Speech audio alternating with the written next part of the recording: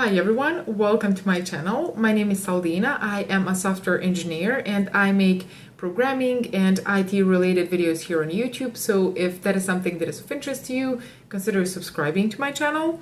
And this video is going to be all-in-one C++ full course for beginners. And the goal of this video is to take you from that place where you are struggling with programming, where you don't understand how to read code or write code, to a place where you feel really comfortable writing code and reading code and you really understand what the code is doing, because that is the most important part. So this course consists of lectures where I will teach you a specific concept, and then there will be a task, and by solving that task you will get a good understanding of that specific concept. And then the complexity of those tasks will gradually increase so that at the end of this video, if you finish it, you will have a very good understanding of the most important programming concepts, not only in C++, but you will be able to take that knowledge with you to other programming languages as well. And then at the end, after you finish this course, in the description I will leave directions for you on what should be your next step, because I have created a roadmap with steps and directions so that if you follow those, you will be able to build your programming knowledge to a very, very high level.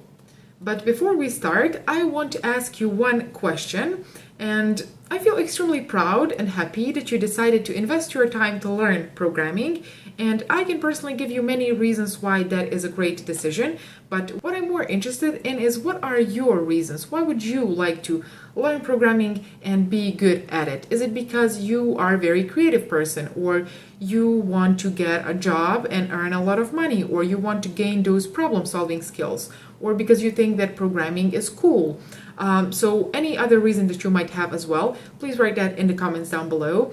And then make a public commitment before you start, because that is something that will motivate you. So write, I will learn programming because, and then put your reason and hold yourself accountable. So I am very much looking forward to reading your answer in the comments down below. So without further ado, I will just roll the intro and let's start with the video.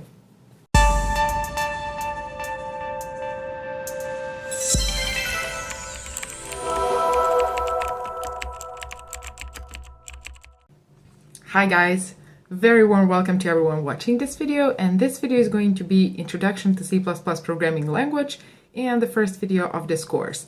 I was planning on dividing this video into two separate parts, so that in the first part I'm going to explain some basic concepts, some general concepts that are related to C++ and that you need to understand, in my opinion, first before starting to write code. And then in the second part we are going to build our first C++ program. So I'm going to include in the description of this video timestamps so that you can navigate yourself to the coding part if you want. But if you're an absolute beginner, I would recommend you to watch the entire video. Let's explain a couple of concepts before we actually start to write code so that you are familiar with them. You may wonder what kind of applications you can build with C++. Well, C++ is general purpose language. That means that it can be used to build all types of applications. So it is very close to the hardware, and that means that it can manipulate resources easily, so you can build operating systems if you want with it. You can build compilers, browsers, demanding games. So all general purpose software can be built with C++. It is not specific for only one domain, but it can be used to solve and build different types of applications. After that, I would like to mention that C++ is compiled language. That means that the code that you write first has to be compiled or converted, translated into another language that is understandable to your machine, to your computer. So that phase is called compiling code or building code. There are certain errors that can occur in this phase, of course, and those are compile time errors. This type of errors is usually the most common among beginners, among people who are just starting to learn C++, and we are going to demonstrate some of those compile time errors when we start coding. After that, C++ is case-sensitive language. That means that C++ distinguishes between lowercase and uppercase letters. So if you have, for example, a variable all uppercase and then a variable all lowercase, so the same meaning, the same word, those two are going to be treated and understood differently as different variables by C++. So it is case-sensitive language. Why C++ was created? Another question. Because before it, there were other programming languages. Well, yes, they were. And it was created in 1980s. And it was created with two programming languages in mind. One of those two was Simula, and the other one was C. So Simula at the time was great language for human way of understanding and representing things. So it was very understandable and easy to use to humans. But at the same time, it was very, very slow. So they decided to combine it with another programming language, a fast one. And at that time, the best choice for that was C programming language. So they combined the two and they got C++. C++ is very, very understandable language, very easy to use by humans. So you can build and maintain huge projects with C++. But at the same time, because of this C part, it is very close to the hardware, so demanding tasks can be executed fast. And also, well, since it was created from C programming language, you can say that any valid C program is actually valid C++ program. So if you've ever built a C program, you have actually built a C++ program already. As I have already said, the code that you write is not directly understandable to your machine. So first, it has to be converted into another language that is understandable to your computer. But the language that is understandable to you is called source code. I am going to put here an example of source code, and I'm also wondering at this moment, what do you think that this code does? So before we started any programming, any coding at all, what do you think that the result of this program is going to be? So just to check how understandable C++ really is, even for someone who has not have a lot of experience in coding. So write in the comments of the video what you think that this code is going to do, and I'm going to check those. So at the same time, you're going to be doing something called writing pseudocode, which means describing what a program does, but just in plain English, so no C++. So this is the source code. After that, that source code is transferred or translated into another form, another language which is understandable to your computer, and that is object code. That object code is usually in the form of binary numbers, so ones and zeros. And that is the only language that your computer actually understands. And this is an example of your machine language. I'm also not going to ask anyone to describe what this here does, because this is highly unreadable and cannot be understood by humans. But as I said, it is the only language that your machine understands. So algorithm, what is algorithm? Algorithm is nothing more than a recipe. So steps, instructions that you write to your computer, list of ingredients and steps that your computer needs to do in order to perform a certain task, that's algorithm. Now that we have understood these concepts, let's switch to more practical part. So the tool that we are going to use is called Visual Studio 2019, and there is a lot of tutorials on YouTube on how you can download and install the Visual Studio, and you can also use community version for free. So when we open Visual Studio, you can see that here in this left part we have our recent projects. So the project that I have recently created. And this may be empty if you haven't used your Visual Studio. So on the other side there is a menu with multiple options. You have the option to check out your code from GitHub here. You can open existing project from your computer and continue working on that. But the option that we are going to use is called Create New Project. So we are going to click that. So this new window now here appears, and we are going to define what kind of project we want. As beginners, we are going to build a very simple app. So we are going to build a C++ console application. So you can type in C++ and make sure to select C++ console application. So not C#, not Visual Basic, but C++. And when you clicked it, you can now when you selected it, you can now click Next. So this new window, now we get a new window where we have to define our project name, location where our project is going to be saved, and our solution name. As default, our solution is named the same as our project. What solution is just actually a group of projects. So if you had a huge application and you wanted to divide it in smaller parts so that it is easier to maintain, you could divide it in multiple projects, but all of those projects would be part of the same solution. So since we are building a simple app, we have only one project, and we will name it My First App. So my first app. And location for our project, we can either enter manually, or we can do it by clicking this button here.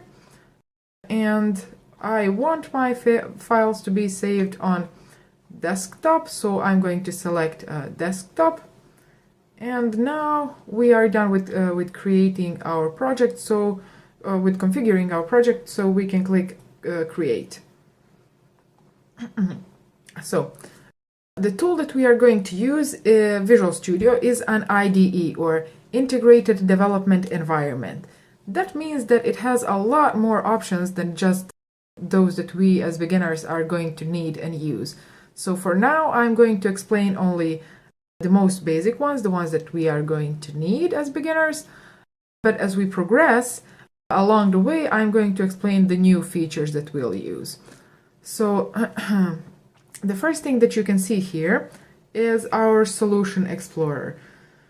So if you cannot see your Solution Explorer, you can click here to this view and select Solution Explorer, and that should bring your Solution Explorer back to view. So as we said, our Solution Explorer is named My First App, and it has one project inside it. So this project is this one here. And as you can see, when we created our project, it was created with some default folders and files. For now, we are going to use only one file, so you can delete these folders, header files, and resource files if you want. Just right click and click delete. So now this source files folder is where we are going to put our source code files. If you remember from before, I have said that source code is the code that we write and that is understandable to us. So this is our source code file. So this with .cpp extension. So when we created our project, this file was created by default, and if you double click it, it opens here. So this part here is nothing more than a text editor. Really, as any text editor, it just has these different colors depending on the purpose or the role of the code, so that you can manage the code easier. If it were all the same color, it would be harder to read. So for example, this green part here is a comment. Comment is just a note for yourself. So compiler will not try to translate commented lines. So if you type, for example, here, this // or that means actually begin comment, and then you can explain, for example, what this preceding code does. So you can write, this will output to the console hello world. So this will output to the console hello world, so that when you, for example, come tomorrow to this code and you have forgotten what this code here does, this will remind you, this comment here. And these are some default comments, which I will delete now. We are not going to need this. So just select everything in click delete as you would in any regular text editor. This part here also. Now let's explain what we got here. So this include IO stream is actually a header file. So it is also called a library. And this IO stream is input-output stream. So it allows us to input and output data to and from our program. For example, thanks to this, we can use commands such as this here. So cout or console output. So without having this, we would actually have to program ourselves how we will input and output data in our console. So we will not delete this line here. Now check this code here. It says main. Well, that means that this is our main function. So a main procedure that our program is going to execute. So whatever you put actually in these braces here, your program will execute. And the execution of your program begins here and it ends here. So since this here is the scope of your main function, so you can collapse it by clicking here, and you see that everything is collapsed now. So for now, it's enough for you to know that this is our main method, our main procedure. And later in this course, we are going to learn and understand what methods are used for, what is their purpose, and we are also going to create a lot of our own methods. So now we have this cout or console output, which is the command to output to the console. And then we have it also combined with this std and these redirection signs. So std is the namespace for this cout. So that's how your computer knows what this cout really is. I will show you later how you can get rid of this if you really want. And we also have this hello world in quotation marks. Okay, let's see what we have learned so far. We said that this is our solution. Inside it has one project, and within that project we have this file with extension .cpp, which is our source code. So if we double click this file, it brings us here, so to this text editor. And this is our program. This is the code of our program. Now, how we can run this code? Well, see this green play button here? Well, that's our start button. It's really intuitive. So if I click it, we will get our hello world text here, which I have outputted to the console. And you can also see that we have, besides our hello world, we have gotten some junk text here. So what I'm going to do is show you how you can get rid of this in a moment. So let's close our program for a moment. And what you need to do in order to get rid of this junk text is type this command here. So system pause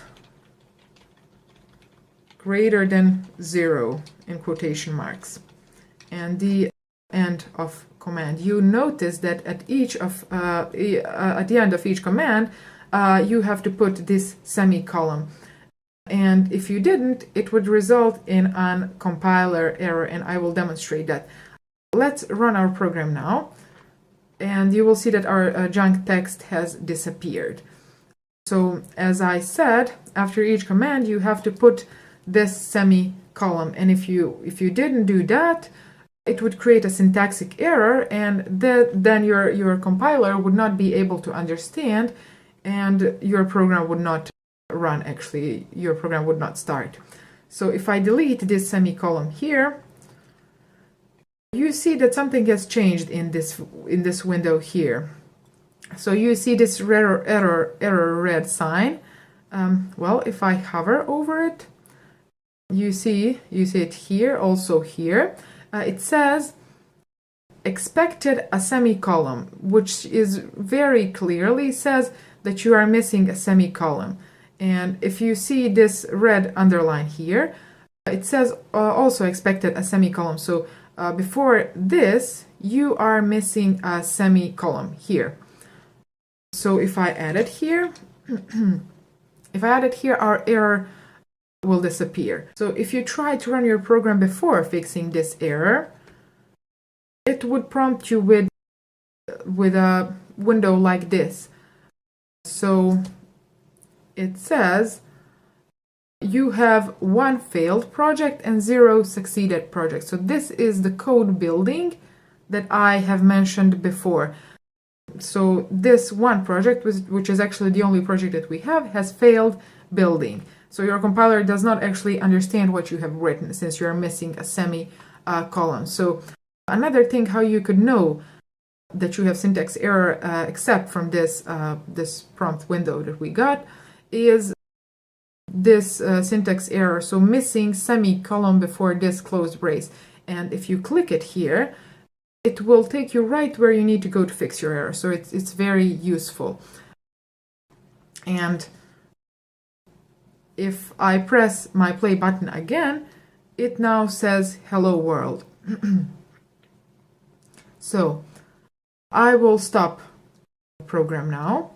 You can do it either by clicking this red sign here which says stop debugging, or you can click this X on the console window. So if some other error has happened to you, which didn't happen to me here, you can write that in the comments down below and I will gladly help you. Also, someone else can help you from the other people learning from this video, and I would highly encourage that, since in my opinion the best way to learn something is to try to reproduce what you've learned and to explain it to someone else. So write in the comments if you got some other error. Now let's see how we can upgrade our program. So let's write something else. Let's add, for example, std to column size, console out. So under quotation marks, I will put something that I want to write out. So let's say, for example, my name is Saldina. You can put your name, of course. And at the end of each command, you put semicolon. And let's add one more. So let's say today is Friday. And also add end of command here. So it should write, when we run our program, it should write these sentences in this order here. So you can run your program.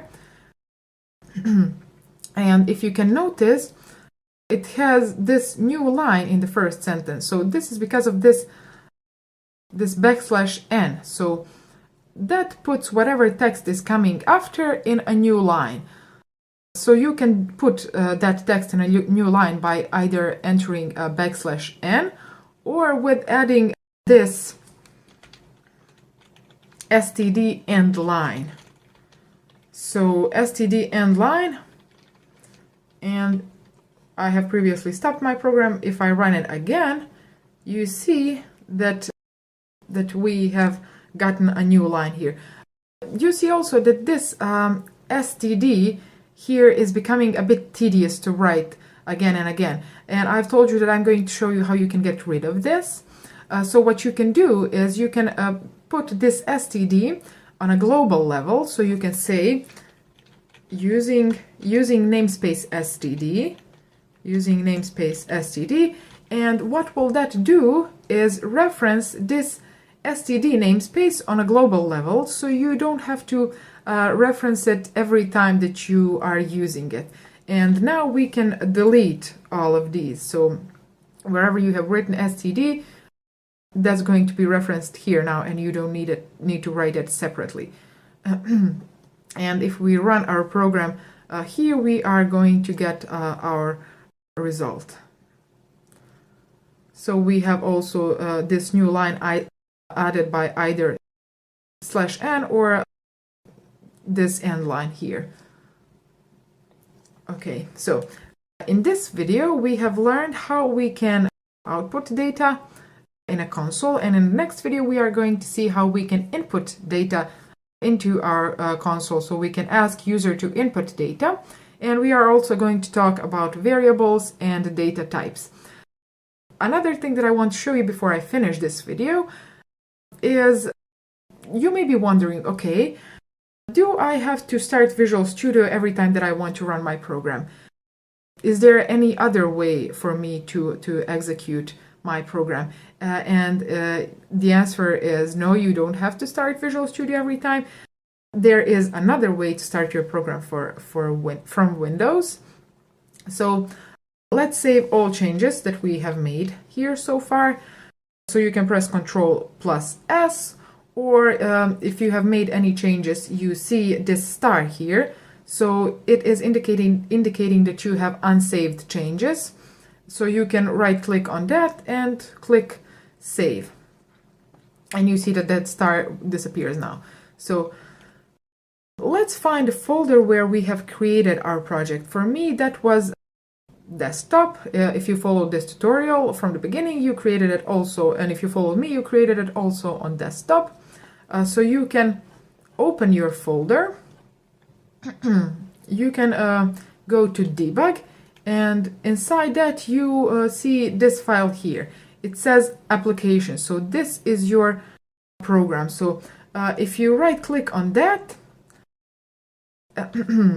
and you check its properties, you will see that it says .exe. That means that it is executable file. So that is your program, that is your application. And if you double click on that, well, you see that it runs same as in Visual Studio. So you can start your program from Windows. Actually, if you want to show it to your friends or someone else, you don't have to open Visual Studio each time that you want to run your program. But one more thing to keep in mind is that if I go to Visual Studio now and I add one more line, let's say we write out "Have a nice day." So, and if I save it, so Ctrl+S, and if I try to open my program from Windows now, what you'll see now is that this new line that I have just added is missing. But why is that so? Well, if you remember, when we were talking about building code, we said that that's the phase of converting source code that you have written into a code that your machine understands. And when you start your code from Visual Studio, it does that process automatically for you. So it builds your code and then it executes your program. But when you are starting your program from Windows, it is missing that phase of building code. So your recent changes, your last changes were not translated. So your computer has the only translated version that it has is the previous one. So without your recently added changes, what you need to do is you either have to run your code from Visual Studio first, or it's enough for you just to build that code inside Visual Studio. And what happens when you do that, so just click here and you can click build, and what happens is your Visual Studio translates this code that you have written and it saves it here. And now when you run it, and when your Windows runs it, it has the latest version, it has the latest changes. So this is the small trick that I wanted to show you. So this would be all for this video, and if you came across to some errors that didn't happen here to me, or you have any questions, you can write those in the comments and I will answer those. And if you watched so far, you can like this video, you can subscribe and share it with someone else who would also like to learn programming, and I will see you in the next video. Hi guys, I hope you are all well, and welcome to the second video of C++ for beginners. In this video we are going to talk about variables, data types, and also I'm going to explain how you can enter data in your program and how that data is encoded into numbers using something called ASCII table. So here I have opened Visual Studio, and if you are not familiar with Visual Studio, or there is some code that you see here but you don't understand it, I would recommend you to watch my first video of this course. The link is going to be in the description of this video, and then come back to this video. So let's talk about variables now. What is variable? Well, I like to explain it through a real life example. For example, you see this glass here. Well, what I can say about this glass is that it is a container for a certain type of liquid. So it can hold water, milk, tea, juice, whatever you want really. And the same way, a variable is a container, but for a certain data type. So you can put whole number inside it, you can put character or a decimal point number or a Boolean value, meaning true or false value. So they are the same in this aspect. Another thing that I can say about this glass is that it defines a maximum amount of liquid that it can hold. So it has a max limit. And if you put too much, it will overflow. The same way with variables. Variables also define a maximum amount of data that they can hold. For example, if you have a whole number variable, well, there is a max number limit for that variable that it can hold. And also, if you put too much, it is going to overflow. It is literally called data type overflow. So it is a container, the same as variable, and also it defines a maximum amount of data that it can hold. But how much data you really put inside that variable? So the same way with the water inside this glass, if you decide to put 1/3 or 1/2 or 2/3 of this glass, the same way is with variables. You can put however much you want as long as you don't put too much, because then it's going to overflow. One thing that is different though between variables and this glass is that you can put one day inside this glass you can put water, the next day you can put juice, the next day you can put milk, then tea, or even you can mix two liquids. But with variables you cannot do that, at least not with ones in C++. There are certain languages that you can do that with, and there is also advantages and disadvantages when it comes to that, but in C++ you cannot put two different data types inside one variables, and you can also not change a data type of variables once you create it. So let me show you what I'm talking about on a practical example.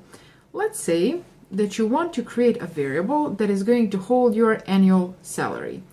Well, that variable is definitely going to be a decimal point number, or also floating point number. That's how it's called in C++, and the type that is used for that is called float. So I'm going to say float,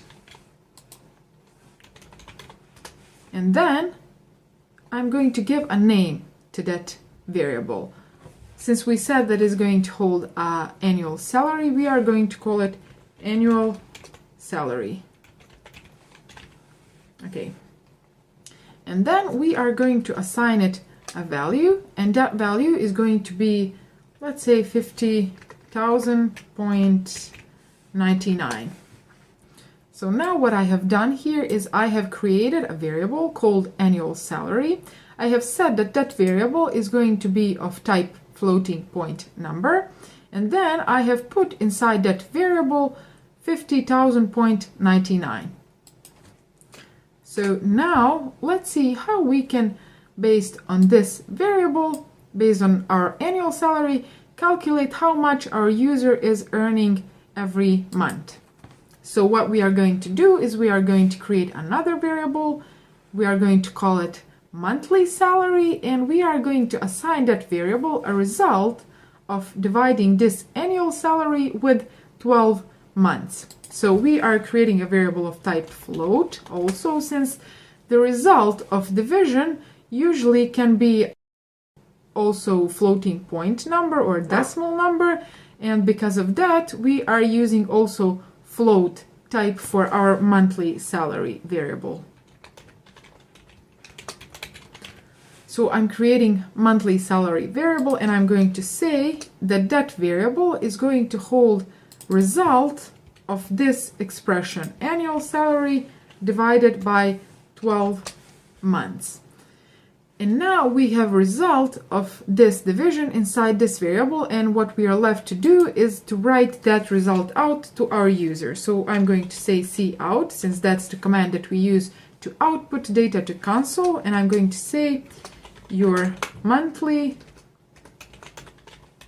salary is, and I'm going to say monthly salary.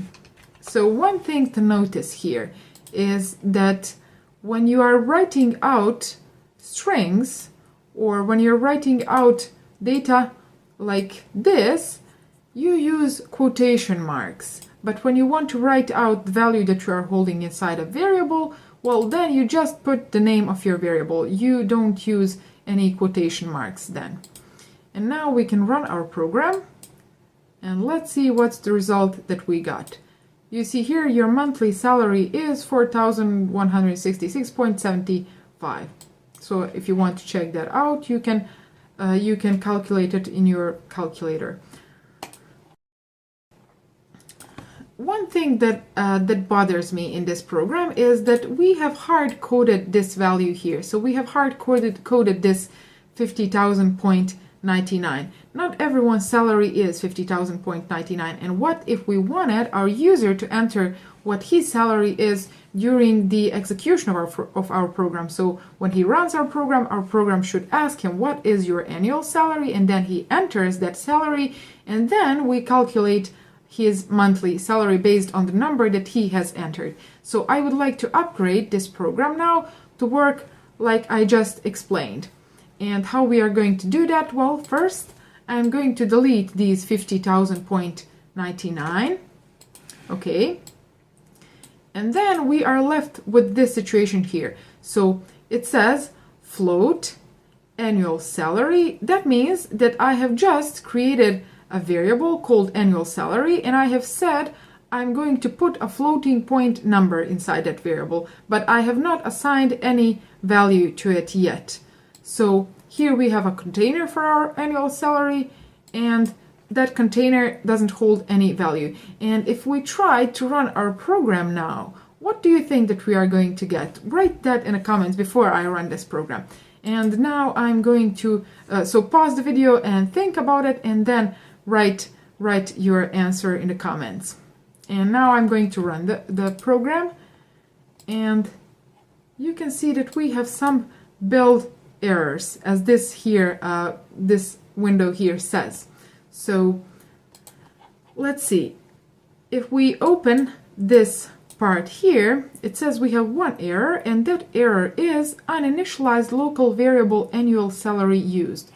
What that means is that this expression here, if you see this green underline, it also says using uninitialized memory annual salary. Well, that means that this expression here, our computer doesn't know how to do this expression, since we haven't assigned any value to our annual salary variable. So it doesn't know how to divide that with 12, since there is no value inside that container, inside that variable.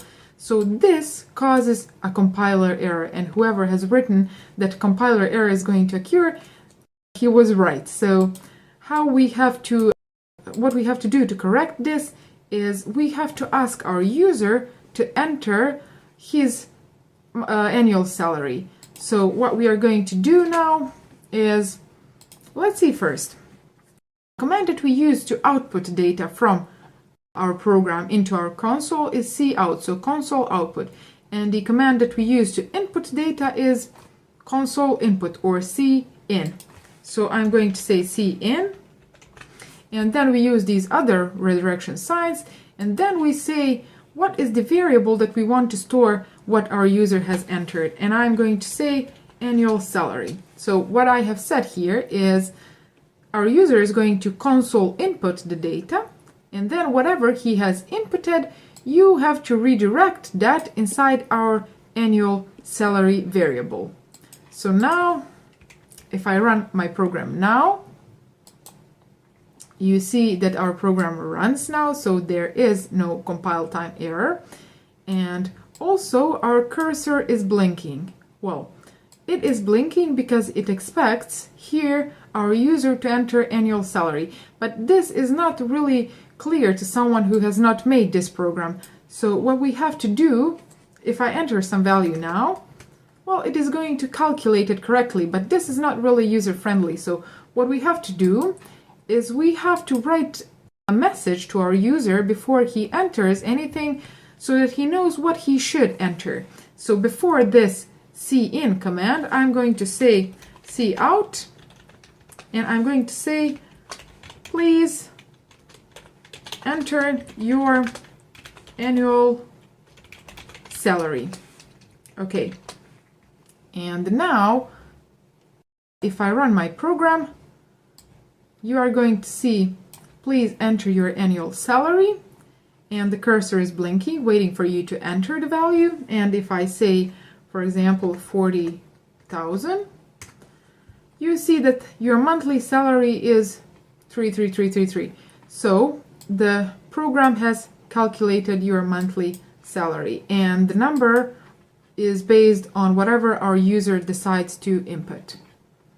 So we have upgraded our program.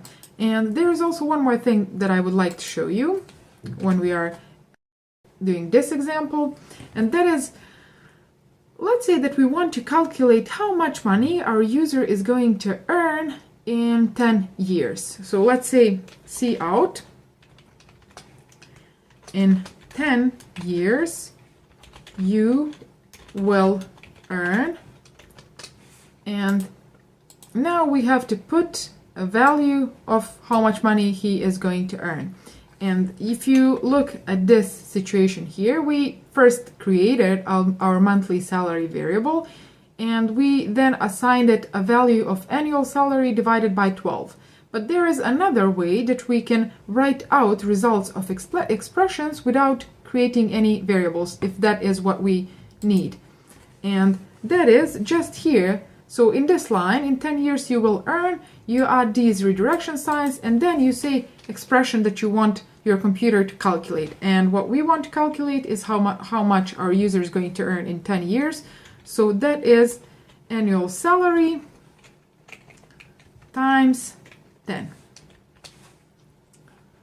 And if you do it this way, so if you don't decide to create a variable, then you will not be able to use the result of this expression later in your program. So you don't have a container that holds this 10-year salary, but you have a container that holds annual salary and monthly salary. So each time that you want to write out or do something with your 10-year salary, you will have to write this expression, while if you want to do something with your monthly salary, you have a container that is holding that value directly for you and you can access it. So if we run our program now, you see it expects us to enter our annual salary, let's say 50,000. And you see here your monthly salary is 4,166.67, and then in 10 years you will earn, what is this, 500,000. So okay, one thing that we are missing here and that you can add is end line or \n. So you can add it here, and your program is going to format your text nicely. So this line should go here like this. If I add here one more end line, and if I run my program again, you see enter 50,000, and now we have our text formatted nicely because of this end line that I have just added. Let's now create another variable, and this time we are going to create a variable of type character. So char, that is the type that is used for character variables in C++, it's called char, and let's name our variable character. And when you want to assign a value to a character variable in C++, what you use is these single quotes, like this. If you see this example here, when we are writing out text, so string of text, we use these double quotation marks. But when you want to assign a character value of a character variable, we use these single quotations, like here. And there are also some more rules when it comes to naming your variables. And the most important one, in my opinion, and the most important one to make it easier to you, is to name your variables according to their purpose. So give meaningful names to your variables. That is really, really important. For example, you see this monthly salary variable here.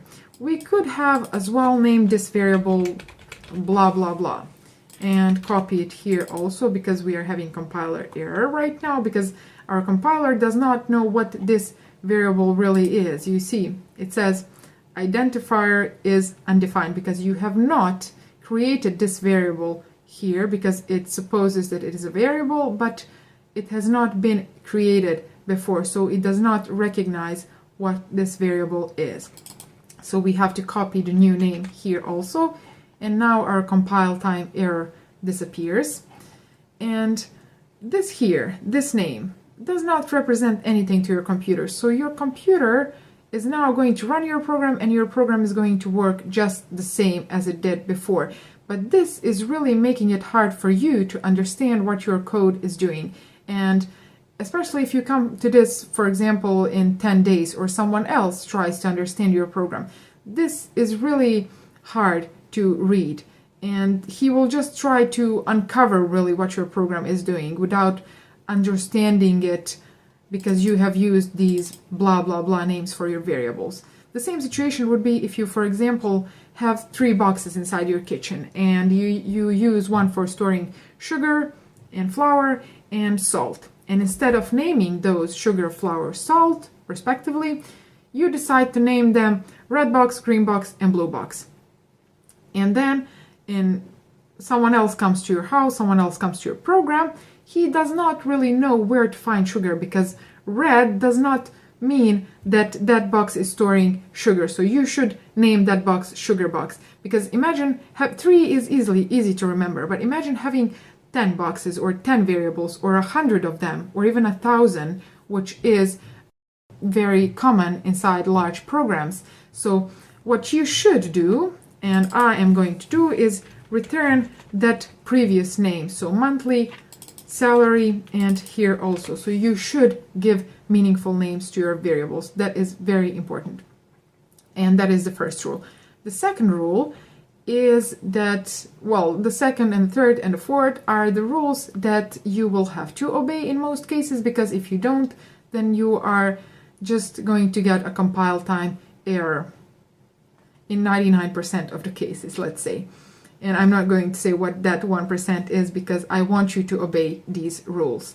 So when it comes to naming your variables, another thing is that your variable names cannot contain any special characters except underscore. So like this. This here is valid name to your variable. But if you try, for example, to name your variable like this, so you say plus character, you see that here in this error window it says expected an identifier. So you cannot use this to name your variable. Or this, you cannot say character with this minus inside it, so character minus ter. So these signs, these special signs, are used for something else. They are operators inside C++, and you are not supposed to use those inside your variable names. If you really want to use some special signs, what you should and can use is underscore, like this. So this is the only sign that is allowed and that I recommend for you to use for naming your variables. That's the second rule. The third rule is that your variable names cannot begin with numbers, like this. So you cannot say 8 character, for example. It also says expected an identifier, but what you can do is you can say, for example, character 8. That is a valid name. So a number can be on any other position except on the first position. So this is a valid name for a variable. So you can put also number here. So you can say, for example, C12 character 8. But again, what does that really mean? That is not a meaningful name for a variable. So again, we come to the first rule. So you should name your variables according to their purpose. So I'm going to return this to character name again. And then we have our third rule, I guess, which is you cannot use space inside your variable names. So for example, this is not valid, and your compiler says it here. So it gives you an error. It does not know what this really is. So you cannot use blank spaces inside your variable names, because you are going to get a compile time error. And if I try to do that and I try to run my program, I get the window. So it says, you cannot run this program. You have syntactic errors. What you should do is you should correct those errors, and then you can really run your program like this. Okay. So let's repeat these rules one more time. The first rule is that you should give meaningful names to your variables. So name them according to their purpose. The second rule is that your variables cannot contain any special characters except underscore. The third rule is that your variables cannot start with numbers.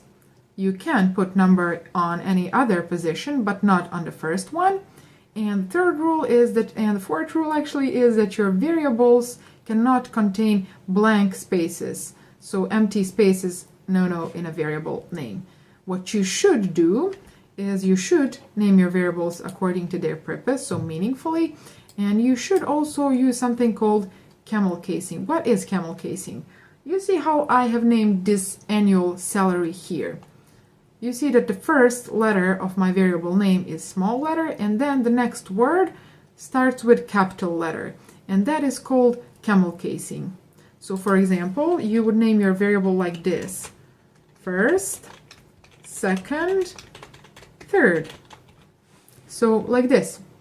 You see that this first, second, third, these are words inside your variable name, and this F is lowercase letter, that's the start letter of your variable, and then each next word begins with capital letter, and all the rest is lowercase letters. That is called camel casing, and that is something that is usually used with C++. Let's talk about data types now.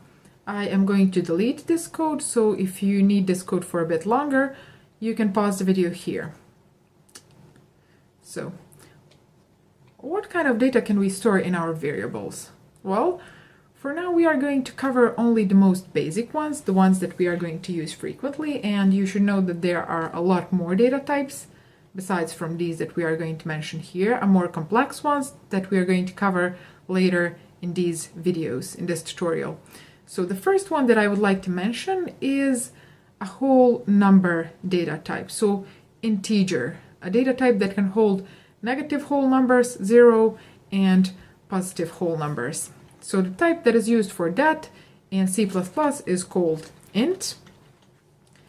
And good example for int variable is, let's say, year of birth. So that is an example of a whole number variable. And let's say that that variable is going to hold 1995. Okay, so that would be an integer variable. After that, we have already seen this. So it is a character variable. So let's say char. And an example of a char variable could be gender, for example. Let's call it gender.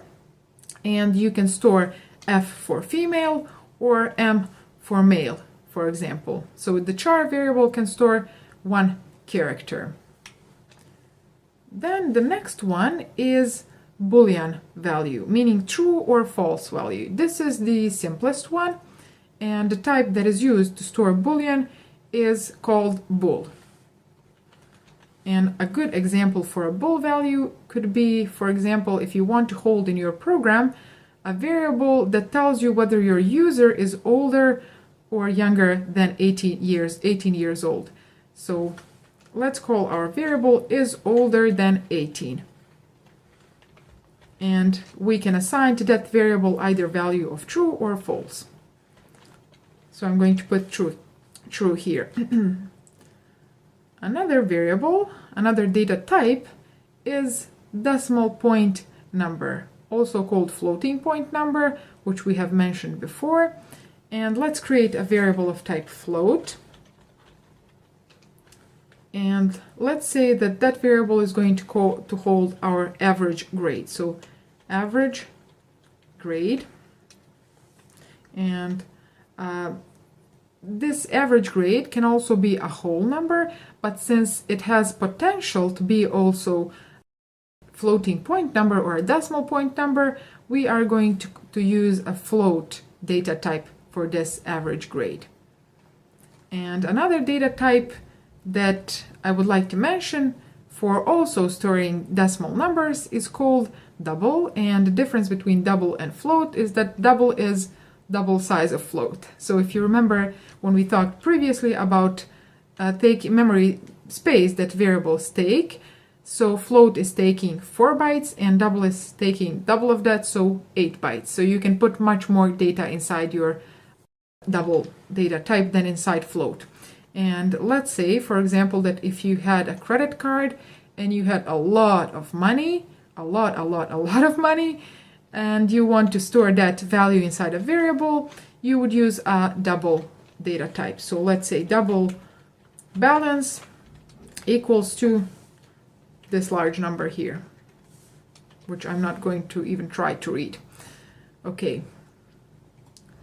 So these are the most common data types that we are going to use in this tutorial. I have said earlier that each data type takes a certain space in memory, but let's see exactly how much each of these take. For that, we are going to use something called size of operator, and let's see how we use it. So cout size of int is, and then we write this size of. So size of, and in parentheses we pass to it data type that we want to check how much memory it is using. So int. And if I run my program now, you see that it says that int takes 4 bytes of memory. And if you've ever actually studied binary algebra, you would know that 4 bytes of memory is actually 32 bits, since each byte has 8 bits. And as we said, our int can store both positive and negative numbers, and 0 also, remember that. So the first of these 32 bits is used to determine whether the number has plus sign or minus sign, so whether it's a positive or a negative number, and then remaining 31 bits are used for this value itself. So let's check what is min value for our int. Let's write that out. Let's write cout int min value is, and we have a reserved word for minimal amount for int in C++, and that is int underscore min. And if I run my program now, you see that it says this minus 2 billion, extremely hard to read this number, but you see that this is the minimal amount of int. So this number is actually 2 to the power of 31. Let's just quickly write these. So minus 1, minus 2, minus 3, and then minus this number here. So this number, as I said, is 2 to the power of 31. Why not 32? Because this 1 byte is used to represent this minus prefix. Now we should check a positive number range. So we also can write int max value is, and then there is another keyword in C++ for int max, which is int underscore max. And are you expecting to see this same interval but just with plus sign? So write in the comments, what are you expecting to see? And if I run my program, you see that that did not happen. And if some of you know why it did not happen, I would also like to hear what you think, why we have this number here and then this number here for our negative and for our positive range. So different ending number. And I'm going to explain why. Because this positive range here, we have to include 0 also. So in order to include one number here, let's just copy this and paste it. So our positive range is going to from 1 up to, let's say that it is this number, but since it is including 0 also, in order to include one number here, so 0, you have to take one number here. So this here is not 8 anymore, but is 7. So that is why we got, let's say, different number for our positive and negative range, because this here includes 0 also. One thing that I have to mention though is that if you want to use only positive integer numbers, there is a data type for that as well. And the data type that is used for that is called unsigned int. And its size is the same as of int, so 4 bytes or 32 bits. But since it is unsigned, that means that it does not use 1 bit for sign, because the sign is by default plus, but it uses all 32 bits to represent value, and those values go from 0 to, let's see exactly how big of a number, 4 billion and something. So see out, size of unsigned int is, and let's see, size of unsigned int, this is the data type. And let's also write out what is the max value of unsigned int. So let's say cout uint max value is, and there is also a reserved word for that, and that is uint underscore max. So if I run my program now, you see that we got 4 billion and something number, so double the size of this. And this is actually 2 to the power of 32, but minus 1, because we are also including 0 in this range. So let's check these remaining data types. I'm going to write those out quickly and I will be back. So I have written here the rest of these data types, and as you can see, since our bool is only true or false value, 1 byte is enough for bool. Our char is using also 1 byte, float is using 4 bytes, double is using 8, and I'm also going to include a table with some more data types which we haven't mentioned here, so if you need to check those out, please pause the video. One thing that I promised to show you is data type overflow. Let's see what that is. So let's create a variable of type int and call it int max, and let's say that I want to store inside that variable maximum amount of int, so int underscore max. And I'm going to write that variable out now just to see how big of a value that really is. So cout int max, and if I run my program now, you see that I have gotten here this 2 billion, very large number actually. So that is the max amount of int.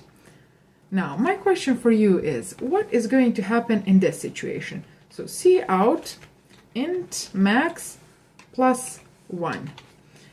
What is going to be the result of our program now if I run it? So some of you may know this already, some of you may not, but I am very interested in reading your answers. So make sure to write your answers before watching my explanation on this. Write those in the comments down below. And if I run my program now, well, our number has not increased by 1, but it has went to the minimal amount of int. And why has that happened? Well, that is the data type overflow that I was talking about. And how this works actually is it works the same as your clock works. So it goes 9, 10, 11, 12, and then from 12, since that is the max value on your clock, it does not go to 13, but it goes back to min, so 1, 12, and then 1. And that is applicable here. It went from the max value to min value just by adding 1. And that is called data type overflow. I already can see that this video is pretty long, and I'm currently having problems uploading very long videos to YouTube. So I'm going to leave for the next video explanation of ASCII table, and we are also going to do some more examples and practice C++ some more. So make sure to subscribe to my channel and also click the bell icon so that you are first to be notified when I upload my next video, and also like it and share it with anyone who you think could benefit from this video. And I will see you in the next one. Hi guys, welcome to my channel. As I promised in my previous video, in this video I'm going to explain the concept of ASCII table, and then I'm going to give you an idea, an example of a program that is very beginner friendly, very simple, but also very fun, and that you can build only with knowledge from my 2 previous courses and this one. So if you haven't watched those, make sure to watch them. Link is going to be somewhere here and also in description. And also make sure to like this video and to subscribe to my channel for more educational content. And let's begin now. So what is ASCII? Well, ASCII stands for American Standard Code for Information Interchange, and it was first created in order to standardize the way of representing characters in your computer. So in ASCII table, those characters are represented as numbers, numeric codes. And what this means is following. Let me give you an example. When I first learned to read and write, so when I was a little, I decided to, together with my friend, create our special symbol language, where we would exchange each character with a special symbol that only 2 of us could understand, and then we would exchange letters using that symbol language, and no one else could understand those letters. And also, guys, write in the comments down below if you did that. I know you did, so don't make me feel like a weird one. Well, that is exactly what your computer does. It exchanges each character with a number so that it can understand it and it can communicate with other computers. So this means that your computer or ASCII table assigns to each character a unique number. And let's prove that now.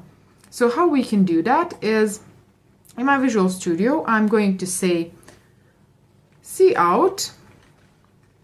And then in these parentheses, I'm going to say int, and then these single quotes, and I'm going to say letter A. And let's add end line. So this is one way of doing that, and then there is another way of doing just the same thing, and that is, let's say cout, and then int, and then inside these parentheses, we are going to say our single quotes and our letter A, and also add end line. So this here is called casting operator, and it is the operator that forces one data type to convert into another. And since we said that each character has its numeric pair inside ASCII table, well, we can ask our computer to give us that pair. So here I'm saying, please tell me what is my numeric pair of my letter A. So what number is my letter A? And if I run my program now, you see that I got 97. So our lowercase letter A is 97 in ASCII table. Let's check now a capital letter A. So I'm going to say cout, int off, and let's put our capital letter A and one more end line. So if I run my program now, you see that I'm going to get a different number, so 65. And this is so that your computer can distinguish between lowercase and uppercase letters. So ASCII uses 7 bits to represent each character, and that means that it can represent 2 to the power of 7. That's how much characters it can represent, so 128 characters. And that is enough for all English characters, so all English lowercase and uppercase letters and numbers, and also some special symbols. But there is also a lot more languages, and also languages that have a lot more characters. So there is a lot more standards for representing those characters inside your computer. So this that we have just mentioned is called ASCII, and there is also extended ASCII. That is another standard that can represent more characters. Then there is also UTF-8, UTF-16, and a lot more different standards. So what we should remember for now that is related to ASCII is that ASCII represents each character with a number, so it holds its numeric match, its numeric pair in its table, and then that we can also get that numeric match using our casting operator. So this here is a casting operator. So now you may ask, if we can get a numeric value of our letter, so if we can get our int number of our letter, can we do vice versa. So can we get a character from our numeric value? And the answer is yes, we can convert a number into a letter also, and I'm going to demonstrate how we can do that in a moment. So you can say cout char, and let's say char of 65, and add end line. And if I run my program, you see that I'm going to get a letter A, so capital letter A. And now with this, when you learn this, you can get an idea on how you can build something more useful than just basic Hello World application. So you can, for example, build a program that ciphers words and sentences in an ASCII, and then also a program that deciphers those messages back into English readable characters. So now we are going together to build a program that ciphers words into ASCII codes, and then I'm going to leave to you to build the program that deciphers those words back into English readable characters. So let's say that we want to cipher a 5-letter word. So what I'm going to do is, what I need to do is to create 5 char variables. So I'm going to create 5 char variables, then I'm going to let my user input his letters inside those 5 char variables, and then I'm going to write out encoded words. So I'm going to convert all of these letters in ASCII codes, and then I'm going to write that out to my user. So I'm going to, in a certain way, cipher his word. So I'm going to say here char C1, char C2, and then char C3. And I won't stop here for a moment. I want to explain one thing. When we first were talking about creating variables, we said that this is the way of creating variables. So you say the type of your variable, so char in this case, and then you say what name you are going to give to your variable. So in this case, this is our C1, C2, C3. So this way of creating variables here, it is correct, but it is a bit tedious for this current situation. There is another way of creating more than one variable, and I'm going to demonstrate that now. So what you can say also, what you can do is char C1, C2, C3, C4, and C5, and all separated with this comma sign. So you can create more than one variable in one line like this, but only if all of those variables are of the same type. And in this situation, they are. So all of these variables are of type char. So I've now created 5 variables of type char. And another thing that I want to mention is that in upcoming videos, we are going to learn how we can let our user decide how many characters, how many values he wants to enter during the execution of our program. So now we have hard-coded these 5 values, but we are going to learn more in the following courses. And also another thing is that also in C++, there are a lot of solutions that you can use already made so that you can enter whole words or sentences, so you don't have to enter your word letter by letter, so you don't have to create variable for each letter that you want to enter.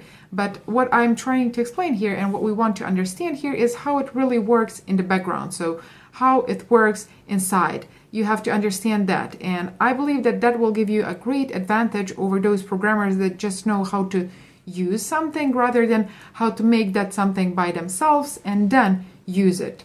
So I have here created 5 variables, and each one to hold a character that we will enter, and let's enter them now.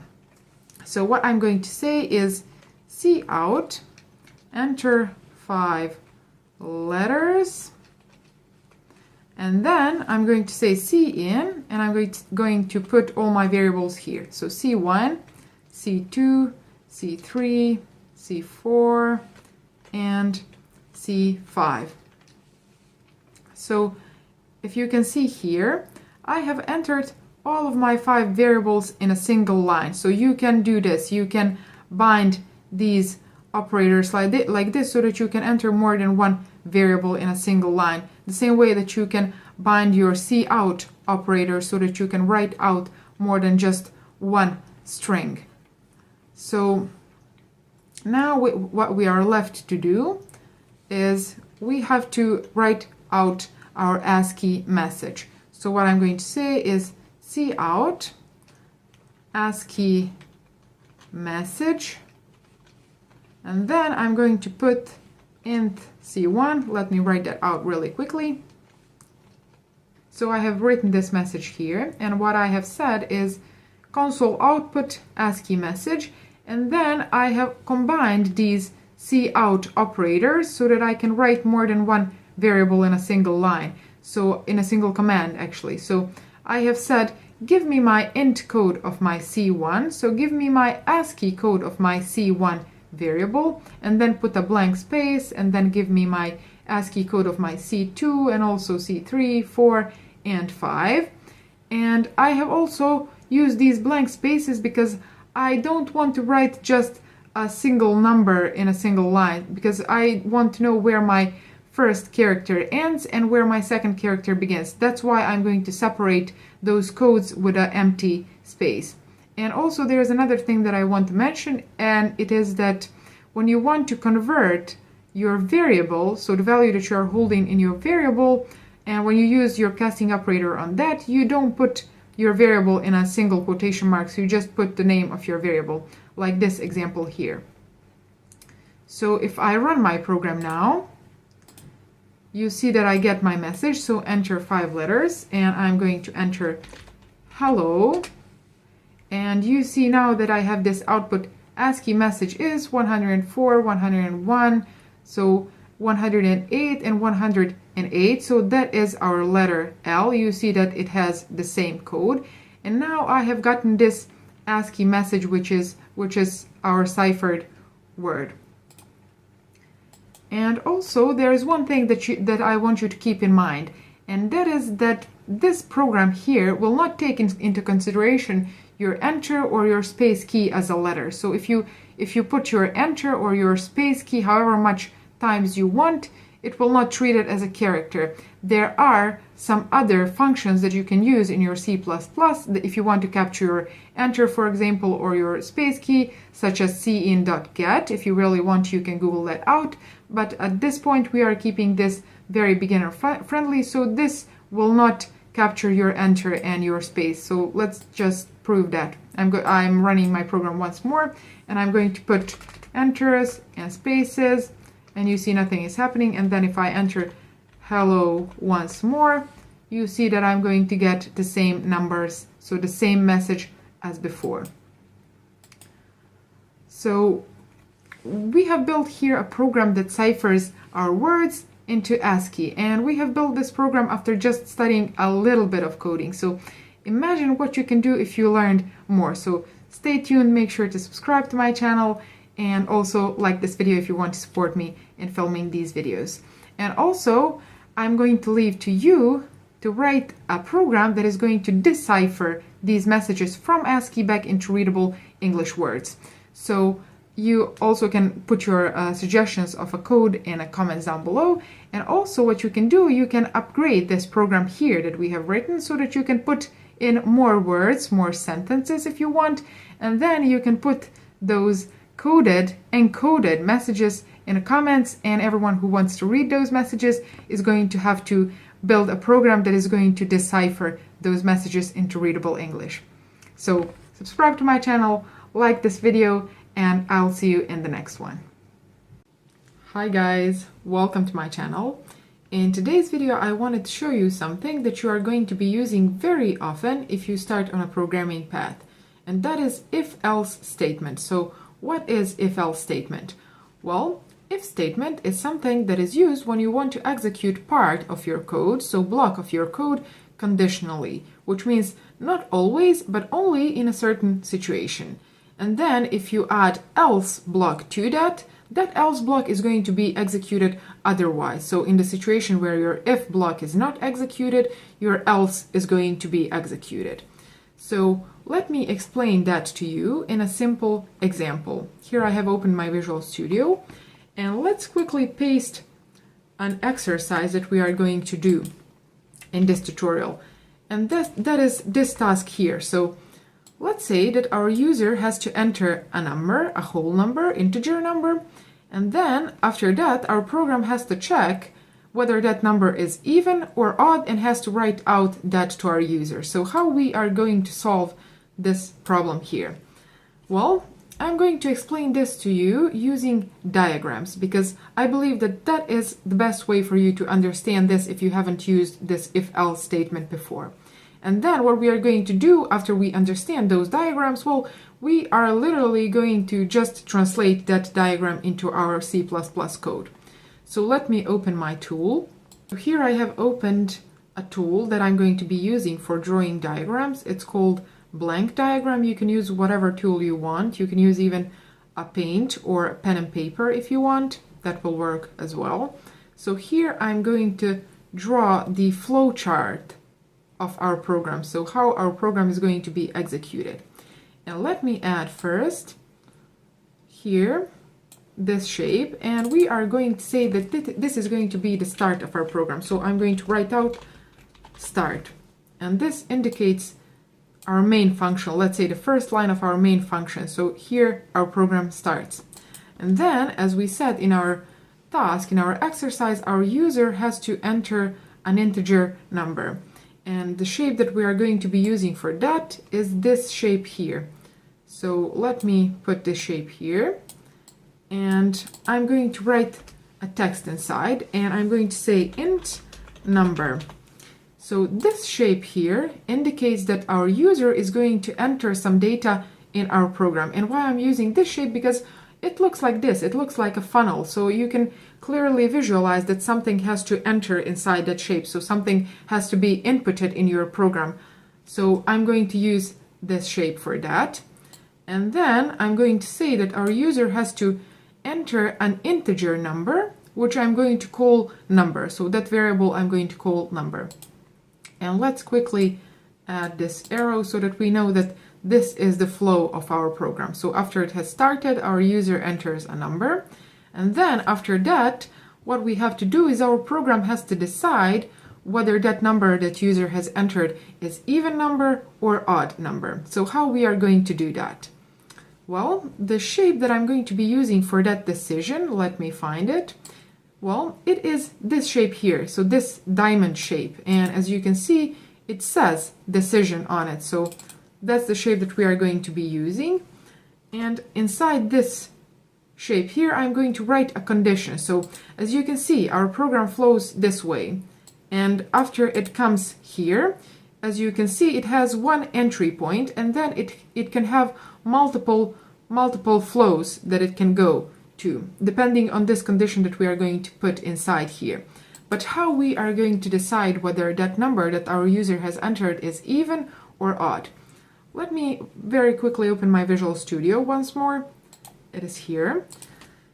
And let me show you something. I want to introduce you to an operator that is called modulo, and that is used to show what is the remainder of dividing two whole numbers. So I'm going to write out cout, and then what I'm going to write out is, let's say, 2 modulo 2. So this operator here gives you the remainder of dividing these two numbers. And in this situation, we are expecting to see a 0, because 2 divided by 2 is 1, and then what remains after that operation is 0, and that what remains should be shown when we use this operator here. So if I run my program, you can see that we have gotten the expected result, so we have gotten 0 here. But let me show you what happens if I enter, for example, 5. Well, what we are going to get is 1, because 5 divided by 2 is going to be 2, and then that 1 that remains we can get using this operator, and you see that it gives us the expected result. So 5 modulo 2 is equal to 1. So this operator here is what we are going to be using to determine whether our user has entered even number or odd number, because when we get the result of modulating two numbers, when our result is 1, that means that our user has entered odd number. And if we get 0 as a result of this operation, that means that our user has entered even number.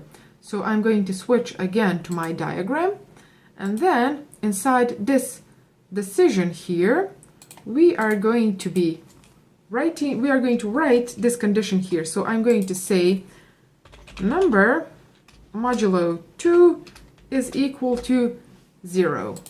So what this means, it means that after our program has started and our user has entered the number that he wants, an integer number, we are coming to a decision point where we have to decide whether this number that he has entered after you modulate it with 0, whether it's a 0 remainder or some other remainder. So in this situation, when this is 0, we are going to execute a certain part of code.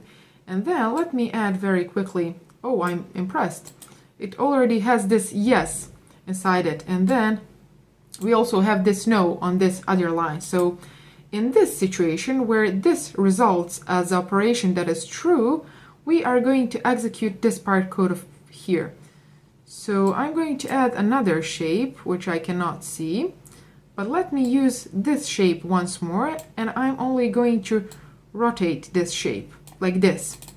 And I'm going to delete this text. And what we are going to be using this shape here for is to indicate that we are going to output something from our program. So it looks like this, which is clearly a visual of something is going to be outputted from it. So it is just reverse of this shape here, this funnel shape. And then inside this shape, let me write a text which is going to be, let's say that in the case that this here results as a yes, as a true operation, so our number, when it's modulated by 2, it gives a 0 remainder, we are going to say that that number is even number. So we are going to write that out to our user. And then in the situation where this here results as a no, so as an operation that is false, let me write out that here, and I'm going to say to our user, so I'm going to write out to my user that he has entered odd number.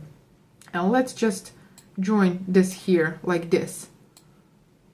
Okay, so our user enters a number, then we decide if that number modulated by 2 gives us 0, and if yes, we are going to write out to our user that that is an even number. If no, we are going to write out to our user that that number is odd number. And this is here really our program. What I'm going to add is, let's say that after this, our program is going to stop. So I'm going to say here that this is the end of my program, like this. And let's add one more stop of this flow here. So in both of these situations, after we have outputted to our user the result of this program, our program is going to stop. And this here really, like these two stop points, look a bit ugly to me. So what I'm going to do instead of this, I'm going to delete this. You could have as well left it like this, like it was before. But what I'm going to add one more of these diamond shapes, only this time it's going to be smaller. And I'm going to say that in this situation, it is going to be used only to say that this decision here, this decision flow is going to be joined in this point here. So like this, I'm going to say whatever has happened, whether this block of code or this block of code, it has come to an end here. And then after that, from here, I'm going to say, now my program is going to stop, like this. And this, let me remove this yes. And this is going to be the flow chart of our program. So our program starts, then our user enters integer number. Then we decide whether that number modulated by 2 is going to give us 0. If yes, we execute this.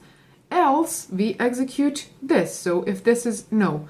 And then we come to this, which joins our two paths, and then we can say that our program has ended. And now let's translate this to our code.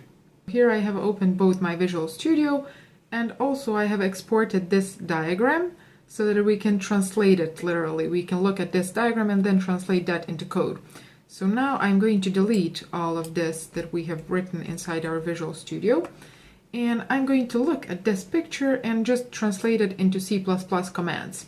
So the first this first shape here says that user is going to enter integer number inside our program, and we are going to call that variable a number.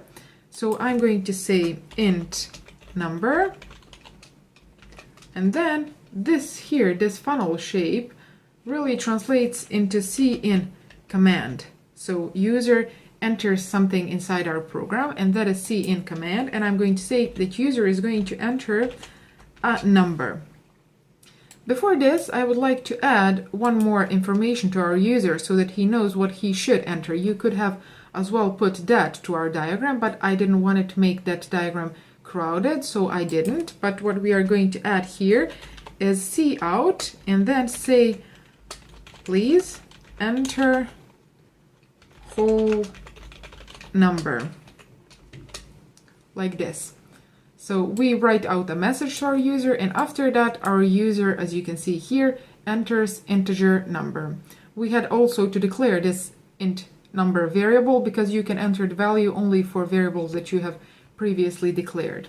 And then after that our program comes to this decision point. And how we can represent this decision inside our code is using if statement. So we are going to write here if, and then I'm going to put this condition here inside these parentheses. So I'm going to say if number modulo 2 equals 0. This here is operator of equal. So whether this side is equal to this side, since only one of these, so like this operator here is used to assign value to a variable. So that was already taken. So this here, two of these signs are used to check equality of these two sides. So whether this is equal to this.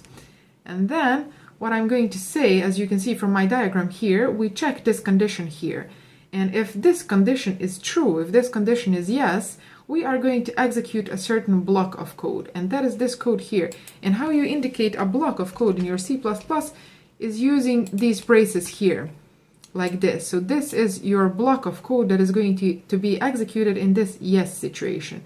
And then in case that this no here happens, so in case that this results as false, you are going to execute another block of code, and we represent that block of code using else statement. So we are going to say if this here is true, execute one block of code, else if this here is false, execute another block of code. So here, what our if makes us do? Well, it says that we only have to write out to our user that he has entered even number, because this shape here, as you can see, it looks like this, and it represents that something should be outputted from your program. So we are going to use for that our cout command. So cout, you have entered even number. So like this. And let's add end line. So in case that this here results as true, we are going to output to our user that he has entered even number. Else, if this here results as false, we are going to output to our user, let me copy this, like this, and we are going to change that only to odd. So in case that this here results as false, we are going to output you have entered odd number. So either this here is going to be executed or this here, depending on this condition. And you can see that from diagram clearly. So when your program comes to this decision point, it checks this condition, and if the answer is true or yes, it is going to execute this. Else, if the answer is no, it is going to execute this. And then after that, it really just joins these two flows, and then that is the stop point of your program. So we can write here cout, thanks, bye. Okay, let's say that is the last line of our program. I haven't put this on my diagram. Okay, so I'm going to run my program now, and as you can see, it says please enter a whole number, so this line here.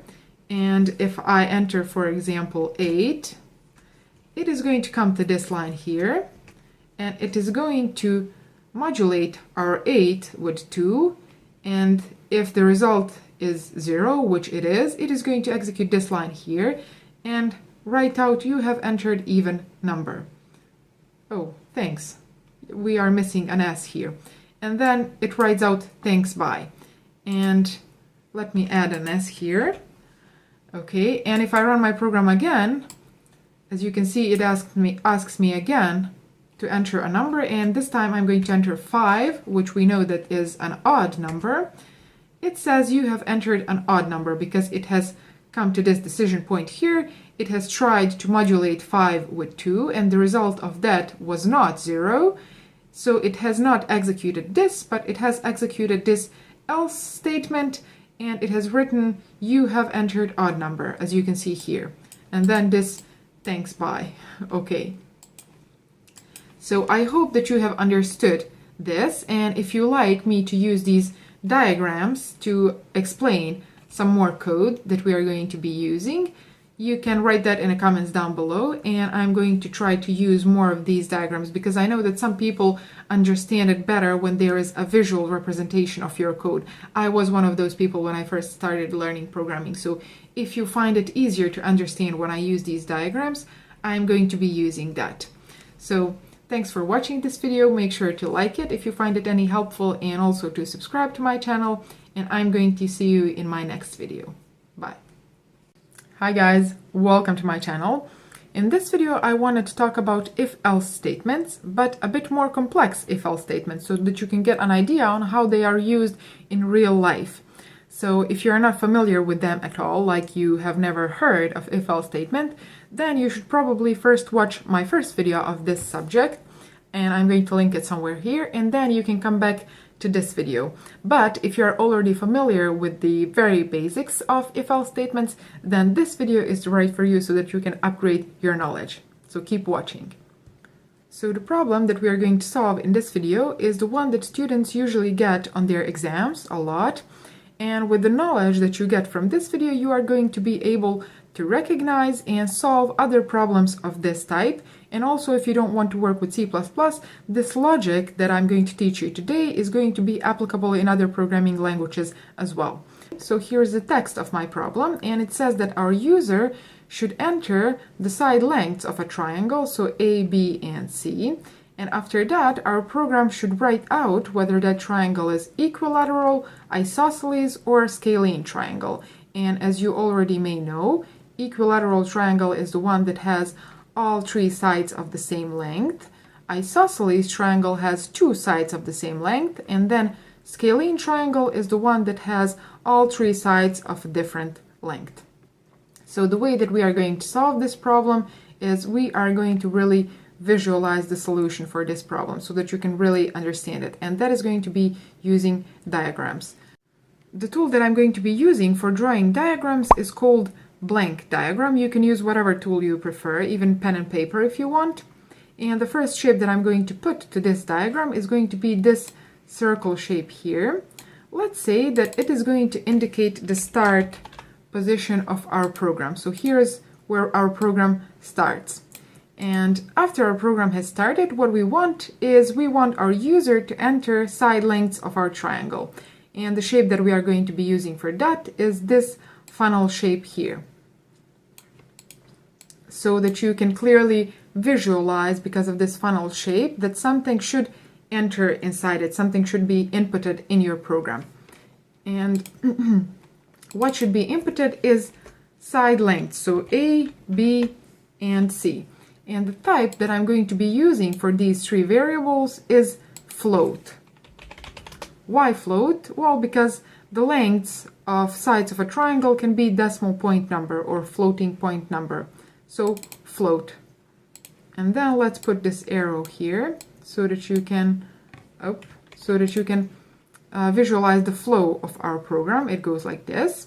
And then after our user has inputted the side lengths, what we should do is we should determine whether he has entered equilateral triangle, isosceles triangle, or scalene triangle.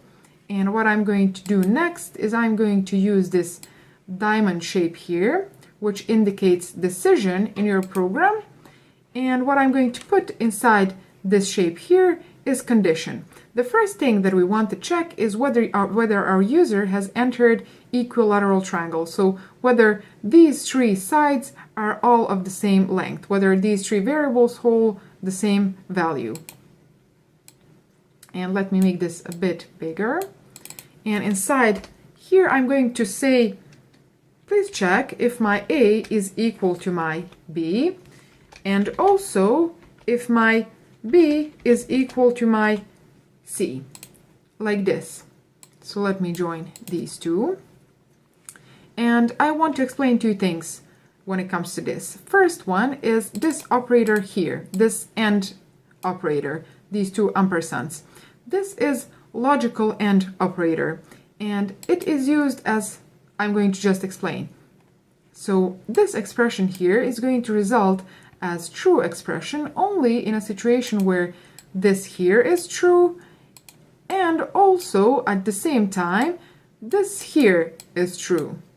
So in that case, this whole expression is going to result as a true operation. That is the logic behind this AND operator. And the second thing that I want to explain is following. So I have said here, please check if my A side length is equal to my B length, and also if my B side length is equal to my C side length. What you can also put here is, you can also say A, because we have determined here that these two are of the same length. So it really doesn't matter if you put here A or B, whichever you prefer. So in this situation where this results as a true operation, we are going this way. And what I'm going to do when this results as a true operation, as a yes operation, I am going to use this shape here. Let me just rotate it. I really don't see a shape that is this one, so that's why I'm using this reverse funnel shape, and I'm rotating it so that you can clearly visualize something that is being outputted from your program. Let me delete this text here and make it a bit wider, and I'm going to put text inside it. And what I want to write out in this situation here, where this results as a true operation, where this condition is fulfilled, is that our user has entered equilateral triangle because all three sides are of the same length. So let me write that out.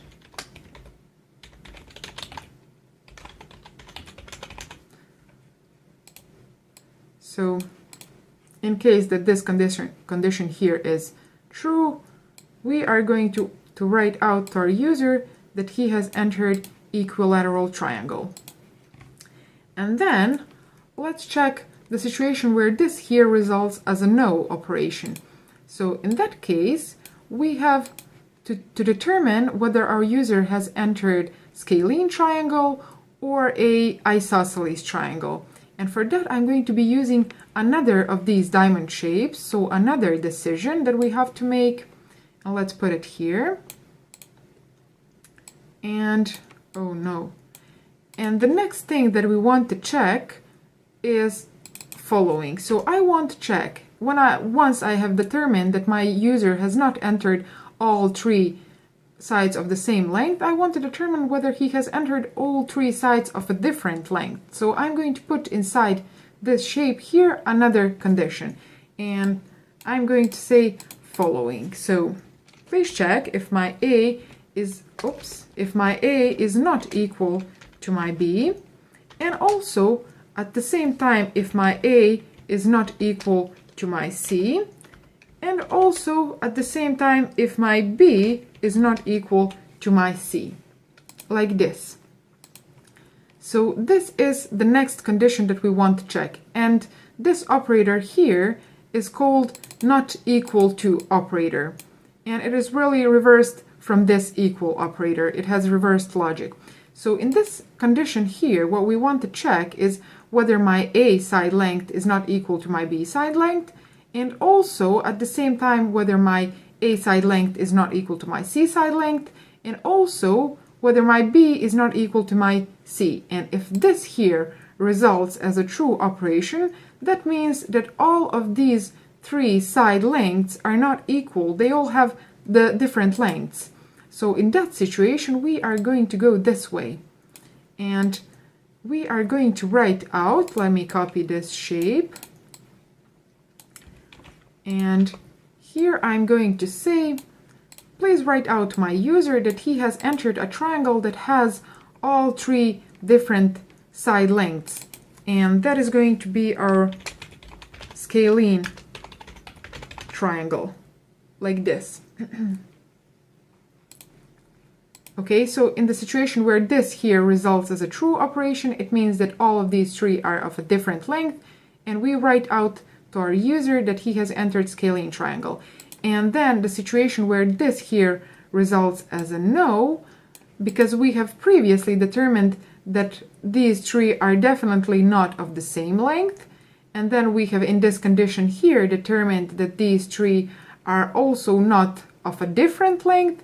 What is left is that the two of these three sides are going to be of the same length. And that is going to be the situation where we write out to our user, well, I can copy this, and we write to our user that he has entered isosceles triangle. So let me write that out.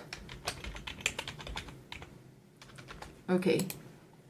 So these three are three potential endpoints of our program. So three potential solutions to our problem. And after we write out to our user this or this or this, I'm going to really put this one diamond shape just to indicate that our decision has now come to an end. We have solved this problem, and we are going to join these paths in this shape here. So I'm going to put this and this, like this. So now, after we have decided whether it's an equilateral triangle or scalene or isosceles, I can now say you can resume the execution of my program normally. So whatever I put after this shape here is going to be executed in either this case or this case or this case. And what is going to be happening after this shape here is just stop. So our program is going to stop, but you can put a lot of code here if you need to. So I'm going to say stop. And let me delete this, really, I don't need it. Okay, let's explain one more time this diagram. So after our program starts, our user should enter A, B, and C, which represent side lengths of a triangle. And I have used this float shape since those side lengths can be decimal point numbers. And after our user has entered that, we come to this decision point here. And what we want to decide here is, first thing, we want to check whether all of these three variables are of the same value. So whether he has entered three same lengths for a triangle sides. And in case that this here results as a true operation, we are going this way. And we write out to our user that he has entered equilateral triangle. And after that, we go this way, and our program stops.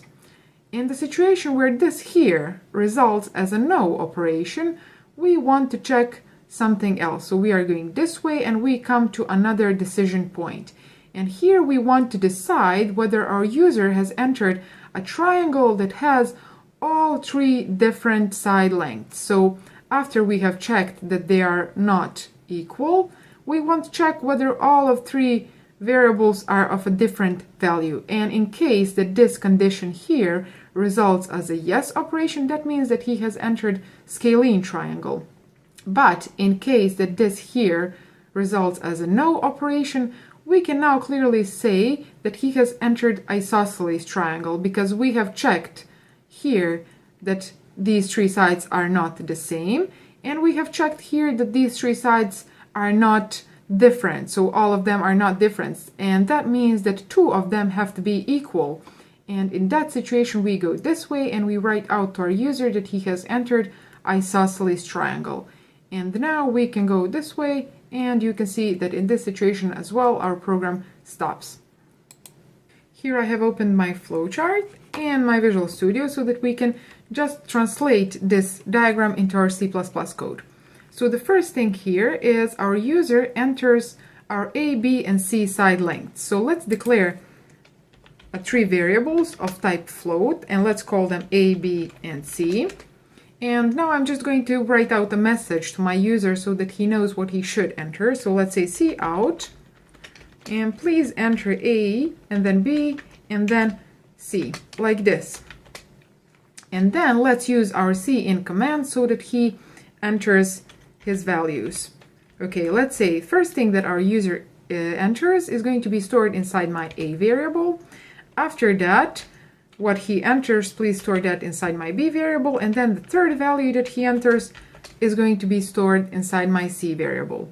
So now that we have entered our side lengths of a triangle, we come here, so to a decision point, and we said that we represent this with if-else statement. So I'm going to write here if, and then inside these parentheses, I'm going to say this condition here. So please check, like this, please check if my A is equal to my B, and then also check is my B equal to my C, like this. And if this expression here results as true expression, I'm going to execute one block of code. And that block of code is going to be this one here. But if this expression here results as a false expression, okay, I am going to execute another block of code, and that block of code we represent with our else statement, like this. Okay. And then let's write this yes situation. So let's write here C out equilateral triangle. So like this.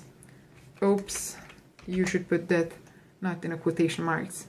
Okay, so in this situation where these three side lengths are equal, we write out to our user that he has entered equilateral triangle. But in the situation where this here results as false, we have this else block to execute.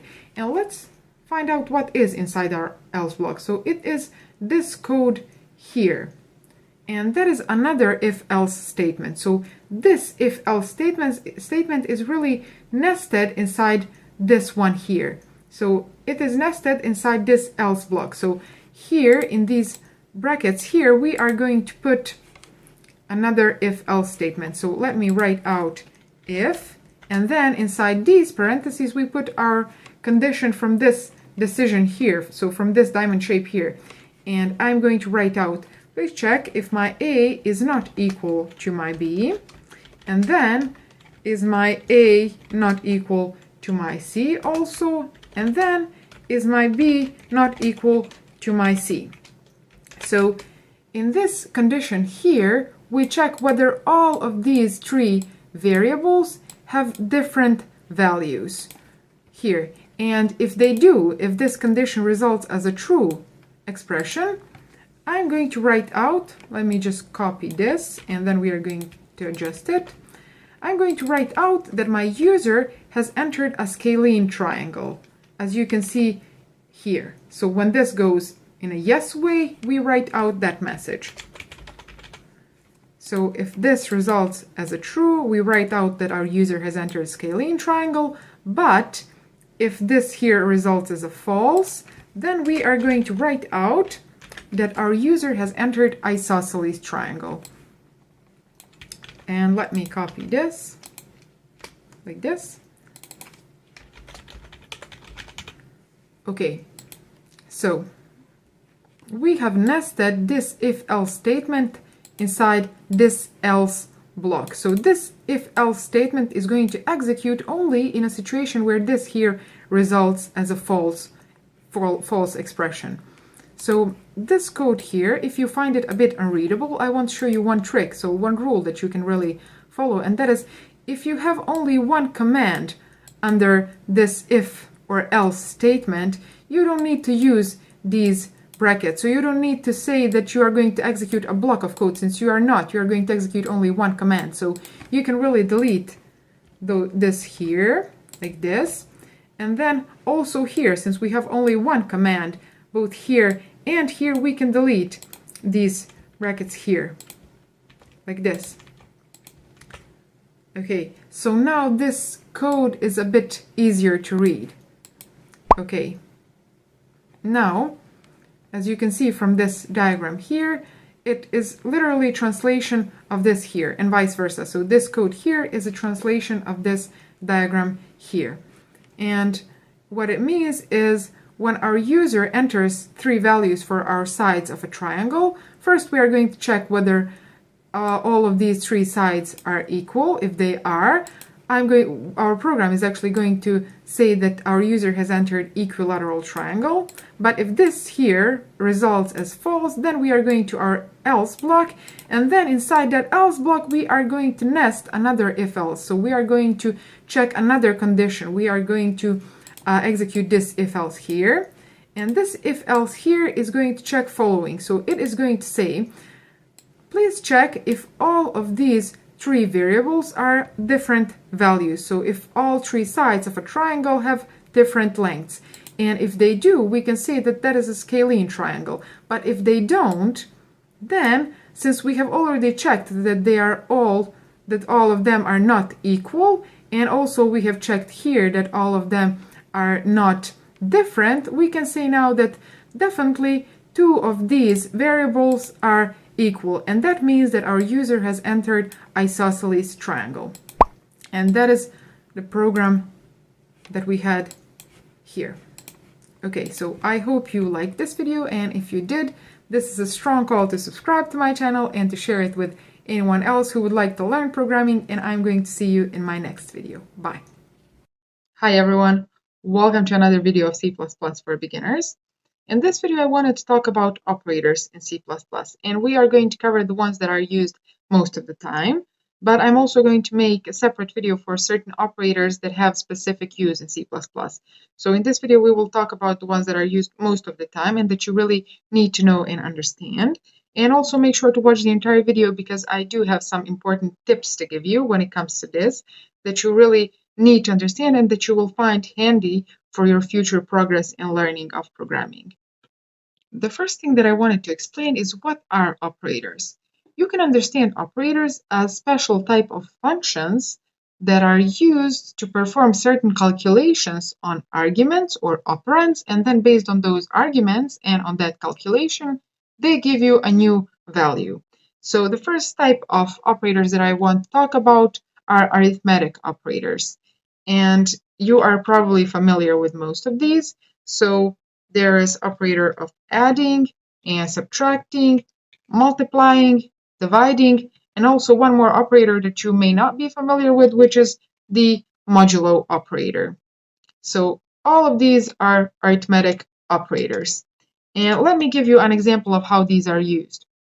So I'm going to say cout, and then let's write out the result of 5 plus 2. Now let's add one end line. Okay, so this here is the operator of adding, and then these two are operands or arguments, and this here is going to perform certain calculation and then write that out to my console. So if I run my program, we get the expected result, which is 7. So these really behave as you would expect them to behave in maths. But there are certain rules that are specific to programming and that I want to mention. So this operator here, operator of dividing. Let me give you a simple example. If I say cout and then 5 divided by 2, and I add end line, what do you expect to see in this line here? Write that in the comments down below. Now I'm going to run my program, and you see that the result that I've gotten from this line here is 2. But why has that happened? We know that 5 divided by 2 is 2.5. Well, there is a certain rule in programming that says that the result of dividing two whole numbers like this, so 5 is whole number and then 2 is also whole number, is also going to be represented as whole number. So even though the result of dividing these two is 2.5, that 0.5 cannot really be put inside integer variable, so it cannot be put inside integer container. So just 2 can be put here. And that 0.2 is really lost. If you want to show the real result of dividing these two, what you have to do is you have to make one of these two or both of them of a different type, and that type is going to be decimal point number, so float or double. So if you put here 2.0 or you put here 5.0, then in this case you are going to get the result represented as decimal point number. So you can use it like this, or you can make just one of these of a floating point type. So you can say also like this. And then if I run my program now, you see that now I have got the expected result, so 2.5. That is one rule that you really need to know when it comes to this division operator. And another tip that I want to show you is this operator of modulo. So how do we use this modulo operator? This example here that I've just shown you, let me return this to this situation where I've been dividing two whole numbers, and we've just seen that 5 divided by 2 is going to result as 2.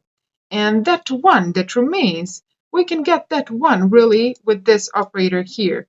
So if you say cout and then 5 modulo 2 at end line, this operator here is going to give you the remainder of dividing two whole numbers, which are these two. So the result of this operation is going to be that 1. So let me run my program. And you see that we have gotten that expected result. So 5 divided by 2 when it comes to whole numbers. If you're dividing whole numbers, the result is also going to be whole number. And in this situation, it's going to be 2. And then that remainder after dividing two whole numbers, you can get with this modulo operator. And the remainder after dividing 5 with 2 is 1. And you get it with this operator here.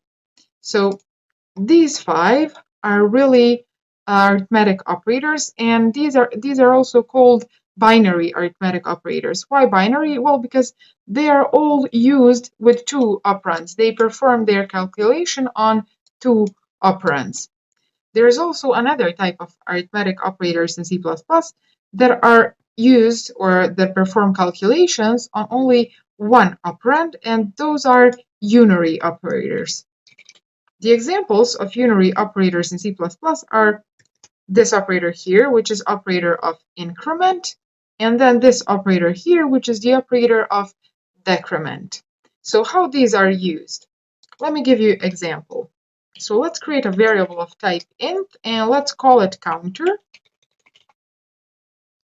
And I'm going to assign to that variable a value of 7, for example. So how this operator of increment works is it really increases the value of your variable by 1. So if I say counter plus plus, what this operator is going to do, it's really going to add +1 to my counter variable. So 7 plus 1, it should in this line here increase value of my counter variable to 8. And let's prove that. Oops, cout counter, and then let's add one end line. Okay, if I run my program, you see that we've got expected result. So 8. We've declared a variable of type int called counter. We've given it a value of 7. And then in the next line, we applied this increment operator to it, which had increased its value +1, so 8. And then after we write out that value of that variable, we got our result. So that is how this increment operator is used. This decrement operator, so counter minus minus, this decrement operator here works reverse. So it really subtracts 1 from this variable here.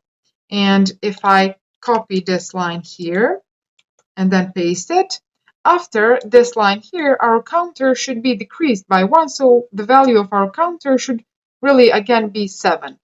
And if I run my program, oops, like this, you see that we've gotten our 7. So we've gotten the expected result. However, there are specific rules when it comes to these increment and decrement operators. And let me explain what I mean on another example. So I'm going to create another variable of type int, call it counter2, and let's assign it also a value of 7. And what I want to do with this variable here is I want to write out its value, but I want to write out and increment its value in a single line. So I want to do this. So cout counter 2 plus plus. And I'm missing this redirection sign here. Okay, so what are you expecting to see in this line here? We've seen that this line here has resulted with 8, and this line here should also result in 8. Let's see. Okay, run my program. And it didn't. In this line here, we have written out 7, but why has that happened? Well, this operator here is increment operator, but it is really post increment operator. And what that means is that whatever operation needs to be performed on this variable is going to happen first, and then this increment operation is going to happen. So that is called post increment. Another type of increment is pre-increment, and it is used like this. Okay, and this pre-increment means that whatever operation needs to happen on this variable here, first I'm going to increment it, and then I'm going to perform that operation. So if I run my program now, you see that we now get our 8, same as here. And that is because we have used this pre-increment, which first has increased our variable, and then our variable is written out. Okay, and the same is applied for decrement operator. So for example, if I say cout counter 2 minus minus, and then, oh my God, again. Okay, and then if I run my program, you see that we have gotten the same value for this line and this line, so 8. And why that has happened is because we have used this post decrement here. So first our variable has been written out, and after that the value of that variable has been decreased. So just to prove that, I'm going to say one more time cout, and then counter 2 without any increment or decrement, just to prove that the value of this variable has been decremented after it has been written out. So if I run my program again, you see that this line here has resulted in 8, and then this line here has resulted in 7. Okay. So you see that our console now is full of some random numbers, and it's really making it hard to read. So what I want to do is I want to clear out my console, but without deleting this code here. So how I'm going to do that? I'm going to use a command that is called system, and then inside these parentheses I'm going to say cls, which really is going to clear my screen. So if I run my program, you'll see that all of our code is still here, but console has been cleared. So that's because of this command here. That's a quick tip if you need to clear your console. Another type of operators that I want to talk about are relational operators. And these are really used to compare the value of two operands, so two arguments. And relational operators in C++ are following. So we have less than, and then we have greater than, and then less than or equal to, and then greater than or equal to. Then we have just is equal to operator, and then we have not equal to. So these 6 are relational operators in C++. And how these are used, let me show you in an example. So let's say that I'm going to create a variable of type int, call it a, and let's assign it a value of 5, and also create another variable that is called b and assign it a value of 5. So now, if I say cout, and then inside these parentheses, I'm going to say, please write out if my variable a is greater than my variable b. So if my 5 is greater than this another 5. Okay, and I'm using these parentheses because I want my cout command to know that this here is one expression that first should be calculated, and then whatever this expression here results in, I'm going to write that out in my cout command. So if I run my program now, you see that we have gotten 0. And if you know about how computers work, you know that they work on zeros and ones, meaning that 0 represents false and then 1 represents true. So in this situation, we have gotten the result of false. So when I ask my computer, is my A greater than my B? So is 5 greater than 5? It says false. No, it is not. Okay.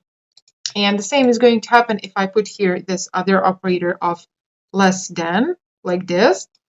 But if I, for example, put less than or equal to, so this operator here, and I run my program again, you see that now we have gotten the result of 1. So that is true. That is what our computer considers as true. So our 5 is less than or equal to 5, which is correct. And even better would be if we say just is equal to, and in this situation also we are going to get true as a result, like this, because 5 is equal to 5. And then how we use this operator here is like this. So you can say, is my A not equal to my B? And your computer really hears, is my 5 not equal to my 5? And the response to that is going to be no. It is false because these two are equal. It's the same number even though it's held by two different variables. Okay, I hope you understood these relational operators. And there is also one tip that I want to give you here, and that is, you see this comma sign here. This is also operator in C++. And it is not relational operator, but it is binary operator. And how this operator is really used, because we have seen it before without knowing that it was an operator, it is used as follows. So in this line here, we have said, please create a variable of type int, call it A, and assign it value of 5. And then also, so that is the purpose of my comma, so also create another variable of type int, call it B, and assign it value of 5. So my comma in this situation is operator and separator as well. So it is pretty intuitive. So before we continue, let's add one more of these clear screen commands here. And the next type of operators that I want to talk about are logical operators. And there are 3 of those. So we have logical and then a logical or, and then also not operator. So these 3 are logical operators. And they are usually used to combine 2 or more conditions into one single condition. And I'm going to show you that on an example. And let's use for that example these variables here. Let's just change the value of our b to 8, for example. So what I want to do is I want to write out following. So is my a equal to 5? And then also is my b equal to 5? I want to write out the result of this expression here. And you see that we have used our AND operator to combine these 2 expressions. So if I run my program, you see that the result of this is false. So that is the nature of our AND operator. It really works like this. It says, please check, is my A equal to 5? Yes, it is. And then also check, is my B equal to 5? No, it is not. It is 8. So then this operator says, okay, whatever, then this whole expression is going to be false. Because this operator here needs both of its operands, so this here, and then this here also, both of these need to be true in order for this whole expression to result as true expression. That's the nature of this AND operator.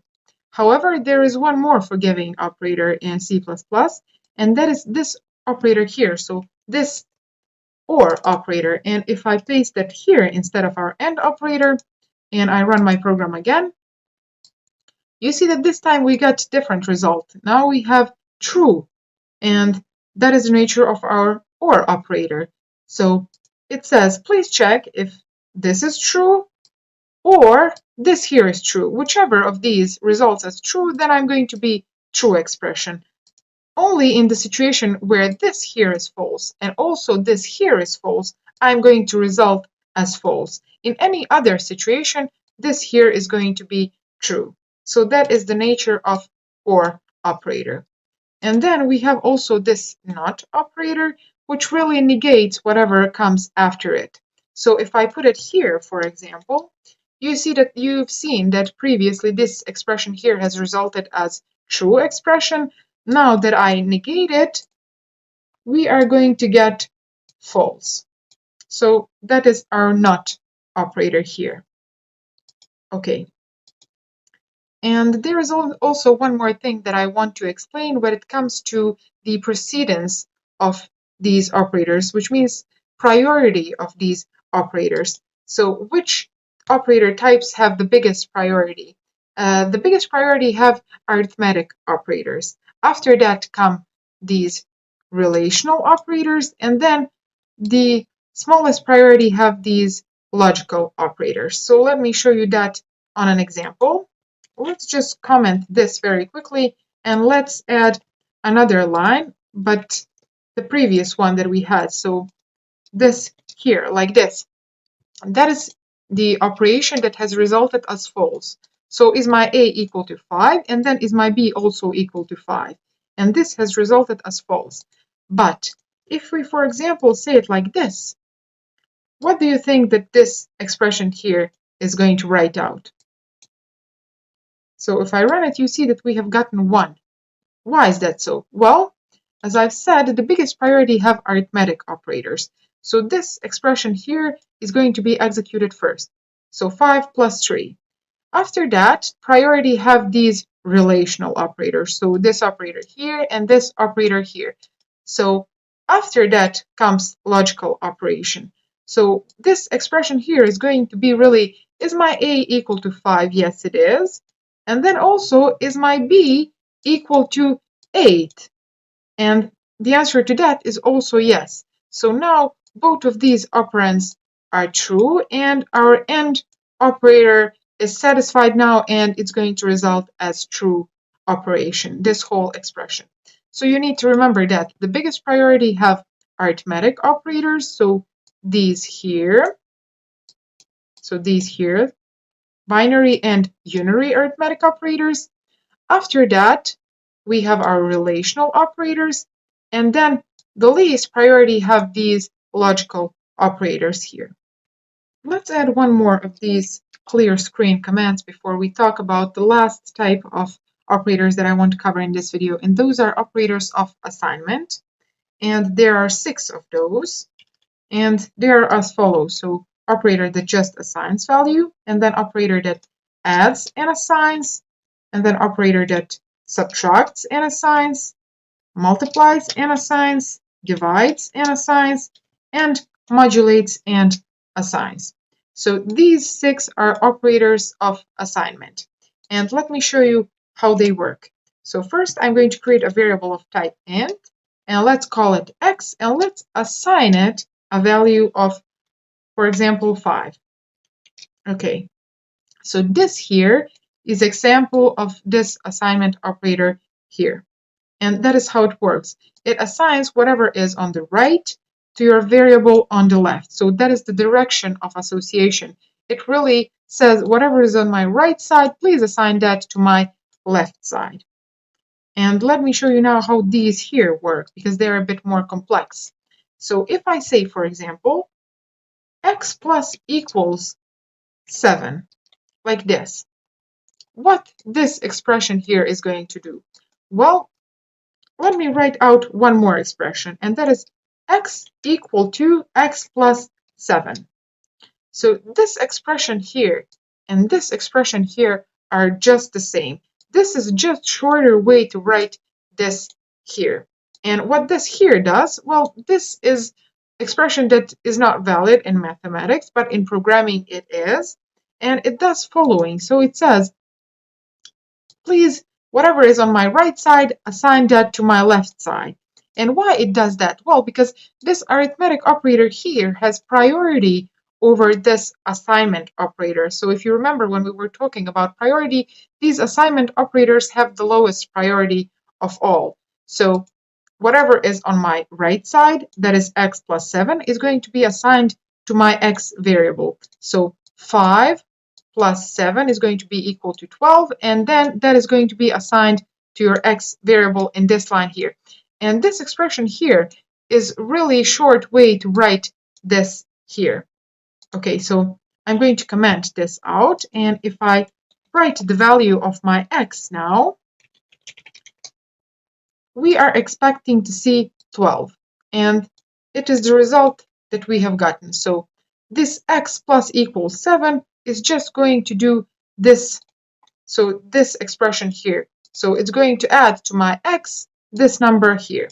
And the same applies to these operators here. So this one that subtracts and then assigns or multiplies and assigns, divides and modulates. So if you say, for example, x minus equal to 7, then that is really going to result as x is equal to x minus 7.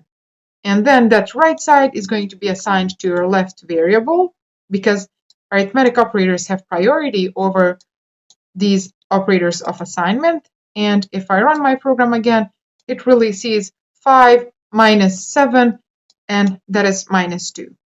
So I hope that you have understood these examples that I've just given you, and I'm also going to include some more examples at the end of this video, but tricky ones, so that you can be sure that you have really understood these operators in C++, because they are used very often and you have to understand them in order to continue with your progress on a programming path.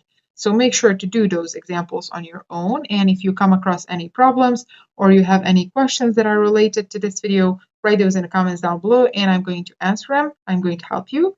And if you liked this video, make sure to subscribe to my channel and also click the bell icon so that you are first to be notified when I publish my next video.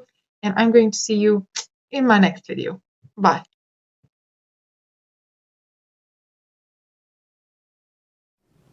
Hi guys, welcome to my channel. In this video, I wanted to answer a question that I recently got, and that is a question that is often asked on job interviews, and also students get it on their exams. And that is a question on how you can swap the value of two variables. I'm going to give you two ways to solve this problem, but let me just explain what I mean by this. So I'm going to copy the text of this problem here, like this. And let me say that I have one variable, which is going to be called a, and that variable is going to hold value of 20, let's say. And then I have another variable, which is going to be called b, and that variable holds value of 10. And now I need to switch the value, so to swap the value of these two variables. I want my a to hold whatever my b is holding, and then I want my b to hold whatever my a is holding. So how we are going to do that?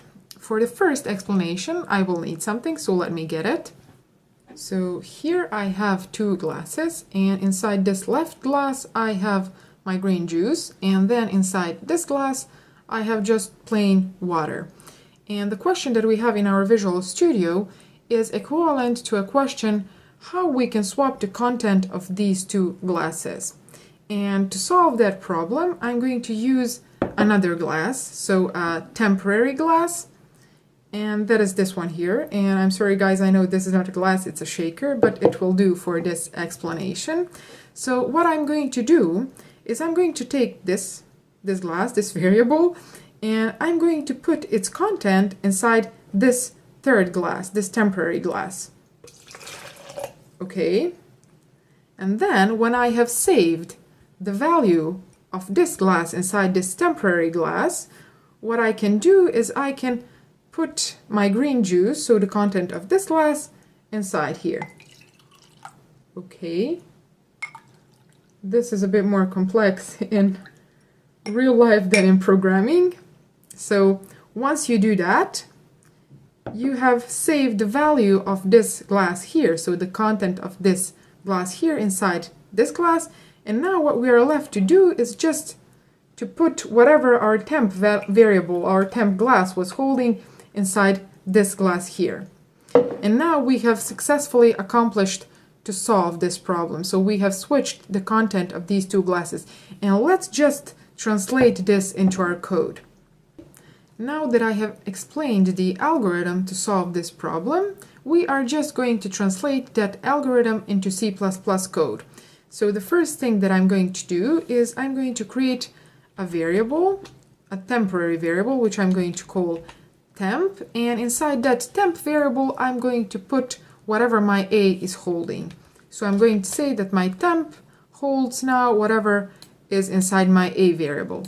And since we have our a variable free now to hold something else, I'm going to put my b value inside my a. So now my a is going to hold whatever my b is holding.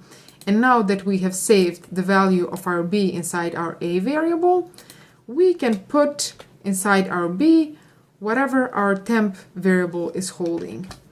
So that is the value that previously was inside our a variable.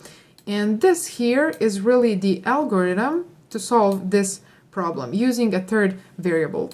And let's just quickly add a cout so that we can see what we have done. So our a is equal to a, and then our b is equal to our b. And let's add end line like this. And I'm going to add just a comma sign here. Okay, and if I run the program, you see now that here we have a is equal to 20 and b is equal to 10, and now we have successfully swapped the value of these two variables. So now my a is holding 10, and then my b is holding 20, which previously was inside my a variable. And this is a solution for our problem using a third variable. But this question is often asked in another way, and that is how you can swap the value of two variables without using a third variable. And now I'm going to explain that. So let me very quickly delete this until here. Okay. And in order to solve this problem without using third variable, you will have to think in a more mathematical way. And the solution for this is going to be the following. So the first thing that I'm going to do is I'm going to say, okay, let's say that my a variable is going to hold whatever my a is holding, and I'm going to add whatever my b is holding also.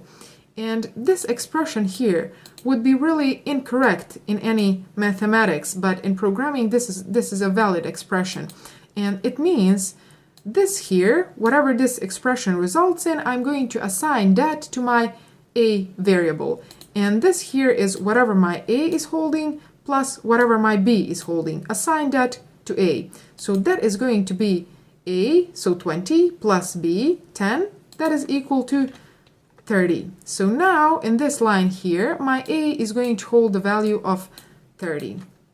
And then in the next line, let's say now my b is going to hold whatever my a is holding, and then subtract whatever my b is holding from that. So in this line here, I'm going to say store inside my b the result of this expression here. And this expression will result in following. A, so 30, minus b, minus 10. That is going to be 30 minus 10, 20. So in this line here, my b is going to hold the value of 20. And then what we are left to do is just to put the correct value inside our a, and that is going to be a equal to a minus b. This means whatever my a is holding at this very moment, and that is 30, minus whatever my b is holding at this very moment, and that is 20. And guys, 30 minus 20 is going to result in 10, and our a is going to get the value of 10 in this line here. So now if I write out cout a is equal to a, and let's add end line, and then cout b is equal to b, and if I run my program, you see that I'm going to get the expected result. So my a now is holding whatever my b was holding, so 10, and then my b is holding this value that previously was inside our a variable here. So we have solved this problem in two ways, so with or without a third variable. So if you found this video helpful, make sure to like it and to subscribe to my channel. And also any questions that you have, leave those in the comments down below and share this video with anyone who'd like to learn programming. And I'm going to see you in my next video. And also, guys, one question for you. If you have any recipes, any algorithms on how you can make green juice taste and smell good, please make sure to write those in the comments down below. Bye. Hi guys, welcome to my channel. Welcome to another video of C++ for beginners. I just got an idea of a simple and fun program that I can show you how you can build. And since I'm a bit of a fitness enthusiast myself, if you haven't noticed, I wanted to show you how you can build your own body mass index calculator. So stay tuned, make sure to subscribe, and let's build our own BMI calculator. Okay, so here's the text of my task, and what we are going to build is BMI calculator. So first I want to explain what is BMI calculator. It is body mass index calculator that is going to tell you whether you are underweight or normal weight or you are overweight, depending on your weight and your height. And here I'm going to use weight in kilograms and then height in meters. So if someone else wants to adjust this program so that it can work with pounds, feet, and inches, you can write out that code in the comments down below, and the first one that gets it right, I'm going to pin that comment so that everyone else can use it and see it. Okay, so we are going to use this formula here, which is used to calculating your BMI in metric system. So another thing that I want to mention is these three categories here. There are also some more categories that you can really calculate whether you are extremely underweight or you are extremely overweight, but these three should be enough for us to do now, and these three I'm going to cover in this code. Another disclaimer that I want to make is that this BMI calculator probably should not be used by people that have huge amounts of muscle, so professional bodybuilders, because even though they have muscle, that muscle is still weight. So even though they are not overweight, they will fall in a category of overweight because their BMI is going to be higher. But for most of us that don't have a lot of muscle or are leading normal lives, training a couple of times a week, maybe this is going to be completely okay. So let's build our program now. So here is our tool that we are going to use to draw this diagram. So lucid chart, and let's really develop the algorithm for solving this problem. And then we are going to translate that diagram, that algorithm, into C++ code. So as you may already know, first thing that I'm going to put here is this shape here that is going to indicate the start position of my program, this circle shape here. And after that, we really need two things from our user. So two things that he should enter, and those are his height and his weight. So let's use this funnel shape here that is going to indicate something entering in your program. So visual representation, that's why I'm using that funnel shape. And inside here, I'm going to put two things that my user needs to enter. And those two things are these two things here. So his weight, and he should enter his weight in kilograms, and also his height, and let's say that he should enter his height in meters. So I'm going to use metric system for this problem. Okay, and let's indicate the flow of our program. It should flow like this. And after our user has entered his weight and his height, there is a simple calculation that our program needs to perform. And that calculation is going to be a process for our program. So the shape that I'm going to use for that is this shape here. So this shape that says process on it. And what our program should process, what our program should calculate, is it should calculate BMI. So I'm going to put here BMI is equal to, and then I'm going to put this formula here that is used to calculate BMI. Okay, so it's weight represented in kilograms divided by height to the power of 2. So I'm going to multiply my height with height. Okay, and this is really the calculation of our BMI. And now, after our program has calculated this BMI, what we are left to do is we should, depending on this BMI, really write out to our user whether he's underweight or overweight or of a normal weight. So we should make a decision depending on this BMI. And for that decision, we are using this decision shape, so this diamond shape. And inside this diamond shape, I'm going to put a condition. And that condition is going to be, let's first check whether my BMI is lower than 18.5, like this. And in this situation where our user's BMI is lower than 18.5, so when this condition here results as yes, I am going to write out something to my user. And let me find a shape. Okay, let's rotate this shape and delete is text. Okay, and what I want to write out to my user, I can make this smaller.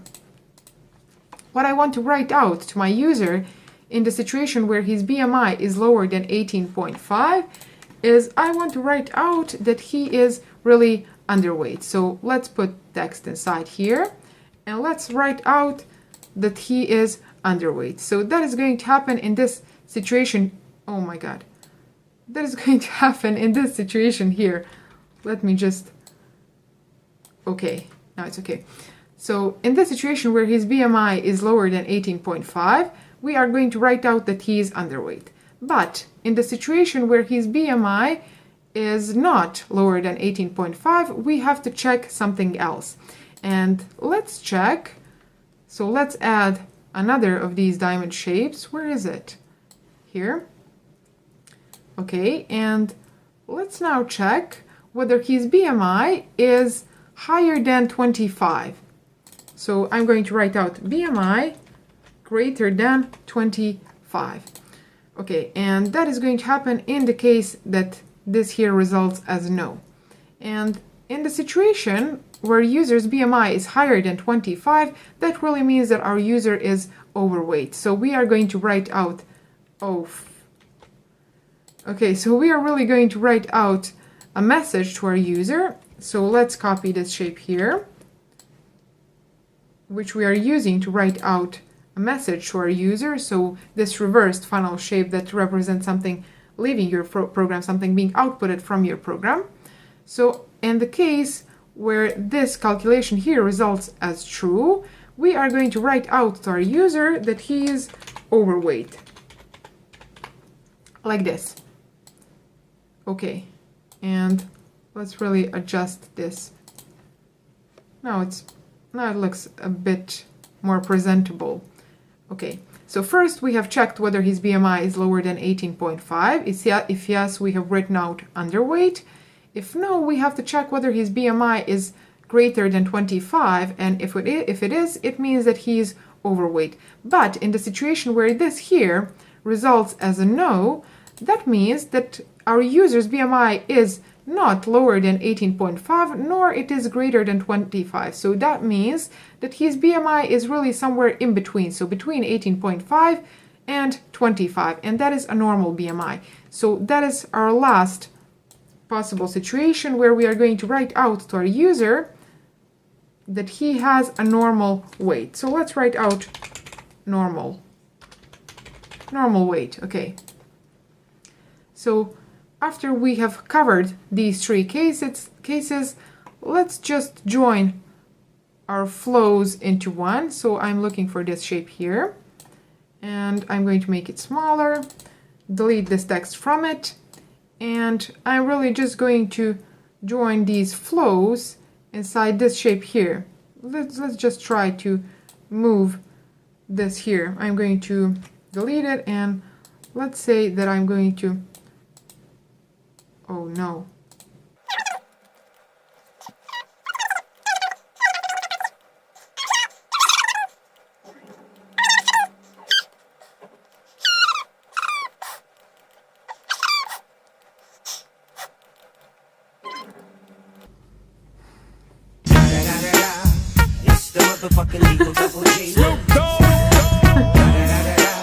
Okay guys, I had huge problems trying to adjust some arrows, so I had to rewrite this whole diagram, and I believe that I made it a bit prettier.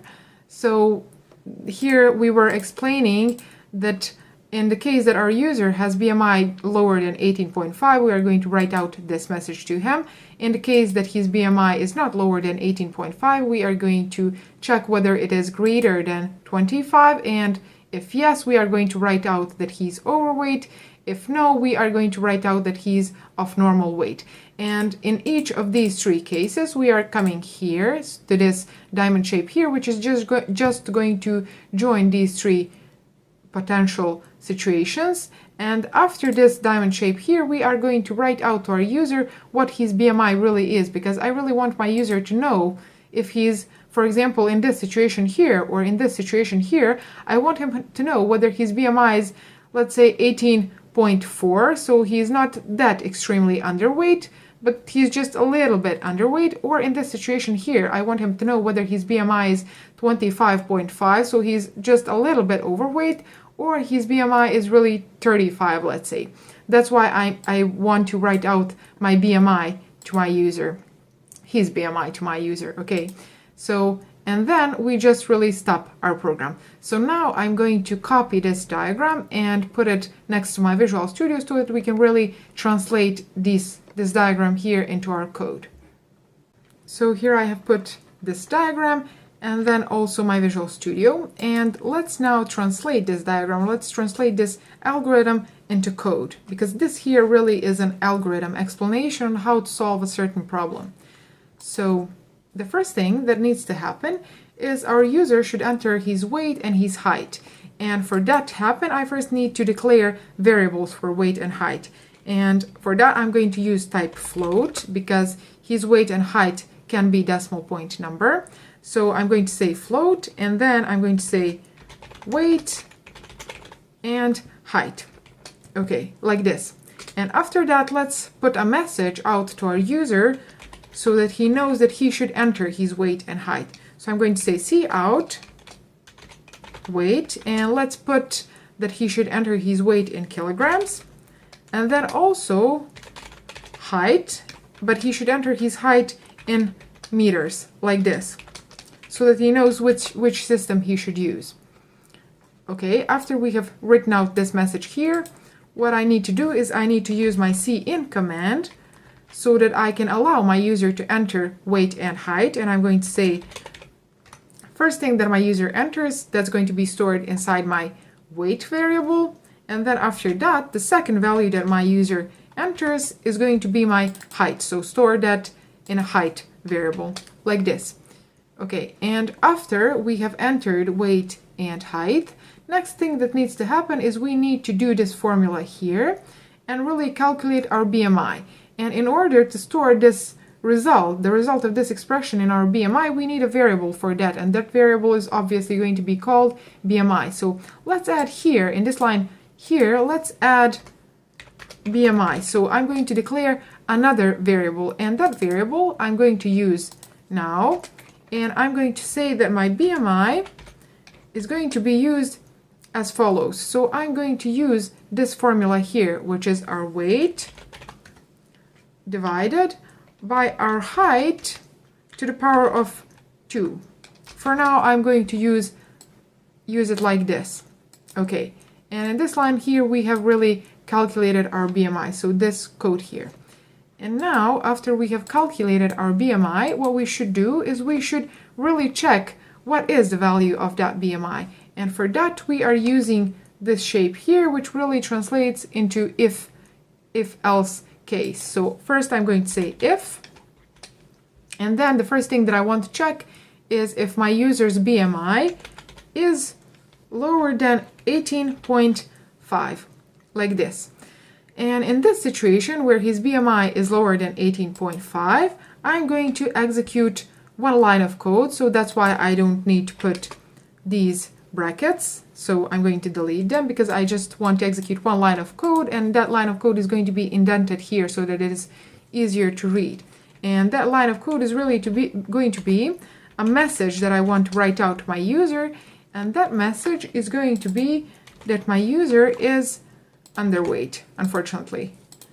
Okay, and let's add one end line like this. Okay, this is in the situation where his BMI is lower than 18.5. In a situation where his BMI is not lower than 18.5, we are going to execute something else. So that something else we represent with else statement. and I'm going to put that else statement. And what is happening in that else case? It is happening another if else. So here we have a situation where we need to check something else. So here I'm going to put else if. So if this here results as no, please then check something else. And for that we use this else if statement. So I'm going to say else if, please check if my BMI is greater than 25 then. So in this situation, we also want to execute one line of code. And that line of code is going to be to write out to my user that his BMI is greater than 25, which means that he is overweight. So let me copy this message here. And we are just going to adjust it. So I'm just going to say, you are overweight, like this. Okay, so if his BMI is less than 18.5, I'm going to write out that he's underweight.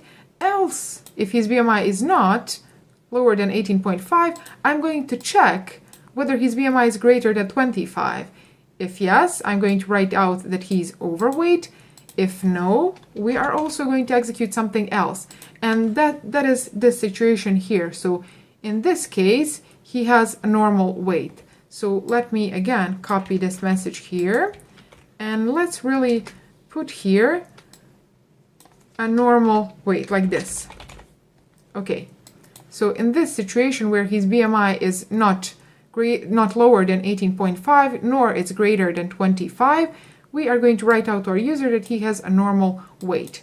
And with this here, with this code here, we have really covered this part of diagram here. Okay, and then after this code here executes, we really want to write out our BMI to the user. So we have to translate this shape here, which really translates into our cout command. And we want to write out your BMI is, and then let's write out BMI like this. Okay, and this line of code, as you may already see from our diagram, is going to execute in either this case or this case or this case, because after we have finished with this decision part, we have executed only this part of code or this part of code or this part of code here. So whichever of these three has been executed, after this code here, we are going to execute this line here in either this situation or this situation or this situation. And that is going to be writing out to my user what his BMI really is. And that is the last thing that we need to put. So the last part of our code. And now if I run my program, okay, it asks me to enter my weight and my height. And my weight is, I believe, 66 kilograms, I think. And then my height is 1.75. So let's press enter. Oh no, I'm overweight. How my BMI is 66? Okay guys, for a moment I thought that I am overweight, but I am not definitely this 66 BMI overweight. So that means that we have a bug. So where are you, sneaky little buggy bug? Well, if you can see where our bug is, then write that in the comments down below. And I already see where potentially our bug could be. So this formula here, it should really go like this. So we should divide our weight with our height to the power of 2, which means that we should put parentheses here, like this. And that is this calculation here. So in this situation, our weight is going to be divided with our height, and after that, that number is going to be multiplied with our height. So we are going to get larger BMI than we should really. So we should put this code here in parentheses.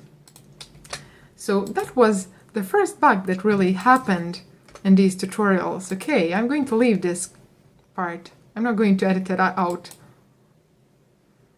Okay, and now if I enter my weight, let's see, 66, and then my height 1.75. Okay, So I am 21.5. That is my BMI, and I am of a normal weight. So we have really built our BMI calculator, and this is the formula that you should use for a metric system. And if someone else wants to rewrite this program for pounds and inches and feet, you can write that in the comments down below. And as I said, I'm going to pin that comment up so that everyone can see it, if you of course get it right. I hope you liked this video. If you did, make sure to write it in the comments down below, and I'm going to put more videos like this. And also subscribe to my channel and click the bell icon so that you are first to be notified when I publish a new video. Share this video with anyone who would like to learn programming, or also with fitness people that would just like to use this program.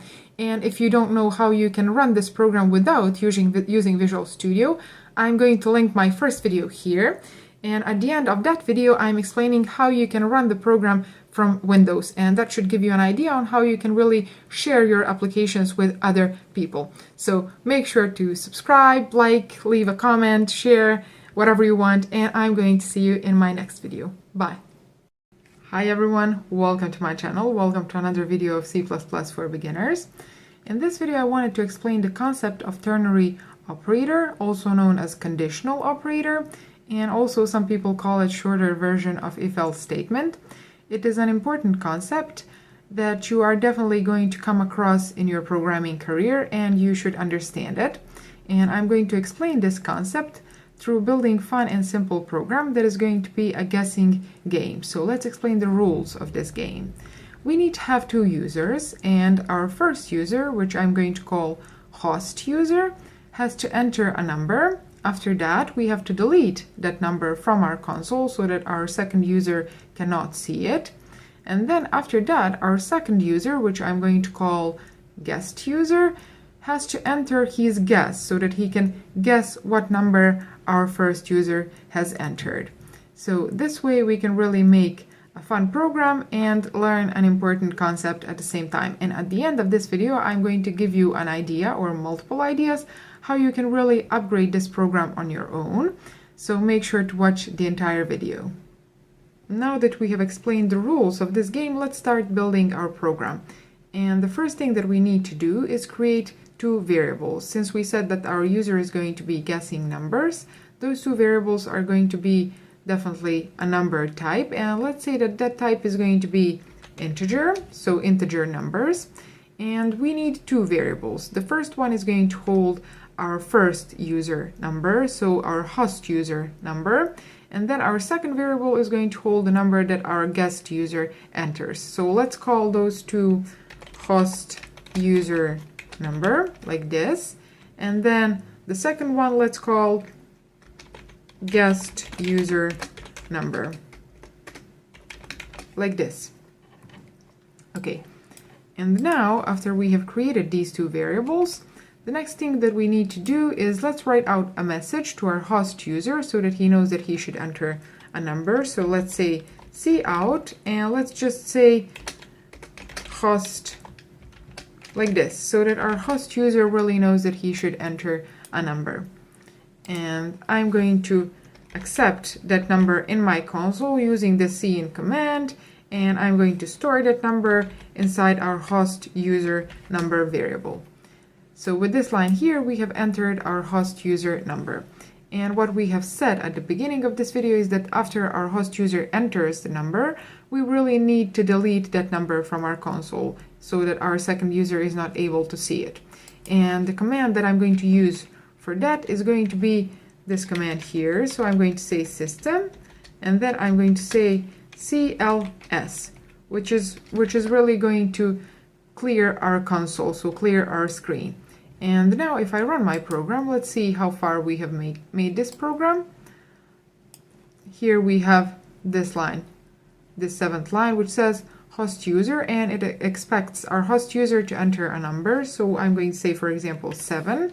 And then after I press enter, this number here really is deleted. So our console has been cleared. And now after this, we need to ask our guest user to guess the number that our host user has entered.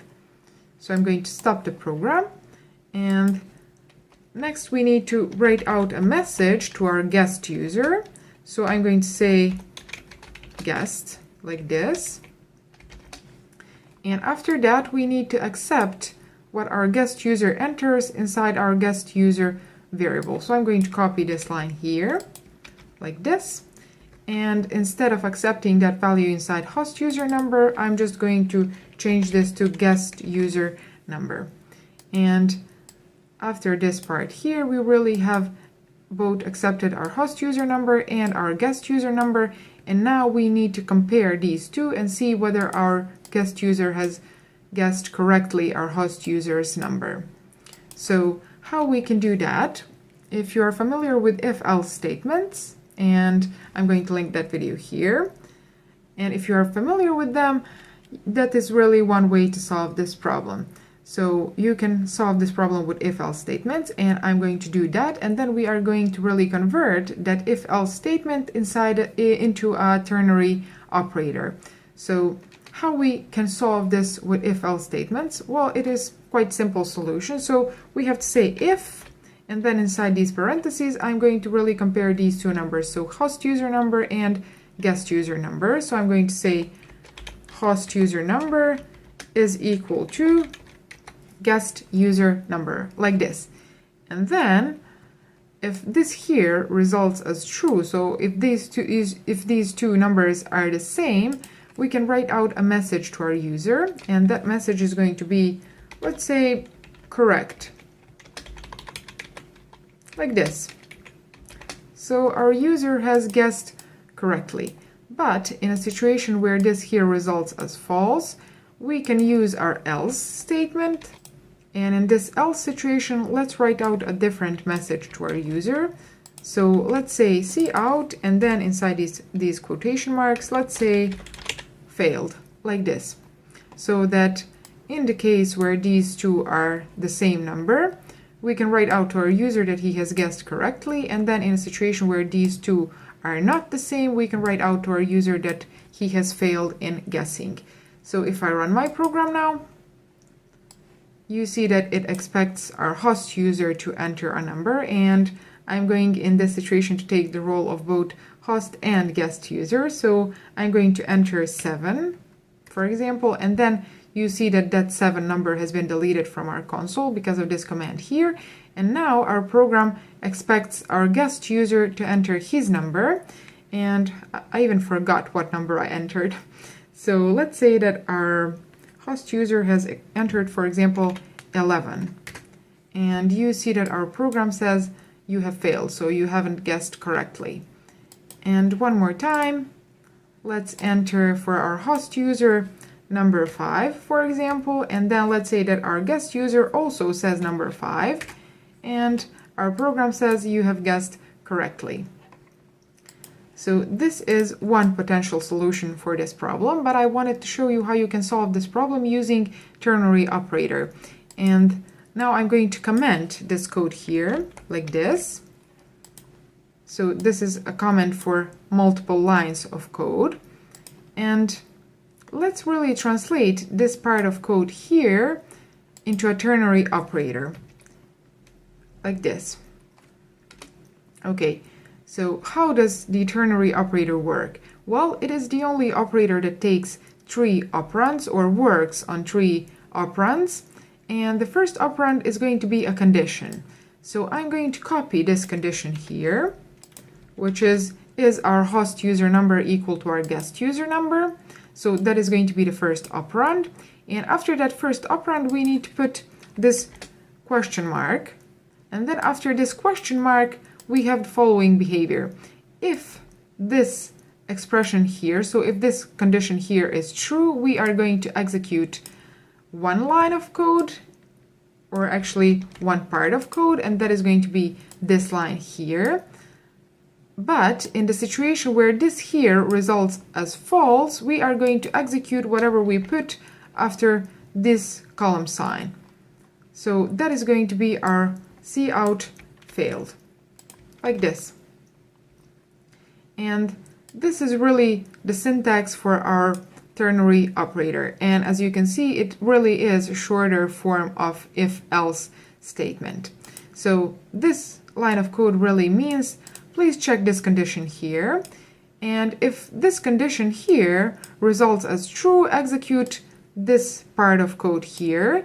But if this code here results as false, please execute whatever I put after my column sign. So that is going to be our cout failed. And now if I run the program, it asks again for our host user to enter the number. Let's enter number 9, for example. And then our guest user has to guess the number. So let's enter, for example, number 3. And you can see that our program says to our guest user that he has failed in guessing. So there are a couple of ways in which you can really upgrade this program, and I'm going to give you a few ideas. And the first one is, for example, you don't have to use int type here. So you can use different data type. You can guess characters, or you can guess even strings if you know how to. And if some of you want to play with that and try that on their own and you get it right, make sure to paste that code in the comments down below, and I'm going to check it. And if you get it right, I'm going to pin that comment up so that everyone else can see it.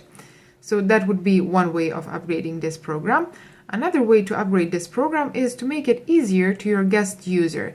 And how do I mean easier? Well, you can really limit your host user to enter a number that is going to be in a certain interval. For example, you can say to your host user that he can enter only a number that is going to be between, let's say, 1 and 15 or 50. It depends on how difficult you want to make it to your guest user.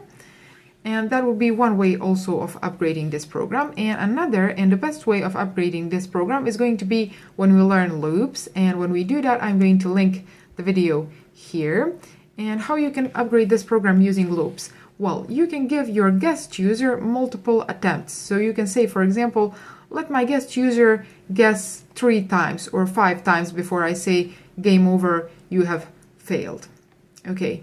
So I hope that you have liked this video, and if you did, make sure to subscribe to my channel, share it with your friends and with other people that would like to learn programming, and I'm going to see you in my next video. Bye.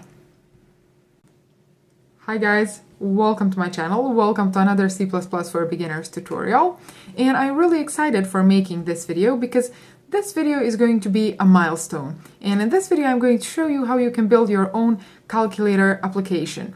So if you have watched my previous videos and you are also watching this one and you build this application together with me, you should really feel proud of yourself because you have made a great progress. So let's build that application now. Here I have opened my Visual Studio, and let's very quickly explain what we want to do before we start write code. So I want my user to enter 2 numbers and also operation sign, and then depending on those 2 numbers and that operation, we want to calculate the result and then write that result to our user. So the first thing that we need to do is we need to declare variables that are going to hold those numbers and that operation sign. And since we want our user to be able to enter decimal point numbers, so not only integers, but decimal point numbers as well, we are going to declare variables that can hold decimal point numbers, and those can be float and double. So let's declare float variable, for example, and let's call it num1, which is going to hold our first number, and also another one, which is going to be called number2 and hold our second number. And after we have declared these 2, let's also declare a variable that is going to hold our operation sign. And since that is a character, we need to use a character type for that variable. So let's say char, and let's call that variable operation, like this. Okay.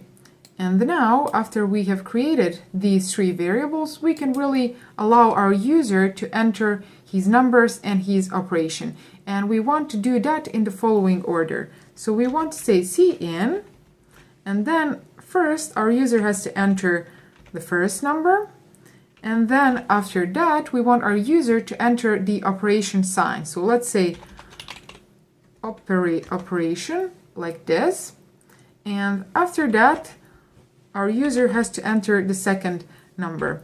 And this window here, guys, this is called IntelliSense, and it really makes your code writing easier. So you can navigate this list here using your arrows, and then you can also use tab key so that it finishes your variable name for you if you want that. Okay, So now we have entered our first number, our operation, and then our second number as well, like this. And another thing that I want to write out to my user, because this is going to be the best calculator ever, let's write that title to our user. So let's write here, before he enters anything, a quick title. So let's say Cout, and then let's say that it's going to be called Code Beauty Calculator. You can call yours whatever you want. So like this, and let's add these here so that it looks prettier. Okay, and now if I run my program, well, you see that it really looks like this. And now we are able to enter one number. After that, we want our user to enter operation like this, and then we want to enter the second number like this. And then after we press enter, our program should really calculate the result of this operation. In this current situation, it is not really doing anything else because we haven't written code for that. Okay, so now let's solve this problem that we have here. So at this point, you should really have an idea yourself on how to solve this problem using if-else statements and also nested if-else statements. So if you're not familiar with those, I'm going to link one of my previous videos here. So make sure to watch that video as well. But in this video, I want to show you the more appropriate way for solving this particular problem. And that is going to be using switch case statement. So what is switch case statement? Well, switch case statement is, as well as if-else statement, used when you want to execute a block of code depending on a certain condition, so depending on a value of a certain variable. But switch case statement is particularly used in a situation where that variable can potentially hold a lot of different values. And if you look at our operation variable here, you should really notice that this variable can hold 6 different values. And what are those 6? Well, our user can decide to enter operation for adding, subtracting, multiplying, dividing, modulating, and then what if our user does not really want to use our application, but he wants to hack it? So if he decides that he doesn't want to enter one of these 5, but he really enters some non-valid arithmetic operation, we should also cover that case. So we should really, as programmers, predict all these 6 situations and cover all these 6 cases. I'm going to add one end line here so that my text is formatted nicely. And then let's really show how this switch case statement is used. So the first thing that I want to write is switch, like this. And then if you press tab, you see that you are getting some default syntax for this switch case. For now, I'm going to delete that, and I want to show you how you can really write that yourself. And inside these parentheses here, I want to write out the name of my variable that I want to switch through or switch on. And that is going to be my operation variable, because depending on the value of this operation variable, we are going to perform a different calculation on these 2 number variables. So I'm going to say here operation, and then in these curly brackets here, we really want to cover all our cases. So the first case, let's say that our first case is going to be a situation where our user enters minus operator. So I'm going to use these single quotes, and then inside these single quotes, I'm putting the value that our variable can potentially hold, and that is this minus operator here. And after that, I'm going to add this column sign here, like this. And then after this column sign, I really want to put out whatever code I need to execute in the case that our operation corresponds to this sign here. And what I want to execute in this case is I want to say Cout, and let's write out our first number, and then let's write out our operation, and then let's write out our second number so that our user really gets a nicely formatted text. And after that, I'm going to add this is equal to sign, And here we are going to put really our result. And that result is going to be our first number minus, because our user has entered this minus, so our first number minus our second number. So let's write out number 1 minus number 2, like this. And after we have covered this first case, we need to add one more keyword, and that is going to be break.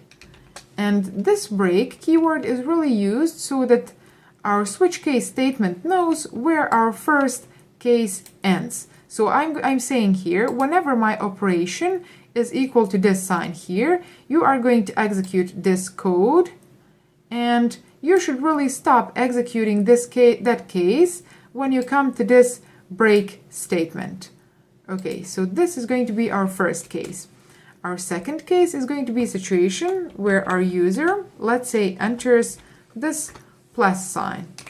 And in that situation, we really want to write out to our user this text here. So the same text, we want to really write out our first number plus, in this case, our second number, and then is equal to, and then we are going to add really this calculation here. So number 1 plus number 2, like this. And in this situation as well, we want to add this break statement at the end, like this. Okay, so these are two potential cases. And now I'm going to really write out the rest of them.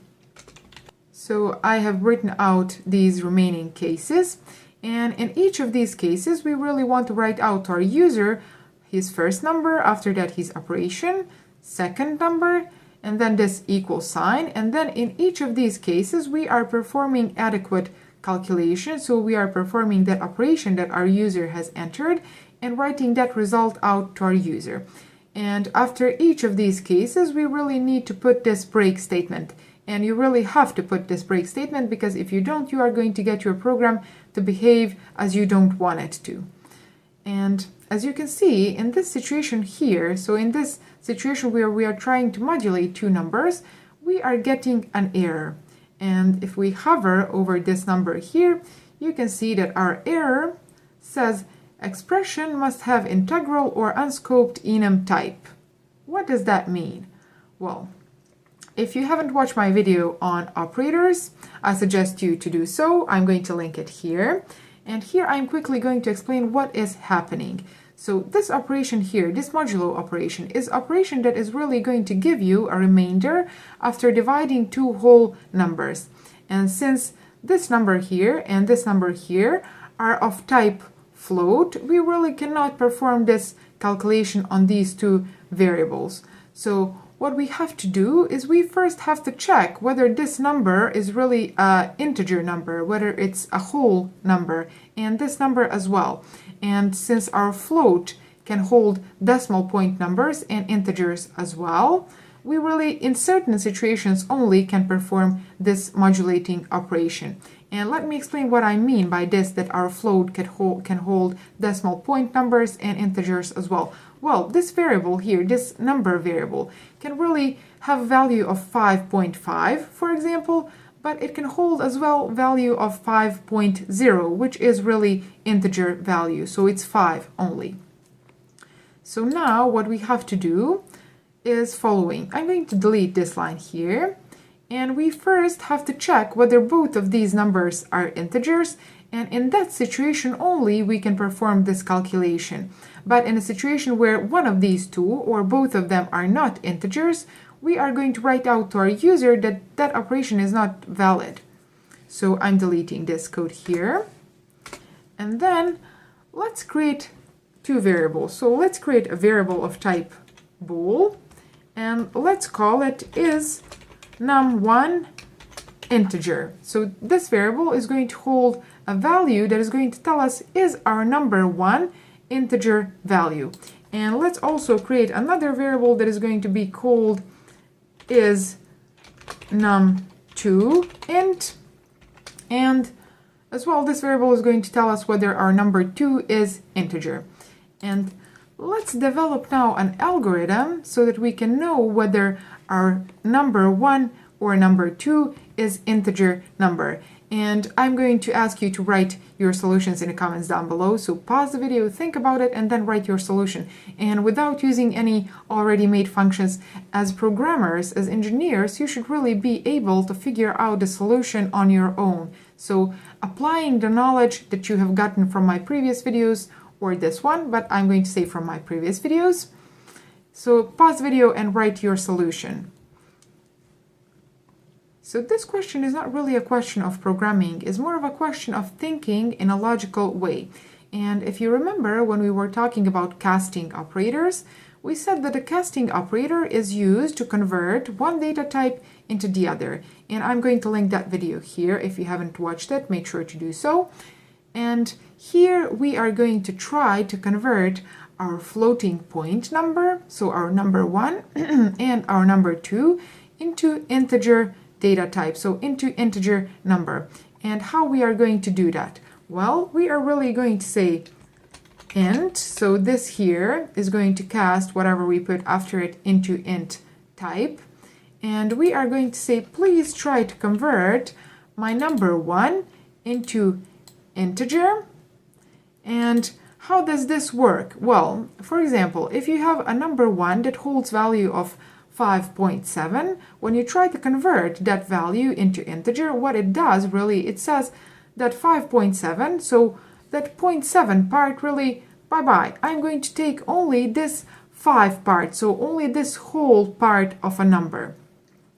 So in that situation, we are really going to get only 5 from this 5.7 floating point number. So what I'm going to say now is I'm going to say whatever this expression here, this casting operation results with, I'm going to really try to compare that with the initial value of my number 1 variable. So I'm going to say num1 is my converted number 1, so converted to integer, equal to number 1, like this.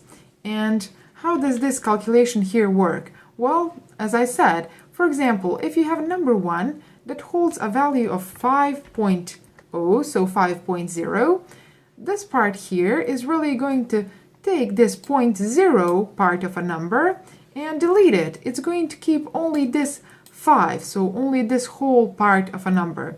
And after that, we have this is equal to operator, and then we are trying to really check whether that is equal to 5.0. And the result of this is going to be true. So with this here, we have checked really whether our number is going to be equal to our floating point number. So this result here, we are going to assign this value to our is number 1 integer variable. So here I'm going to say, please assign the result of this operation to our is number 1 integer variable, like this. And let's put this expression here, so this whole expression inside these parentheses, so that we really can see that this is an expression, and the result of this expression should be assigned to this is number 1 int variable. And now we are going to do the same for our is number 2. So I'm going to say is number 2 integer, and we are going to say that that is equal to, I'm trying to convert my number 2 to int, and then compare that to my float number 2. And after this, we really can now do our algorithm to perform this modulo, where it is this modulo operation on our two numbers in the case where both of them are integers. So here I'm going to say if is my number 1 int, and then also is my number 2 int, like this. In this situation here, I'm going to perform this modulo operation. And as you can see here, I have used only these two Boolean values here in this expression. So I didn't say, please check is my number 1 int equal to true, like this. Nor I have said, please check is my number 2 equal to true, like this. Because this part here, and this part here are really redundant. And what this expression here translates in, it translates in is true equal to true, and that is really redundant. So I'm going to remove this part here and this part here, and it should work fine like this for Boolean values, so Boolean variables. And in this situation here, where both of these are integers, we really can perform this modulo operation. So in this situation here, I'm going to take this code and I'm going to copy it like this. And I'm going to say, please write out my number 1, then my operation, then my number 2 is equal to sign. And then here I'm going to put adequate calculation. So I'm going to say, take my number 1, convert it to int, and then modulate that with my number 2 that is as well converted to int, like this. Okay, so in this situation where both of these are integers, we are going to really write out the result of modulating operation to our user. Let's add empty space here and here as well. But in the situation where one of these two is not integer, or both of them are not integers, I'm going to say else. And in that situation, I'm really going to write out to my user that this operation is not valid. So let's say just not valid, like this. So in any of these two situations, whether we write out this line of code here or this line of code here, after that we are going to come here, and here we have to put our break statement, like this. So after each case comes break. And now we can really test this part of code here that we have written. So if I run my program, the first thing that I want to test is, let's say, 5.5 plus 2.2. And we get the expected result, so 7.7. Let's run our program again. And this time I want to check whether my modulo operation is working as it should, because this code here is really specific. So let's say 5 modulo 2, like this. And as well, we have gotten correct result. And let's run our program one more time. And here I really want to trick my program and try to make it to modulate two numbers that are not whole numbers. So 5.2 modulated by 2.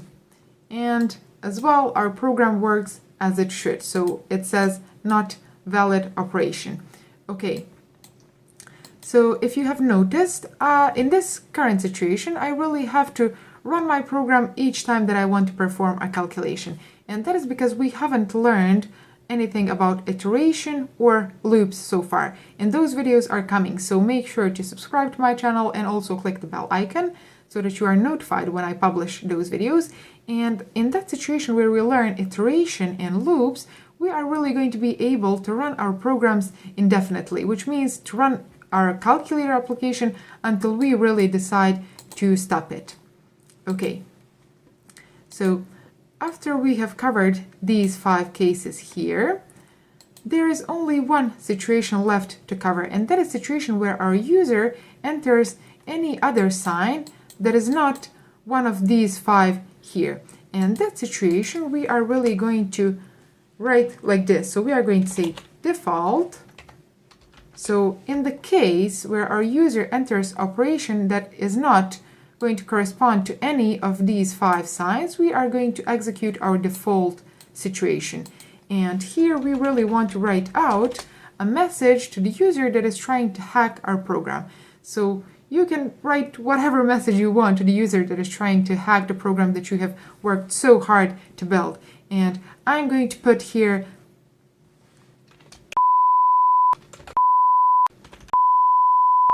okay. You really can write out whatever you want to that type of user, like this. So in the case where our user has not entered this, nor this, nor this, nor this, nor this, which means our user has entered some other sign, we really want to write out not valid operation. And let's test now our default case. So I'm going to run the program. and I'm going to take the role of a malicious user that is going to try to hack your application, and I'm going to say, please try to perform this calculation here. So 5Z9.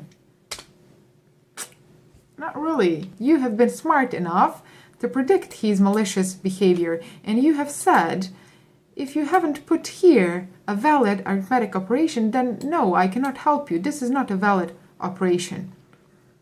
And there is really one thing that you have been wondering about for the most part of this video, and that is this break statement here. So why I have said that after each case you have to put break.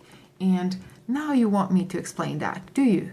Do you really? Wouldn't that be a spoiler for a situation where you decide on your own to delete this break statement here and then run your program, even though I have said not to, and you enter some calculation and you remember that I have said that you are going to get unexpected behavior, but was she lying? Was she not?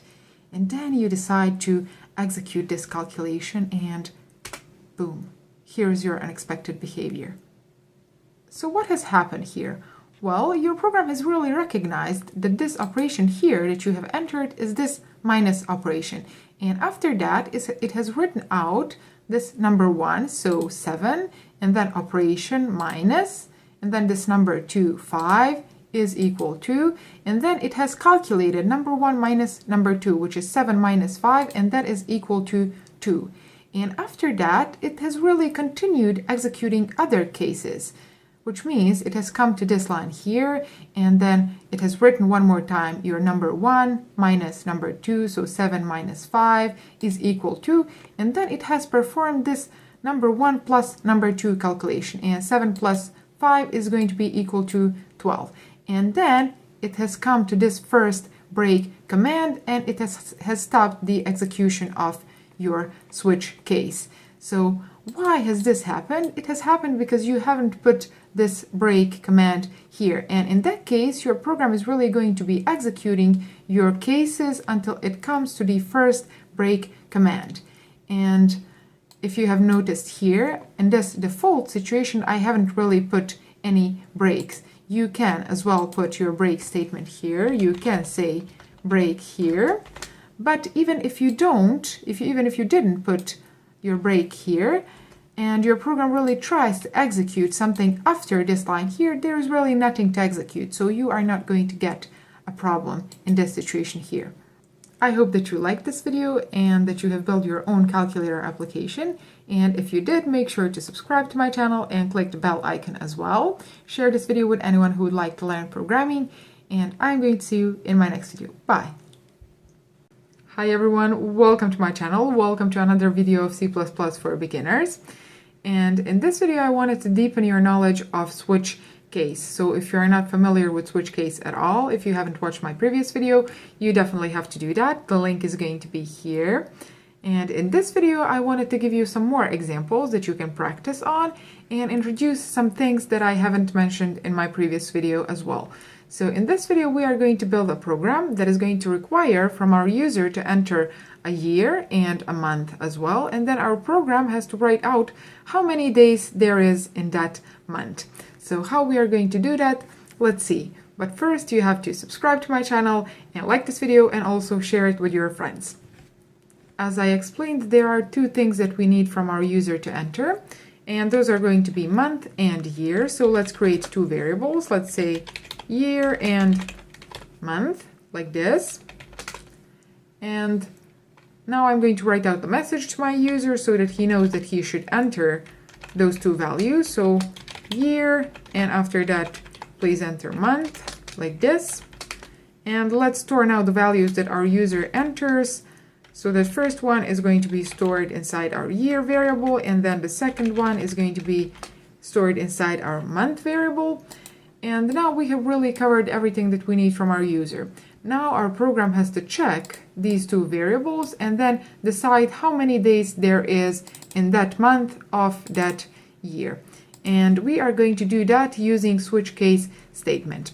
But there is one thing that I want to mention before we start write our switch case. And that is, you have to take in consideration that there are years that are leap years and that have one day more than the year that is not a leap year. and there is a rule for that. So I'm going to copy the rule that is going to help us to determine whether a year is a leap year or not. And that is this rule here. So any year that when modulated by 4 gives the result of 0, and at the same time that year modulated by 100 is not equal to 0, or a year, so that same year when modulated by 400 is going to give the result of 0. And this here is going to be a definition for our leap year, which means a year that has 366 days, or a February inside this year has 29 days. That's why we need this rule here. So now let's write out our switch case statement. And if you haven't watched my video on switch case statement, I am going to link it here one more time, because you really need to understand the switch case. And then you can come back to this video and deepen your knowledge on switch case. So switch, this is going to be the syntax of our switch case, but I'm going to delete this default syntax. We want to write it ourselves. So inside these parentheses here, I'm going to put the variable that we are going to switch through, and that is going to be our month variable, like this. So whichever value our user has entered for our month, we are going to cover all the potential values that our month can hold in our cases. So the first case that I want to cover is going to be the most specific one, and that is going to be our February, which means second month. So I'm going to say in the case that this month variable is equal to 2, which means that our user is requesting from us to determine how many days our February month has. We really, in this case, need to check whether that year is a leap year or not. And then if that year is a leap year, that means that our February has 29 days. And if not, which means if this condition here is not true, that means that our second month has 28 days. So I'm going to copy this expression here, this condition. And also, if you are not familiar with ternary operator, you have to watch that video, because in this video we are going to use that ternary operator. You can do it as well with if-else statement, but I want you to practice also this, because you are going to actually come across it in your programming career. So here I'm putting this condition for a leap year, and I'm going to say this question mark, and then I'm going to say if this here is true, you have to write out this line of code. So you have to write out cout, and if this condition here is true, that means that our year is a leap year, which means that our February, our second month, has 29 days. So let's say 29 days month, like this. Okay. And so that is in the situation where this here is true. And in the situation where this expression here results as false, I'm going to put here a column sign, and then I'm going to write out a different message, and that is going to be that this second month, in the case where a year is not a leap year, has actually 28 days. So after we have written this expression here, so this ternary operator, we have really written out how many days there is in our February month, and after each case I have to put break. So in this case as well, I'm going to put our break command after it. And with this example, with this case here, we have really covered our second month, which was the most specific one. Now we are left to cover the remaining months, which means ones that have 31 days and also ones that have 30 days. And here I'm going to show you something that I haven't shown you before. Let me scroll this code like this, maybe. Okay. And then there are some months that contain 30 days and some that contain 31 days. And the ones that contain 30 days are following. So I'm going to write out case like this. And then the first month that contains 30 days is going to be April, so fourth month. And then also our sixth month contains 30 days, and then also, let's see, 4th, 6th, 9th, and then November as well, like this. And here we have written out really all the months that contain 30 days. Okay, and now I'm going to, at the end, so at this case here, write out a message. Let me copy this, and I'm going to paste it, and I'm going to say 30 days month, like this. Okay, and I'm going to put break command here as well. So let me explain this part of code here, because we haven't seen this part of code here before. This break statement, what it does is when your program execution actually comes to this case here, it says, okay, my month is equal to 2, so I'm going to execute this part of code here. And then it comes to this break command. And this break command really breaks the execution of your switch, which means that when your program comes to the first break command, it is going to stop the execution of your switch there, which means that it is not going to check any more cases. And because of that, you can really here, so you can put more than 1 month. You can put all the months that have 30 days, like this. And then you can write out the same message and put one break command at the end. And how that is going to really behave inside your program, in the case where a user enters, for example, month 6, your program is going to check whether that month is equal to 2, and it's not going to be. Then it's going to check whether your month is equal to 4, not as well. And then it's going to come here and say, okay, this is 6th month that our user has entered. So please execute whatever code you find until you come to the first break. And that is going to be this here, which is empty, so nothing. And then this here, which is as well empty, so nothing.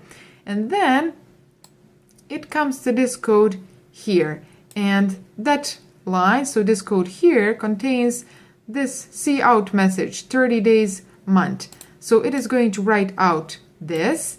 And then it really comes to this first break command, and it breaks your switch, which means that it is not going to check any other cases that come after this break. Okay, so in any case, whether your user enters month 4 or 6 or 9 or 11, your program is going to execute this line here and then break your switch.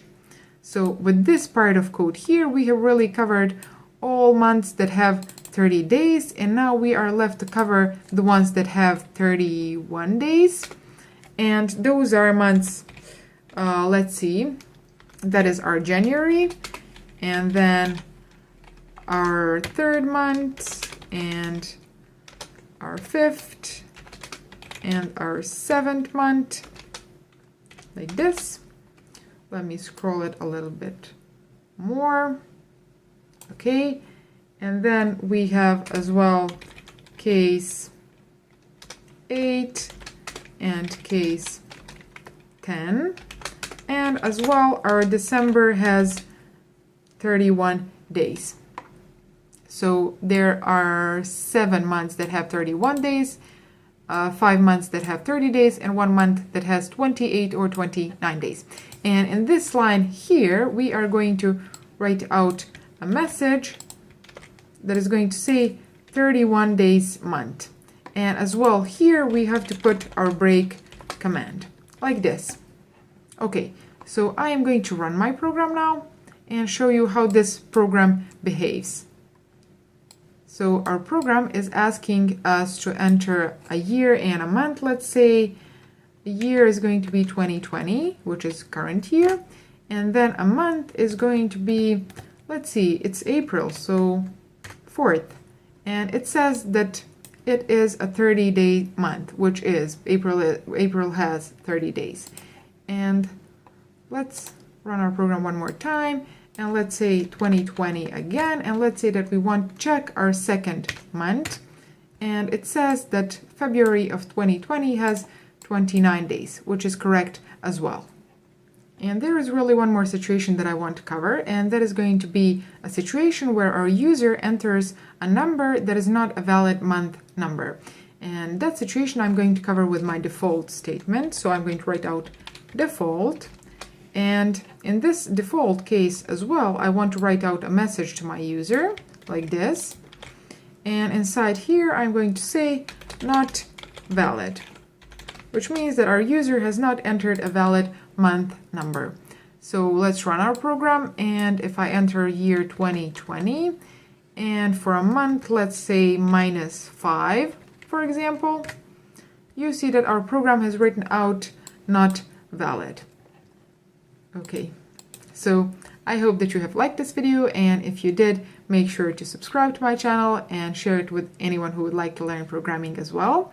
And today is May the 2nd. That's when I'm filming this video. I don't know when I'm going to publish it, probably in a couple of days. And currently we are a little bit over 900 people. So let's see how fast this channel can grow. Thanks for watching, and I'm going to see you in my next video. Bye. Hi everyone, welcome to my channel. Welcome to another video of C++ for beginners. And in this video I wanted to talk about loops, more specifically about while loop. So what are loops, what are they used for, how they are used? Well, loops are used when you want to execute a block of your code multiple times while a certain condition is true, which means you give a certain condition to your loop and you say you are going to execute this block of code while this condition here is true. So however many times it is necessary. And one thing that I want to mention before we start on our example is the following. So selection, sequencing, and iteration. Those three are three main building blocks of programming languages.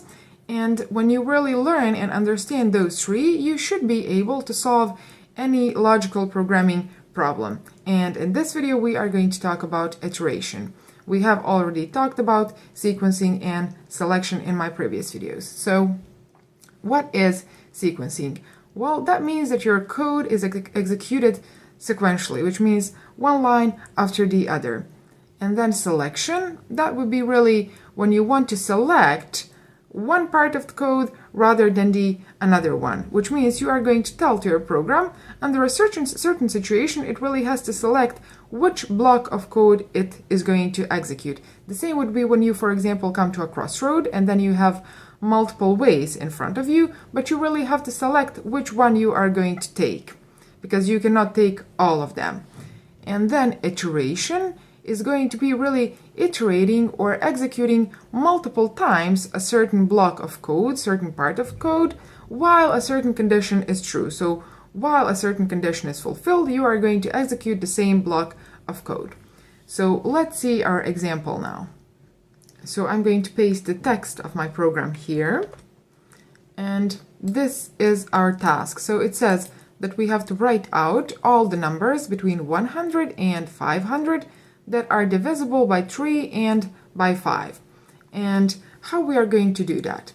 First, I want to explain you the algorithm, so how we are going to solve this problem, and then we are going to translate that algorithm into our code.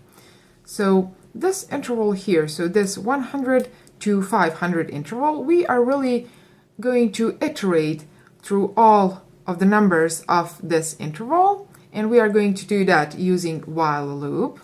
And then for each of those numbers, so for each value of our counter, we are going to check whether that counter value can be divided by 3 and by 5. And if yes, we will write out that value. If no, we are just going to continue to the next iteration. So as I already said, we are going to use while loop to solve this problem.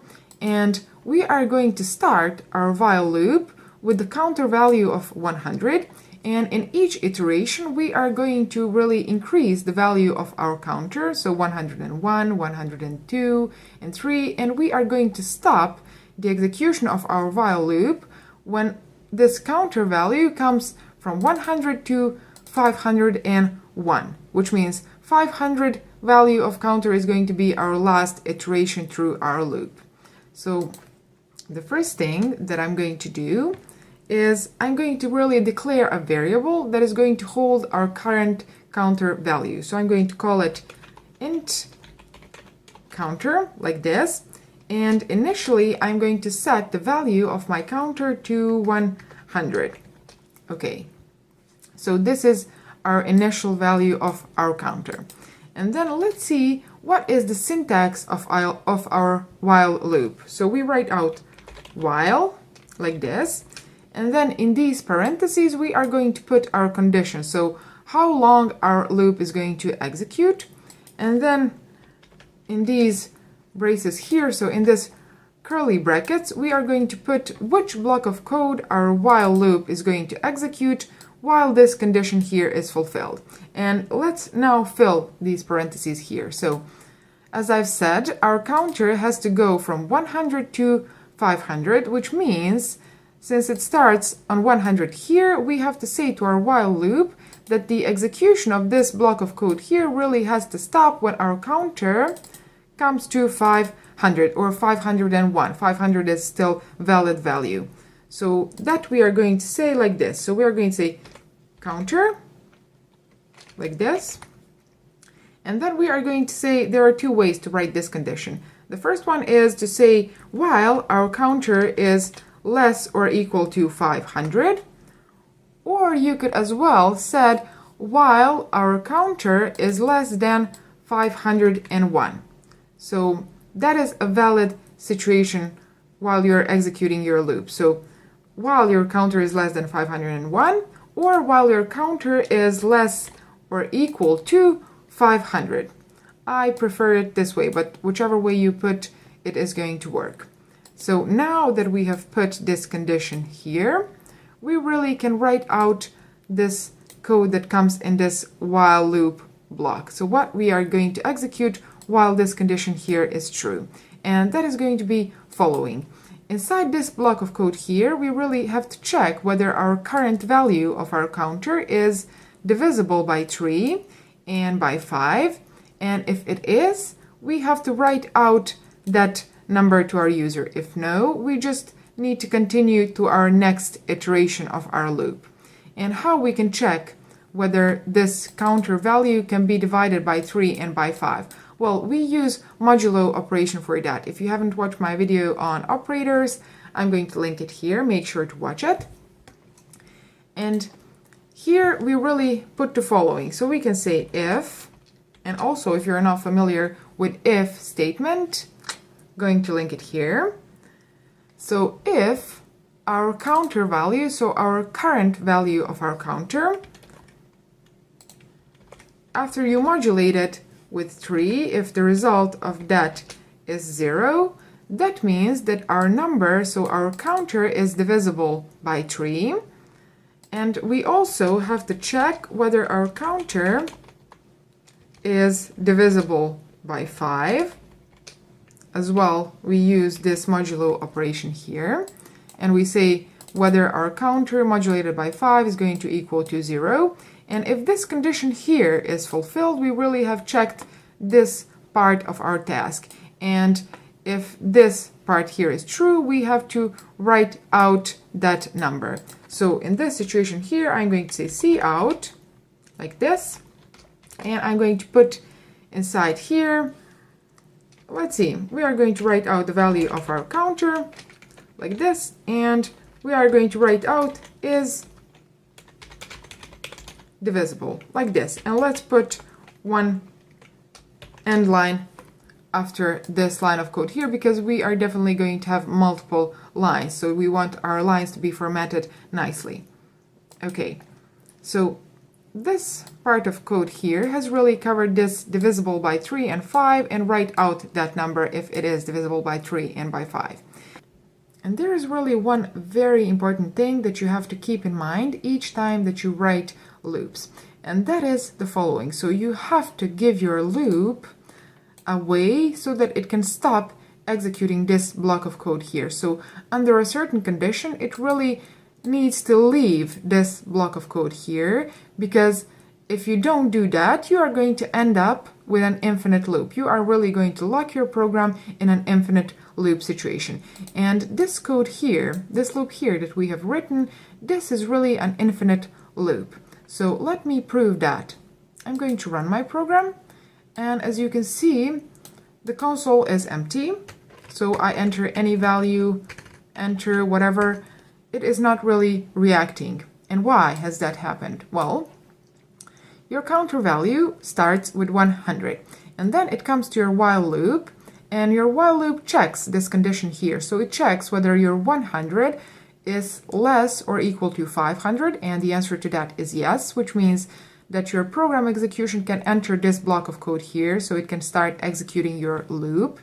And then it comes here, and it says, please check whether my counter, which is 100, is divisible by 3, and the answer is no. So this part of code here is not even going to be checked because of the nature of this AND operator. It really needs both of these operands to be true in order for this expression here to be true, because this here is not true, it's false. 100 is not divisible by 3.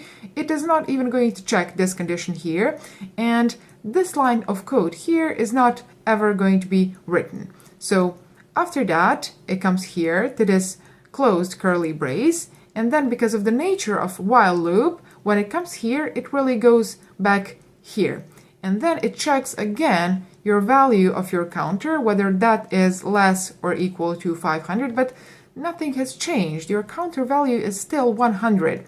And then it is going to enter again here, and then really repeat that process over and over again. And your program, because of that, is going to be locked inside an infinite loop. So let me prove that really, because here we have an empty console and you cannot see what is happening in the background. So I'm going to stop my program and I'm going to write out here, let's write out cout like this. And let's write out infinite loop. And if I run my program now, as you can see, your program has really entered in an infinite loop, and it is writing out this infinite loop text for infinite number of times. So as you can see, it says infinite loop. Okay, and this execution here is not really going to stop until your program's memory is full, and then it's going to crash. So whatever code indicates that you had some code here, it is not ever going to be executed. So I'm going to stop this here, and I'm going to delete this part of code here because we don't really need it. What we need is we need to put here a certain code that is going to help our loop to really stop the execution at a certain point. And the code that we need to put here is going to be really following. It's going to be counter plus plus, like this. What this code here is going to do, in each iteration, it is going to check whether this condition here is true. If yes, it is going to write out this part of code here. And then in each iteration, it is going to really increase the value of your counter by 1, which means in your first iteration, it's going to be 100. After that, it's going to be 101, 102, 103, and it is going to really go until it comes to 500. That is going to be the last iteration of your program. And then when it comes to 501, this condition here is not going to be true anymore. And then your loop is going to check really whether 501 is less or equal to 500. And the answer to that is not going to be no. So your program is going to really stop the execution of this loop and come here and then really stop your program. So if I run the program now, I'm going to prove that. Okay, so this has been executed very fast. And as you can see, this is the result of your program. It has really written out all the numbers that are divisible by 3 and by 5. And you can check all of these numbers using your calculator if you want. So with this expression here, with this counter plus plus, we have really both iterated through all the numbers between 100 and 500, because we check our counter value here. And then also we have really given a way to our loop to stop the execution of this block of code here when this counter value comes to 501. And this is the result of our program. Okay, so I hope that you have liked this video. Any questions that you have, write those in the comments down below and I'm going to answer those. Make sure to subscribe to my channel and share it with all your friends, anyone who would like to learn programming, and I'm going to see you in my next video. Bye. Hi everyone, welcome to my channel. Welcome to another video of C++ for beginners. Today I want to talk about while loop, and I have already made one video on this topic, and if you haven't watched that, I'm going to link it here, so make sure to do so. And why I'm making this video, because I really believe that watching one video and doing only one example is not going to be enough for you to really master a certain concept. It wasn't for me, it is not going to be for you as well, and that is completely okay. So we are going to show you how this while loop is used on one more example. And the program that I want to build today is going to be a program that has to count how many digits the number contains. So our user is going to enter a number, and then we are going to write a program that is going to count how many digits there are in that number. So let me copy the text of that program like this, and it says count digits of a number. So let's do the first thing that we know that we have to do and that we know how to do as well. So that is going to be write out a message to our user so that he enters that number, and then also allow him to enter that number. So I'm going to say cout, and then I'm going to say number like this, and then I'm going to allow my user to enter that number. Before I can enter it, I have to really declare a variable that is going to hold that number. So here I'm going to say int number like this, and then here, after we have written out this message to our user, we are going to say cin number like this. So after our user has entered his number, we really have stored it in our number variable, and now we are going to write out the program that is going to count the number of digits of this number here. So let's first see one specific situation that can happen, and that is going to be when our user enters number 0. So this number holds a value of 0. And in that situation, I'm just going to write out a condition. So I'm going to say if my number, like this, is equal to 0, in that situation, please just write out a message to my user like this: you have entered 0. Okay, like this. And I don't need semicolon here. This looks better. So this here is a situation where our user has entered number 0. And in that case, we just want to write out that he has entered 0. And now we are left with the main problem of this task, and that is to count the digits of the number that our user has entered. And that part I'm going to put in my else block, like this. And if you are not familiar with if-else statements, make sure to watch that video. It's going to be linked here. So here in this else block, I want to write the program that is going to count the digits of a number, which is not 0 definitely, because if we come here, then our number is definitely not 0. So how we are going to do that? Well, let me show you the algorithm on an example. Let's say that our user is going to enter a number 1325, for example. That is the number that our user enters. So how we are going to count the digits of this number? Well, first we are going to have a variable that is going to be called counter, like this. And initially we are going to set the value of that counter to 0. So that is initial count of our digits of number. And then we are going to use while loop to iterate through all the digits of this number. And in each iteration, we are going to do following. So we are going to come here, and then we are going to say, okay, take this last digit of my number and really remove it. I don't need it. And as well increase the number that my counter is holding. So increase the number of digits because we have removed one digit. And then in the next iteration, we are coming here and we are as well saying, okay, so take that last digit and increase my counter like this. And then in the next iteration, take the last digit, increase counter, and in the next as well. Take last digit, increase counter, and then when we come next time, we really have nothing more to count. So there are no more digits left. Our number at this situation here is going to be equal to 0. And then we are going to know that there is nothing else to count. And then we are really going to leave our while loop, and we are going to write out the value that our counter variable is holding, which is at this situation 4. So let me show you how we can do that in our code. So I'm going to delete this part here. We don't need it anymore. And then here I'm going to write out the following.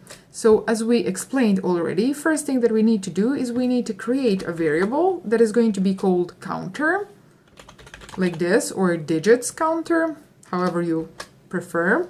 And that variable, I'm going to assign a value of 0 initially. And after we have created this variable here, now we need our while loop. So while, like this, and then inside these parentheses here, we really write out a condition that our while loop is going to check each time that it wants to run, each time that it wants to iterate. And that condition here is really going to be, please check whether my number is greater than 0. Okay, so in any case where our number is greater than 0, our while loop is going to execute this block of code that I put inside these parentheses. And what we are going to put inside these parentheses, well, as we already explained previously, first thing that we need to do is we need to say number is equal to number divided by 10. And what this line of code is going to do, well, let me show you that on an example. Let's say that our number, so our number holds the value of 1, 2, 3, like this. And this line here really says the following. It says, please do this expression here, so calculate it, and whatever this expression here results in, assign that to my number variable. And 1, 2, 3, so 123 divided by 10, because this here is whole number, so it's integer, and this here is whole number as well.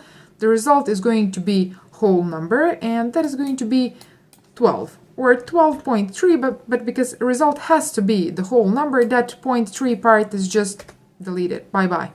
So then this 12 in this situation is going to be assigned to our number variable. Okay, so that means that this number divided by 10 is really going to take away that last digit, which we have previously explained. So I'm going to delete this part here. Okay, and this line of code, there is really one more way to write this. So write the same thing. So I'm going to comment this here, and I'm going to write out number divided equal, so number r, like this, 10. Okay, so this line of code here and this line of code here are exactly the same. This is just a shorter way to write this here, and this looks prettier to me, but you can leave whichever of these two you prefer. Okay, so after we have taken the last digit from our number, what we are left to do is to increase our counter variable by 1. So we can do that using our increment operator here. So this part of code has really, in each iteration, taken away 1 digit and then increased counter variable. So what we should do now, after our while loop finishes, we should really write out how many digits our number contained. So we are going to write out count number contains, like this, and then let's write out the value that our counter variable is holding, like this. What is this? Oh, it says count instead of cout. Okay, and then let's write out just digits, like this. Okay, so our number contains whatever our counter variable is holding, digits. So now I can really run my program, and let's do that. So it asks us to enter a number. Let's enter number 1, 2, 3, for example. and it says that our number contains 3 digits, which is correct. So let's very quickly explain one more time how this has happened. So I'm going to stop my program, and I'm going to say here that our user has entered number, let's say 123. So our program in this situation comes here to our while loop, and it says please check whether the number that our user has entered is greater than 0, and that number is 123, so 123, which is greater than 0. So then our program can really start executing this while loop. So it enters here, and then it comes to the first line of this while loop, and it says please do this expression here. And this expression here really just takes the last digit of our number away, and that is going to be 3, so we are going to take that away.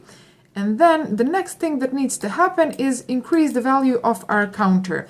Since previously the value of our counter was 0, now the value is going to be increased by 1, so that is going to be 1. And after that, our program comes here, and because of the nature of the while loop, it goes back here.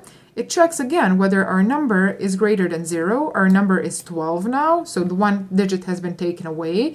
So that is still greater than 0. So then our number really comes here, and then does this line of code again. So it says again, please take away 1 digit from my number. So then it takes away this 2 part. And then it comes here. It says, now increase my counter because you have taken away 1 digit, and that is going to be 2 now. After that, our program comes here and then goes back here, checks whether our number, so whether our 1 is greater than 0. It says yes, and then it comes here and it says, please divide my number by 10, so take away that 1 digit. So that 1 digit is taken away, and we are left with 0, and then our counter is increased by 1, and then we are really going to come here again, and then our program goes back and says, please check whether my number, so whether 0 is greater than 0. And then our program says, no, it is not. So our while loop is not executed anymore. And then it comes here instead, and it writes out that our number contains 3 digits. And there is one more situation that I want to show you, and that is going to be what is going to happen in a situation where our user decides to enter a negative number. So let's run our program and let's see how our program is going to behave in that situation. So now I'm going to enter a number of -335, for example. And you see that our program writes out that our number contains 0 digits. Why has that happened? Because our program has come here, so it has increased our counter. It has actually assigned our counter a value of 0, and then it has come here and it has really tried to check whether our number is greater than 0, but because our number is -335, that is not greater than 0, so our program then really is not going to execute this block here, but it's just going to go here directly. So then it's going to write out that our number contains, and the value that it has assigned to our counter here, which is 0. So our number contains 0 digits, and that's the message that you see here. So that is the explanation of this behavior, and we need to solve that now. How we are going to solve that? Well, it's pretty simple. So here, when we come to this else block, in this situation, in this 14th line of code, we are really sure that our number is not equal to 0 because we have checked that here. But here we really don't know whether our number is less than 0 or greater than 0. So here we really have to check whether our number is less than 0, and if it is, we really need to get the absolute value of our number, which means if it is negative, we have to convert it to the positive number. So here I'm going to write out the following condition. So I'm going to say, please check if my number is less than 0, like this. And then if this here results as true, I'm going to write out here a way for my program to convert this number, in case that it is negative, into a positive number. And how we can do that? Well, we can really multiply that number by -1. So we can say number is equal to -1 times number, like this. Okay, so now if I run my program, And if I enter value of minus 236, for example, our program now writes out that our number contains three digits, which is correct. So how has this happened? Our program has come here. It has really checked that our number is less than 0, and then it has come here and it has said, please do this expression here, and then assign that to my number. So minus 1 times minus 236, those minuses are going to really convert into plus sign, and then 1 times 236 is going to be 236. And after that, we are going to do the same logic here. So we are going to write out that our number contains 3 digits, which is correct answer. Okay, so that is the one situation that I wanted to explain, and there is also another situation that I want to explain to you, and that is what is going to happen in the following situation here. So let's see. Let me enter a number that is very, very, very large. I cannot even read this number here. So how our program is going to behave in this situation here? Write it in the comments down below, please, before I execute this here. And now if I press enter, what is going to happen? Well, our program has glitched a little bit, and after that it has written out that our number contains 10 digits. But this is definitely more than 10. Why has this happened? If you are not familiar with data types and overflow and concepts that I have already talked about in one of my videos, I am going to link that video here, so make sure to watch that video. And now I'm very quickly going to explain what has happened here, but make sure to watch that video. So when we have entered this number here, let me stop this program and let me put a breakpoint here, and now I'm going to run my program. And what this breakpoint is going to do, it's really going to stop the execution of my program at this line here. And we haven't talked about breakpoints or debugging programs previously, but if you want me to include that in one of my next videos, make sure to write it in the comments down below, because I really believe that it is important for you to see how your program is executed line by line, so to be able to follow it. And in that way you can really discover any bugs and any situations that are tricky and that are happening inside your program, so you can see and control that better. So I have put here a breakpoint, and let's now enter a number that is going to be a very large number. Okay, so if I press enter now, you see that my program has really stopped the execution here on this line here. So after I have entered my number, and then even though I have entered a number that is pretty large, let's hover over this number variable. You can see that it is holding a value of 2,147,000,000 and something. So this value here is definitely not equal to this value here. But because our program has really gotten the value that is much larger than the maximum value that our int variable can hold, it has really assigned the maximum amount that our int can hold to our number variable. So that is what has happened in this program. And if I click continue now, you can see that our program writes out that our number contains 10 digits, because it really was holding a 10-digit number. So that is the maximum amount that our int type can hold. Okay, so that is the last situation that I wanted to explain to you, and I hope that you like this video, and if you have learned something new, make sure to subscribe to my channel, share it with all your friends, anyone who would like to learn programming. Thanks for watching, and I'm going to see you in my next video. Bye. Hi everyone, welcome to my channel. Welcome to another video of C++ for beginners. And first things first, make sure to subscribe to my channel and hit that bell icon as well, and share this video with everyone. It really helps me to reach a lot more people. And in this video, I want to show you how you can reverse a number. So your user is going to enter a number, and what we want to do is we want to write out that number in reverse. So reverse the order of the digits of that number.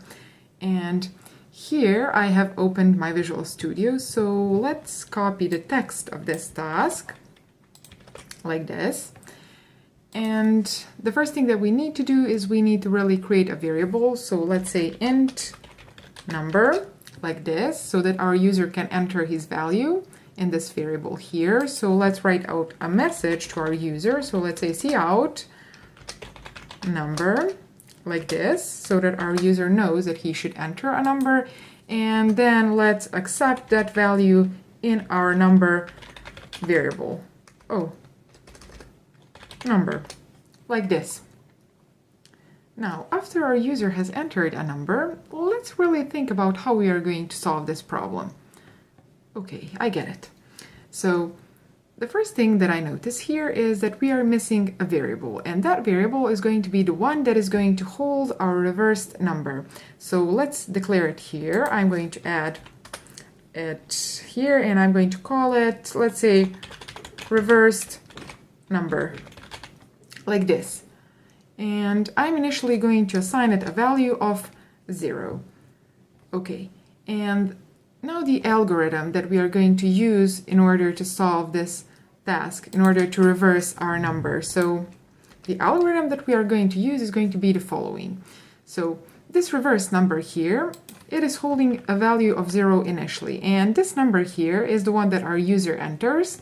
So let's say, for example, that our user enters a value of 123, like this, so 123. So how we are going to reverse this number here? The algorithm is going to be following. So we are going to iterate through this number here. So all the digits of this number here, we are going to go through those. And in each iteration, we are going to do the following. So the first thing is we are going to say, please take this reverse number and multiply it by 10. So 0 times 10 is going to stay 0.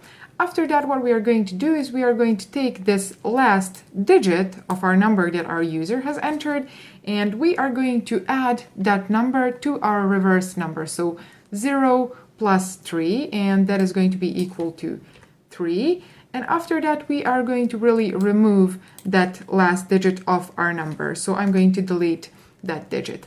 And then in our next iteration, what we are going to do is the same thing. So we are taking this reverse number, we are going to multiply it by 10. So I'm going to say 3 times 10, that is going to be equal to 30.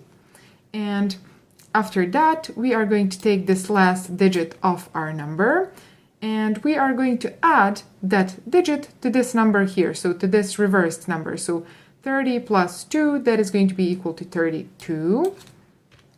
And then we can really remove this last digit here. So I'm going to delete it. After that, we are going to the third iteration, and we are doing the same thing. So we are taking this reversed number, multiplying it by 10. So 32 times 10 is going to be equal to 320. And then we are taking the last digit of our number. This is this one here. And we have to add that digit to our reversed number. So 320 plus 1 is going to be equal to 321. And after that, as we did before, we can really remove this digit here. And then in my next iteration, we are going to come here again, and our loop is really going to see that there is nothing else left to iterate through. So there are no more digits. And then it is really going to leave that loop. And at that moment, we are really going to have our reversed number. So 321, that is reversed number from the one that our user has initially entered. So let's now translate this algorithm into our code. So the loop that we are going to use in order to solve this problem here is going to be while loop. So I'm going to write while, and then in these parentheses here, I'm going to really give it an expression that is going to check each time that it wants to run an iteration. And what we are going to iterate through are the digits of this number here, so the number that our user has entered. So I'm going to say, please iterate through this part here, so execute this block of code here, which is currently empty, while our number, so number, where is it, is different than 0, like this. Okay. And inside here, we are going to write out the algorithm that I just explained. And the first step of that algorithm was really multiplying our reversed number by 10. So I'm going to say reversed number is equal to reversed number times 10, like this. Okay, and the shorter way to write this expression here is going to be like this. So you can really take this part here, delete it, and say it like this. It is going to do absolutely the same thing. So it is going to really multiply our reversed number by 10, and then whatever that results in, it is going to assign that back to our reversed number. So that was the first step. The second step in order to reverse our number is going to be really to take the last digit of this number that our user has entered. So how can we do that? We can do that by modulating this number here by 10. So I'm going to declare a variable. Let's call it last digit, like this. And as we already said, we can get that last digit if we modulate this number here. Where is it? So this number that our user has entered by 10, okay. That is going to give us the last digit of this number here. And then what we really want to do is we really want to add that last digit to our reversed number. That was one part of this algorithm. So the next step. So I'm going to say reversed number plus equal to last digit, like this. Or you can write it a longer way, but this way I prefer to write it this way. But you can as well say reverse number is equal to reverse number plus last digit. And after we have added that last digit to our reverse number, there is one more step left to do, and that is to really take that last digit from our number. And how we can do that? Well, we can really do that by dividing our number by 10. So you can say number is equal to number divided by 10, or number divided equal to 10, whichever way you prefer. Okay, so this is really the algorithm that we explained, and this step here you can really write out the shorter way if you want. So you can say, for example, reverse number plus equal to number modulated by 10, like this. So you can make your code a bit more readable if you prefer it this way, or you can leave this part here and then really add your last digit to your reversed number. So now that we have done this algorithm here, let's write out our reversed number and see what we have done. So I'm going to write out cout, and I'm going to say reversed, like this, okay. And I'm going to write out our reversed number. Okay, let me delete these empty spaces, and if I run my program now, it asks us to enter a number. So let's enter number 1, 2, 3, and now if I press enter, you can see that our program has really reversed this number here. So let's quickly one more time explain how this has happened. So our while loop has really iterated through this number here, so that in each iteration it is going to do the following. So it is going to take our reverse number, and initially that reverse number is equal to 0, so it is going to multiply that by 10, so it stays 0, and after that is going to take that reverse number and add it the last digit of our number that our user has entered. So that is going to be in a first iteration number 3. So our reverse number in that case becomes 3. So 0 plus 3 is equal to 3. And after that, we are going to really take that last digit from our number that our user has entered. So it has taken this 3 part away. And then in the second iteration that's coming here, it is going to check again whether our number is not equal to 0. And our number is going to be 12 in that situation, so that is not equal to 0. So it enters here again. It executes this block of code here. So it says again, please multiply my reverse number by 10 and assign that again to my reverse number. So our reverse number was 3, and if you multiply by 10, if you multiply 3 by 10, you're going to get 30. After that, it is taking the last digit of the number that our user has entered, which is 2 now, because 3 we have taken away in our previous iteration. So it is going to add that 2 to my reversed number. So reverse number is going to become 32 now. And then it is really going to take that last digit from our number away. It is going to divide it by 10. So now we are left with number 1, and our reverse number is equal to 32.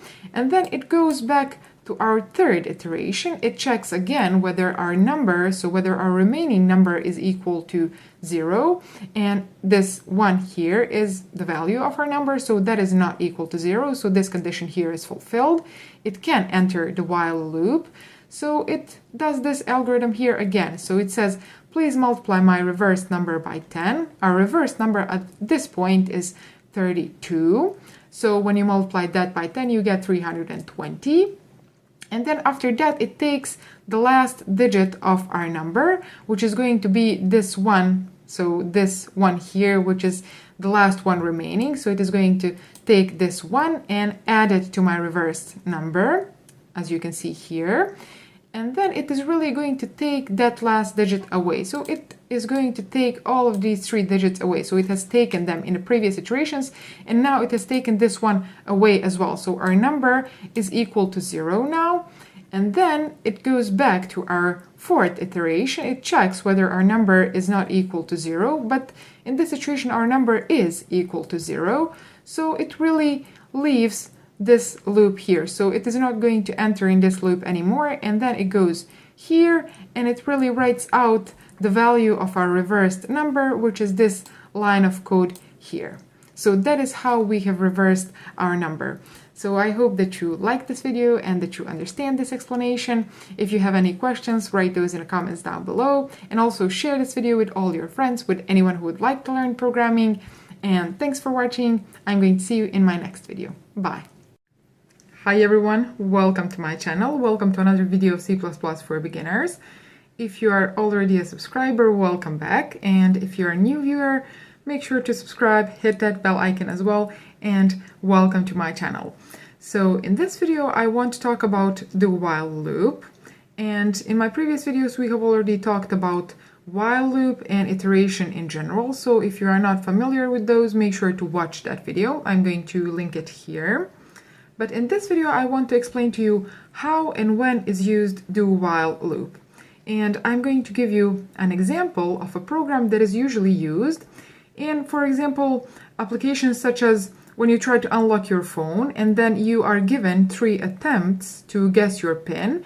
And if you guess it correctly, then you can proceed loading your phone's applications further. Or for example, if you want to unlock your credit card, so you put your credit card in ATM and then it gives you 3 attempts to unlock your credit card. If you guess your PIN correctly, you can proceed further. But if you fail, so if you don't guess your PIN correctly in those 3 attempts, your account gets blocked. So that is the application that we are going to make today. And for that, we are going to use do while loop. So there are 3 things that we need, actually 3 variables. So I'm going to declare those 3 here. The first one is going to be our, let's say, the PIN of our user. So let's call it user's PIN, like this, which is going to be really the correct PIN, the one that you want to guess. So I'm going to put here, let's say 1, 2, 3, 4. That is going to be our user's PIN. After that, we need another variable, which is going to be really the PIN that our user enters. So let's call that variable just PIN. Okay, like this. And then the third variable that we need is going to be really counter of our errors. So the counter of the attempts and errors that our user has made. So I'm going to call that variable error counter, like this, and let's set that value initially to 0. Okay, and the next thing that we need to do is we really need to give our user 3 attempts in order to guess this PIN here. And if he guesses it correctly in those 3 attempts, we are going to write out that the application can be loaded further. So we are going to write out application is loading or something like that. But in the case that our user does not guess this pin here, so this pin here correctly, we are going to really write out that the application or credit card, whatever, has been blocked. And how we are going to do that? So we are going to use do while loop. So I'm going to write out do like this. And then here I'm going to put while, because that is the syntax of our do while loop. Okay, and here you need semicolon, because if you don't put it, you are going to get a syntactic error. Now here we put the block of code that we want to execute in each iteration, and here we put the condition that we want to check each time that this code here is executed. We come here and then we check that condition, and if this condition here that we put is correct, we are going to go again here and do one more iteration, and then again check, and then do one more iteration, and we are going to repeat that until this condition that we put here is no longer true. When this condition here, when it becomes false, we are going to leave our do while loop. Okay, so what do we want to enter? So what do we want actually to do in this block of code here? We really want to write out a message to our user so that he knows that he should enter a pin, and then we want to really accept that pin that our user enters in this variable here. So let's do that first. I'm going to write out cout like this, and then let's just write out pin like this. And let's accept the value that our user has entered in our pin variable like this. Okay.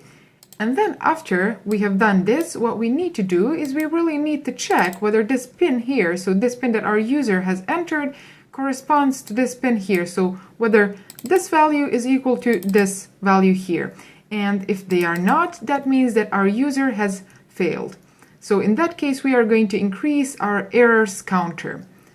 So I'm going to put here if pin is not equal to user's pin like this. What we want to do is we want to really increase our errors counter variable like this. Okay, and this code here, so we want to give the attempt to our user so that he can enter a pin, and then we want to check whether that pin is correct 3 times, or until this pin here and this pin here are the same. So until they are equal, or until our user has used all of these 3 attempts that we have given to him. Okay, so here I'm going to really put that condition. So here inside these parentheses, I'm going to write out, please do this block of code here while our, let's say, while our errors counter is less than 3, like this, and then also at the same time while our pin is not equal to user's pin, like this, which means that this block of code here is going to be executed while our user has not used all of these 3 attempts that we have given to him, and while this pin here, so this pin here and this pin here are not equal. In a situation where this here results as false, we are going to come here, and after that, when we come here, we really want to check whether we have left this do while loop here because our errors counter has reached 3, or because these 2 were the same.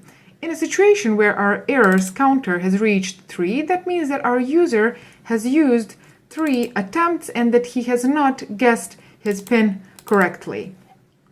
So I'm going to put here if our errors counter is less than 3, like this, and this condition here really means that this do while loop has been left in a situation where our user has not used all of these 3 attempts that we have given to him. That means that this while condition has really failed on this part here. So that means that our user has entered 1, 2, 3, 4 as pin, and in that situation 1, 2, 3, 4 is not equal to 1, 2, 3, 4. That results as false.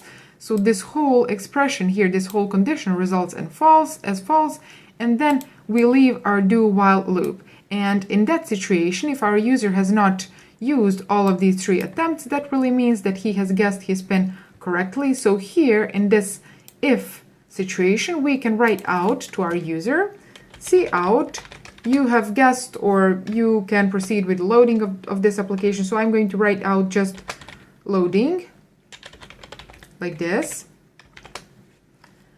But in a situation where our while loop has been left because this errors counter is greater than 3, actually it is going to be equal to 3, that means that our user has failed in guessing his PIN 3 times, and that means probably that he's not trying to unlock his phone or his credit card. So in that situation, we are really going to block that account. So we can say else cout blocked, like this. Okay, and I'm going to put one more here, like this. So this is going to be a program that we really use to allow our user to enter 3 attempts of his PIN, and in a situation where he guesses that PIN correctly in those 3 attempts, we are going to write out to our user that he has successfully unlocked his phone, for example, and we can proceed with loading of applications. But in a situation where he really uses all of those 3 attempts and fails to guess his PIN, we can write out that the application is blocked. Oh, blocked. Now it's okay. So let me run this program, and let's try to use 3 attempts. So I'm going to say that my first attempt is going to be, for example, 1111, like this. So it says you have not guessed correctly, please enter your PIN again. This is what it means. After that, I'm going to try, for example, 2222. It tries to prompt me to enter my PIN again because I have failed previously. And let's say that my third attempt is going to be 3333, like this. And then it has written out a message that my account has been blocked because I have missed 3 times. Okay, so that is one scenario, and the other scenario is going to be really where we guess, the one where we guess our PIN correctly. So let's say that our first attempt is going to be 1111 again, and after that we really remember what is the correct PIN, and we enter 1234, like this. And then if I press enter, it says really you are loading, you can load your application now, or the further loading of your application is going to begin now, because we have guessed the correct PIN. So let me very quickly explain one more time how has this happened. So this code here, when we come to this do while loop, the first thing that is executed is this line here. So it says please enter your PIN, and then after your user enters the PIN, your program really checks whether that PIN is equal to user's PIN, so the previous PIN, the one that he needs to guess. And if those 2 are not equal, that means that your user has not guessed correctly, and then you want to increase your errors counter, so the number of attempts that your user has used and failed actually in using. So we increase in our first iteration that errors counter to 1, so from 0 to 1, and then we come here, and then our loop really checks whether that errors counter is less than 3, so 1 is less than 3, that is true. And also it checks whether that PIN here is not equal to the PIN that we need to guess. And in this situation, it is not equal. So it also, this whole expression results as true, and it now can go here again. So it prompts you again to enter the PIN. So you can enter the PIN now. And in this situation, we entered 2222, for example. And then it guesses, it checks again. So it checks whether PIN that you have entered, so 2222, is not equal to 1234. Those 2 are not equal, so it increases the errors counter once more, and it becomes 2 now. Then you go here, and then it says, okay, please check whether my user has used all of these 3 attempts. It says that your errors counter is still less than 3. So you have used only 2 attempts so far. And then this condition here results as true because you have entered 2222, and that is not equal to your PIN, so 1, 2, 3, 4. And then it goes back here, tries to prompt you one more time to enter your PIN. And then if you fail this time, it increases your errors counter to 3, like this, and then it goes here and it checks whether your errors counter is less than 3. Your errors counter in this situation is has become 3, so this condition here results as false, and your do while loop actually is now broken, so you are not going to continue the execution of your do while loop, but you come here and then it checks whether errors counter is less than 3, because this here fails, because this here results as false. You are presented with this message here, so blocked. Your phone, your account has been blocked. Okay, and in a situation where your user guesses correctly, that errors counter is going to be less than 3, and you are going to be presented with a message of loading. And there is one important thing that I want to mention, and that is really the difference between while loop and do while loop. In do while loop, you first do, so you first execute this block of code here, and then you check the condition. And then if that condition results as true, you go back and you again do this block of code here. And then you check, and then you do. But in a situation of while loop, you first check the condition, and then if that condition results as true, then you can really proceed with executing your block of code that comes after your while.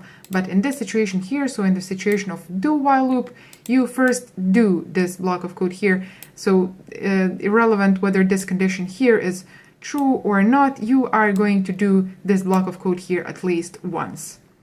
I hope that you liked this video. If you did, make sure to subscribe to my channel and click that bell icon as well. And also, if you want me to post more videos like this, make sure to like this video, because then I will know that you liked it. And, well, that's all. I'm going to see you in my next video. Bye! Hi everyone, welcome to my channel. Welcome to another video of C++ for beginners. In this video, I want to talk about for loops, but before we start, make sure to subscribe to my channel and hit that bell icon as well. Okay, so what I'm going to explain today, I want to explain to you how for loop works, and I'm going to explain that on a simple example, which is calculating the factorial of a number. So let me copy the text of our task here, like this, and I'm going to comment it out. So what is the factorial of a number? Factorial of a number is usually defined as a product of all numbers between 1 and that number that you want to calculate the factorial of. That means, for example, if your user enters number 6, let's say, and you want to calculate the factorial of number 6, you are going to do that in a following way. So 1 multiplied by 2, multiplied by 3, 4, 5, and 6, okay? And then this here is going to result in 720, so this 720 is really going to be the result of your factorial of 6. And this example here is what we want to really translate in our program. So we want our user to enter a number, and then we want to calculate the factorial of that number and write that result out to our user.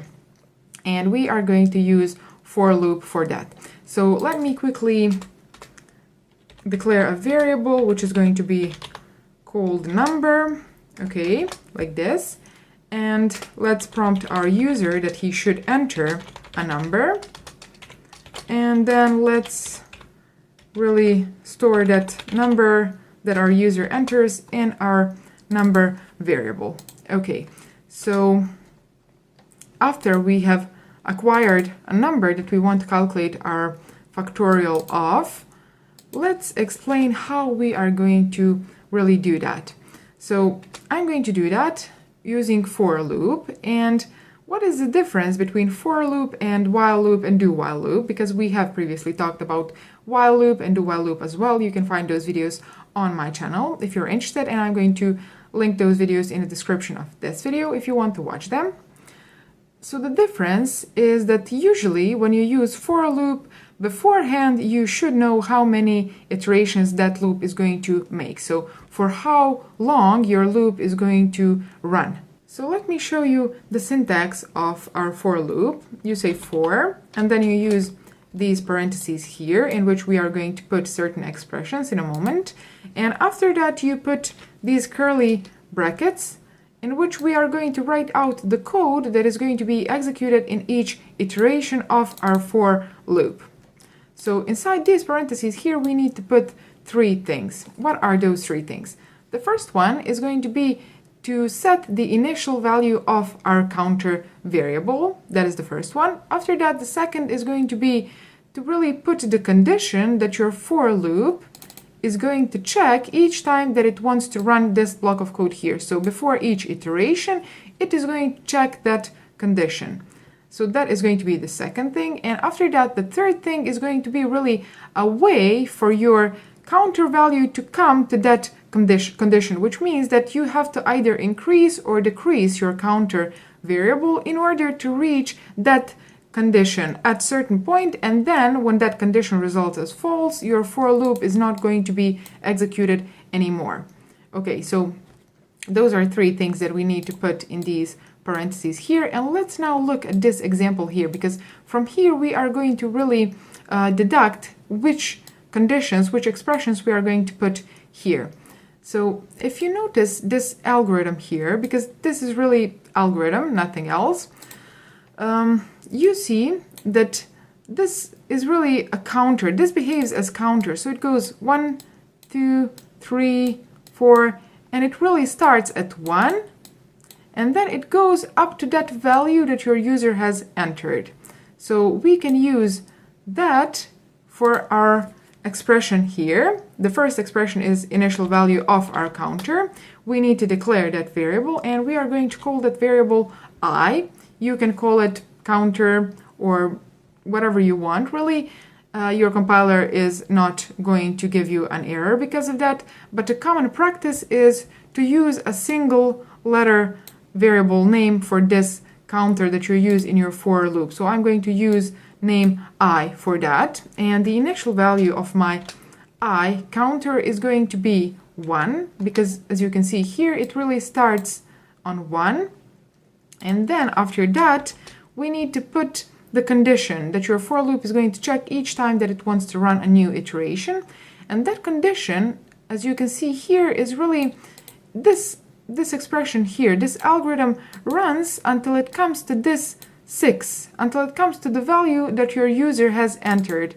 So we are going to put that here. We are going to say, please run this block of code here until my I is less or equal to number, like this, so whichever number our user enters. And then the third thing is going to be really to give our loop a way to reach this condition here at some point, which means to make this condition here false and then leave our for loop. And again, we look here and you can see that your counter is really increasing in each iteration by 1.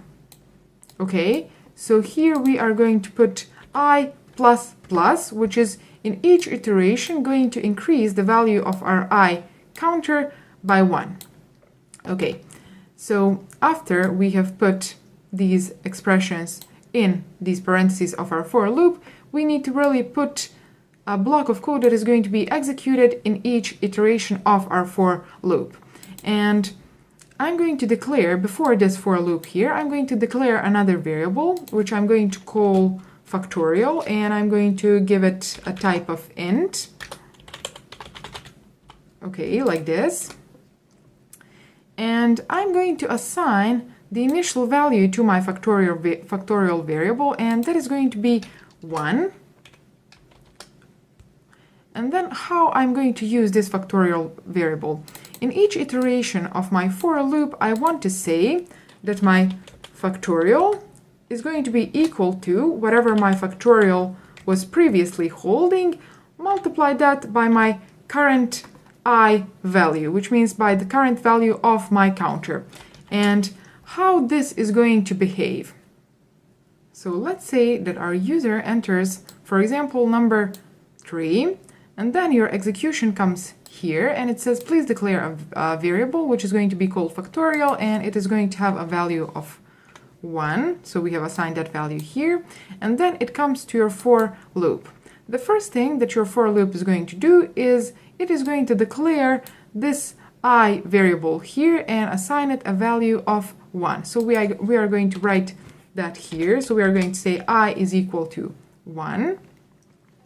And then it really goes here and checks this condition here before it determines whether it's going to run this block of code here or not. So if this here results as true, it is going to run this block of code here, and if not, it is going to leave your for loop. So is your I less or equal to the number that your user has entered? So your I is going to be 1, and then that is less or equal to 3. So your for loop is going to execute this block of code here, which means that it is going to come here and say factorial multiplied by 1, which is going to be 1 multiplied by 1, and that is going to result as 1. And it is going to assign the result of this here to your factorial variable, which is going to stay 1.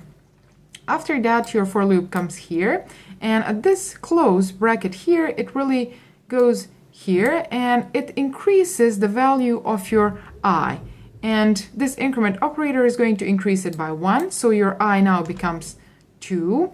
And then after that, it goes back here and checks this condition here. So it says, please check whether my 2 is less or equal to the number that your user has entered. So 2 is less or equal to 3. So it is going to run this block of code here again. And then it is going to do following. So it is going to say, please multiply my factorial value, so the previous value that my factorial was holding, which is 1, by the current value of my I, which is 1 multiplied by 2. That is going to result as 2, and that is going to be assigned to your factorial variable. So we assign 2 here, okay? And then it goes back to these close brackets, and then it goes here, increases the value of your I again. So your I now is 3, and then it really checks this condition here. So whether 3 is less or equal to 3, the result of that is going to be yes. So it is going to do this expression here again. So the current value of your factorial, which is going to be 2, multiplied by the current value of your counter variable, which is going to be 3. So 2 multiplied by 3, that is going to be 6, and that is going to be assigned to your factorial variable. After that, it goes here, and then it really increases again the value of your I variable, so of the counter that you are using in your for loop, and that value becomes 4 now. After that, it is going to try to check this expression here, so this condition here, and 4 is not less or equal to 3, so your for loop is not going to execute anymore, and then your execution comes here, and at this line of code here, it has the value of 6 in your factorial variable, which means that we are left only with the need to write out this to our user. So we need to say, let's say it like this, number, okay, and then let's say factorial of that number is going to be equal to, and then let's write out the result. So the result we are holding in our factorial variable like this. So this should really write out the result of this here. So the factorial of this number that our user has entered. And if I run my program, you can see that it asks us to enter a number. I'm going to say, let's say for example 3. And then if I press enter, it is going to give us the result of 6, which is the correct result, the one that we previously got. Let's run it one more time, just to check this number here. So I'm going to say, please give me a factorial of 6, and it calculates that the factorial of 6 is 720, as we did before. So this is going to be really one way of writing this for loop for this current example. So for calculating factorial, I want to show you another way how you can do exactly the same thing. So I'm going to really comment this part of code here. So I'm going to say comment this block of code here. And then there is another way to write these parentheses here. So as you can see, this example here is what we have used in order to write these expressions inside these parentheses. But there is really one more way to calculate your factorial, and that is going to be to start at this maximum value, which means 6 factorial is equal to 6 multiplied by 5, by 4, 3, 2, 1, and that is going to be equal to 720. So now you start your counter at this maximum value, so this number that your user has entered, and then you really decrease the value of your counter, and you go until your counter value comes to 1, and that is the condition when you stop. So your 1 value of a counter is going to be the last iteration through your for loop. So now we are going to write out, we are going to really write our for loop using this algorithm here. So we are going to say for, and then also put these parentheses, which we are going to use for the block of code that we want to run through in each iteration. And in these parentheses here, I'm going to set the initial value of my counter. That is going to be I is equal to, and as you can see here, our I starts at 6. So I'm going to put here 6, which means a number that our user has entered. In this current situation, it is 6. But since we want to calculate the factorial of whichever number our user decides to enter, I'm going to use that variable here. Okay, and then the condition that your for loop is going to check each time that it wants to make a new iteration, and that is going to be, please run this block of code here until my I is greater than or equal to 1. Okay, and then the last thing that we need to put here is going to be really a way for our for loop to stop at a certain point. And if you look at this example here, you see that your counter is decreasing by 1 in each iteration. So we are going to put that here. We are going to say I minus minus, which means use this decrement operator on our I variable. And then we are going to really use the same expression here. Okay. And this is going to give us the exactly the same result as this code here did. So if I run my program, you can see that it asks number again. So if I enter number 6, for example, it is going to give us 720, as this code here did as well. So let's repeat one more time. There are 3 things that you need to put in these parentheses here in order to set up your for loop. And the first one of those 3 is going to be to set the initial value of your I variable, which means the initial value of your counter.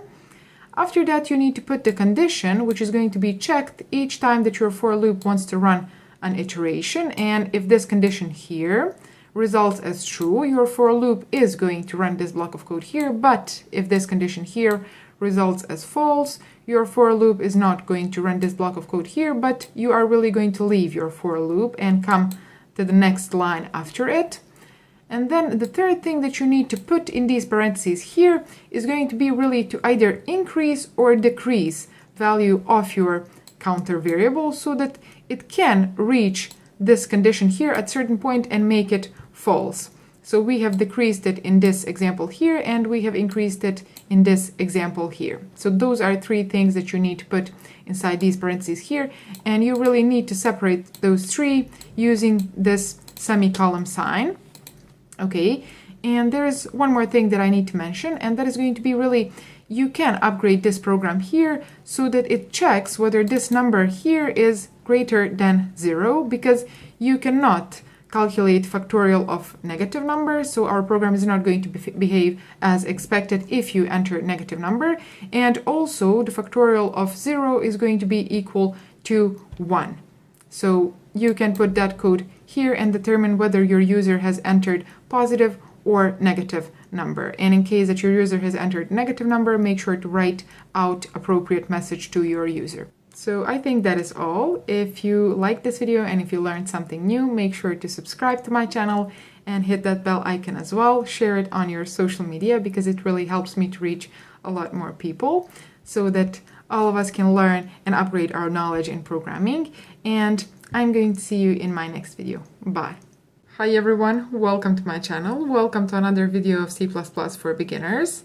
In this video I want to talk about nesting loops. In my previous videos we have talked about while loop, do while loop, and for loop, and now I want to show you the example on how you can really combine and nest those loops. So if you haven't watched my previous videos or you are not familiar with loops at all, I recommend you to watch those. I'm going to link those in the description of this video. And also, before we start, make sure to subscribe to my channel and click that bell icon as well. So what are we going to do in this video? I want to really show you how you can nest for loop and do while loop, and the example that I'm going to use to explain that is going to be following. So I want my user, which is going to be a student, let's say, to enter 3 grades or more. If you want, we are going to use 3 for this example. And I want those grades to be between 1 and 5. And then I want to write out the average grade. So the average grade between those 3 that he has entered. So let's start building our program. The first thing that I need to explain is, since we are going to enter 3 grades, that means that we are going to repeat that entering process 3 times. And for that, I'm going to use for loop. So I'm going to write for, and then in these parentheses here, I'm going to put my initial setup of for loop, which is going to be, the first thing is going to be initial value of our counter. So I'm going to declare a counter, which is going to be called I, and initially I'm going to give it a value of 0. That is the first thing. The second thing that I need to put in these parentheses here is going to be the condition that our loop checks each time that it wants to run a block of code, which is going to be this block of code that we put inside these parentheses. So that condition we put here, and that condition is going to be while our I is less than 3. So we want to make 3 iterations. In the first iteration, our I has the value of 0. In the second iteration, it's going to have the value of 1. And then in our third iteration, it's going to have the value of 2. So we have made 3 iterations. After that, it gets the value of 3. But this condition here is not going to be true anymore. So then our for loop is not going to be executed anymore. So that is the second thing. And then the third thing which we need is going to be really increasing that value of our counter in each iteration, so after each iteration. And I'm going to put here this increment on our I variable. Okay, so in this block of code here, we are going to repeat 3 times something. So what is that something? That is going to be really the process of our user entering the value for his grade. And since we said that that grade needs to be between 1 and 5, I am going to use do while loop for that. How? Well, I'm going to write out do, okay, and then here I'm going to put while, which is going to be the condition. So here we prompt our user to enter the grade, and then we say here, you are going to have to enter that grade while that grade is less than 1 or greater than 5. So since we don't have any variable that we are going to use to enter that grade, I will have to declare it here. So I'm going to say here int grade, like this.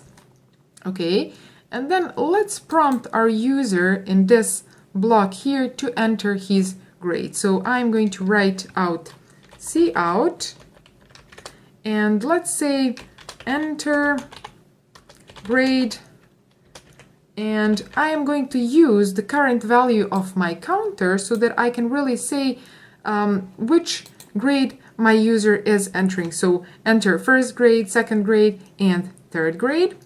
So I'm going to say I plus 1, like this. Why plus 1?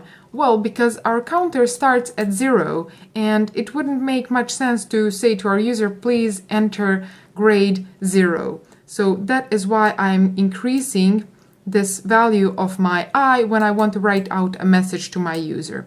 Okay, like this. So here I'm going to write out, please enter a grade, and after that I need to accept that grade that my user enters in my grade variable. So I'm going to say cin grade, like this. And we are going to repeat this process here for a single grade while our user enters a grade that is less than 1 or grade is greater than 5. Okay, so our program is really going to prompt our user, please enter grade 1, and then he enters 6, for example, and then our program checks this condition here and says, okay, you have missed this part here, so go back and then please enter grade 1, so first grade again. Okay, so if I run my program now, let's just prove that very quickly. So our program says now enter first grade, so enter grade 1, and then let's say that I enter 9, for example. It prompts me again to enter first grade because I have not obeyed this rule here, this part here. So I'm going to say this time, for example, 5.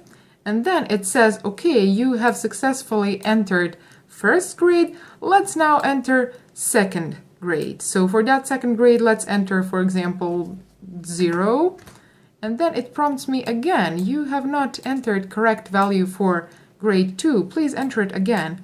And let's say that this time I'm going to enter 1, and then it asks for third grade, and let's say that this time third grade is going to be 3. So our program now has successfully accepted this third grade, and now our program is going to really finish its execution because we haven't written anything else after this part here. So there is something else that we need to write.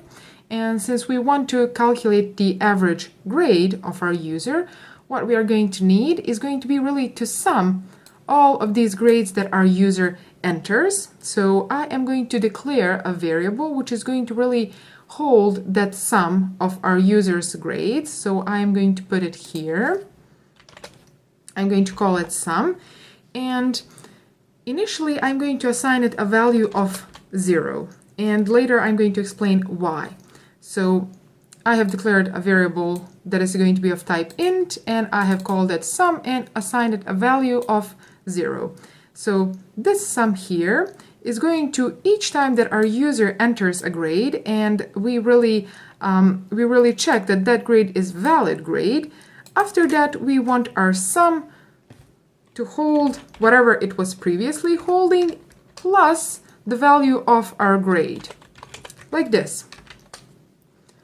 Okay, so why I have assigned a value of 0 to my sum? Because 0 is a neutral value when it comes to adding numbers. You add 0 to whichever number and then you get that same number. And in a situation where we didn't assign any value to our sum, we would get really an error. So if I try to run my program now, you see that it prompts me with an error and it says uninitialized local variable sum used because it does not have any value assigned to this variable here. It is going to say really that it does not know how to add the value, so the value of our grade, to our sum. So that is why we need to assign some value to our sum variable. Okay, so and that value is going to be 0 because 0 is neutral when it comes to adding numbers. Okay, so now I can really run my program, and as you can see, that error has disappeared. So I'm going to stop my program, and let's very quickly write out this sum that we have calculated here. So I'm going to say cout, and I'm going to write out sum like this. Sum is equal to, and then let's write out the value of our sum, and let's add end line like this. So I am going to run my program once more. It prompts me to enter first grade. I'm going to say that my first grade is going to be, for example, 5, and then my second grade is going to be, for example, 6. That's an error, so please enter your second grade again. So I'm going to enter this time 2, let's say, And then for my third grade, let's enter 1, for example. And it says that the sum of my grades is equal to 8, which is correct. So 1 plus 2 plus 5, that is going to equal to 8. So what we are left to do, now we should only really divide our sum by the count of our grades, which is 3, because we have hard-coded this value here to 3. So our user can enter only 3 grades. You can really use a variable for this, or you can hard-code it to any other value that you want and need. So here, after this line of code here, what I need to do is following. So I'm going to say cout, and then let's say average is equal to, let's say average grade is equal to, and let's write out the result. So that is going to be sum divided by 3. Okay, is it though? So I'm going to run my program, and let's enter, for example, value 2, and then again value 2, and then let's enter, for example, value 4, and then it says that average grade is equal to 2, which is not correct. But why has this happened? So as you can see here, we have used 2 integer variables. So our sum is integer value, and then 3 is integer value as well. So when you divide 2 integer values, the result is also going to be integer value. So in order to get a floating point, a decimal point number, you really need to convert one of these 2 into a float type. So you can say either here, you can say float. So please convert my sum variable into float and then divide, or you can put here this 0.0, or you can leave both of these, whichever you prefer. So I'm going to leave both of these like this. So if I run my program once more, it prompts me again to enter first grade. So I'm going to say that my first grade is equal to 5, and then my second grade is also 5. And then let's say that the third grade of our user is going to be 9. So our program prompts us again to enter the third grade because it needs to be in this interval here. So I'm going to say now that the value of my third grade is going to be 3, which is correct value. And after that, as you can see, it writes out that the sum of these 3 grades is 13, and then average grade is 4.33333. So that was an example on how you can really combine and nest loops in order to solve complex problems. And thanks for watching. Make sure to subscribe to my channel, click the bell icon, also share it with anyone who would like to learn programming, and I'm going to see you in my next video. Bye. Hi everyone, welcome to my channel. Welcome to another video of C++ for beginners. In this video I want to talk about nesting for loops. So I want to show you how you can solve more complex problems using nested for loop. But before we start, please subscribe to my channel and click the bell icon as well, and also like this video. So this example that we are going to do today is going to be really multiplications table. So I'm going to show you the example that I want to program. So that would be this here. And if you look at this multiplication table that we want to make, you can really start to notice a pattern. And what pattern I mean?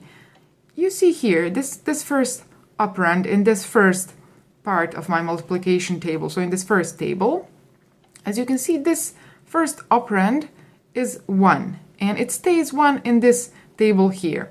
After that, you can look at this second table, you see that this operand is now 2, and then in my third table, it has increased to 3, 4, 5, and it really increases, so it increments by 1, and it goes up to 10.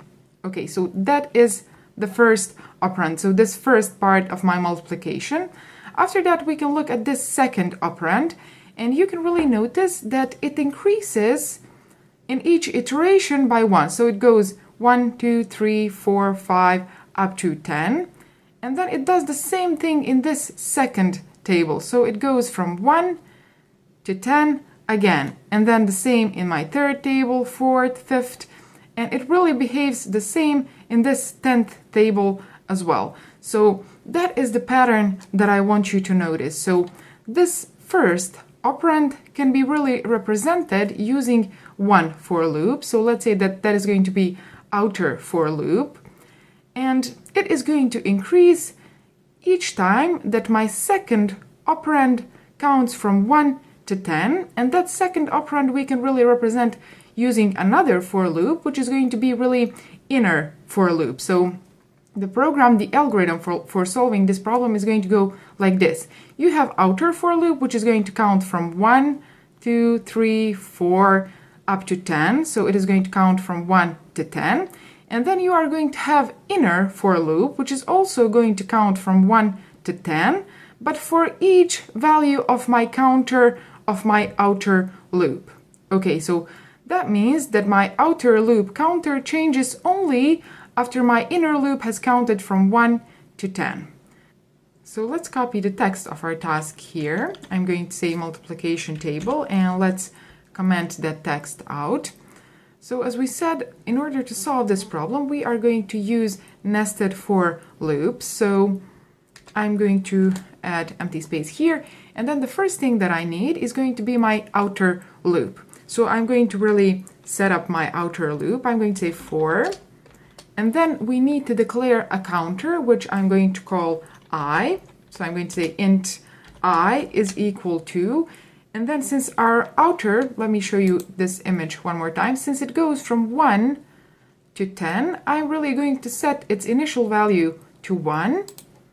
So I'm going to say I is equal to 1, and then I'm going to write the condition, so how long this for loop is going to run, and that is going to be while this I is less than or equal to 10, like this, and then each iteration it is going to increase by 1, so that is going to be I plus plus. Okay, and then I'm going to put this block of code here that is going to be executed in each iteration of this for loop. So what we need to do in each iteration of our for loop, let's look at our image one more time, and as you can see, it really says that in each iteration of this outer for loop, you need to count from 1 to 10. So in this iteration here, some other counter really counts from 1 to 10, and then new iteration, so our I is now 2, and then counter counts again from 1 to 10, and then 3, but also we have this inner counter that counts from 1 to 10. Okay, so let's really write that code. So that inner counter that counts from 1 to 10 for each value of our I, we are going to represent with another for loop. And that is going to be really that nested or that inner for loop. So I'm going to write for, and that inner counter I'm going to call j. So I'm going to write int j. And since our j also counts from 1 to 10, I'm going to set its initial value to 1.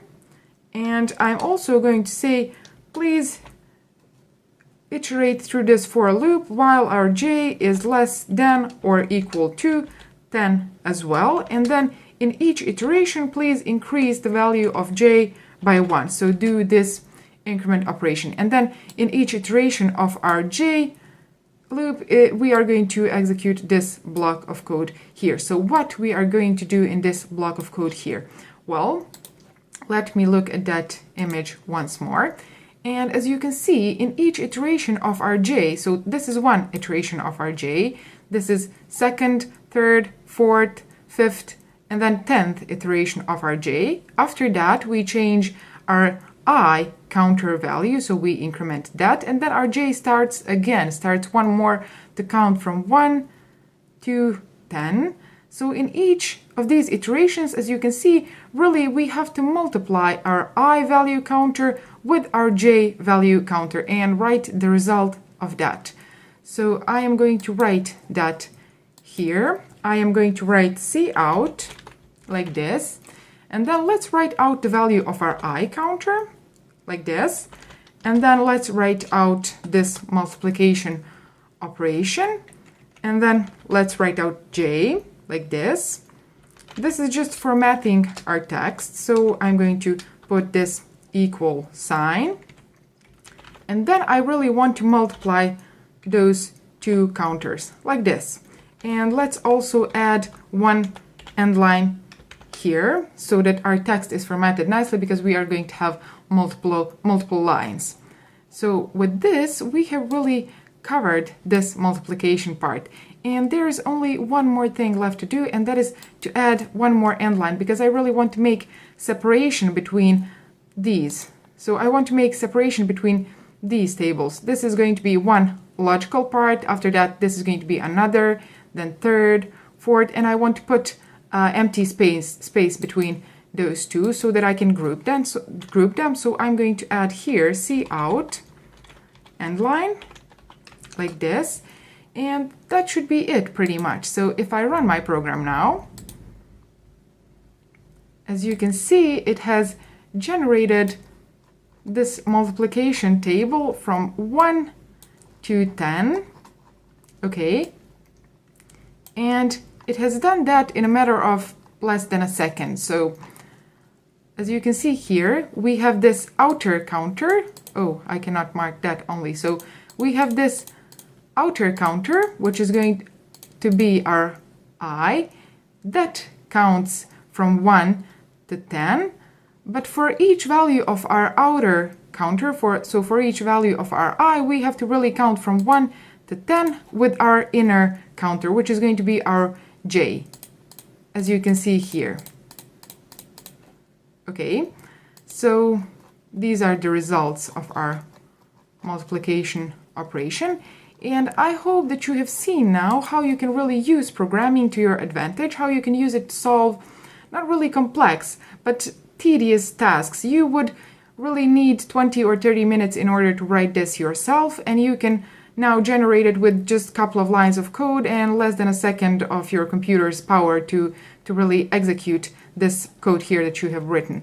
And the most amazing part is that you don't really have to put 10 here. So we have put 10 here because I want to make this example manageable for this video, but you don't have to hard code these values here. You can really use whatever values you want. You can say, for example, let's say 2000. Okay, so I want to generate multiplications table up to 2000. How long would that take in real life? So without programming. Okay, now you see.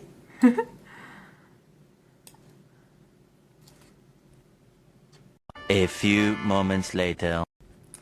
Okay, so it is still running, and it is going to generate around 4 million records, which is a lot, and it is going to do that in a matter of minutes. So how long would it take for you to even just count from 1 to 4 million? It would take you probably days, if not months. And also there were a lot of errors that you would probably make in that process. So I hope that now you can really recognize the power of programming. Now, if you needed to do this task, you would really program your computer to do it, and now you can just go take a break and your computer is going to finish that task for you. So I hope that you can recognize now how you can use programming in order to solve different types of tasks that you can come across in your school, in your job, or life in general.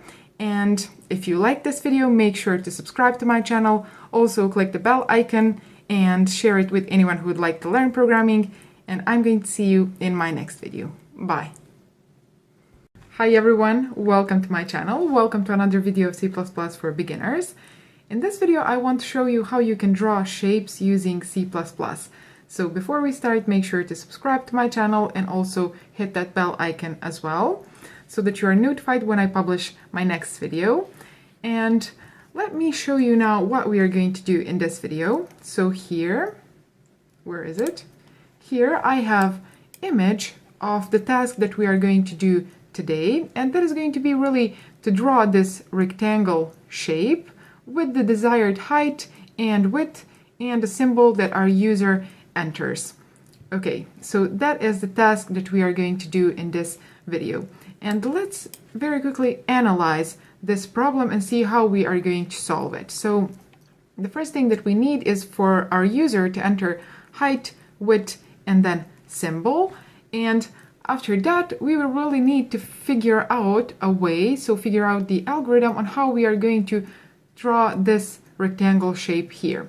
So if you look at this rectangle shape, you can really notice that it has the height that is going to be 3 of these symbols that our user has entered.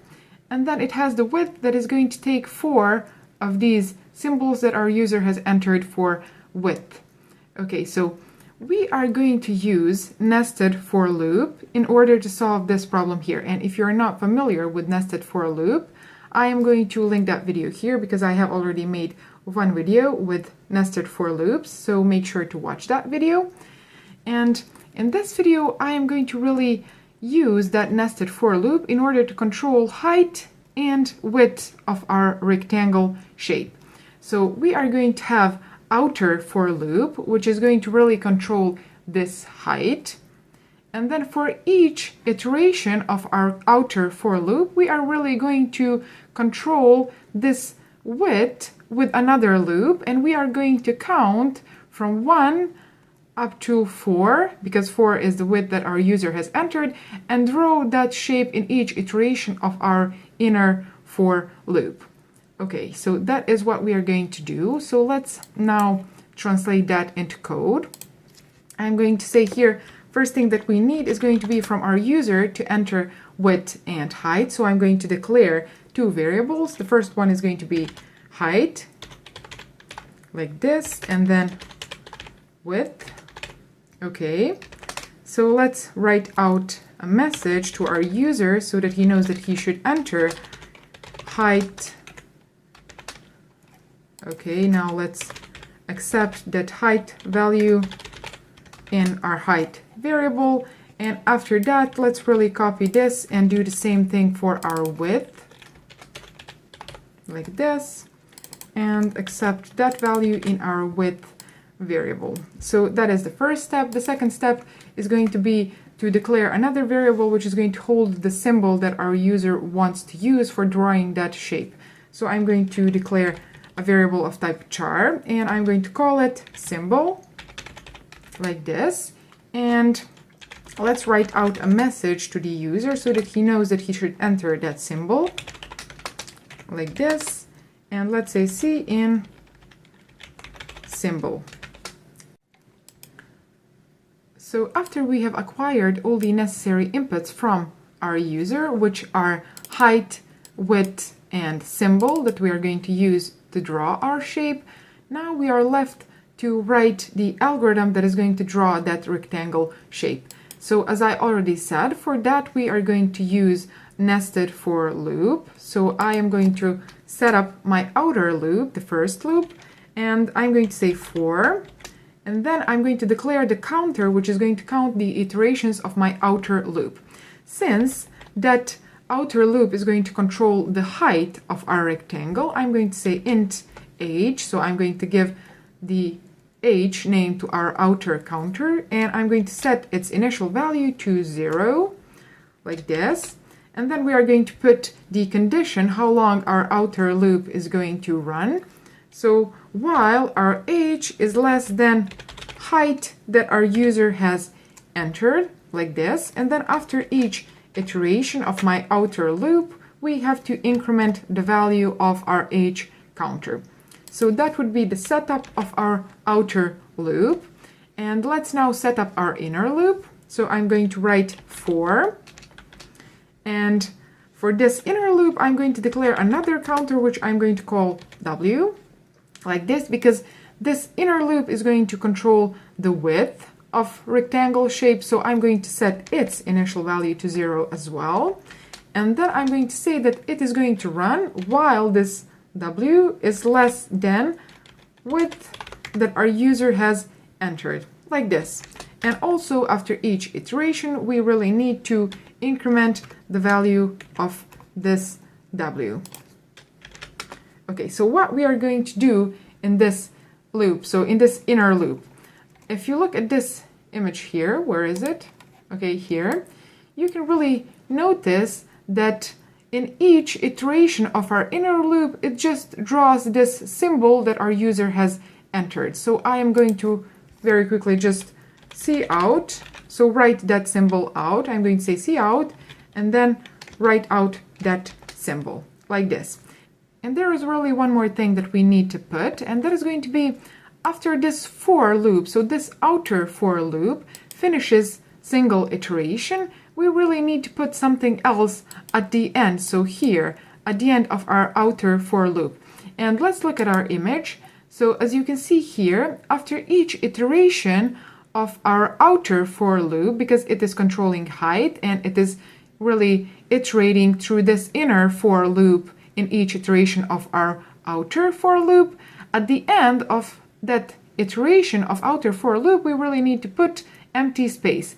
So here I need to put empty space, and that corresponds to this line here. So here I'm going to write out cout end line like this. And now if I run my program, we should really expect to see the shape, that rectangle shape of dimensions that our user defines. So let's say for height 4, and then for width, let's say for example 6. And the symbol that we want to use to draw that shape, let's say that that is going to be this plus symbol. Okay, so as you can see, our rectangle has the height of 4, and then it has the width of 2, 4, 6. So it has the width of 6 of these symbols that our user has entered. Okay, so there is one more thing that I notice here, and that is going to be really to format this shape to be a bit more pretty. So for that, we are going to use the library, which is called iomanip. So I am going to include that library here. I have to say include iomanip like this.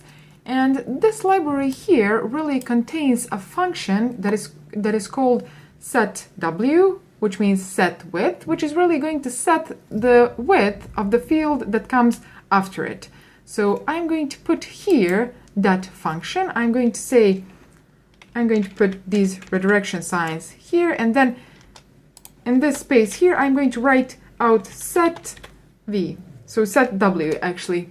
And then here I want to put what is the width of the field that comes after this function. So what is going to be the width of our symbol field? And let's use 3 for that, for example. So if I run my program again, but let me stop it first. And if I run it again, oh no, I haven't stopped my program, so I'm going to close it. Okay, and now if I run my program, you can see that it asks height and width again. So previously we have entered 4 and 6, and then for the symbol, let's enter plus again. And now, as you can see, our shape looks much nicer because of this set width function, because it has really assigned to each symbol, to each character that our user has entered, the width of 3 fields. Okay, so let's run our program one more time, and let's say that height is going to be 5 and width is going to be 7, and let's enter another shape. So let's say, for example, minus, and as you can see, it has written out the shape, so the rectangle shape of these dimensions that our user has entered, and it has used this symbol that our user also has entered. So I hope that you enjoyed this video. If you did, make sure to subscribe to my channel and click the bell icon as well. Also, if you want me to make more videos like this, so if you want me to use programming to draw more shapes, make sure to write that in the comments down below so that I can know that you really enjoyed this video and like it as well. And thanks for watching. I'm going to see you in my next video. Bye. Hi everyone, welcome to my channel. Welcome to another video of C++ for beginners. And this video is going to be sort of a continuation to my previous video in which I showed you how you can draw rectangle shape using C++.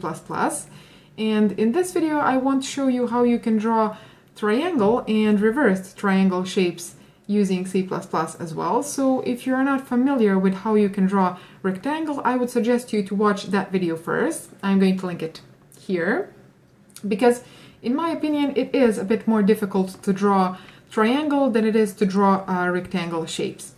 So one more thing, I have also created Instagram and Twitter accounts, so if you're interested in how developer life looks like. And also, if you're interested in behind the scenes of these videos that I post on YouTube, make sure to follow me on my other social media. So at True Code Beauty, Instagram and Twitter accounts. I'm going to put the link to those in the description of this video. So without further ado, let's start drawing our triangle shape. So here I have the shape that we are going to draw in this video, and that is going to be this equilateral triangle shape that I have here. And there is a couple of things that I want to explain before we start to write code. The first thing is going to be that this height, our user really has to enter this height. So we are going to let our user decide how many of these symbols are going to be on this side and this side and this side as well.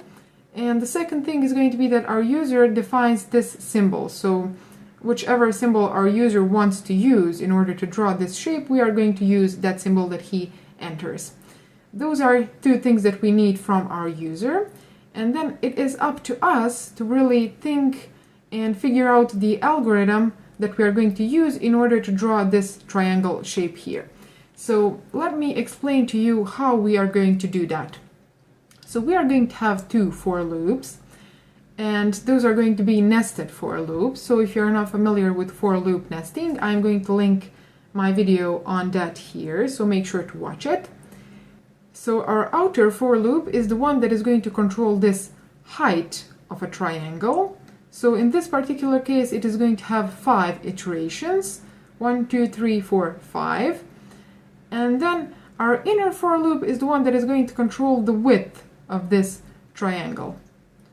And if you really look at this triangle, you can notice that our outer for loop really goes from 1 up to the number that our user has entered. So it has 5 iterations in this particular case because our user has entered 5 for the length of this triangle, so for the length of its sides. So that is the behavior of our outer for loop. It goes from 1 up to 5 in this particular case. And then the behavior of our inner for loop is going to be the following. So in the first iteration of our outer for loop, our inner for loop has only 1 iteration. After that, in the second iteration of outer for loop, inner for loop has 2 iterations. Then in the third iteration of outer for loop, inner for loop has 3. In a fourth iteration of outer for loop, inner for loop has 4, and so on. So that means that our inner for loop goes from 1 up to the current value of the counter of outer for loop. So let's translate that into our C++ code. Let me return this picture here. Okay, so before we start to write that algorithm, I am going to create a variable which is going to hold the length that our user enters. So I'm going to call that variable length. Okay, and then let's write out a message to the user so that he knows that he should enter length like this. And let's store the value in our length variable. So that is the first thing that we need from our user. And then the second thing is going to be a symbol. So that is going to be of type char, like this. So I'm going to write out, cout symbol, like this, so that our user knows that he should enter symbol as well.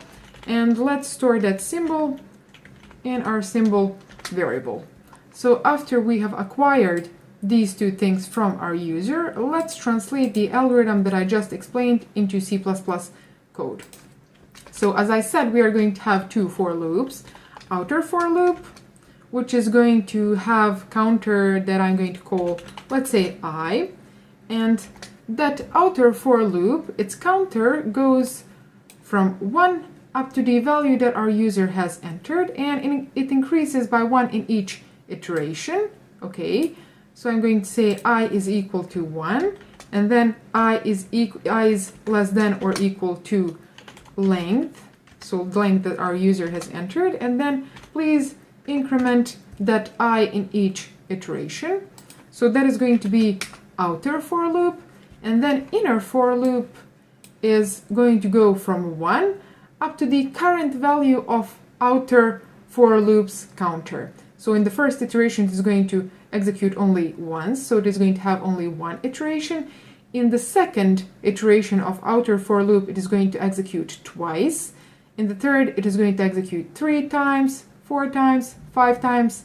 So how we are going to write that? We are going to say for int, and then our inner for loops counter I'm going to call j, and j goes from 1 up to the value of our I, so up to the value of outer for loops counter, and it increases by 1 as well in each iteration, and in each iteration it has to write out this symbol that our user has entered. So let's say cout symbol, like this. Okay, and then there is one more thing that I want to explain, and that is going to be after each iteration of outer for loop, really the next iteration starts in a new line. So we are going to write that here, I'm sorry. So at the end of our for loop, our outer for loop, we are going to say cout end line. Okay, and now if I run this program, it asks for length. I'm going to say that length is, let's say, 5, and then symbol is going to be star symbol.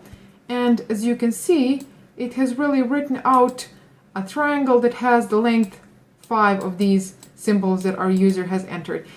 And there is one more thing that I want to do in order to format this shape here to be a bit prettier, and that is going to be really to add a function here which is going to assign to each of these symbols that our user enters, so that our for loop writes out width of 2 fields, and that is going to be done using a function that is called setW, meaning set width. And this function here is going to give the space of 2 fields to the symbol that comes after it. And in order to use this function here, we have to include its library, and that is going to be iomanip library. So I'm going to say include, like this, iomanip. Oh, okay. And now this underline has went away. So if I run my program once more, and I enter, let's say, for length 6, and then for symbol, I enter this symbol here. As you can see, our triangle shape looks better now. So it has the height, or actually the length, of 6 of these symbols that our user has entered, and it has also used this symbol here in order to draw this triangle shape. And there is one more thing that I want to show you. So at the beginning of this video, I promised that I'm going to teach you how you can draw triangle shape and then reversed triangle shape as well. So there is one very beautiful thing about programming, and that is going to be code reusability. And about real code reusability, you are going to learn when we learn about classes and functions. And when I make my videos on functions, I'm going to link that video here, so make sure to watch it, because functions really are one of the most important things that you have to understand, not only for C++ programming, but for programming in general.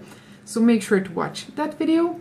And let's say that for now we are only going to really adjust this code here. So we are going to modify it a little bit in order to draw this shape here. So if you look at these two shapes, you can really notice similarities. And what are those? So this inner for loop behaves about the same in both of these triangles. But there is one key difference, and that is going to be that in this triangle shape, our outer for loop counts from 1 to 5, and then in this reverse triangle, our outer for loop really counts from 5 to 1. So if we modify that, we are going to have this reversed triangle. So let me move these, and then I'm going to really copy this here. So I'm going to use Control-C and then Control-V. And then let's really add a couple of end lines between these two. Okay, like this. And then let's really modify this triangle shape that we have just explained and drawn. And as you could see on this image here, our outer for loop counts from 5 to 1, which means from the size that our user has entered from 1. So that means that if we change our outer for loop, we should get that reverse triangle shape. So it goes from length like this, and it really goes while our I is greater than or equal to 1, and then our I decreases in each iteration, so it decrements. And now if I run my program, it asks me for length. Let's say that length is going to be 5, and then symbol is going to be, let's say, this plus symbol. And when I pressed enter, we have gotten both of these triangle shapes. So this one that we have drawn first, and then this reversed triangle shape as well. I hope that now you have really seen the real beauty of programming. You learn some basics, and then you can use those basics in the most creative ways that you can think of. So I hope that you liked this video. If you did, make sure to subscribe to my channel, click the bell icon as well, so that you are notified when I publish my next video, and a lot more great videos are coming. Thanks for watching. I'm going to see you in my next video. Bye. Hi everyone, welcome to my channel. Welcome to the first video of C++ functions. If you're a beginner at C++, make sure to check out my playlist on C++ for beginners, and there you can find some of the most important concepts that you will need to understand and know in order to work with C++. And in this video we are going to talk about C++ functions. So functions are one of the most important concepts that you will need to understand and use in order to be a good programmer. And that is not only the case in C++, but in most programming languages as well. The first thing that I want to explain is what is function. Function is a block of code that is grouped together, and usually that block of code solves a specific problem, meaning it performs a specific task, and that block of code is executed only when you call that function, meaning only when you invoke the function, the body of that function is going to be executed. And each C++ program contains at least one function, and that is going to be main function. So this here, and the execution of your program starts on the first line of your main function, and then it ends when it comes to this last line, so this close bracket of your main function. And also it can end when it comes to return statement, but we are going to talk about return statements later in this course. So main function is the main one, so the first one that is executed, and whatever code you put in your main function, that code is going to be executed as part of your program. So if I say here, for example, cout, and I say hello from main function like this, and let's add a new line like this, and now if I run my program, you can see that our program has written out hello from main, and that is the first function that our program starts executing. Besides from main function, you can also create your own functions, and let's explain how you can do that. So there are a couple of things that you need to know in order to create your own function, and that is going to be following. So the first thing that you need to really write when you create your own function is going to be return type of your function, and that is going to be void for now, which means that this function is not going to return anything.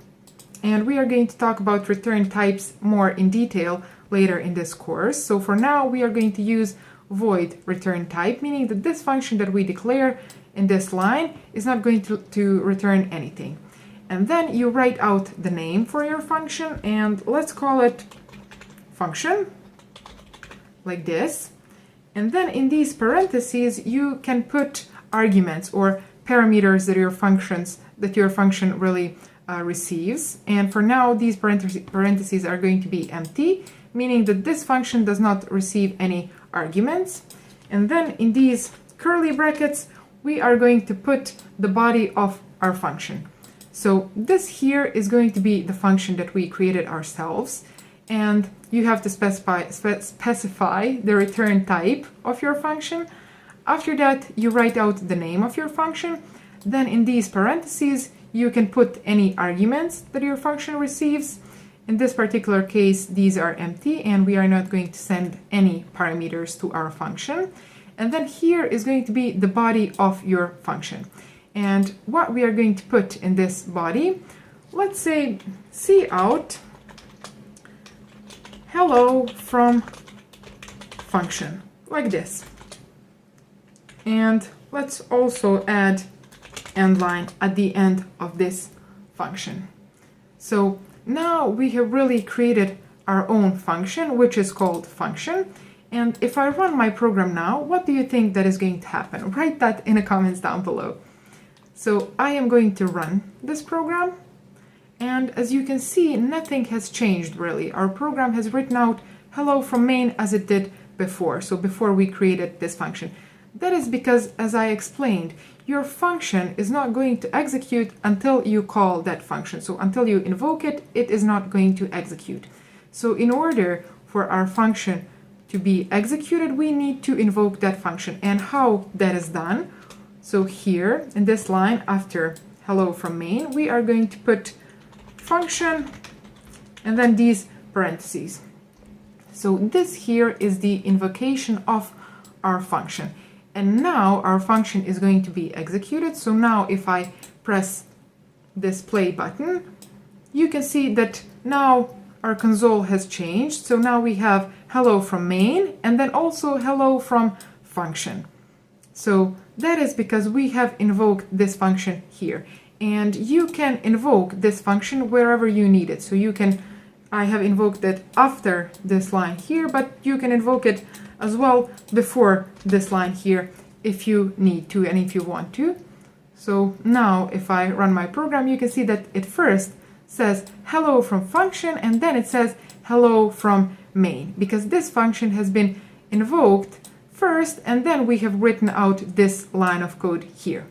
And that you can see in this console window. And let me show you one thing. So I'm going to return this after this line of code, the invocation of our function. I'm going to return here.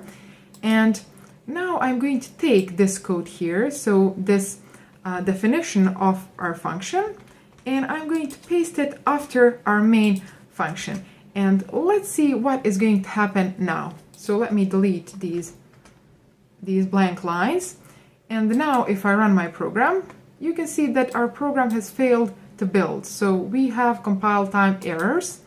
And in this window here, in this error list, you can see that it says function identifier not found, which means that this function here is really, our compiler does not understand what this function is, because C++ code is executed from top to bottom. And when it comes to this line here, so when it comes to the invocation of your function, it is really not familiar with this function. It does not know what this function is.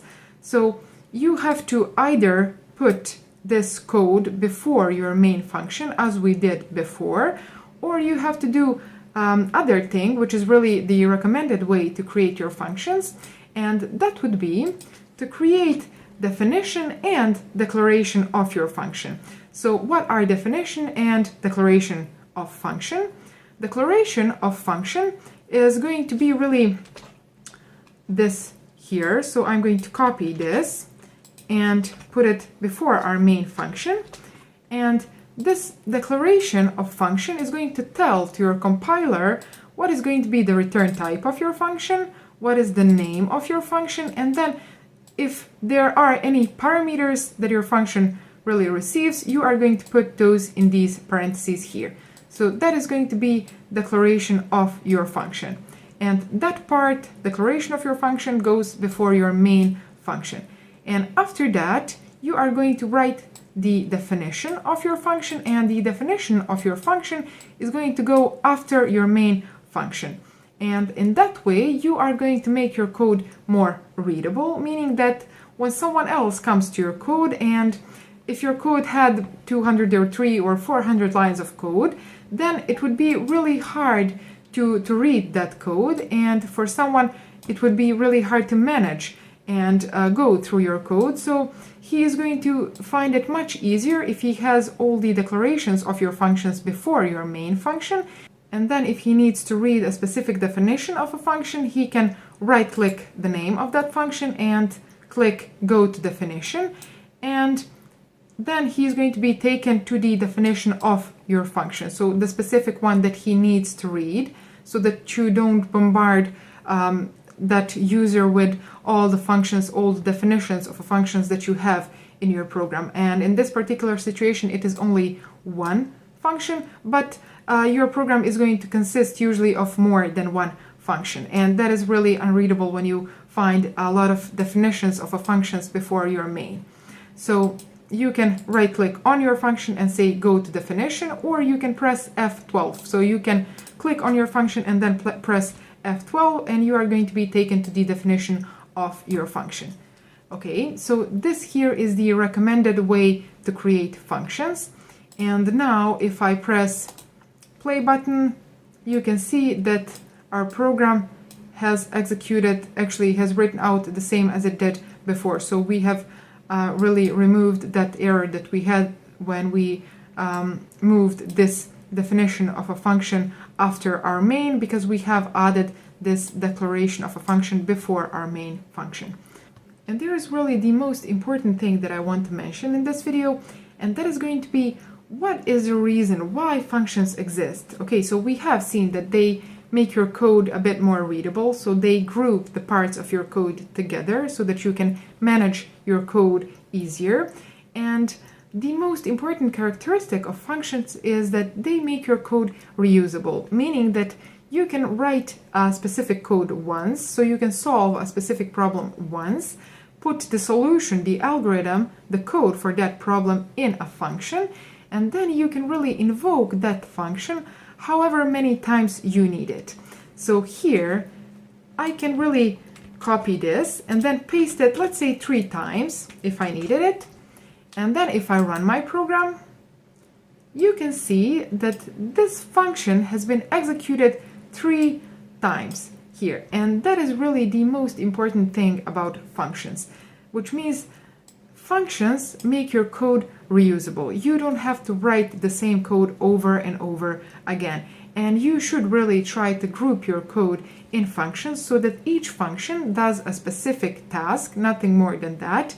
And in that way, you are going to make your code easier for yourself and for other people as well that are going to read your code. So I hope that you understood what functions are and how they are used. And we are going to talk about functions in more detail in my later videos. So make sure to subscribe to my channel and click the bell icon, because only then you are going to be notified when I publish my next video. And also follow me on my other social media platforms, so Instagram and Twitter accounts through Code Beauty. Thanks for watching, and I'm going to see you in my next video. Bye. Hi everyone, welcome to my channel. Welcome to another video of C++ functions. In this video, I wanted to talk about function parameters or arguments. And the first thing that I want to explain is what are parameters, so what are arguments. Sometimes a function needs to receive a certain value, a certain variable, and then perform a certain task on that value, so on that variable, or it really needs the value of that variable in order to perform a certain task. So let's explain how we are going to create a function that receives a parameter in C++. So here I'm going to add a function of return type void, and I'm going to say that that function is going to be called, let's say, introduce me, like this. And then in these parentheses here, we can put parameters that our function is going to receive. And after that, in these curly brackets, we are going to put the body of our function. So as I said, in these parentheses here, we are going to put parameters, and they are specified in the following way. So first, you are going to write out the type of your parameter, and that is going to be string, like this. And then we are going to specify the name of our parameter, and that is going to be, let's say, name. So we want to pass in this function that is going to introduce our user, we want to really pass the name of our user. And then what our function is going to do, we are going to put in these curly brackets here. And that is going to be really to introduce our user. So our function is going to write out cout, let's say my name is, and then let's write out this name that we have received in this function. So I'm going to say name, and I'm going to add end line like this. Okay, so this is the way to pass a parameter, so to pass a value to your function. And as I said in my previous video, you can really separate this declaration and definition of a function. So you can put really declaration of your function here, so before your main function, and then you can put definition of your function after your main function. And if you don't know how to do that, make sure to watch my first video of this playlist. Okay, so now I want to invoke this function here. And how we do that? Well, we specify the name of my function. So I'm going to say introduce me, and then since this function receives argument, so since this function receives a parameter here, we really have to pass that parameter to our function, and that I'm going to put here. So here I'm going to pass an argument to my function. So I'm going to say Saldina like this, and this here really is called argument, so it is a value that we pass to our function, and then here it is called parameter. Okay, so now if I run my program, you can see that my function has successfully introduced me. So it says my name is Saldina like this. Okay, so here we have really defined our function. So the parameters that our function receives, name, return type, and then the block of code that our function is going to execute. And then here we have invoked our function and passed an argument, which is this string of text here, to our function, which is going to be received in this name variable. And then our function is going to really treat it as a variable, which means that it is going to write that value here. Okay, and now if I try to invoke this function once more, so I'm going to copy this line and then paste it here, and let's say that I'm going to pass it a different value. So I'm going to say, for example, Anna. Okay, you can see that now our function has successfully introduced two users. So it has said my name is Saldina, and then my name is Anna. And there is also another thing that I want to explain, and that is going to be how you can pass multiple arguments to your function, and that is going to be in a following way. So here in these parentheses where I have specified my first parameter, you can put comma sign, and then you specify your second, third, fourth, fifth, and your other parameters. So you specify the type, which is also going to be string in this particular case. And let's say that my second parameter is going to be called city, like this. And let's add another one. So let's say int age, like this. So now in this function, I'm going to write out also where is my user from, and also how old my user is. So I'm going to write out cout, I am from, and then let's write out this city that we have passed in this function, and add also end line, and let's write out also I am age, so I am however many years we have passed in this function, and then let's say years old, like this. Okay, so now we have really introduced our user in more detail, and we have passed to this function name, city, and age information for our user. But as you can see here, our function, so our compiler really says that this function is not valid. It has too few arguments in a function call, meaning that this invocation, this call of a function, does not really contain all the necessary parameters or all the necessary arguments that we need to pass to our function, which means that it really lacks this city and age parameter. So here I'm going to put comma as well, and then I'm going to specify my city. This here is bolded, so it is bold, and that means that we have to really pass a city value to our function. So I'm going to write out Mostar like this, and then I am also going to specify age. So I'm going to say 25. And let's do the same for our Anna user. So I'm going to say that our Anna is from New York, and let's say that she has 27 years old, for example. So now when I run my program, you can see that we have successfully introduced two users. So my name is Saldina, I am from Mostar, I am 25 years old, and then also my name is Anna, I'm from New York, and I'm 27 years old. Okay, so, and we have really written this code only once, and then we can reuse it however many times we need to. So in this particular case, we have used it 2 times. Okay, and another thing that I want to explain is going to be a default parameter. So what is default parameter?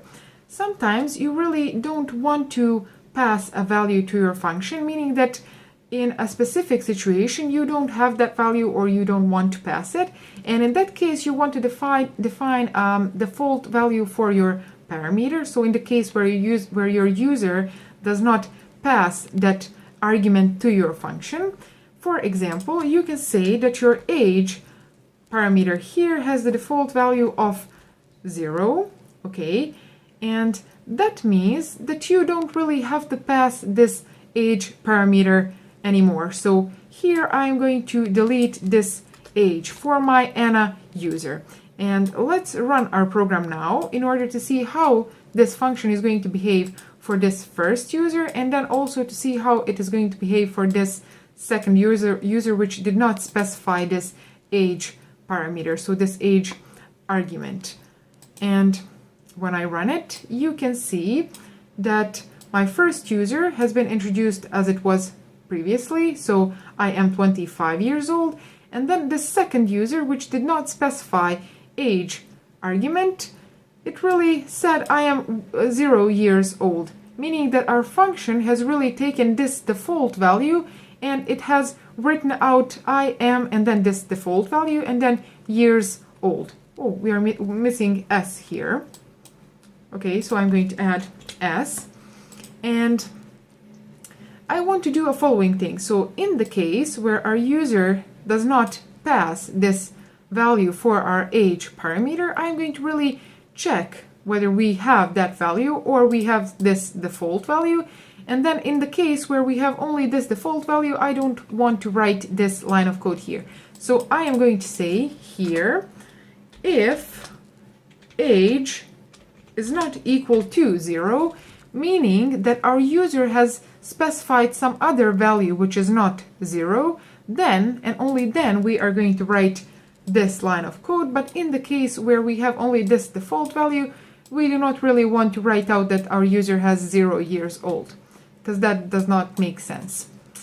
Okay, so as you can see now, my first user has been introduced as I am 25 years old, and then my name is Anna, I am from New York. Since Anna did not specify how old she is, we haven't written out her age here because of this check that we have added.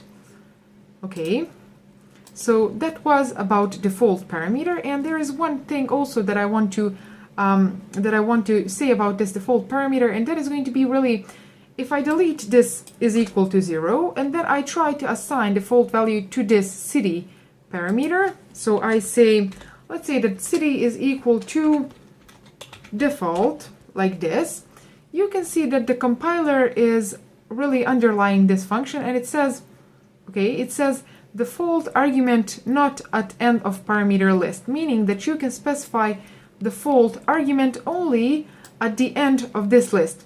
So if you want to specify default value for this parameter, you will have to specify a default value for this one as well.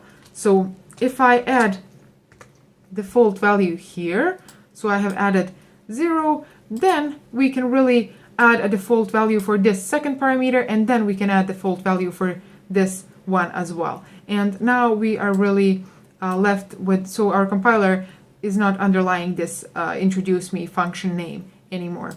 Okay, and this does not make sense, so I'm going to delete it, but I wanted to explain that you cannot specify default value for your middle parameter if you did not specify a default value at the end of your parameters list. And there is one more thing that I want to show you, and that is going to be that you don't have to hard code these values as we did here. So I'm going to comment these out, and then I'm going to let my user define his own values for these three variables. So I am going to declare two variables of type string, which are going to be name and city. And then also I'm going to declare a variable of type int, which is going to be called age. And then I'm going to say cout, so please enter a name, like this. It's not capital letter, okay. And then cin name, and then cout city. So after my user has entered name, I want him to enter city. So cin city, like this. And then also I want to enter age and cin age, like this. So now after my user has specified these three variables, so name, city, and age, I can pass these three in my introduce me function. So I can say introduce me and then pass name and city and age, like this. And if I run my program now, as you can see, my program really asks me to enter a name. So let's say that name is going to be Tom, for example. And then let's say that city is going to be London. And age, let's say 32. Okay. And now, as you can see, my function has successfully introduced Tom. So it says, my name is Tom, I am from London, and I am 32 years old. Okay. And you don't really have to use these names for the variables in your main function. So the names of these variables here do not have to be the same as these names here. So you can call these, for example, name 1, city 1, age 1, but you are going to have to use these names in your main function. So you will have to say name 1, city 1, age 1, and here as well. But these names do not have to be the same as these names here. Your program is going to work correctly. You have to, however, have the same type here and here. So this here has to be string if it has been declared as string here, and this one as well. And then age also has to be of type int if it has been declared as int here. And once more, if I run my program, you can see that it asks for name, so Tom, New York, and then age is going to be 22. And as you can see, my name is Tom, I'm from New York, I am 22 years old. So your program works just fine. So I hope that you have understood how parameters behave in a function and how you can pass multiple parameters to your function, and also how you can specify a default parameter in your function. And if you enjoyed this video, if you learned something new, make sure to subscribe to my channel, click the bell icon so that you are notified when I publish my next video. Also like it and share it with your friends. And follow me on my other social media, so Instagram and Twitter accounts, True Code Beauty. Thanks for watching, and I'm going to see you in my next video. Bye! Hi everyone, welcome to my channel, welcome to another video of C++ functions. In this video I wanted to talk about return statements and return types of a function. So what is return type of a function? Well, return type of a function can be any data type that can be used in order to declare variable. So it can be int, float, bool, char, double. It can be any user-created data type, and it can be void as well, which means that that function is not going to return anything. And as we explained in one of my previous videos, function is a block of code. It is a code that is grouped together, and that code is going to perform a specific task. And here I want to make a difference between functions that return value and functions that don't return value. And functions that don't return value can be, for example, an example of a function that does not return value can be a function that writes out a menu to your user. So you call that function writes out a menu to your user, and the job of that function is done there. So you are not expecting any value to be returned from that function. But an example of a function that returns a value can be a function that performs a specific calculation, let's say on arguments that you pass to that function, and after that calculation is performed, you are expecting a certain value, so result of that calculation, to be returned from that function. And an important thing is that function can return only one value. So only one return statement inside your function is going to be executed. And I'm going to show that on the example that we are going to do in this video. And now I'm going to show you really how functions make your code easier to read, easier to understand, and how they make your code reusable. So we are going to show that on an example, which we are going to first make without using a function. So we are going to make a program that is going to determine whether a number is prime number or not, and we are going to do that first without using functions, and then I'm going to refactor that program so that it uses functions, and then I'm going to show you how that program becomes instantly more readable, more understandable, and also how that makes your code reusable. So as I said, we are going to create a program that is going to determine whether our number is prime number or not. And the definition of a prime number is a number that is divisible only by itself and by 1. So if that number is divisible by any other number, so not 1 and not itself, but any other number, that means that that number is not prime number. So the first thing that I'm going to do here is I'm going to declare a variable of type int, call it number, and then I'm going to let my user enter that number. So I'm going to write out the message to my user and then use the cin command in order to get that number and store it in my number variable. And then let's explain the algorithm that we are going to use in order to determine whether that number is prime number or not.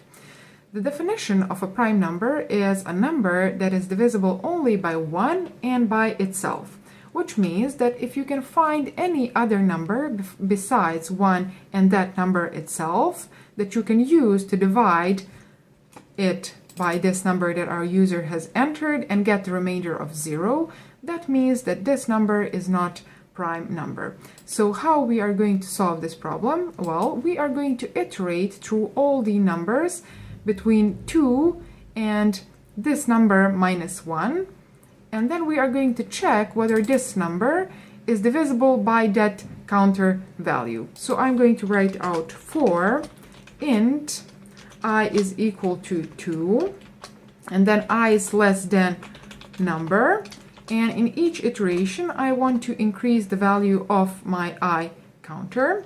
So why haven't I used 1 here, and why haven't I said here that this I is less than or equal to the number? Because every number can be divided by 1, so we do not need really to check that.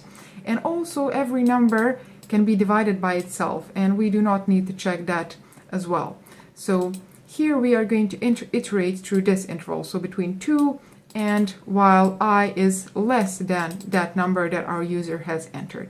And here we are going to check whether this number that our user has entered can be divided by any value of our I, so in any iteration which we are going to go through.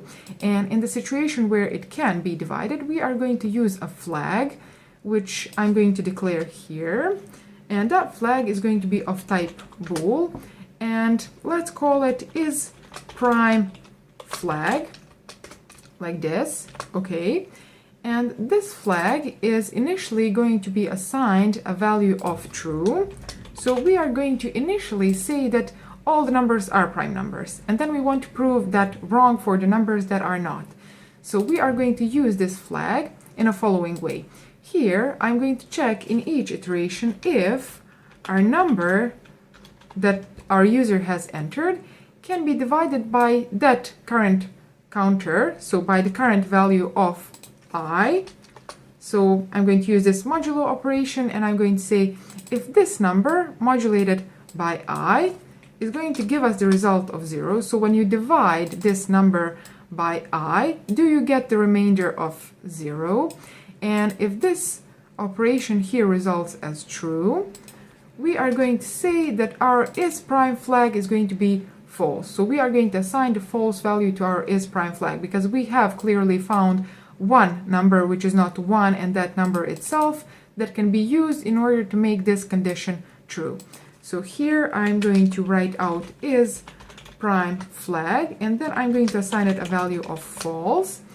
And then another thing is going to be really if we find one number, so even one number is enough to find that really fulfills this condition here in order to say that our number is not prime number. And in that situation, we do not really need to check any more numbers, because we have determined that our number is not prime number. So here I can use break statement. So I can say, if you find only one number, please do not iterate through this for loop anymore, because we do not need to find any more numbers.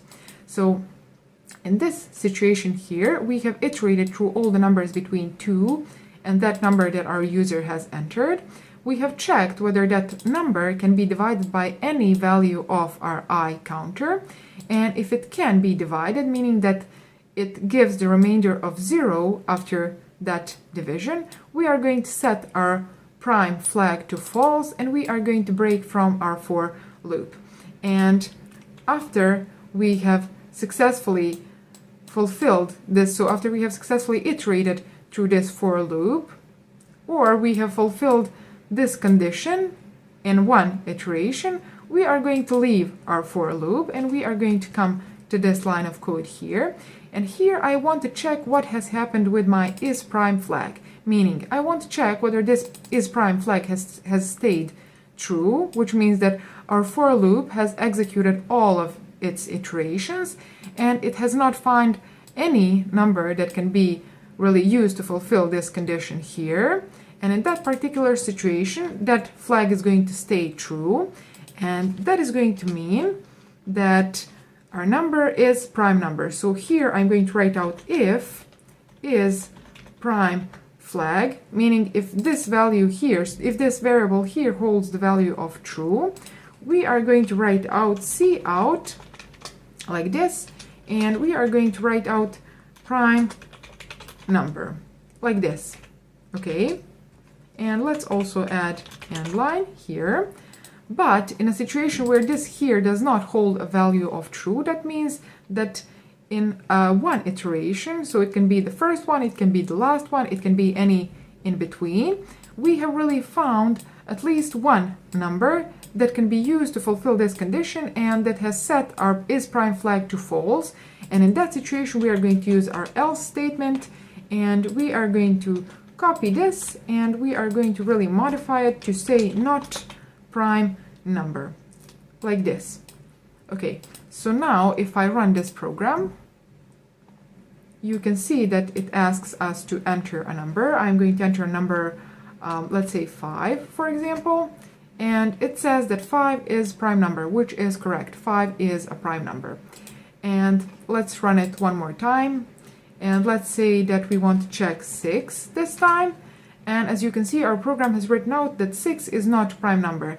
And 6 really is not prime number because it is divisible by 2 and by 3, besides from 1 and itself. Okay, so now you have seen how we can really solve this problem, and let's try to refactor this program here in order to use functions. So how we are going to do that? Well, the first thing that we need to do is we need to create a function, and I'm going to do that here. And since this part of code here, this is the part of code that we are going to move to our function, and since this part of code here determines really whether our number is prime number or not, and then sets this flag to true or false, let's say that we are going to create a function which is going to check as well whether the number is prime number or not, and then it is going to return a value true or false meaning the number is prime number or the number is not prime number. And that we are going to write here. So here I'm going to put the return type of my function, and that is going to be bool. So that is the return type of my function. And then the name for my function is going to be is prime number, like this. And then let's say that we want to pass an argument to that function, and that argument is going to be of type int. And that argument is going to be really the number that we want to, check. So we are going to pass the number to our function. That function is going to, in this body here, check whether that number is prime number or not, and then it is going to return bool value, meaning true or false. So if the number is prime number, it is going to return true, and if the number is not prime number, it is going to return the value of false. And how we are going to do that? Very simple. So you see this code here. I'm going to comment this code here, and I'm going to really, no, I should have copied it before. So I'm going to copy this code here, and I'm going to move it to my function. Okay. And we have previously explained this code here, so we do not need to explain it again. But what I'm going to say here is after this algorithm is done, so after we have really stored the value of true or false, so we have stored the value of false in our isPrime flag, or we have really kept this true value inside our isPrime flag, what we need to do is we really just need to say return is prime flag, like this. So after we have checked whether our number is prime or not, we can really just return that value from our function. Okay, so we can now, after we have moved this code to our function, we can delete it from here, like this. Okay, and then as you can see, we have been left with this isPrime flag, which is not declared now. So identifier isPrime flag is undefined, meaning that now we have to really declare it, and we have to assign it a value. So I'm going to say here bool is prime flag, like this, and then the value that I'm going to assign to my isPrime flag variable is going to be whatever value our function returns. So here I'm going to say please call my function is prime number, is prime number, like this. Okay, and then pass to that function this argument here. So our function expects a value, and that is going to be this number that we want to check whether it's prime or not. And then after this function here is done, it is going to return a value of either true or false, and that value is going to be stored inside our isPrime flag variable.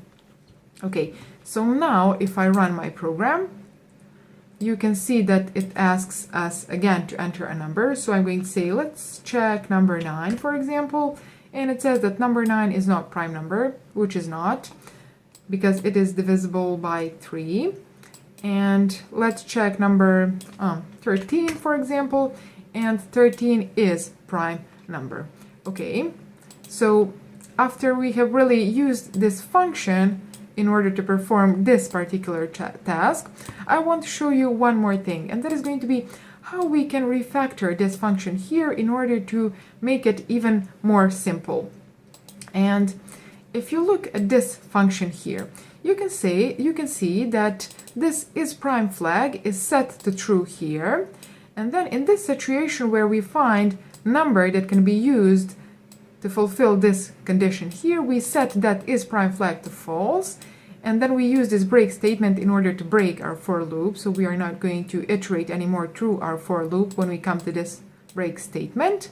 And then we really go here, and then we return that isPrime flag. But we can do that in a more simple manner, and that is going to be really here. So here, in a situation where we find number that is really fulfilling this condition here, we can say at this very line of code, we can say return false, like this, because this and this code here we can delete.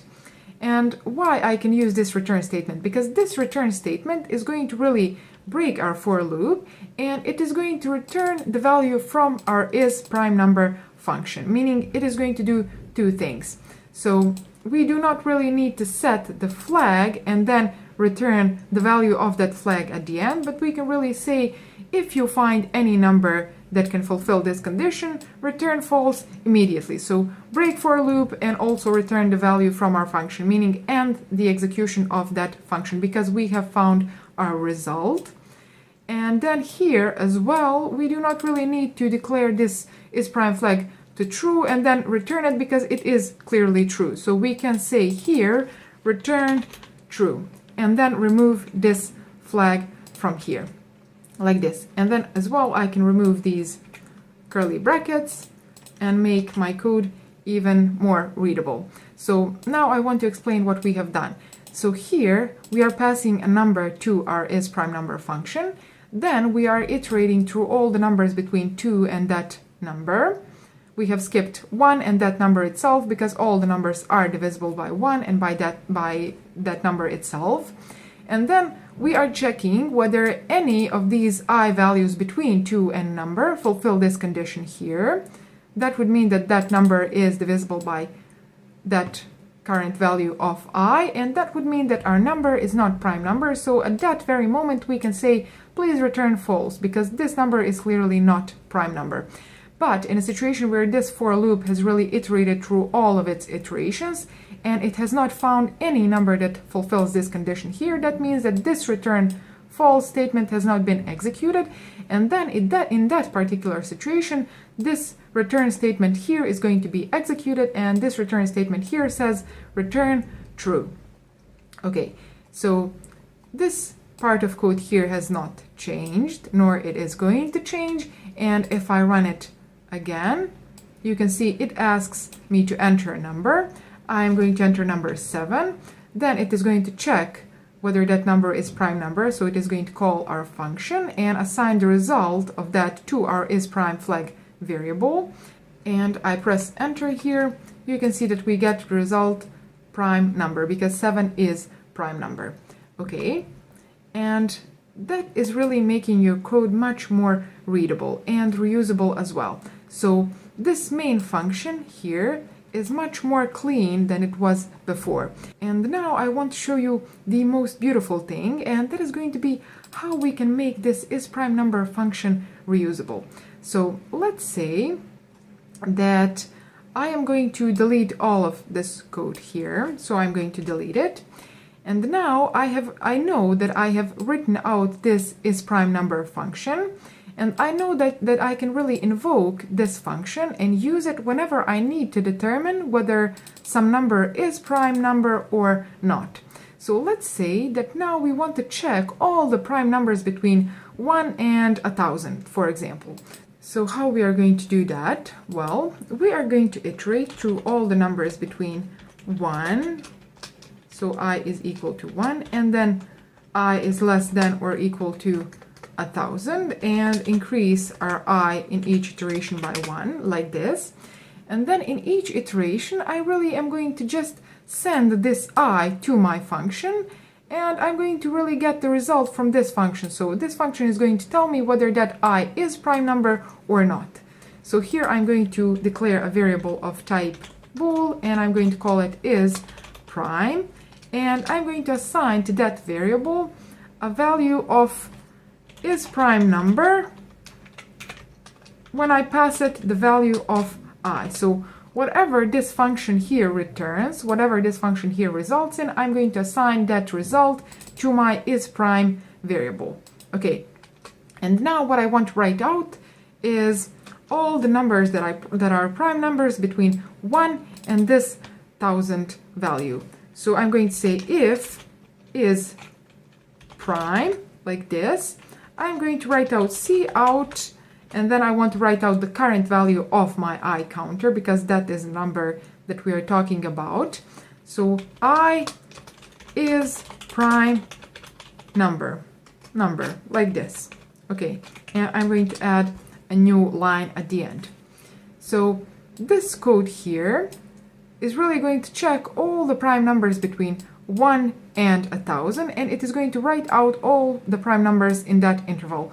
And for solving this particular problem, so whether the number is prime number or not, we have used this is prime number function, which we have written once, and we have really tested it once. We know that it works as it should, and now we can really close it. We do not need to really think about how we are going to perform this task, never again. So we have written it, we have tested it, and now we have this algorithm stored in our is prime number function, and we know that this function works in a following way. So we pass it a value, and then this function returns us true or false variable, meaning that the number is prime number or not. So once more, if I run my program, you can see that we have gotten the expected result. So we have gotten all the prime numbers between 1 and 1000, okay, and there are a lot of numbers, okay. So you can check these numbers on your calculator if you want.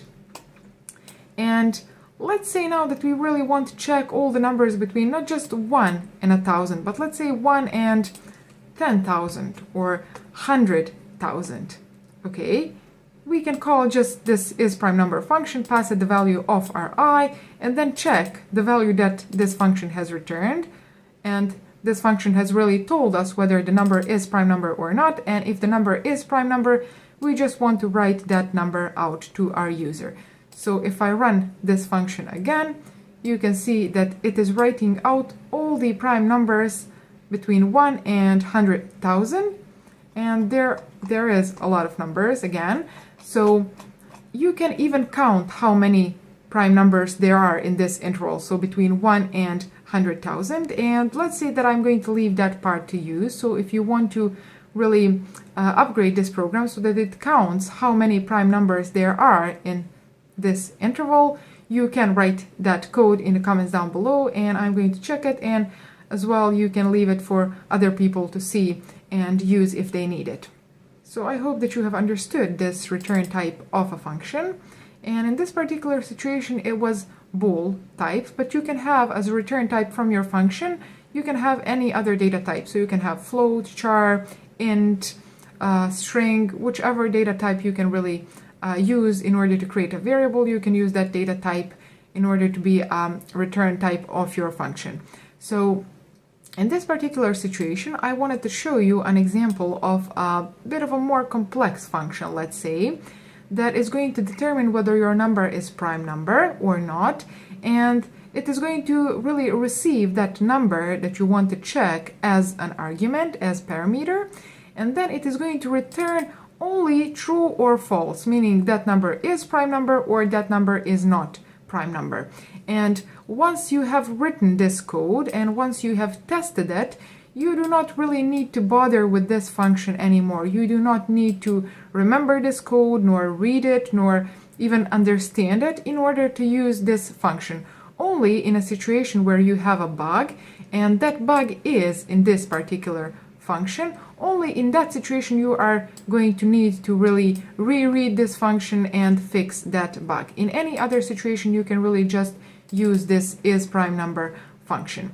And as well, we could have made other functions with other return types. We could have created, for example, a function that is going to sum two numbers. So you are going to pass to a function two numbers, let's say number A and number B, which your user enters, and then that function is going to sum those two numbers, and it is going to return the result to your main function from where you are going to invoke that function.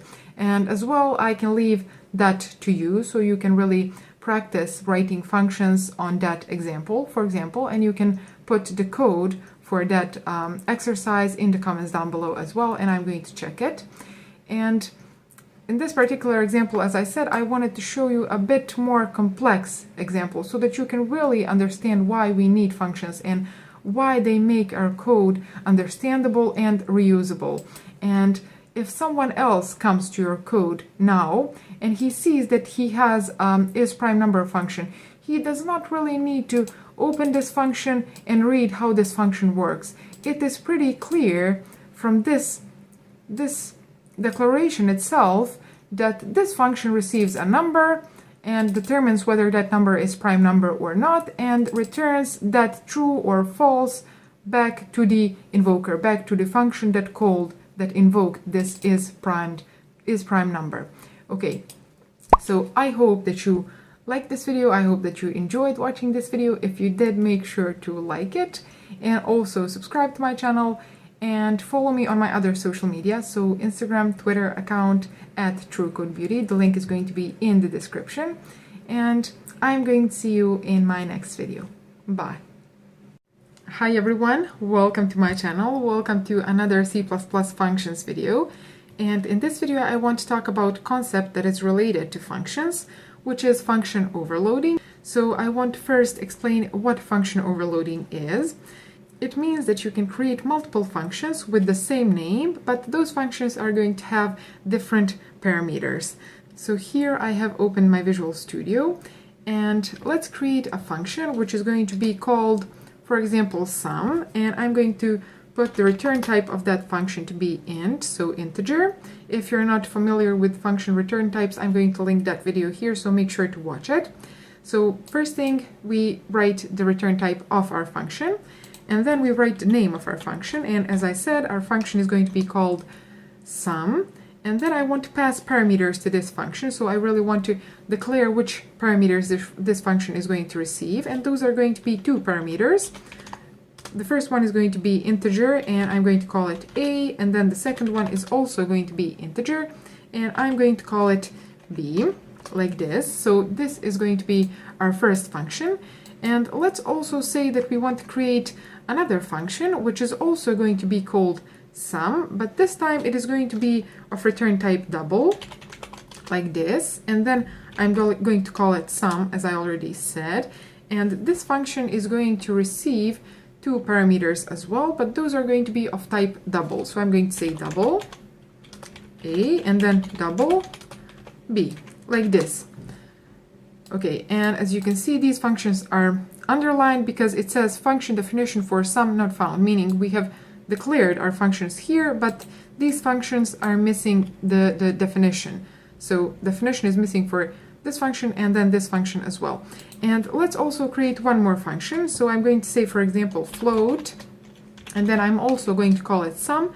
And let's say that this time I'm going to give it three parameters. So I'm going to say float, let's say float a, and then float b, and then float c, like this. Okay. And then what I want to do is I want to create definitions for these functions, which I'm going to do here. So the first one that I want to define is going to be this one here. So I'm going to copy its declaration, and then I'm going to add these curly brackets. And here I'm going to put a definition for this function. So let's say that I'm going to create a variable of type int, and I'm going to call that variable result, like this. And I'm going to assign it the result of a plus b, like this. And then what I want to do is return this result from my function. So here I'm going to say return result, like this. So this would be one way of returning the result from your function. And then another way to do the same thing is going to be to say really return here. So instead of creating a variable that is going to hold this result, you can really return this result itself from your function. So you can say here return a plus b, and now we can delete this line, and as you can see, this function became shorter and more readable. So now I want to define this function here, so I'm going to say double, okay, I should have copied this, and then double b as well, like this. So here I want to put the definition for this function here, and this function, oh, I'm missing the name for my function. It is called sum. So this is return type, this is the name of our function, and then these are parameters of our function. And here I want to say return a plus b as well, but this time our a and our b are going to be of type double. So in this situation there were integers, and then in this situation there are decimal numbers. Okay, and let's also create a definition for this function here, so this float function, and this time I'm going to copy it, Okay, and I'm going to add these curly brackets, and here I want to write return and then a plus b plus c, like this. Okay, so now how we are going to test this, we can call these functions, we can invoke these functions here in our main function. And the first one that I want to invoke is going to be our end function. So I'm going to say cout, and then this line of code is going to really write out whatever our function returns. So I'm going to say, please write out whatever my sum function returns. And then I want to pass to my sum function two numbers. And those two numbers are going to be two integers. And as you can see here, we have really help from our IntelliSense, which says you have three possible functions that you can call. So you have overloaded three functions, and you can navigate through these using your arrows. So the first one is going to be our function that has float return type, and that function receives three parameters of type float. And then the second one is going to be the one that has return type double, and that function receives two double parameters. And then the third one is going to be the one that returns integer, and that function receives two integer values. So here I want to call our integer function, and I want to pass to that function 4 and 3, for example. And let's also add end line like this.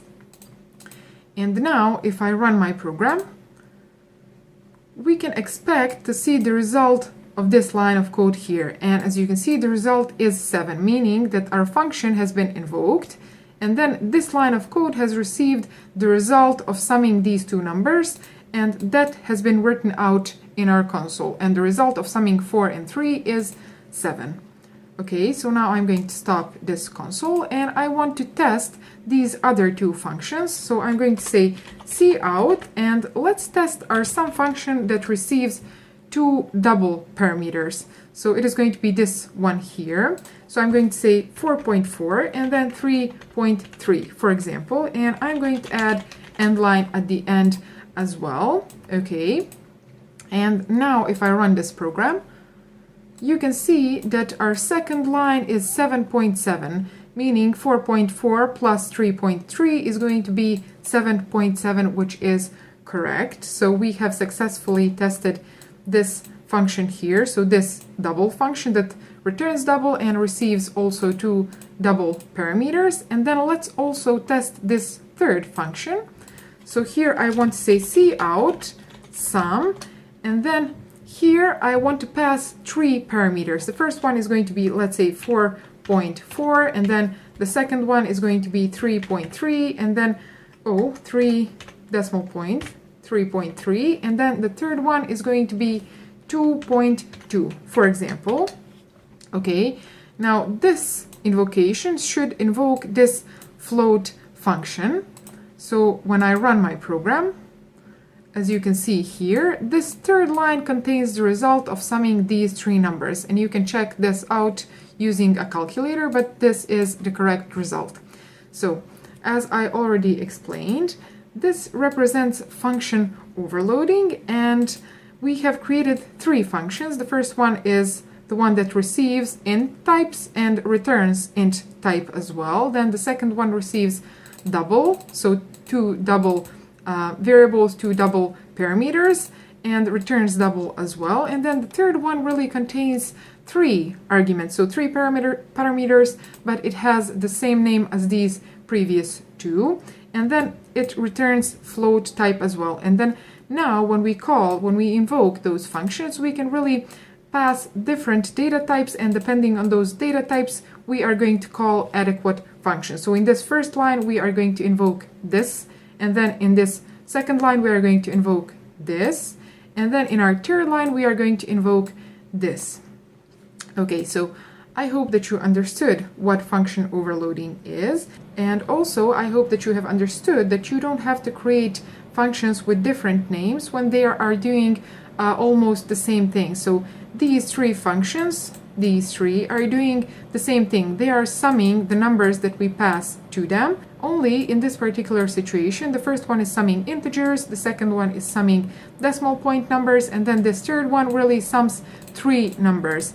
And we have overloaded this sum function, And we didn't have to create functions that are, for example, some int and then some double, and then some float, like this. So we didn't have to name these like some int, some double, and some float, but we can use the same name as long as we have different parameters, different number of parameters, different return type, or something similar. In that particular situation, our compiler is going to decide on its own which function it should call. I hope that you have understood what function overloading is and how you can use that. Thanks for watching, and I'm going to see you in my next video. Bye! Hi everyone, welcome to my channel. My name is Saldina and I make IT and programming related videos. So if that is something that is of interest to you, consider subscribing to my channel and give this video a thumbs up as well. Now in this video, I want to show you how you can build an ATM application. And the first thing that I want to do in order to build this application is going to be to plan the functionalities that this application is going to have. So I'm going to put a comment here, and then here we are going to write all the functionalities that our ATM is going to have. So the first one is going to be to check the balance. So I'm going to write that. So check balance. And then another functionality is going to be to deposit money. So let's say deposit like this. Okay. And then what else? Well, we should be able to withdraw money as well. So let's write that. Okay. And I definitely want to show the menu to my user. So I'm going to write that as well. So I'm going to say show menu like this. Okay. Now, after we have written these functionalities that we want to implement, the first one that I want to implement is going to be this show menu function. So I'm going to put the code for this show menu functionality in a function, and let's create that function here. So I'm going to say void. It is going to be of void return type. Let's call it show menu like this. Oh, like this. Okay. And then what I want to do here is I want to write out the menu to my user. So I'm going to say cout, and then let's add these star symbols. 4, 5, 6, 7, 8, 9, 10. That is going to be enough. Like this. And then I'm going to copy this on the other side so that it looks proportional. Okay. And then the first option that I want to write out to my user is going to be, let's add first and then check balance. So that is going to be the first option that our user can choose. And then let's add a couple more of these. So the second option is going to be deposit. So I'm going to write that like this. And then the third option is going to be to withdraw. So I'm going to copy this here and then paste it here. Okay, and then let's add these star symbols at the end of our menu like this. Okay, now after we have created this show menu function, what I want to do is I want to invoke this function. So here I'm going to say show menu like this. Okay, and if I run my program, as you can see, we have this menu shown to our user. Now, what should happen next is we should allow our user to choose one of these three options. So the next thing that I will do is I will create a variable. So let's create it here. Let's say int, and that variable is going to store the option that our user chooses. So I'm going to call it option like this. And then here, after I have written out this menu, so this menu here to my user, I'm going to say cout, and then please choose an option or whatever message you want to show. So option like this. And then I want to accept the value that my user enters in this option variable. So I'm going to say cin option. like this. Okay, now if I run this program again, as you can see, it asks for option, and if I select any of these three options, if I press 3, for example, you can see that my program closes because we haven't written any code after this line here. So what I want to do now is I want to handle these three options, and I'm going to handle these three options using a switch case. So I'm going to write switch, okay, and then here I want to put this option variable, so that is going to be the value that I want to check. So I'm going to say switch option, and then in the case that our user has entered option 1, what I want to do is I want to write out the balance to my user. And in order to do that, I'm going to create a balance variable because we do not have a balance variable yet.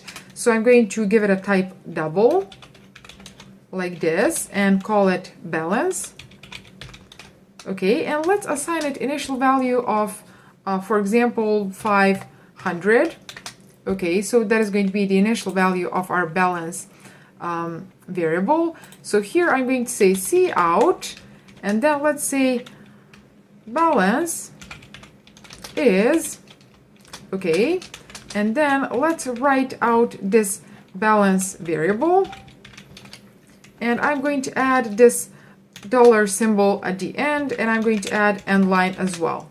Okay, so that is going to happen in the case that our user enters value or option 1, and I'm going to add break at the end of each case, so here as well.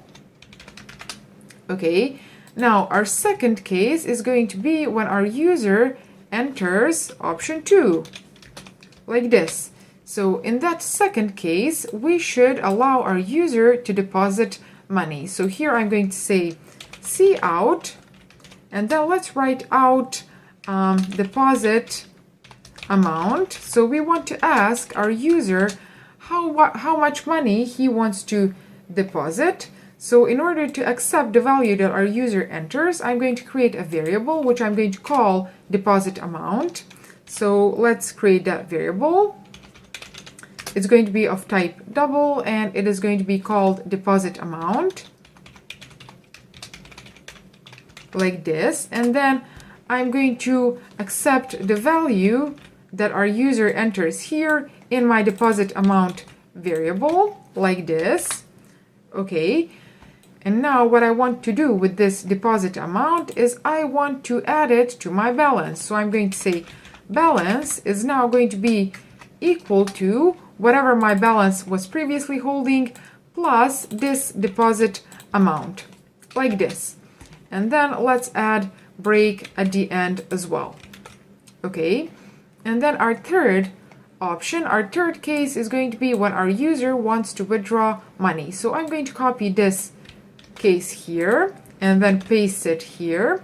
And here I want to write out a different message to my user. So I'm going to say withdraw amount. Let's copy this. Okay, and then this variable, I'm going to call it withdraw amount, like this. Okay, and then here I want to enter that withdraw amount. And what I'm going to do with my balance in that situation is going to be I want to subtract that withdraw amount from my balance. But I want to subtract that withdraw amount only in a situation where this withdraw amount is equal to or less than this balance. So I'm going to say here if withdraw, where it is, withdraw amount is less than or equal to balance, like this, then I want to give that money to my user. Else, meaning if our user has requested more money than he has, I'm going to write out a message. So I'm going to say not enough money, like this. Okay, and that is going to happen, so this code here is going to happen in the case that our user enters option 3, which is this one here. Okay, so now if I run my program,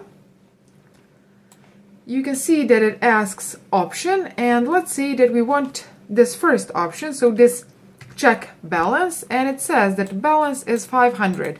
And if I press anything else, as you can see, my program is going to close. And that is because we haven't implemented any loop that is going to iterate this code here. So let's add that loop now. So here I'm going to say do. So do while loop is the one that I want to use. And then inside my do while loop, I'm going to put all of this code here. So let's add a curly bracket, close curly bracket at the end, like this. And then I'm going to say, please do this block of code here, while, and then I want to do this code here while the option that my user has that my user has entered is not equal to 4.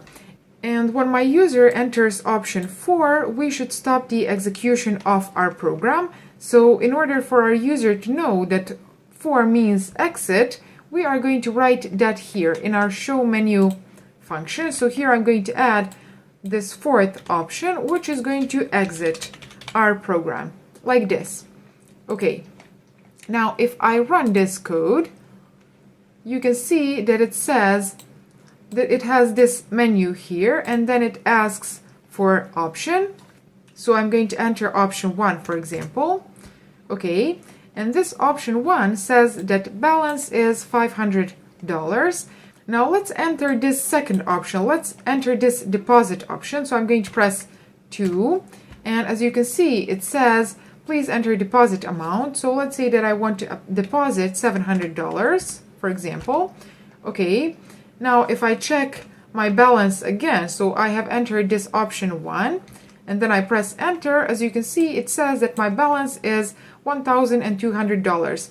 And there's one thing that I want to do with this program, because I don't like the way that this looks. It is not really readable. So I'm going to add clear screen, so clear console command, and I'm going to add that here. So after my user chooses his option, I want to clear the console. So I'm going to say system, and then let's add CLS, which is a command that is going to clear my console, clear my window. So if I run my program again, as you can see, again, we have this menu, and then it asks us for the option. So let's say that I want to check my balance. It says that my balance is $500. Now let's try to withdraw money. Let's say that I want to withdraw money, and I want to withdraw $600, for example. And then it says not enough money because we had $500 on our account. So now what I want to do is, let's say, for example, that I want to deposit $100, okay, and then I want to withdraw $600. Okay, and if I check my balance now, as you can see, balance is 0. And in order to test this exit functionality, let's press 4, and then if I press enter, as you can see, my application is going to close. Now another thing that I want to check is going to be what is going to happen if our user enters option that is not valid, meaning an option that is not any of these 4 that we have covered here. So if I run my program again, as you can see, it asks us to enter option. So I'm going to enter option 5, for example, which is not valid, and nothing has happened. If I enter option 9, nothing has happened again. 99. Okay, now you get the point. What is happening here is our program tries to find this adequate option. So option 5, option 9, whichever one we have selected. And since that option does not exist in these cases here, our program continues to this while check, and then it checks that the option is not equal to 4, and because our option is 5 or 9 or 99, which is not equal to 4, then our do while iterates again, and then it writes this show menu again, and then it asks us to enter this option again. So these 3 options are the only valid options that you can select, and then 4 means that you are going to exit your program. Now here we have created this show menu function that has check balance, deposit, withdraw and then this exit option. And what I want to suggest to you is how you can upgrade this program on your own. So for example, you can create two users, two accounts. And what you can do with those two users is you can implement transfer option, meaning transfer money from one account to the other account. And I'm going to leave that up to you. And if some of you decide to write that code, make sure to paste it in the comments down below. And I'm going to review that code, and some other people may find it useful as well. So I hope that you enjoyed this video. If you did, give it a thumbs up. Don't forget to subscribe to my channel and hit that bell icon as well. And I'm going to see you in my next video. Bye! Hi everyone, welcome to my channel. My name is Saldina and I make IT and programming related videos, so if you're interested in those, please subscribe to my channel and give this video a thumbs up, because that helps me a lot to reach more people and spread programming knowledge. And in this video, I want to talk about generics and templates in C++. So what are generics? The idea of generics was born when programmers decided that they want to be able to use the same code but with different data types. So the logic is the same, but data types are different. Or if you want another explanation, when we talked about functions, we said that we can pass parameters to functions. And what we said as well is that types of those parameters had to be known beforehand. So you had to hard code types of those parameters, whether it is int or char or float or any other data type, that had to be known beforehand. But with this idea of generics, what we should be able to do is we should be able to pass that type itself to a function. So we should be able to determine which type we want that function to operate on. And the best way for you to understand this will be on an example. So that is exactly what I will do. So let's say that in my Visual Studio, I want to create a function that will swap the values of two variables. And if you don't have an idea how you can swap values of two variables, I have a video where I explain that in a very visual way, so you can use that video. I will link it here. So here I will just type very quickly the code for that, and if you need explanation again, you can watch that video. So I will say that that function will be of return type void, and I will call it swap. And then what I want to pass to this function will be two integer variables. So I will say int a and then int b, like this. Okay, but because I want to have both of these variables available in my main function, which will invoke my swap function, I will have to pass these two variables using a reference. And again, if you're not familiar with passing parameters by a reference, I will link another video here where I talk about that. And I think that I made more than one video on my channel talking about passing variables by a reference to a function, so I will put those in the description as well. So the code for this swap function will be the following. So I will say int temp, I will create a temporary variable, and to that temporary variable I will assign the value that my variable a is holding, and then I will assign to my variable a the value that my b is holding, like this, and then to my b I will assign whatever my temp variable is holding. Again, if you need to understand this in more detail, I will put video in the description of this logic here. Okay, so now this function should give us the ability to swap values of two variables, and the way to test this function is the following. So I will say, please create two variables, call them a and b, like this, and to my a variable I will assign the value of 5, for example, and then b will have the value of 7. So let's write out values of these two variables. Let's say a, and then just make a separation, and then value of b, like this. Okay, so now what I want to do is I want to invoke this swap function. I will say swap, and then I will pass my a and then b, like this.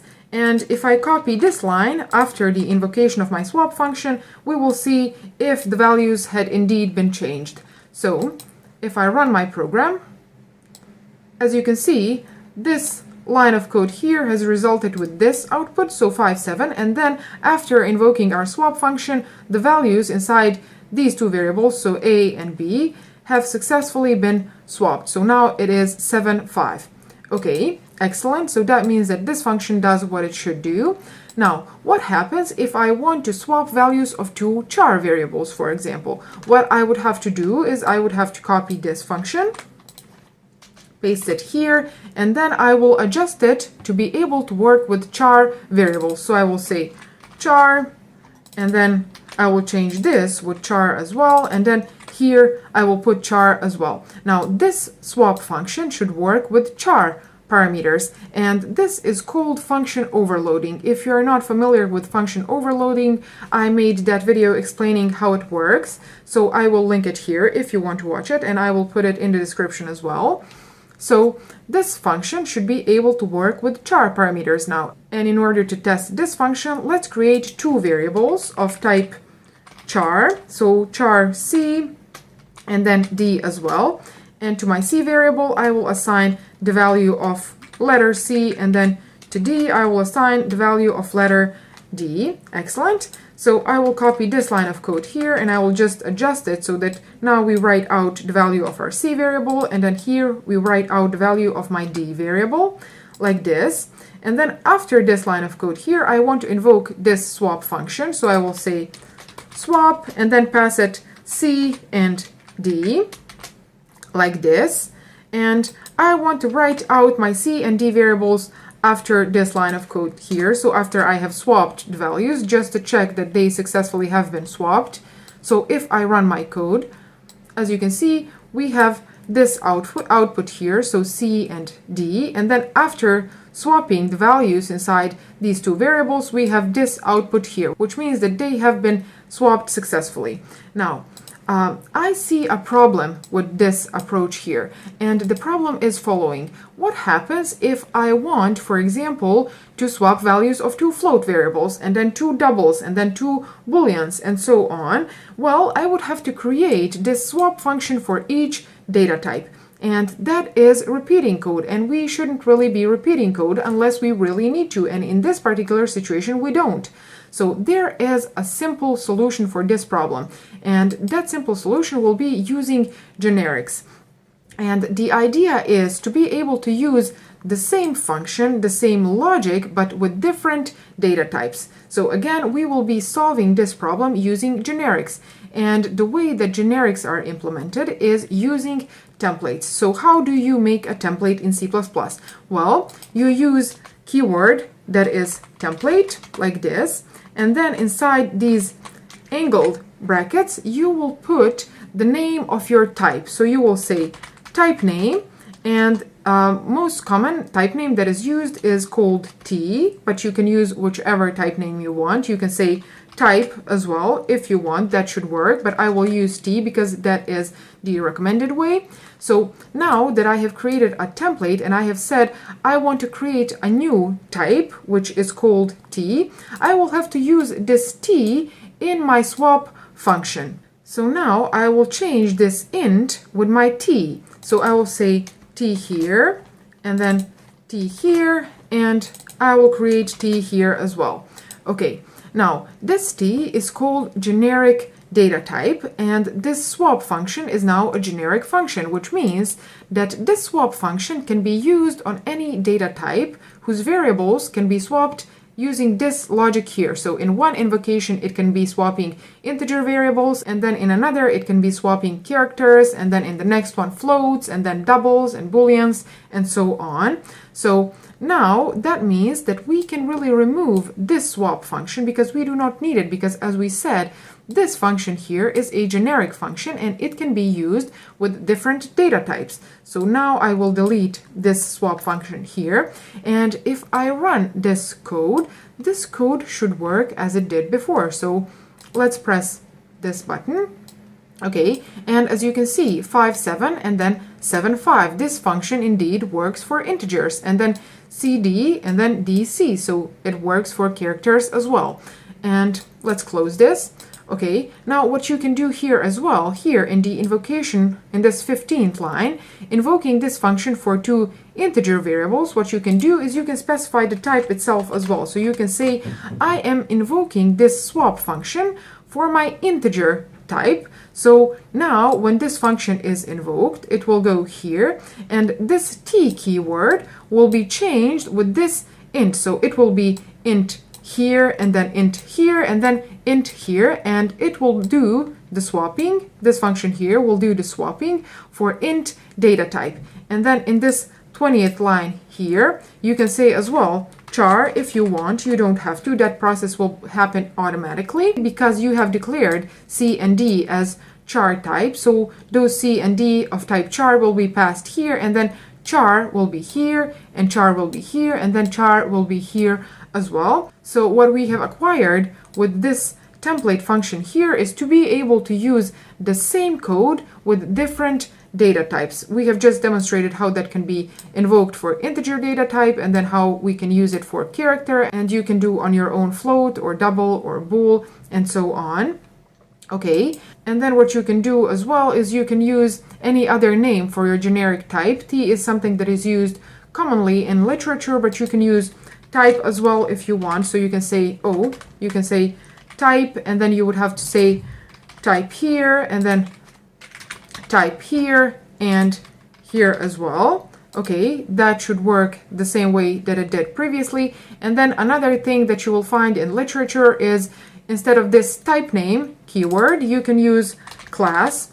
It really depends on you. Whichever one you want to use, you can.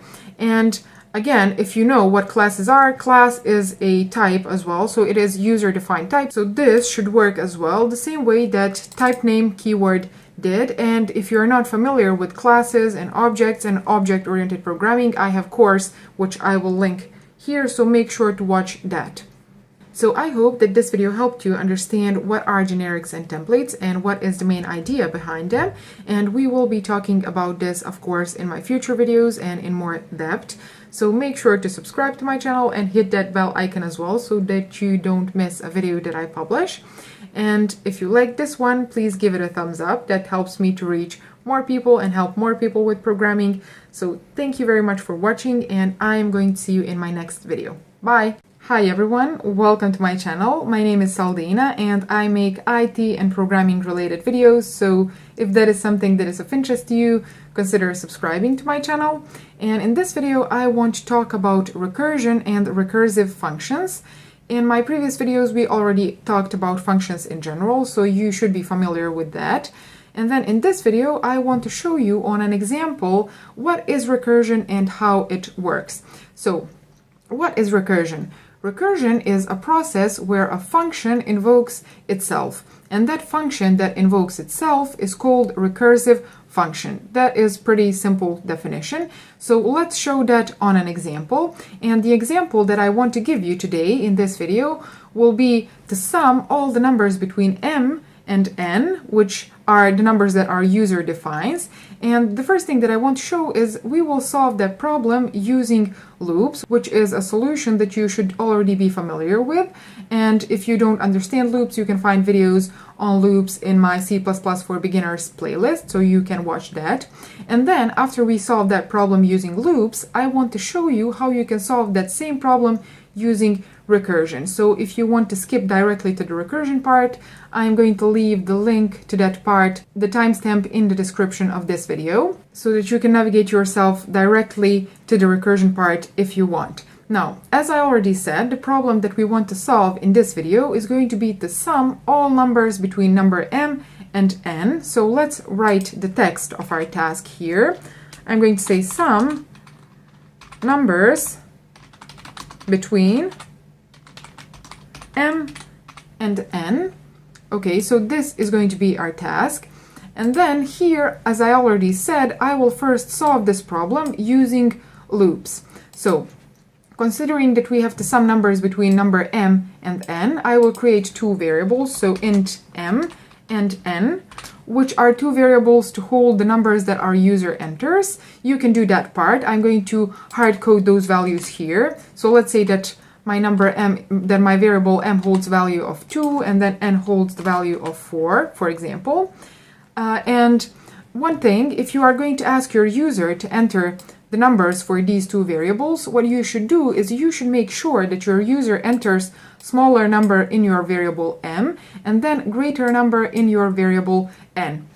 And if that is not the case, there are a few ways to solve that problem. So you can swap the values in these two variables. If your user enters bigger number here and then smaller one here. And if you don't know how to swap the values in two variables, I'm going to put a link which contains the explanation for that here. And then you can as well just ask your user to enter again and again and again until this number is smaller and then this one is greater. And as I already said, I'm just going to hard code these two values here.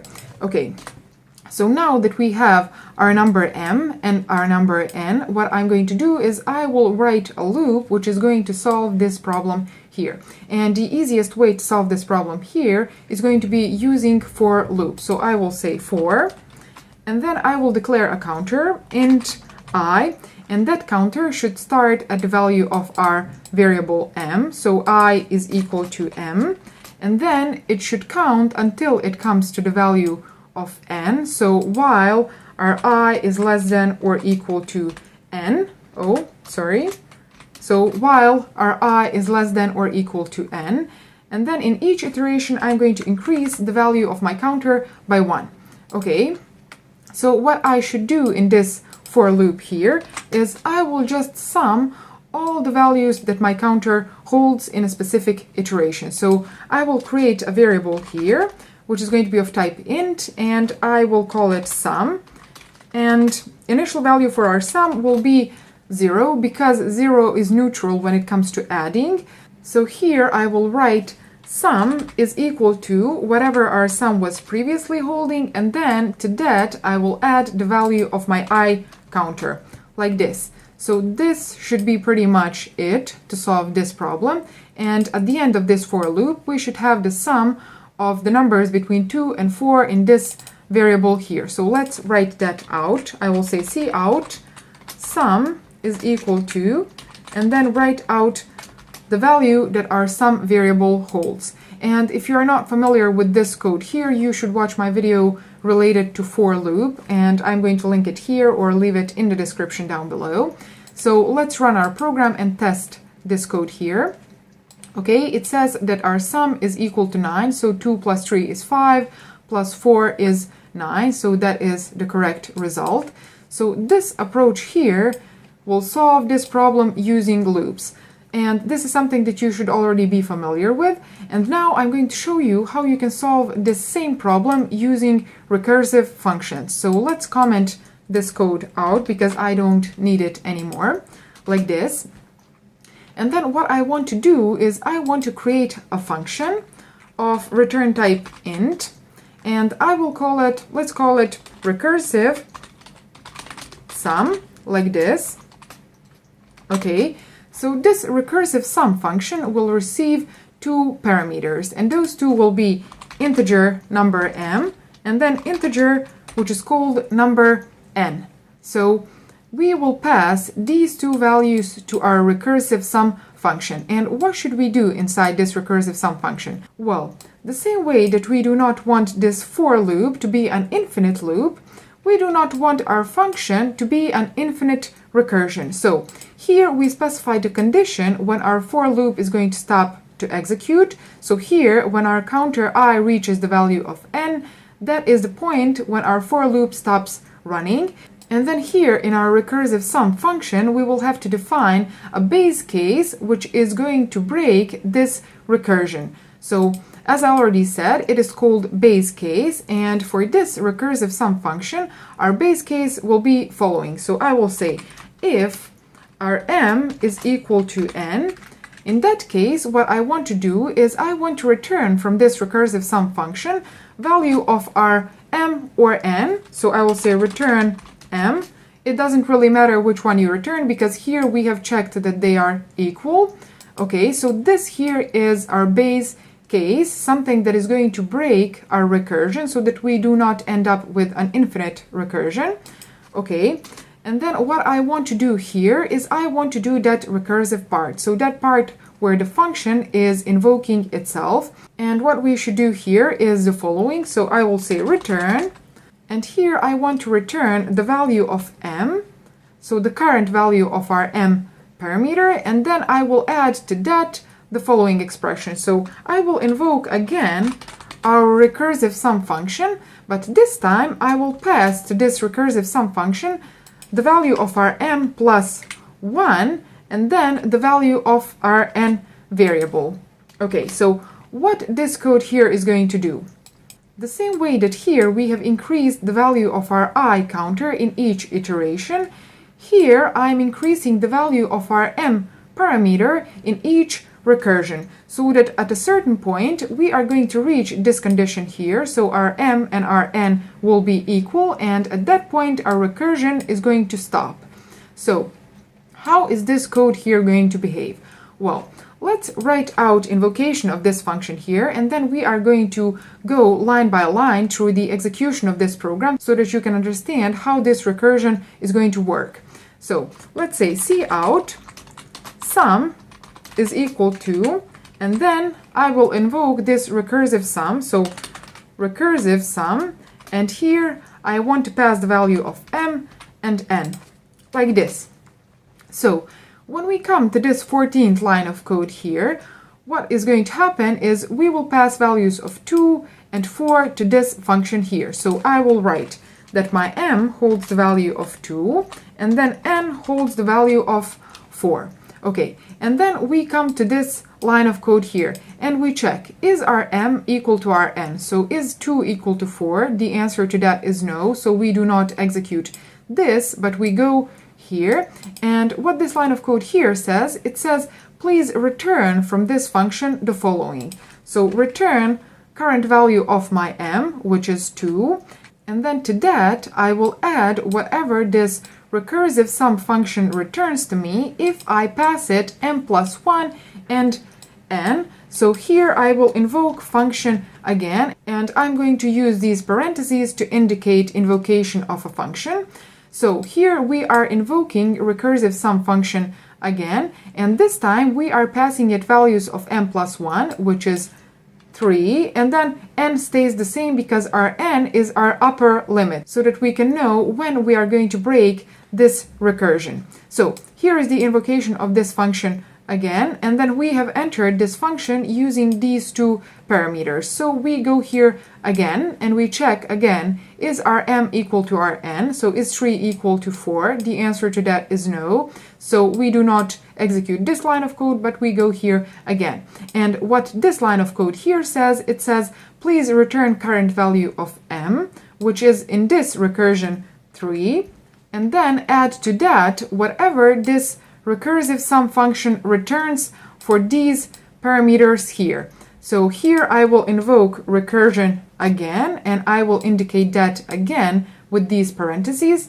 So we invoke our recursive function again with parameters of m plus 1, which is 4, and then n stays the same. So we go here again, and we check, is 4 equal to 4? And the answer to that question now is yes. So now we return the value of our m, which is 4. So here I will say that this recursion returns the value of 4, and then we go backwards. So here we have all the invocations of this recursive sum function. So the result, the end result of this recursion is going to be the result of this expression here. So let's calculate what this recursive sum function is going to return finally at the end. So this is one recursion, and that recursion returns the value of 4. So I'm going to delete these parentheses, and then the recursion prior to that returned the value of 3 plus 4, which is 7.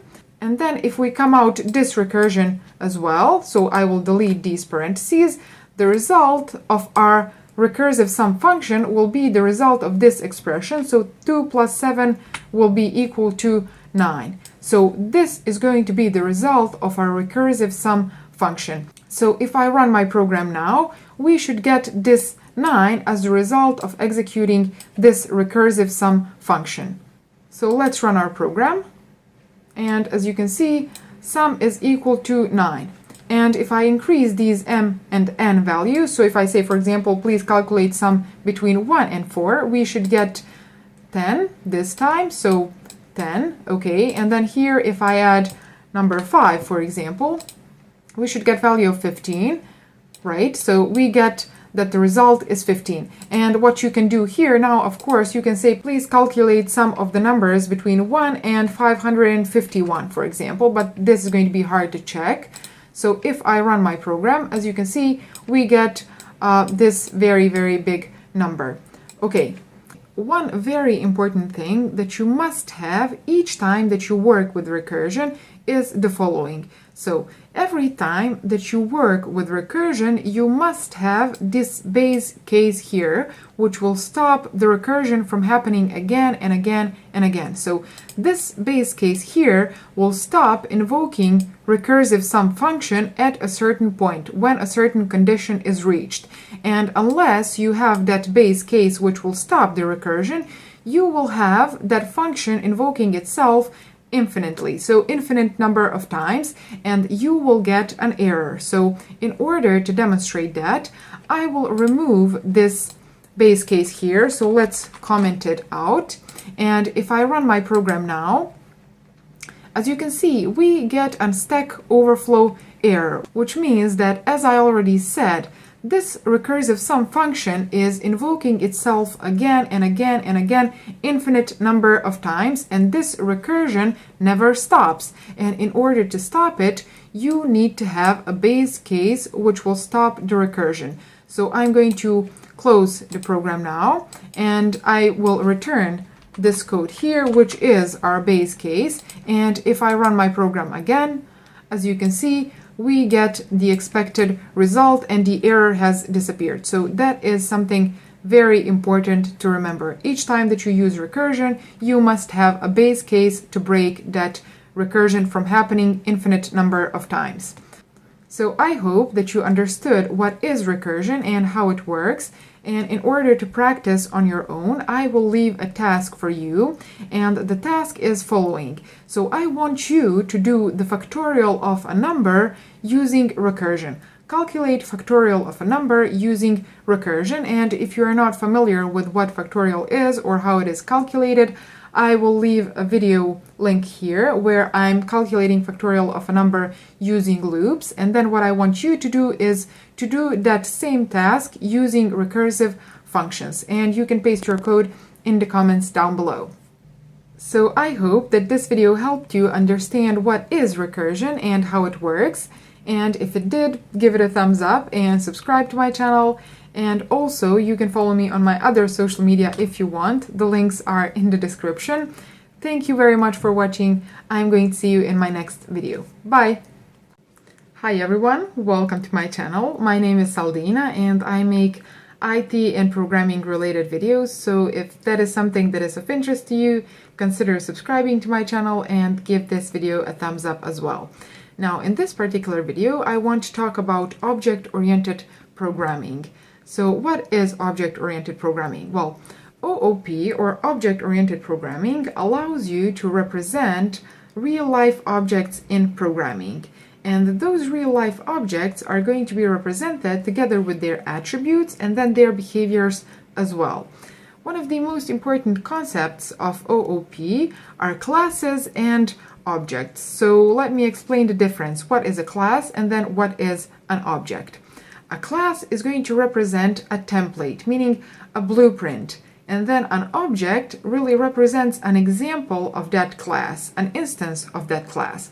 For example, a class can be a fruit, and then an object of that fruit class can be an apple, a banana, a peach, or another example, a class can be a car, and then an object of that class can be a Volvo, a Ford, a BMW, and so on. And that car class, for example, has some attributes and then it has some behaviors as well.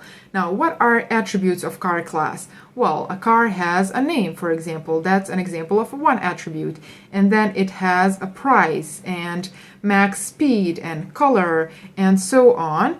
And then behaviors of a car can be drive, for example, and then brake as well, and then change color and so on. So here we are going to create an example of a class, and then we are going to create an object of that class. So the class that I want to create is going to be called YouTube channel. So in order to create a class, you write class, and then you give a name to your class. So here I'm going to say YouTube channel, like this, and then you put these curly brackets, and at the end you will have to put a semicolon. And now here you will put the members of this class. Now, one thing that I haven't mentioned is that class is user-defined data type. We have already talked about data types in this course, or in C++ for Beginners course, so if you haven't watched that, make sure to do so. I'm going to link it in the description and then here as well. So we have talked about basic data types such as integer, floating point number, and then Boolean, character, double, string, but a class is going to be a user-defined data type, which is going to allow you to represent a real-life object in programming. And in this particular situation, I want to represent a YouTube channel. So let's think of attributes of a YouTube channel. What is something that describes a YouTube channel? Let's say, for example, that each YouTube channel has a name. So that is going to be a string variable. Let's say string name, like this. So these attributes are going to be represented with variables. So one of the attributes is going to be name, and then let's say another is going to be string owner name, like this. And then let's think of another attribute. Let's say that each YouTube channel has a subscribers count. So int subscribers count, like this. And then let's as well create a list of published videos. So I'm going to say list, and let's call it published video titles. So that is going to be type string, and it is going to be called published, like this. Now, here it says that this list cannot be used because we haven't included it here. So here I'm going to say include list, and now this should be accessible. Okay, now we don't have that error anymore. And what I want to do here is I want to represent a YouTube channel that has 4 attributes. It has a name, then owner name, you can use email here or whatever, and then it has subscribers count and published video titles. Now here you can use another class. Here you can say, for example, list of videos. You can create another class that is called video, and then in that video class you can put all the attributes that describe a video. So that can be, for example, a title, and then a description, number of likes, number of comments, number of views, the duration of that video, the video itself, But for the simplicity of this particular example, I'm going to use just the title of those videos. So now, after I have created this YouTube channel class, what I can do is I can create an object of that class. So let's say here that I'm going to create an object. So how you do that, you say the type, so you put the name of your class, which is YouTube channel, and then you give a name to that variable. Let's call it YouTube channel, like this. Okay, now what I want to do is I want to assign values to these properties of my YouTube channel. And how do I do that? Well, you say YouTube channel, and then you put dot. And here is nothing available, but it should be. These properties should be available when you say YouTube channel dot. Now, why these are not available? It is because all the members of your class are by default private. And that means that these members, because they are private, they are going to be accessible only within this class here. And in order to make them public, in order to make them accessible outside of this class, you put public access modifier. So you say here public, okay, like this. Now, this public is an access modifier, and it is going to make all of these members of your class accessible outside of your class, which means that now if I press dot here, as you can see, name, owner name, published video titles, and then subscribers count is available for me now. So I'm going to say that the name of my YouTube channel is going to be, for example, Code Beauty, like this. And then owner name, let's copy this a couple more times. So owner name is going to be my name, so Saldina, like this. And then subscribers count, well, let's say this is an integer variable, so we don't need the quotation marks. Let's say 1,800 people. And then these published video titles, so let's add value to my published video titles list. So here I want to say that I have published, for example, C++ for beginners. Let's say video 1, okay, and then let's say HTML and CSS video 1, okay, and let's add as well this video. So let's say C++ OOP video 1, okay. Now after I have assigned value to these properties, what I can do is I can write out these properties. So I can say here, for example, cout, and then let's say name, and let's write out the name of my YouTube channel, like this. And I'm going to add an end line, and I'm going to copy this a couple more times, like this. So here I want to write out owner name, so let's put YouTube channel dot owner name, and then here I want to write out a subscribers count, so YouTube channel dot subscribers count, and then published video titles.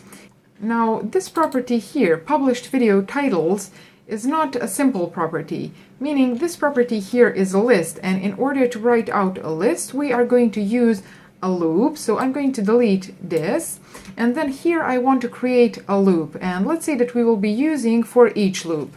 So I'm going to say for, like this, and then here I'm going to write out the type of the value that I'm going to use in my list. So I'm going to say string, because this published video title is of type string, and then here I want to give it a name, so I'm going to say video title, like this, and then I'm going to specify the list that I want to iterate, and that list is going to be this one here. So it is going to be a list of published videos in my YouTube channel object, okay.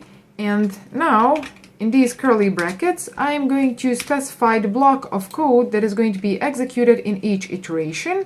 So what I want to do with this video title is I want to write it out. So I'm going to say cout, and then let's write out video title, and I'm going to add an end line at the end as well. And one more thing that I want to write out before this list is going to be just cout videos, like this, okay. And let's add end line at the end so that it is formatted nicely. So now if I run this program, as you can see, it has written out information about this object that we have created here. It says that the name of YouTube channel is Code Beauty, and then owner name is Saldina, subscribers count is equal to 1800, and then this channel has published 3 videos, so C++ for beginners, and then HTML and CSS video 1, and then C++ object-oriented programming video 1. Okay, so I have created a class that is called YouTube channel. I have created 4 attributes, so 4 properties, and made them public, which means that these 4 properties are going to be accessible outside of this class, and we have accessed those properties here. So we have said that we want to assign the value to our name property, and then owner name, subscribers count, and then we have as well assigned value to this published video titles list. Okay, and then here we have written out information that is stored inside these properties. So that was an example of how you can create a class, and then how you can create an object of that class as well. And in my next video we are going to be talking about constructors and class methods, because there is a more simple way to do this that we have done here. So make sure to check that video out as well. So I hope that you enjoyed this video. If you did, give it a thumbs up, and also please subscribe to my channel and click that bell icon, and I'm going to see you in my next video. Bye! Hi everyone, welcome to my channel. My name is Saldina and I make IT and programming related videos on this channel. So if that is something that is of interest to you, consider subscribing and give this video a thumbs up as well. And in this particular video, I want to talk about constructors and class methods. So here I have some code that we have written in a previous tutorial of this course. So if you haven't watched that, make sure to check it out. I'm going to link it here and in the description as well. And let's explain very quickly this code that we have here. So I have created a class called YouTube channel, and that class has 4 public properties. So 4 attributes. Those are name, owner name, subscribers count, and then a list of published video titles. And then here I have created an object of that class. I have assigned the value to these properties here. Okay, and then here I have written out information about this object that we created. And as I said, in this video I want to talk about constructors and class methods. And how am I going to explain these? Well, let me first introduce a problem to this approach here so that you can really understand the need for these two. So, what happens if I want to create another object of this YouTube channel class? How am I going to do that? Well, in this current situation, what I would do is I would copy this. So I'm going to copy it and then I'm going to paste it here like this. And let's give it a name. Let's say that this channel is going to be YouTube channel 2. And let's call it, let's say YouTube channel 2.name. Let's say that it is going to be called Amy Sings, for example, and owner is going to be a girl called Amy, and then she is going to have, let's say, 2,000 subscribers. Okay, and then the videos that she has published are going to be songs, obviously, because she has a channel named Amy Sings. So let's say that she has published, for example, let's say Johnny B cover like this. So that's one song, that's one video. And then let's say that another video that she has published is going to be, for example, Lorelei. So that's a song from Scorpions and she has made a cover of that song like this. Now these two are 2 of my favorite songs, and you can put whatever you want here in this list. And I'm also wondering, and you can write that in the comments down below, what are your favorite songs? So please write that in the comments. Just don't put links, because I think that YouTube has this policy of treating links as advertising or spam or something. So just write out the name of your song and then the name of a singer, I guess. And I'm really looking forward to reading your comments.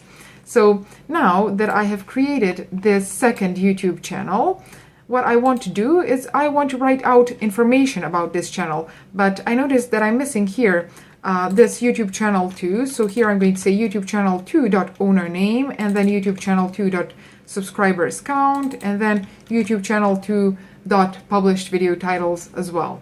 Okay, now if I wanted to write out information about this second channel, what I would do is I would copy this. So I'm going to copy it and then paste it here, and here I will say that the name is YouTube channel 2.name, and then owner name is YouTube channel 2.owner name, and then here as well, and then YouTube channel 2.published video titles. Okay, now if I run this program, we should get information about these 2 channels. So the first channel is this one that we already had. It's Code Beauty, owner is me, and then this is subscribers counter, and then these are 3 videos that I published so far. I mean, I published more than 3 videos, but this is just an example. And then here is our second channel. It's called Amy Sings, and then owner is Amy. She has 2,000 subscribers, and then she has published 2 covers. Now, this here has a problem. If we wanted to create a third, a fourth, a fifth object, we would have to copy this code, and then each time that we want to write out information about those channels, we would have to copy this code. And this really collides with a principle called don't repeat yourself, meaning do not repeat your code if you don't really have to repeat it. And in this particular situation, we do not have to repeat it. So how we are going to solve this problem? Well, the first thing that I want to talk about are going to be constructors. And what a constructor is, it is a special method that is going to be invoked each time that you create an object of a specific class, meaning that method is going to be called on the construction of that object. So there are two rules when it comes to constructors. And the first rule is that constructor has the same name as your class. And then the second rule is that constructor does not have a return type. So let's create a constructor for this YouTube channel class. Here I'm going to say YouTube channel like this, and then I'm going to put these parentheses and I'm going to put these curly brackets as well. Now, what I want to do in this constructor is I want to receive two parameters. I want to receive two arguments, and those are going to be string name and then string, let's say owner name. Okay, now these are two parameters that I want to pass to my constructor, and what I'm going to do with these in my constructor is I'm going to assign these to these properties here. So I'm going to say that name is going to be equal to whatever my user has passed to this constructor. So name is equal to this name here, and then owner name in my class is going to be equal to this owner name that I have received in my constructor. Now, since this constructor here is invoked each time that I create object, each time that it is constructed, that means that at the beginning, when a channel is created, it has 0 subscribers. So I'm going to put here 0 like this. We do not even have to pass this value in our constructor, because when you create your YouTube channel, you do not have subscribers. Okay, now what am I going to do here is I do not need to write this code like this anymore. So I'm going to actually comment this code here. And as you can see, this is underlined. It says that no default constructor exists for class YouTube channel. Now, what we have to do is we have to use this constructor here that I have just created. And how you do that? Well, you put parentheses here, and then inside these parentheses, we are going to pass these two parameters. So the first parameter is going to be the name. So that is the name of our channel, and that is this name here. So code beauty like this. And then a second parameter, as you can see here, is owner name, and that was this value here. So I'm going to pass that here like this.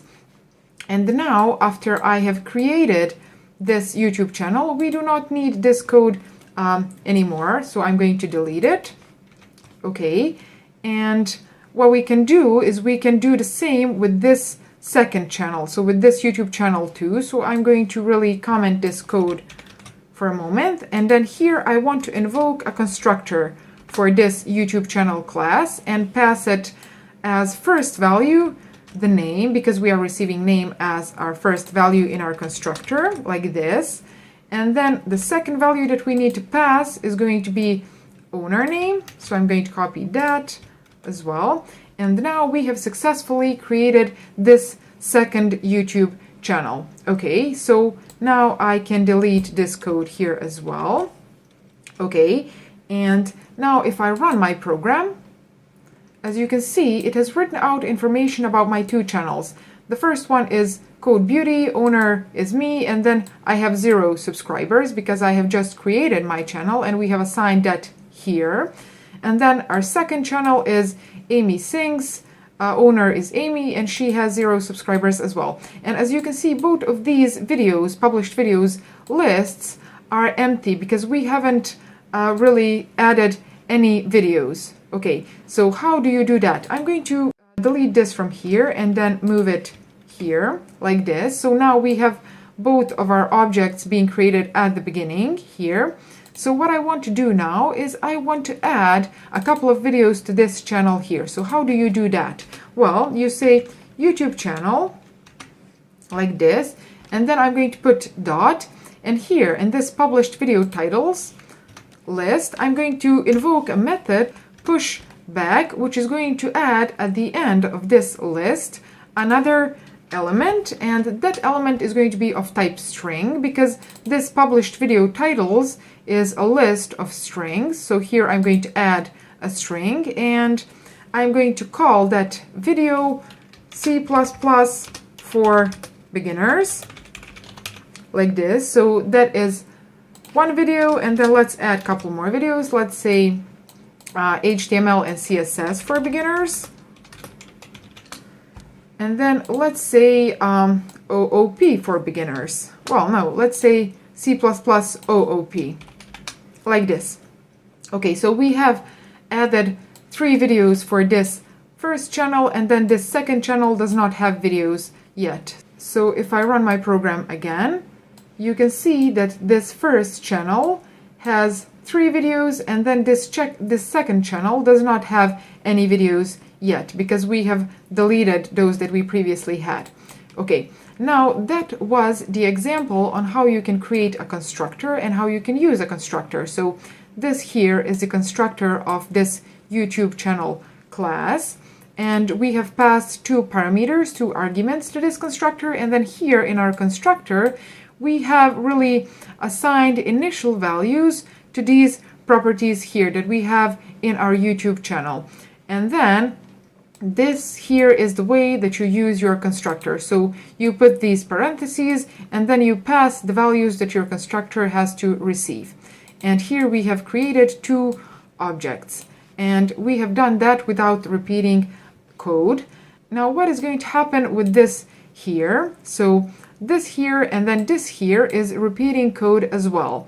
And in order to solve this particular problem, we are going to use class methods. So class method is going to describe a behavior of a class, and since here we are writing out these attributes of our class, since we are writing out information about our YouTube channels, what I want to do is I want to create a method that is going to be called getInfo, for example. So that method is going to be of type void.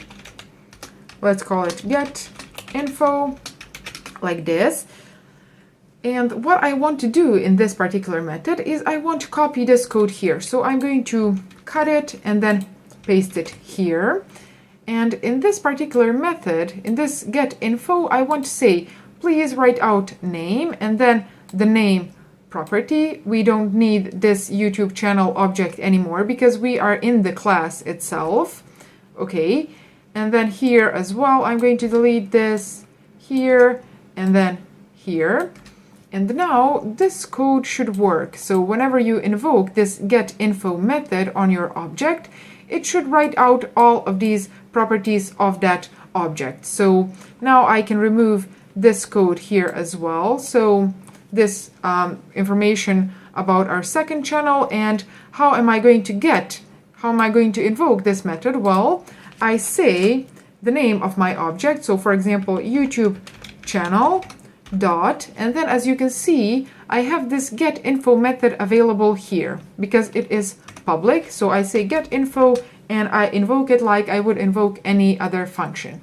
And let's do the same for our second YouTube channel. Let's say YouTube channel 2 getInfo, like this. And now if I run my program, as you can see, it has written out information about my 2 channels. So Code Beauty, Saldina is owner, and then subscribers count, my videos, and then info about my second channel as well. So I hope that you understood the concept behind a constructor of a class and then behind a class method. Here we have demonstrated how you can create an object using a constructor, and then here as well. So you don't really have to repeat your code each time that you create an object. And then here we have invoked a method of these objects, which we have implemented here, so you do not have to repeat that code as well. Each time that you need to get information about your object, you just invoke this getInfo method. And now our main function looks much cleaner, and all the implementations of the construction of our objects and then this getInfo method are in this YouTube channel class. So I hope that you enjoyed this video. If you did, give it a thumbs up and also subscribe to my channel. Don't forget to hit that bell icon, and I'm going to see you in my next video. Bye! Hi everyone, my name is Saldina and I make IT and programming related videos. So if that is something that is of interest to you, consider subscribing to my channel and give this video a thumbs up as well. And in this particular video, I want to talk about encapsulation. Here I have code that we have written in the previous videos of this course, so if you haven't watched those, make sure to check them out. I'm going to link them in the description of this video. And I'm going to go over this code very quickly so that you can understand what we have written here.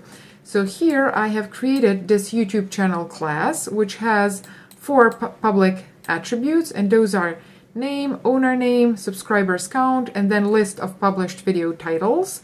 And then here we have a YouTube channel constructor, and then this getInfo method as well that just writes out information about our YouTube channel. And here's the code of our constructor. Okay, and then in our main function, we have created an object of this YouTube channel class, and we have assigned it these 2 values for our name and our owner name. And then we have as well added 3 videos to this published videos list. And here we have written out information about our channel. So if I run this code now, as you can see, this is how it behaves. It writes out information about our YouTube channel. Now, what I want to talk about in this video is encapsulation. And what does this principle of encapsulation says? Well, encapsulation says that these properties here should not be public. These should be private, and then the way to change the value, the data that you store inside these properties, should be really using methods that you expose, and then you give access to those methods to your user, and then using those methods, obeying the rules of those methods, your user can change the value of these properties. Okay, so let me introduce a problem here so that you can really understand why we need encapsulation. So what happens if I say, for example, that YouTube channel, so this that we have created, has, let's say, 1 million subscribers. Okay, this is 1 million. Now we have assigned 1 million subscribers to this YouTube channel, and this should not be allowed. If I run this program, you can see that this YouTube channel has 1 million subscribers now, but this is not the natural way to gain subscribers for your YouTube channel. What you should do instead is you should give your user the ability to invoke subscribe and unsubscribe methods, and then using those methods you are going to increase or decrease this subscribers counter. So let's do that. Let's first hide these properties from our user, so from whoever is going to use this class here. So how do you hide these? Well, you make them private. So here, instead of using public access modifier, I'm going to use private access modifier. So I'm going to say private, like this. And then these should stay public. So I'm going to put public here, like this. Okay. And then, as you can see, we have a problem here. It says that this subscribers count is inaccessible, and then this published video titles as well is inaccessible, meaning that we cannot access these private members of our class. These private members can be accessed only within this class itself.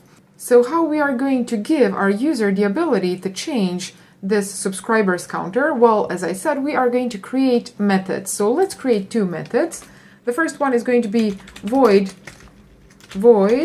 subscribe, like this.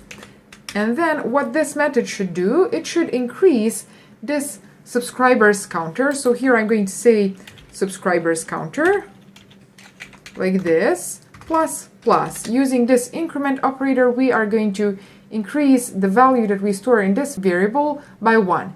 And then we are going to have as well unsubscribe method. So I'm going to copy this, paste it here, and let's say unsubscribe.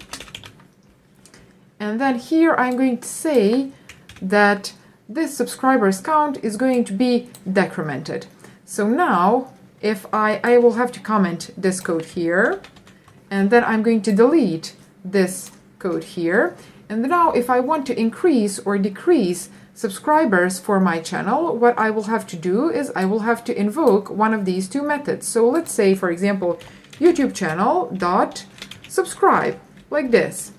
Okay, and let's invoke this method 3 times, for example. And now if I run this program, as you can see, my channel, so Code Beauty channel, has 3 subscribers. And then let's say, for example, that I haven't published videos in a while, so people decide to unsubscribe. So I'm going to invoke this unsubscribe method, like this. And if I invoke this get info after that, I should have 2 subscribers. Well, oh, as you can see, I have 2 subscribers now because 3 people have subscribed and then 1 person has unsubscribed from my channel. Okay, so we have this code here as well that was underlined, meaning that it has compile time error, and it says member published video titles is inaccessible, meaning that now we cannot access this published video titles list anymore because it is private now. So I'm going to expose a method that is going to publish videos for me. So here I want to create a method of type void, which is going to be called publish video,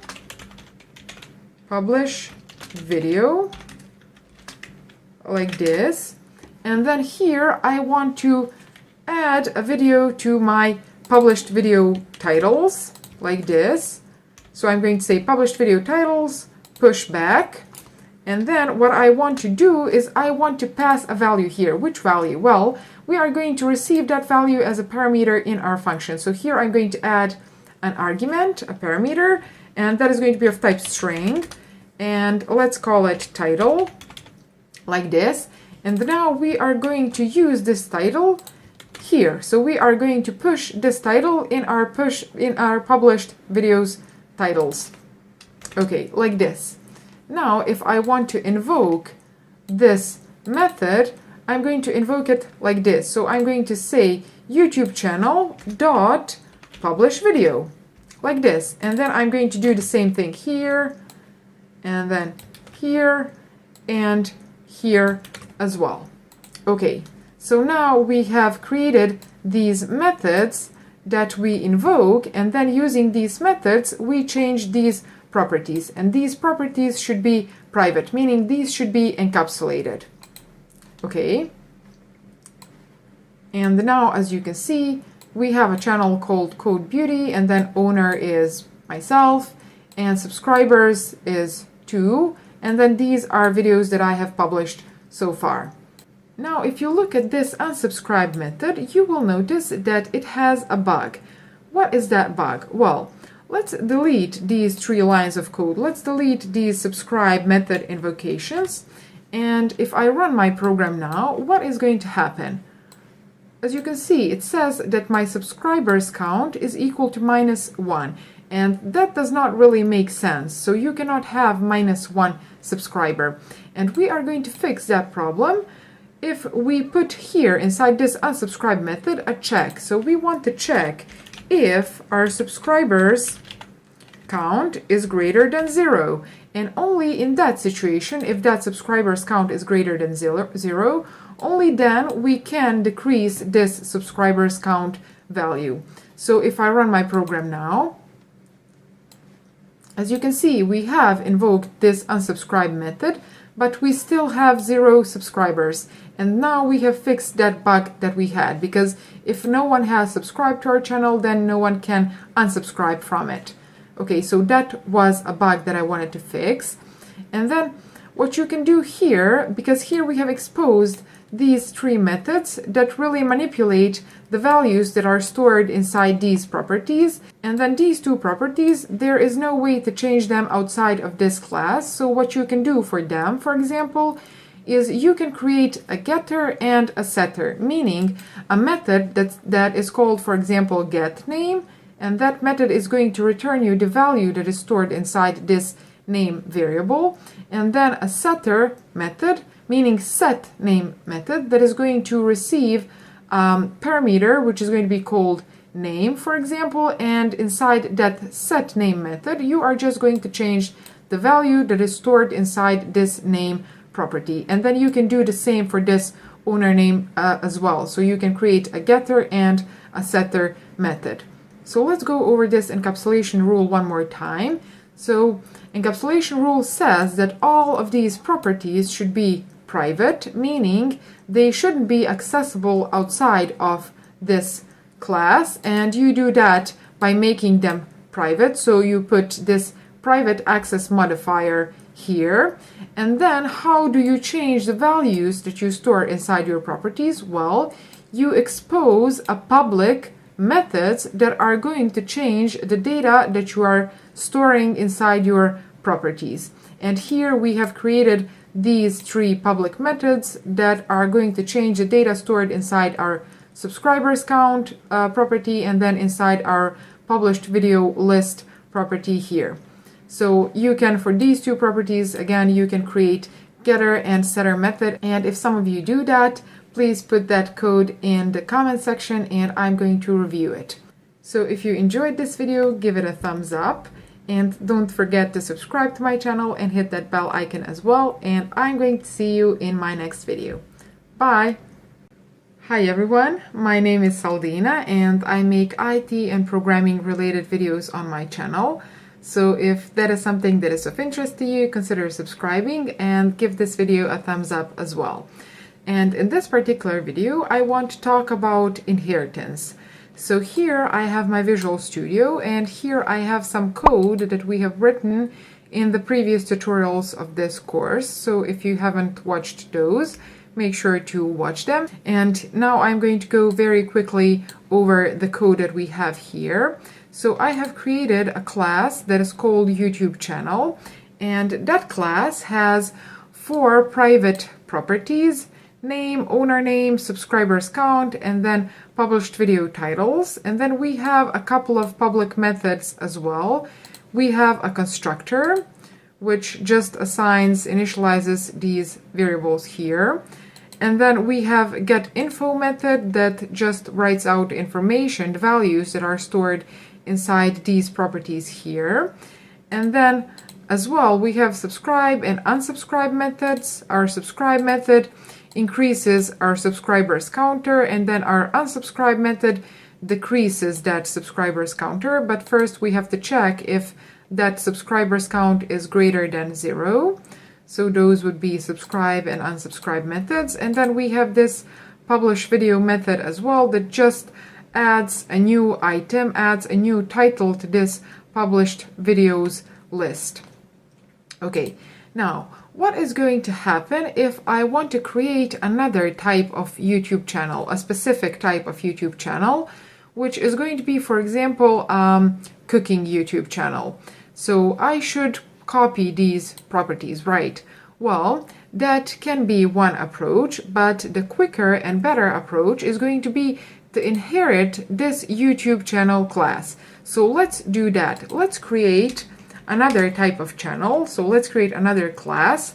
Let's say class, and then let's call it cooking YouTube channel, like this.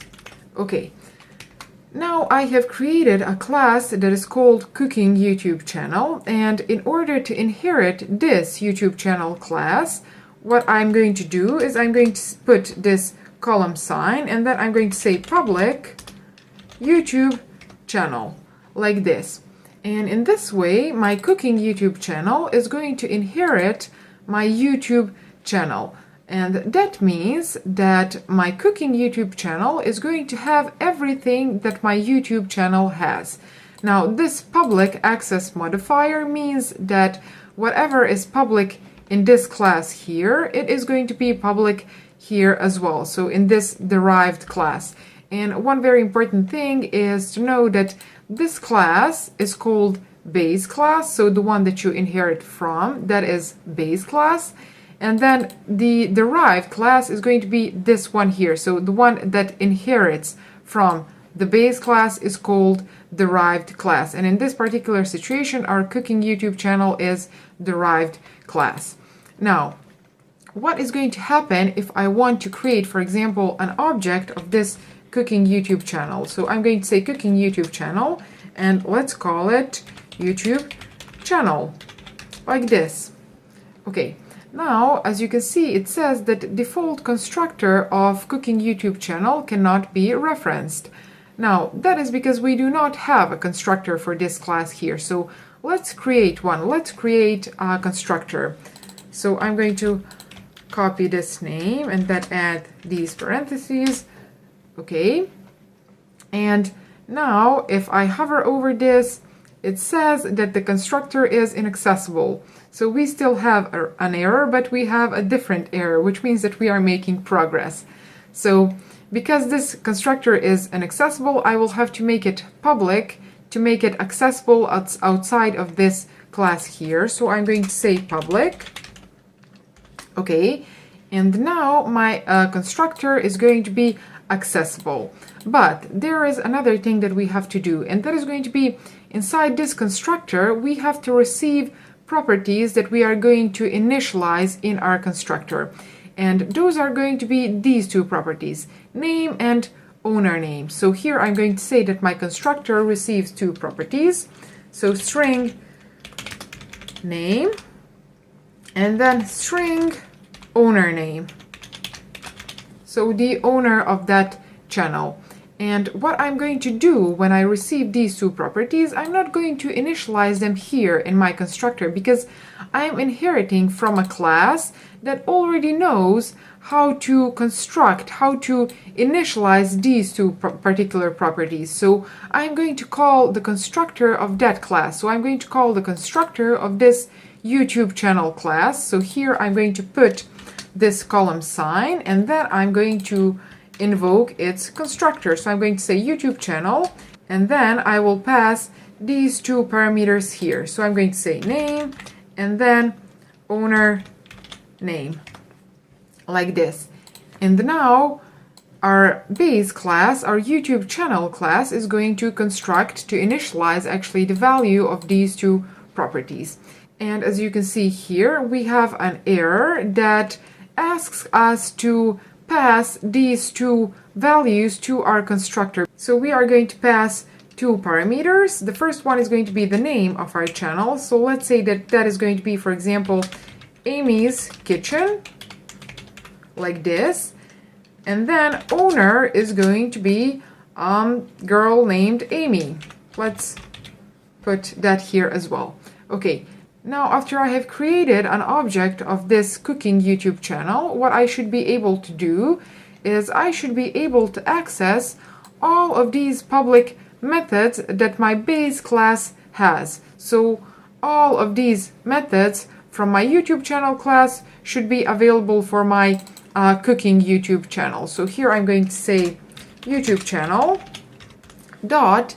And then, as you can see, these are available. So get info, publish video, subscribe, unsubscribe. Let's write out info about my channel, like this. And if I run it now, well, you can see that we have Amy's Kitchen channel. Owner is Amy. It has 0 subscribers and it has no videos as well. So let's publish a couple of videos for Amy's Kitchen channel. So here I'm going to say, okay, before this get info function, I'm going to say YouTube channel dot, and then let's say publish video of, for example, apple pie, like this. And then let's publish another video, let's say, for example, chocolate cake, like this. And now if I run this program, as you can see, we have two videos. And let's as well say that people like these videos, so they decide to subscribe to Amy's Kitchen channel. So I'm going to say YouTube channel dot subscribe. So for example, 2 people decide to subscribe to her channel. And if I run my program again, you can see that now we have 2 subscribers as well. So we have been able to invoke all of these methods that are implemented in our base class. So here, from the object of our derived class. So from the object of this derived class here. Now this derived class, this cooking YouTube channel, can have its own members, meaning things that are specific for this class only. So let's say, for example, that we want to create a method that is going to be called, for example, practice. So I'm going to say void practice, like this. And then what this method should do, it should just make our user that has this cooking YouTube channel, it should say that this user is practicing cooking and then learning new recipes and things like that. So I'm going to say cout, like this. And then let me copy this part of the code because I don't want to make a typo, like this. So it says that our YouTube channel's user is practicing cooking, learning new recipes, and then experimenting with spices, because I guess that's something that you should do if you have a cooking YouTube channel. And let me add end line here as well, like this. So now if I decide to invoke this method is going to be available only for objects of this cooking YouTube channel. So I'm going to say YouTube channel, like this, and then let's say practice, like this. Now, let me very quickly change the name of this YouTube channel object because I want to create another object that is going to be of this YouTube channel type, and I want to call that YouTube channel. So here I'm going to say cooking YouTube channel, and I'm going to paste that name here, and then here, and here as well. Okay, now we have named this object cooking YouTube channel, and if I run this program, you can see that at the end it says practicing cooking, learning new recipes, experimenting with spices. Now, as I already said, this practice method should be available only for the objects of this cooking YouTube channel class. So that means if I decide to create an object of this class here, this base class, that class is not going to have this practice method. And let's prove that very quickly. So here I'm going to create an object of YouTube channel class type, and let's call that object YouTube channel. That's why I changed the name of this object, like this. And let's say that that is going to be my channel, for example, code beauty, like this. And then let's say that owner is my name, Saldina. So now if I try to access this practice method on my YouTube channel, so I press dot, you can see that that method is not available for this base class. It is available only for this cooking YouTube channel class, because this practice is very specific method, meaning this Code Beauty channel, which is oriented to programming and IT, does not really benefit from learning recipes and experimenting with spices, practicing cooking and things like that. So this channel should probably have some other way of practicing because it is different type of channel. So I'm going to delete this code here. Okay, and let's repeat this one more time. So we have created a derived class which is called cooking YouTube channel, and we have inherited everything that our YouTube channel class has by saying public and then the name of our base class, and this public access modifier is going to allow us to have whatever is public here to have that public here as well. And then we have created a constructor for our cooking YouTube channel. And in that constructor, we receive two parameters, name and owner name. And since our base class constructor knows how to initialize those two, we have here invoked this base class constructor. And then here we have created as well a method that is called practice, and that method just says that our user is practicing cooking and he is learning new recipes and experimenting with spices. Now there's one more thing that I want to show you, and that is going to be let's create another object of this cooking YouTube channel, and that is going to be let's say cooking YouTube channel 2, and let's call it John's Kitchen, like this, and owner is going to be, for example, John. Now, what is going to happen if I say, for example, that this second YouTube channel, so this cooking YouTube channel 2, John's YouTube channel, is practicing? I'm going to comment these two because I don't need them. And if I run my program now, you can see that it says 2 times practicing cooking, learning new recipes, experimenting with spices, and then the same line here. So you cannot really differentiate between which one is Amy's channel and which one is John's channel. So in order to make that a bit more understandable, I'm going to add a property here. So here I want to add the name of the owner of this channel. So here I'm going to say, let me copy this property like this. So owner name, and then let's say that that owner is practicing cooking, learning new recipes, experimenting with spices, and so on. But as you can see, this property here is not accessible. It says that member owner name is inaccessible. And why is that the case? Why is it inaccessible? Because it is private. And if you remember, private members can be accessed only within that class, and then public members can be accessed from outside of that class. But what happens if you want to have, for example, a certain property to be accessible in the derived class? Now there is an access modifier for that as well. So that is going to be protected access modifier. So I'm going to say here protected, like this. And then I'm going to move this owner name to my protected area, like this. So now this owner name property should be accessible in derived classes as well. And as you can see, the error has disappeared.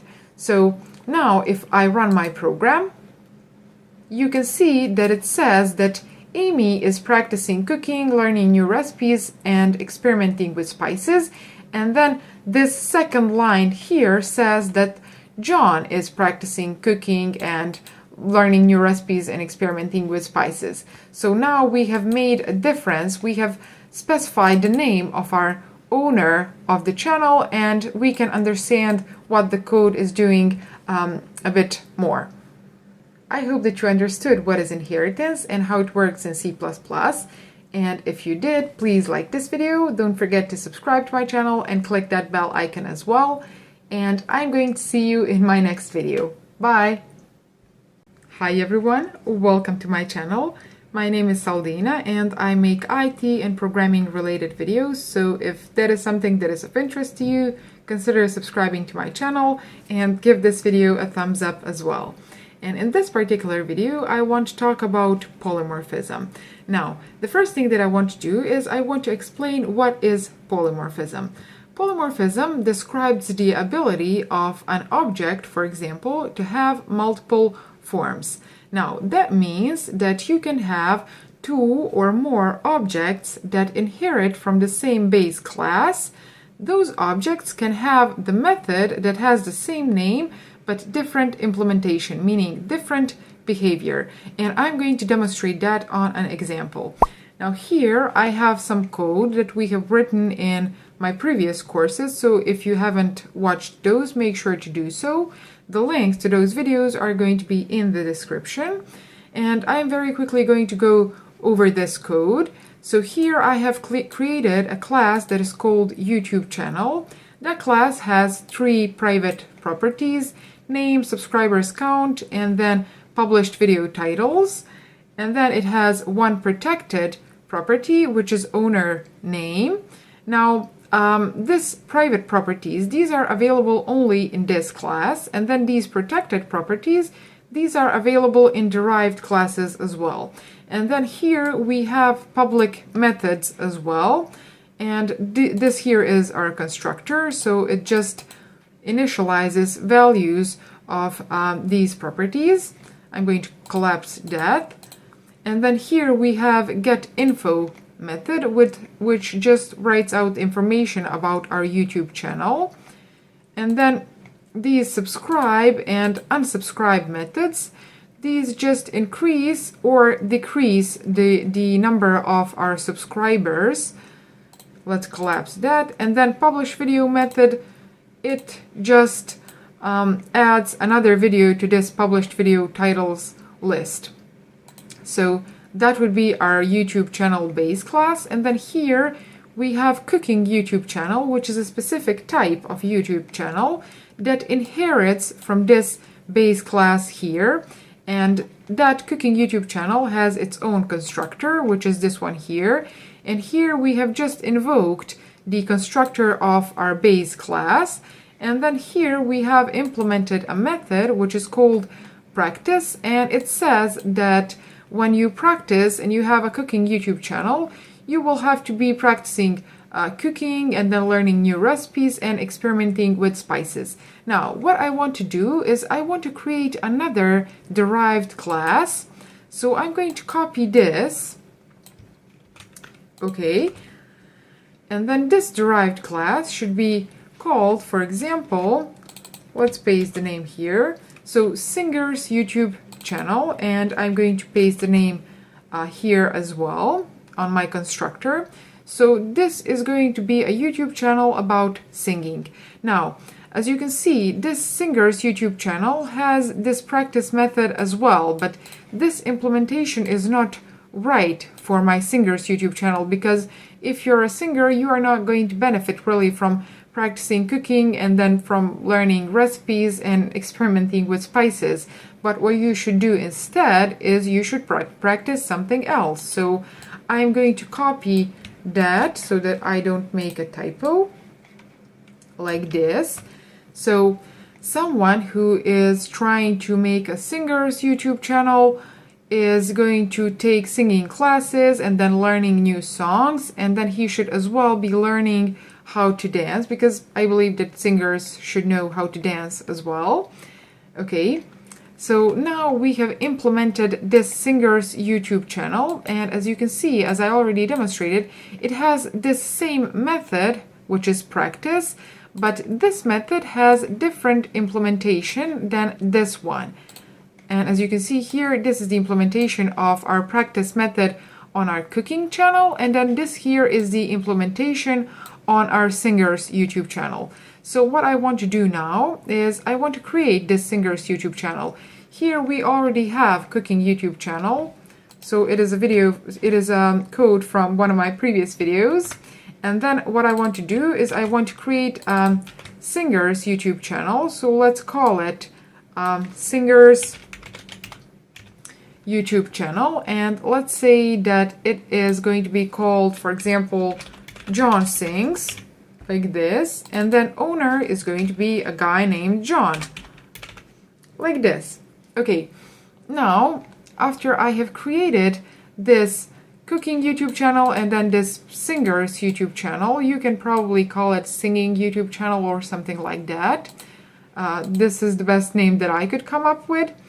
Okay, so now what I want to do is I want to invoke methods on these two classes, and the methods that I want to invoke are going to be these two, so practice and then this practice method as well. So here I'm going to say cooking YouTube channel dot practice, like this, and then let's invoke the same method for my Singer's YouTube channel, like this.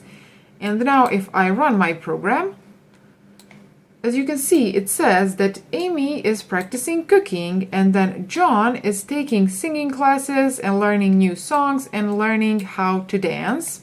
I can imagine that. Okay. Now, after I have invoked these two methods, you can really see, oh, I have stopped my program, I'm sorry. So here you can see that this cooking YouTube channel has invoked its own method. So this cooking YouTube channel has invoked the method that has been implemented in this cooking YouTube channel class, which is this one here. And then this invocation, so this singer's YouTube channel, when you invoke practice method on that, this method here is going to be invoked. So this method that is implemented in singer's YouTube channel class. Now let's add another thing, and that is going to be here in this practice method, and then in this practice method as well. What I want to do is I want to say that each time that our user practices cooking and then practices singing, what is going to happen is the quality of that YouTube channel is going to increase. So in order to track that quality content rating, I'm going to create a property, and that is going to be here in this YouTube channel, in this base class. So I'm going to make that property protected because I want to have it accessible in my cooking YouTube channel and then in my singer's YouTube channel as well. So I want that property I want to access that property from my derived classes, and because of that, I'm going to make it protected. So here I'm going to say int, and let's call it content quality, like this, okay? And initially, I want to set the value of this content quality variable. In this constructor here, I want to set it to 0, like this, because I want to say that when you create your YouTube channel, this constructor here is going to be invoked, and you are going to have 0 subscribers, and you are going to have a 0 knowledge about content quality. So your rate, content quality rate, is going to be 0. So let's close that. And then what I want to do here in this practice method is I want to say each time that you practice, your content quality should increase. So let's increase that variable. Content, where is it? Content quality plus plus. So I'm going to increment that content quality, and then I'm going to do the same here, like this. Now let's say, for example, that my this singer here, John, he is going to practice a lot. So he has practiced 5 times more than Amy did. So if I run my program now, you can see that John is practicing, and then again and again and again. So he is practicing a lot, and Amy is not really. So what do I want to do with this content quality property? Well, let's say that I want to implement another method, and that method is going to be as well implemented here in this base class, and that method is going to be called check analytics, because that check analytics method should be available for all YouTube channels. So that is not something that is specific for this cooking YouTube channel only, or for this singing YouTube channel, so singer YouTube channel, but that method should be available for all YouTube channels. And because of that, I'm going to implement it in this base class. So let's say void check analytics, like this. Okay, and now what I want to do in this check analytics method is I want to use this property, this content quality property, in a following way. So I want to say if content quality is less than 5, I want to write out a message to my user. So I want to say cout, and then let's write out the name of this YouTube channel, like this. And then let's add a message which is going to say, let me copy that. Okay, this is going to say that this channel has a bad quality content because this content quality has a rating that is less than 5. And let's add end line. And then what is going to happen if this content quality is not less than 5? So if it is equal to 5 or greater than 5, I'm going to put else block here. And what I want to say here, okay, is that this channel has a good content, great content actually. Okay, like this.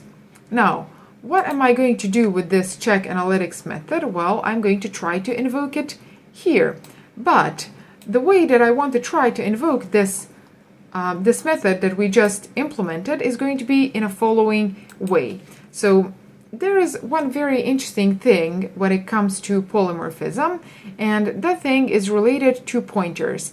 At this point, I haven't made videos about pointers on my channel, but if you're watching this video sometime in the future, then those videos are probably available on my channel, so make sure to look for them on my channel and then in the description of this video as well.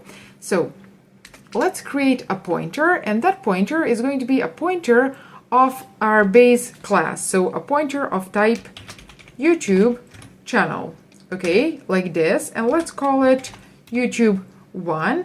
And what I want to do is I want to assign to this pointer here address of this cooking YouTube channel. And you can do that. You can assign to a pointer of a base class an address of derived class. So I'm going to say here, please, to this pointer, assign address of this cooking YouTube channel class, like this. And then what I want to do is I want to create another pointer. Let's call it YouTube 2. And then to this YouTube 2 pointer, I want to assign the address of my singer's YouTube channel, like this. So one more time, a pointer of base class can point to a variable of derived class. Now, what I can do using these pointers is I can invoke method that I have just created, which is this one here. So check analytics. So let's do that. Let's say YouTube channel 1, and then let's invoke this method. Let's say check analytics, like this.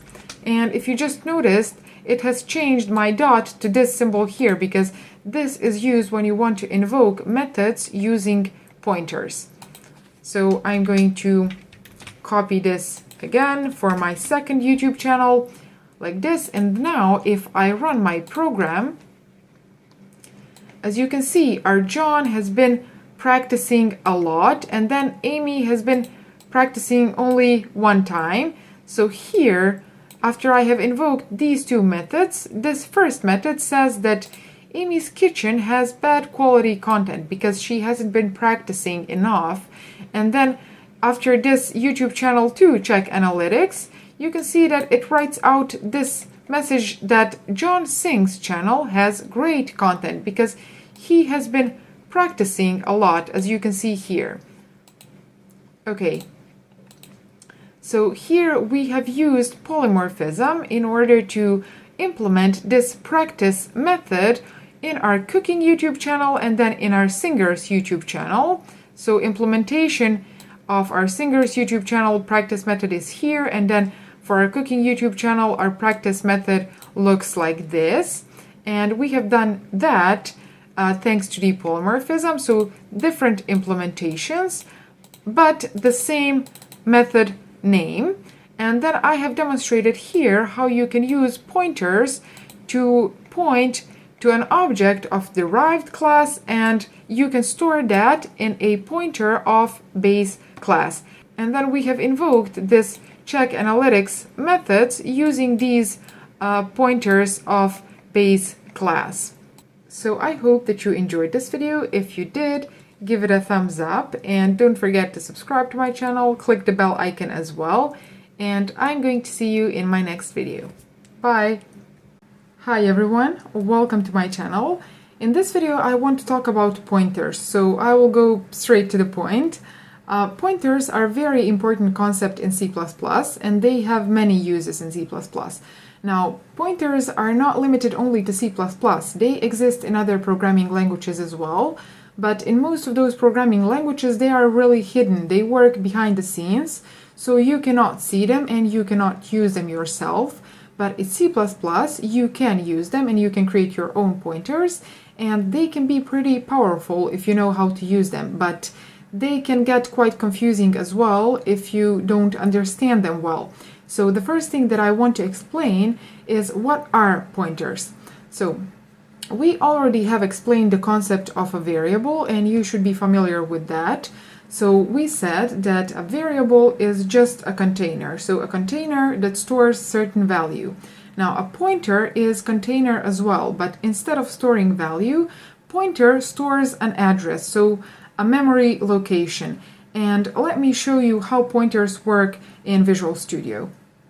Let's create a variable of type int, and I'm going to call it n and assign it a value of 5.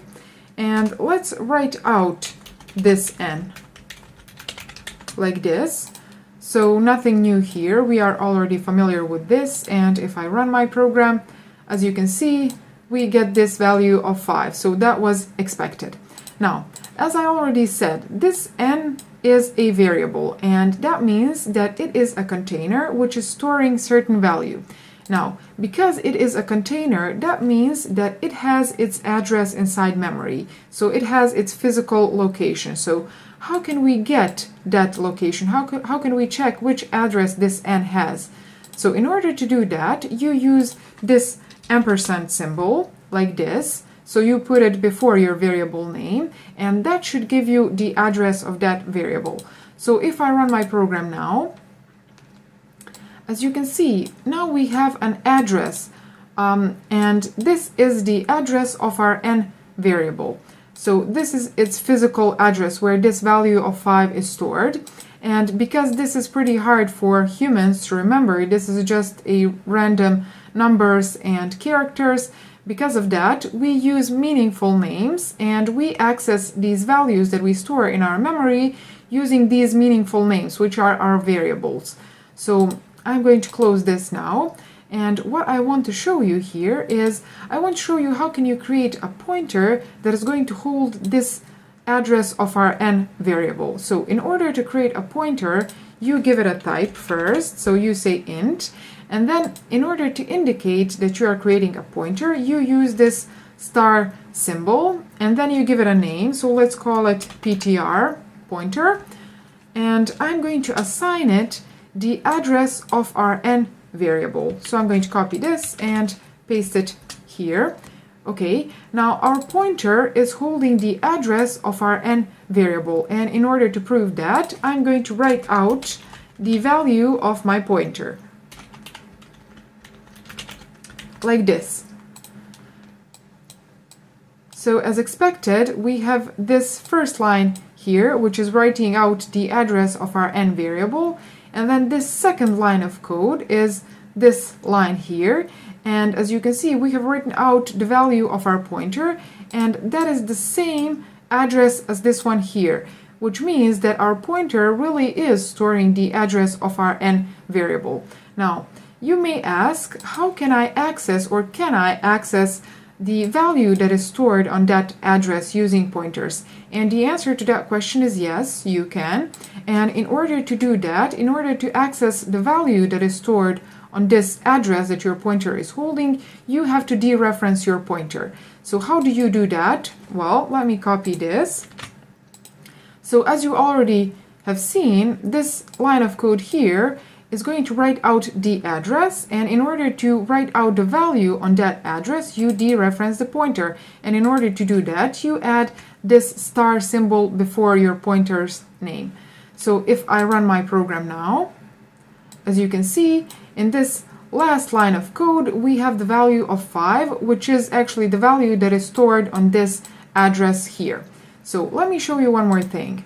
What I want to do is I want to change the value that is stored on this PTR address, so on this address that our PTR pointer is storing.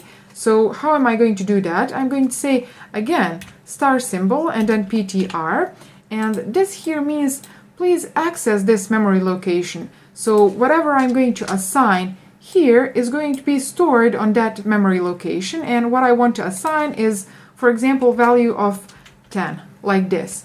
So now if I copy this line of code and then paste it here, and if I run my program again, we have this value of 10 stored on this address here. And one interesting thing as well is that if we try to write out the value that our n holds now, like this, if I run my program, as you can see, our n holds the value of 10 as well, even though we have never said that n has the value of 10, but we have stored the address of our n in our pointer, and then we have dereferenced our pointer, meaning we have changed the value on that address here in this 11th line of code here. So that's why our n holds value of 10 now. One very important thing to keep in mind is that your pointer has to be of the same type like the variable that it is pointing to. So let's close this. So as I said, this integer pointer is pointing to an integer variable. So our n is of int type. And the same way would be if we created a float pointer, it would have to point to a float variable, and then char pointer can point only to a char variable, double, bool, and so on. So pointer and the variable that that pointer is pointing to have to be of the same type. Okay, so that means that if I try to change the type of this n variable to float, for example, like this, so if I say float, immediately we get an error here, and the error says a value of type float pointer cannot be used to initialize an entity of type int pointer, meaning you cannot assign address of a float type to pointer of int type. Okay, so that is the error that we have here, and I'm going to return this to int. Okay, and as you can see, that error has disappeared because now our pointer is pointing to the same type, so to the variable of the same type that that pointer has. So int pointer pointing to an int variable. One thing that beginners very often try to do is the following. So they say, okay, let's create a pointer. So int, let's give it a name ptr2, so pointer, like this. So I have created a pointer, right? So let's dereference this pointer and assign it a value. So I'm going to say, please dereference ptr2 and assign it a value of 7, for example. Now, this code here has a problem. And if I run it, if I say build solution, actually, as you can see, it says uninitialized local variable ptr2 used. This means that this ptr2, so this pointer 2, does not have an address. So where should it store this value of 7 if it does not have an address? And the easiest way right now to solve this problem is going to be to create a variable and to give the address of that variable to our ptr2 pointer. So I'm going to say int v. This variable has to be of the same type as our pointer, as we already said. And then I'm going to say here our ptr2 is going to hold the address of our v variable, like this.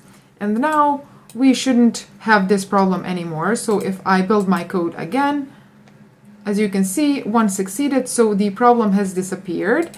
And let me write out the value of this v variable. So I'm going to say v is equal to, and then let's write out the value of this v. And if I run my program, as you can see, it says that v has the value of 7 because we have assigned it here by dereferencing our pointer that is holding the address of our v. So you may say now, okay, Saldina, I understand this, but this seems a little bit too much. Why would I create a pointer just to assign a value to a variable? And the answer to that question is you don't. This is not the type of problem for which pointers were created in C++. So there are different problems that pointers solve in C++, and this here is just a demonstration of what are pointers and how can you create your own pointers. Now, examples of some of these other problems that pointers solve is you can use pointers in order to pass values by a reference to a function, and then you can use them to return multiple values from a function, which is an interesting one. You can use pointers in combination with arrays as well. You can use them for dynamic memory allocation. And then if you're familiar with OOP, object-oriented programming, you can use a pointer of a base class in order to access an object of derived class. And then there is this concept of smart pointers, which we are going to cover in the future. So I believe as well that I have mentioned some of these things in some of my videos, but I plan to make a dedicated series to pointers where we are going to talk only about pointers. So stay tuned, subscribe to my channel, hit that bell icon as well so that you are notified when I publish my next video. And if you like this one, give it a thumbs up. Thank you for watching, and I'm going to see you in my next video where we will be talking about pointers. Bye! Hi everyone, welcome to my channel.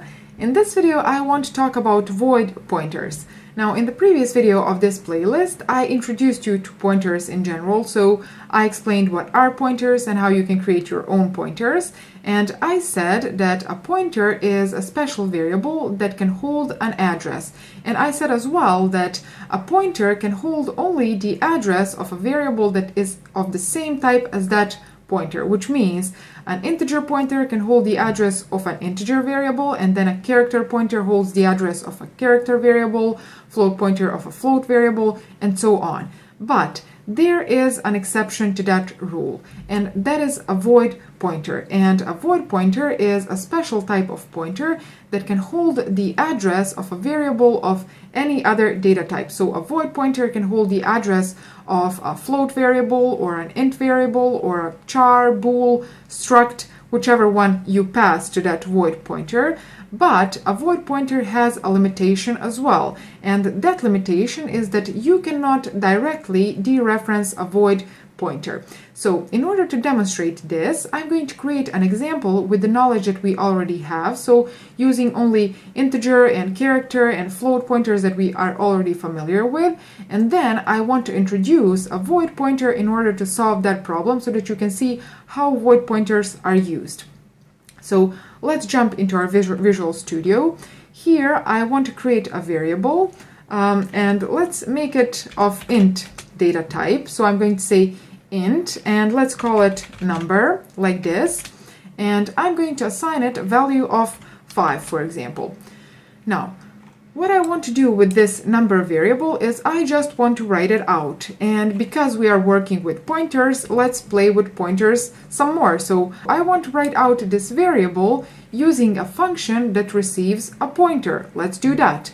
So that function is going to be of return type void, and let's call it print number, like this. And then here this function is going to receive an integer pointer, and we are going to call it number ptr, so number pointer. Okay, now what this function here should do is it should just print out the value that this number pointer is storing. So actually the value that is stored on the address that this number pointer is holding. So in order to do that, we have to dereference this pointer. So I'm going to say star symbol and then put the name of this number pointer, and let's add an end line as well. Now this function is finished, and it is writing out the value that is stored on the address that we pass to it, and we have to pass it the address of an integer variable. So if I invoke this print number function, let's say print number, as I said, since it is receiving a pointer, we have to pass it an address, and that is going to be the address of this number variable. So let's say ampersand number. So this here is going to give us the address of this number variable.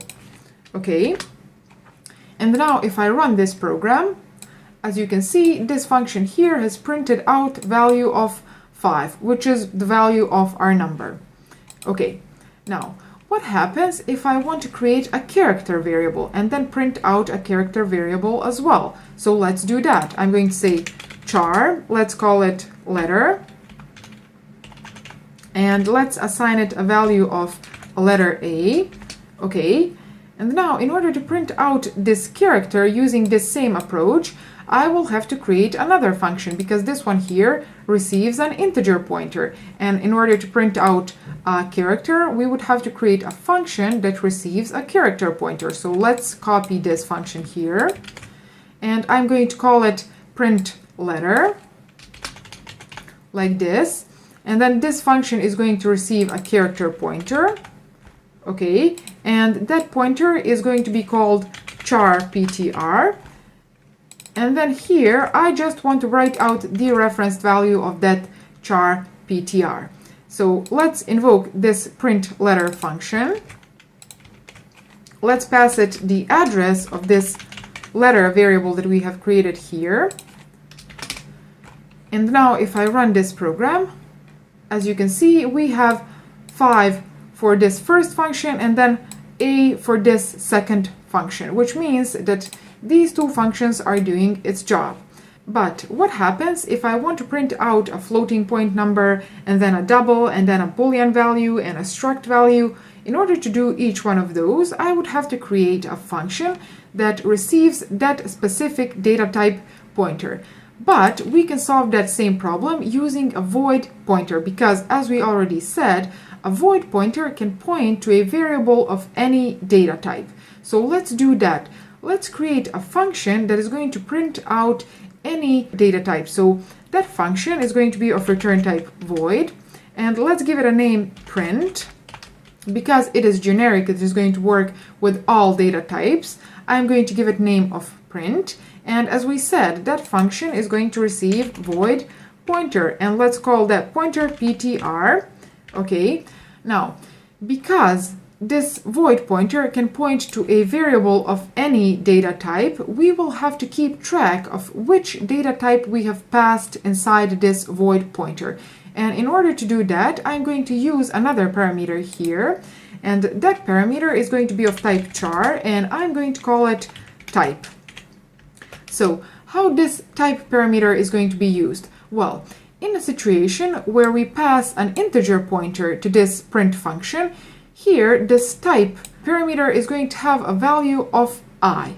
In a situation when we pass a character pointer to this void pointer here, in this type parameter we are going to pass a value of C. And then if we pass a float pointer here, we are going to store an F. And then if we pass a double pointer here, this type variable should store a letter D, so that we can know how we are going to dereference this PTR pointer. So the first thing that we have to do is we have to check what this type variable is holding. So in order to do that, I'm going to use switch case like this. You can use if else as well if you want. So here I'm going to switch on this type variable like this. And what I want to do here is I want to say, in the case that this type variable is holding the value of I, that means that this here is an integer pointer. So here I'm just going to leave a comment for now. So I'm going to say handle int pointer like this.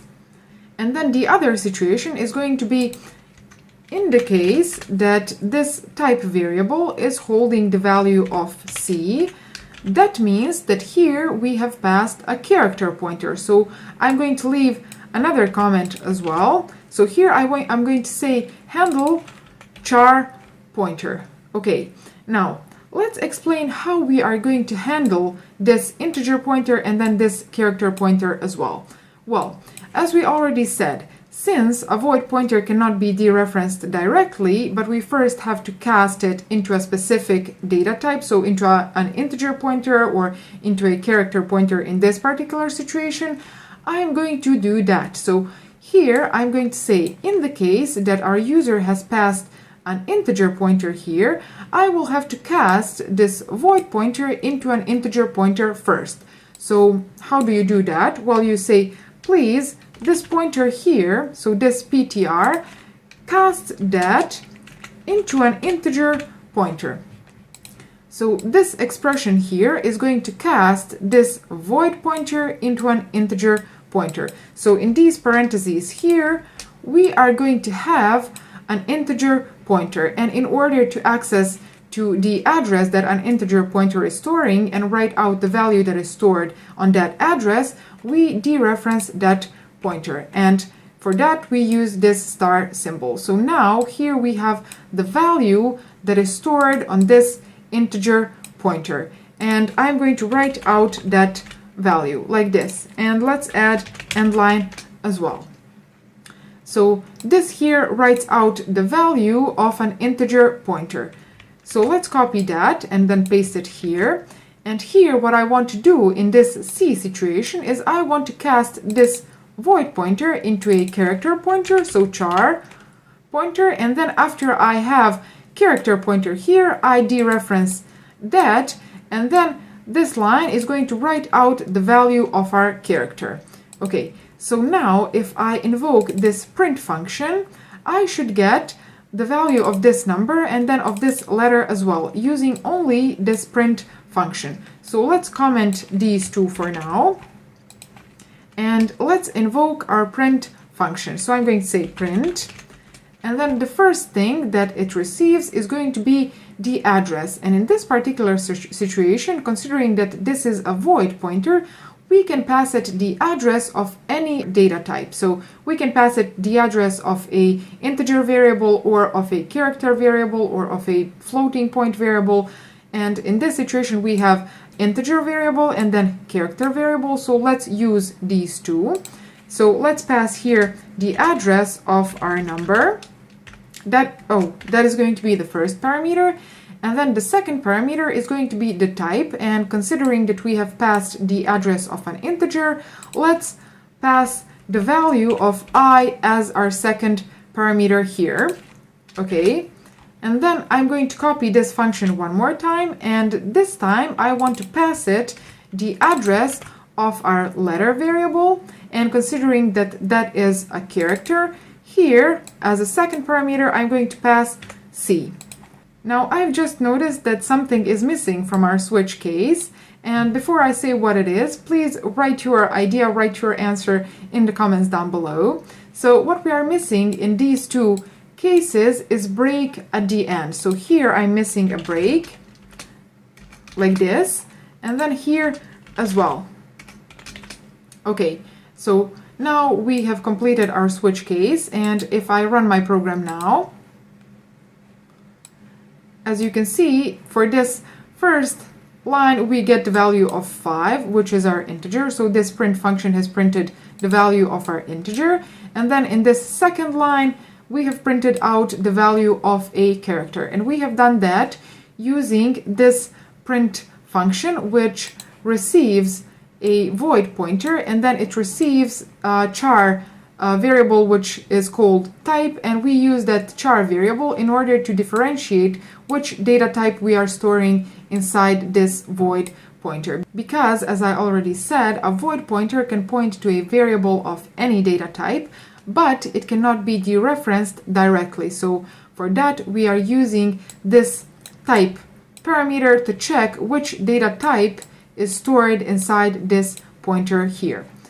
So now you have an idea on how to use void pointers, but I would actually advise you to be very careful when using void pointers. Why?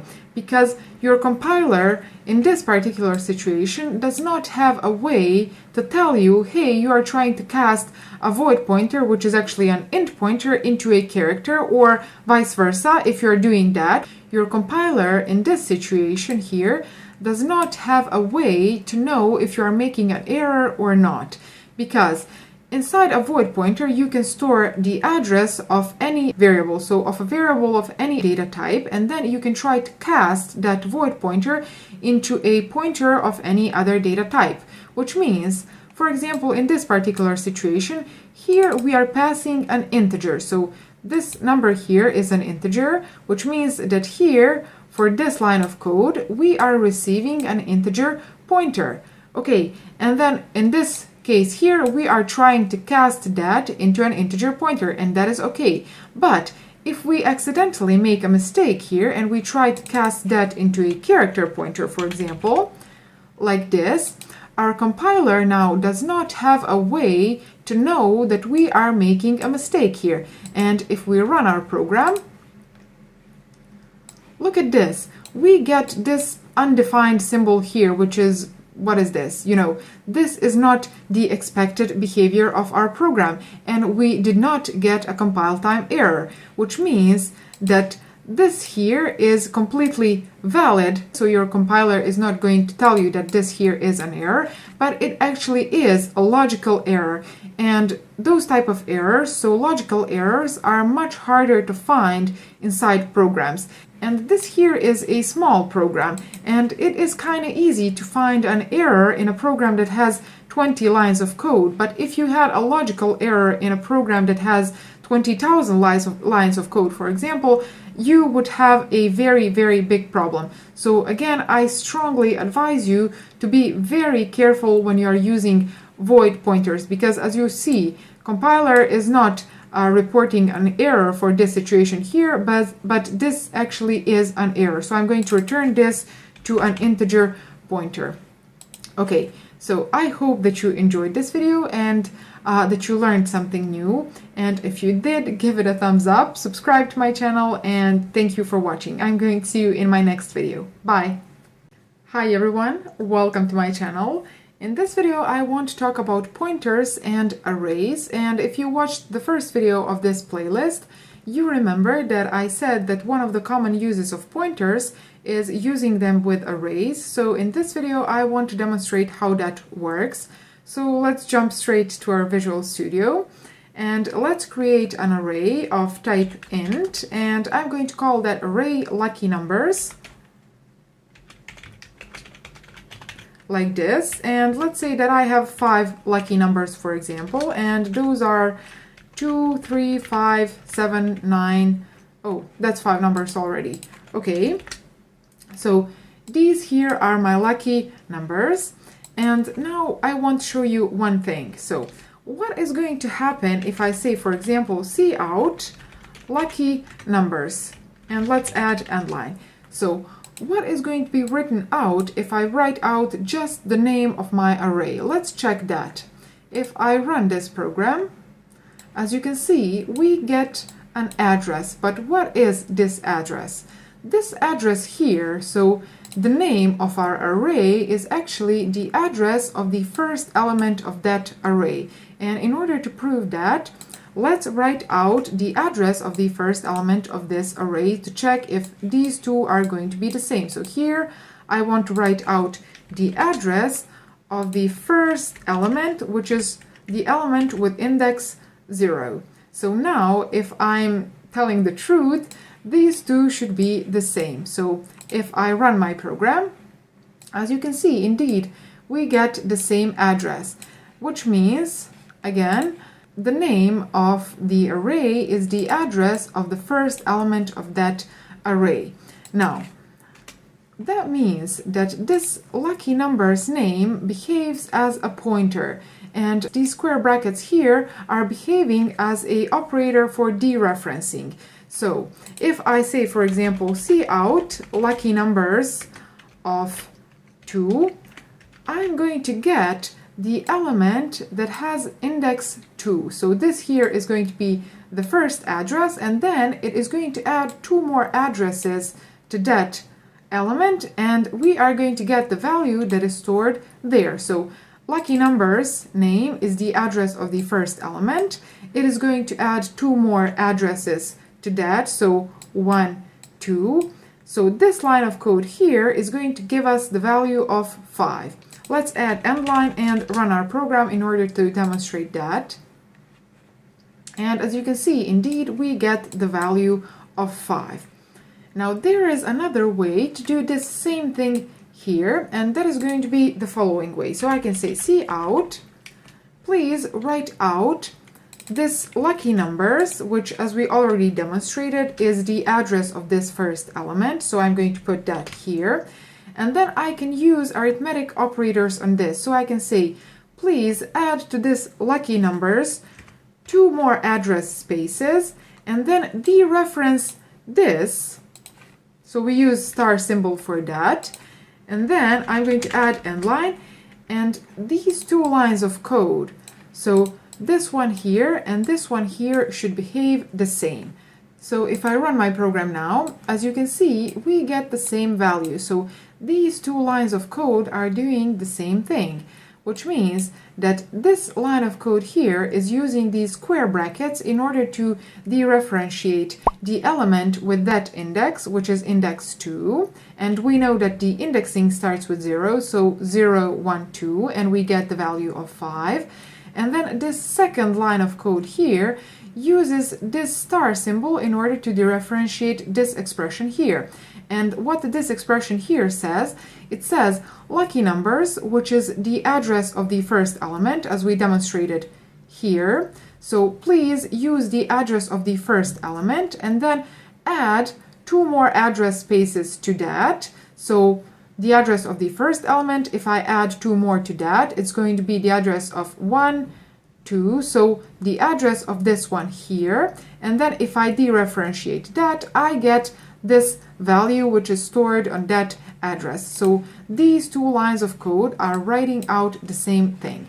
So let me very quickly show you how you can enter the values for this array and then write them out, because here we have hard-coded values. So I'm going to delete this, and I'm going to comment these 2 lines of code as well. No, actually I'm going to comment all of these because we don't need them anymore, but I'm going to leave them for you so that you can see how these are used in order to dereferentiate your array. So as I said, we want to enter values for our array now. So in order to do that, I'm going to use for loop.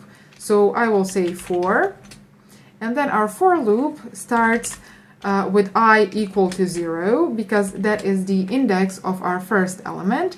And then, considering that our array has 5 elements and the last one has index of 4, we are going to run our for loop while I is less than or equal to 4. And in each iteration, we are going to increment the value of our I. Okay, and in order to enter values for our array, let's write out a message. So I'm going to say cout number, so please enter a number. That is going to be the message for our user. And then I'm going to input a value from my console into lucky numbers of I. So this here means please enter the value into our lucky numbers array to element that has the same index that our I holds in that iteration. So in the first iteration, index 0, in the second iteration, index 1, and then in the third iteration, index 2, and so on. So this for loop here is going to help us to enter the values into our lucky numbers array. And in order to show that, I'm going to put here a breakpoint, and that means that our program is going to stop its execution when it comes to this line here. So if I run my program, as you can see, it asks me to enter a number. So I'm going to say 2, 5, 7, 9, and 13. So those were 5 numbers that we had to enter for our lucky numbers array. And if I press enter one more time, as you can see, our program has been stopped in this line of code here. And if I hover over my lucky numbers, here we have values that we have entered for our array. So value of 2, 5, 7, 9, and 13, which are the values that we have entered here. So I'm going to stop my program now. Please stop. Okay. And now what I want to do is I want to use this other approach to write out the numbers that this lucky numbers array is holding. So let's use another for loop. I'm going to copy this one. Okay. And then what this second for loop is going to do, it is just going to write out these numbers. But, okay, let's use this approach for now. So I'm going to just change this to cout and then use these other redirection signs. And after each number, I'm going to add an empty space. Okay, like this. And instead of using this approach here, so instead of using these square brackets in order to dereferentiate the element on that position, let's use this approach here. So I'm going to say, please use lucky numbers, so which is the address of the first element, and then to that I want to add the value of my I, so plus I, like this, and this is going to move. Okay, So this expression here is going to help us to access all of the elements of this lucky numbers array. So from the one that has index 0 until we come to the one that has index 4. And because we don't want to write out addresses, because this here is going to give us the address, but we want to write out the values that are stored on those addresses, we will have to dereference this expression here. So for that, I will use star symbol. And I'm going to remove this breakpoint now, and I'm going to start my program to see what is going to happen. Okay, and let's enter 2, 3, 5, 7, 19. And as you can see, we get values of 2, 3, 5, 7, and 19, which we have entered. Okay, let's stop this program now. And there is one more thing that I want to show you. What is going to happen if I change this max value from 4 to 5, like this? So what is going to happen in this particular situation? Let's run our program and enter numbers again. So 2, 5, 7, 13, 15. Okay, as you can see now, here we have these 5 numbers that we have entered. So 2, 5, 7, 13, 15. Those are the ones here. And then the last one is something that we do not recognize. What is this? This is some junk number that we definitely have not entered here. So this number here is something that does not belong to our lucky numbers array. And here we have accessed someone else's memory space. So we have this result because we changed the max value from 4 to 5 here. And as we already know, our lucky numbers has 5 elements. The last one having the index of 4, which is this one here. And then here we added one more iteration. So now we are trying to access the element with index 5. And that element with index 5 does not belong or does not exist in our lucky numbers array. So this element here, this is memory location that belongs to someone else, and we accessed that trying to dereferentiate the pointer to the element that is 6th element. So we have 5 elements in our lucky numbers array, and then if we add one more address space to that, we get this here, which is memory location that belongs to someone else.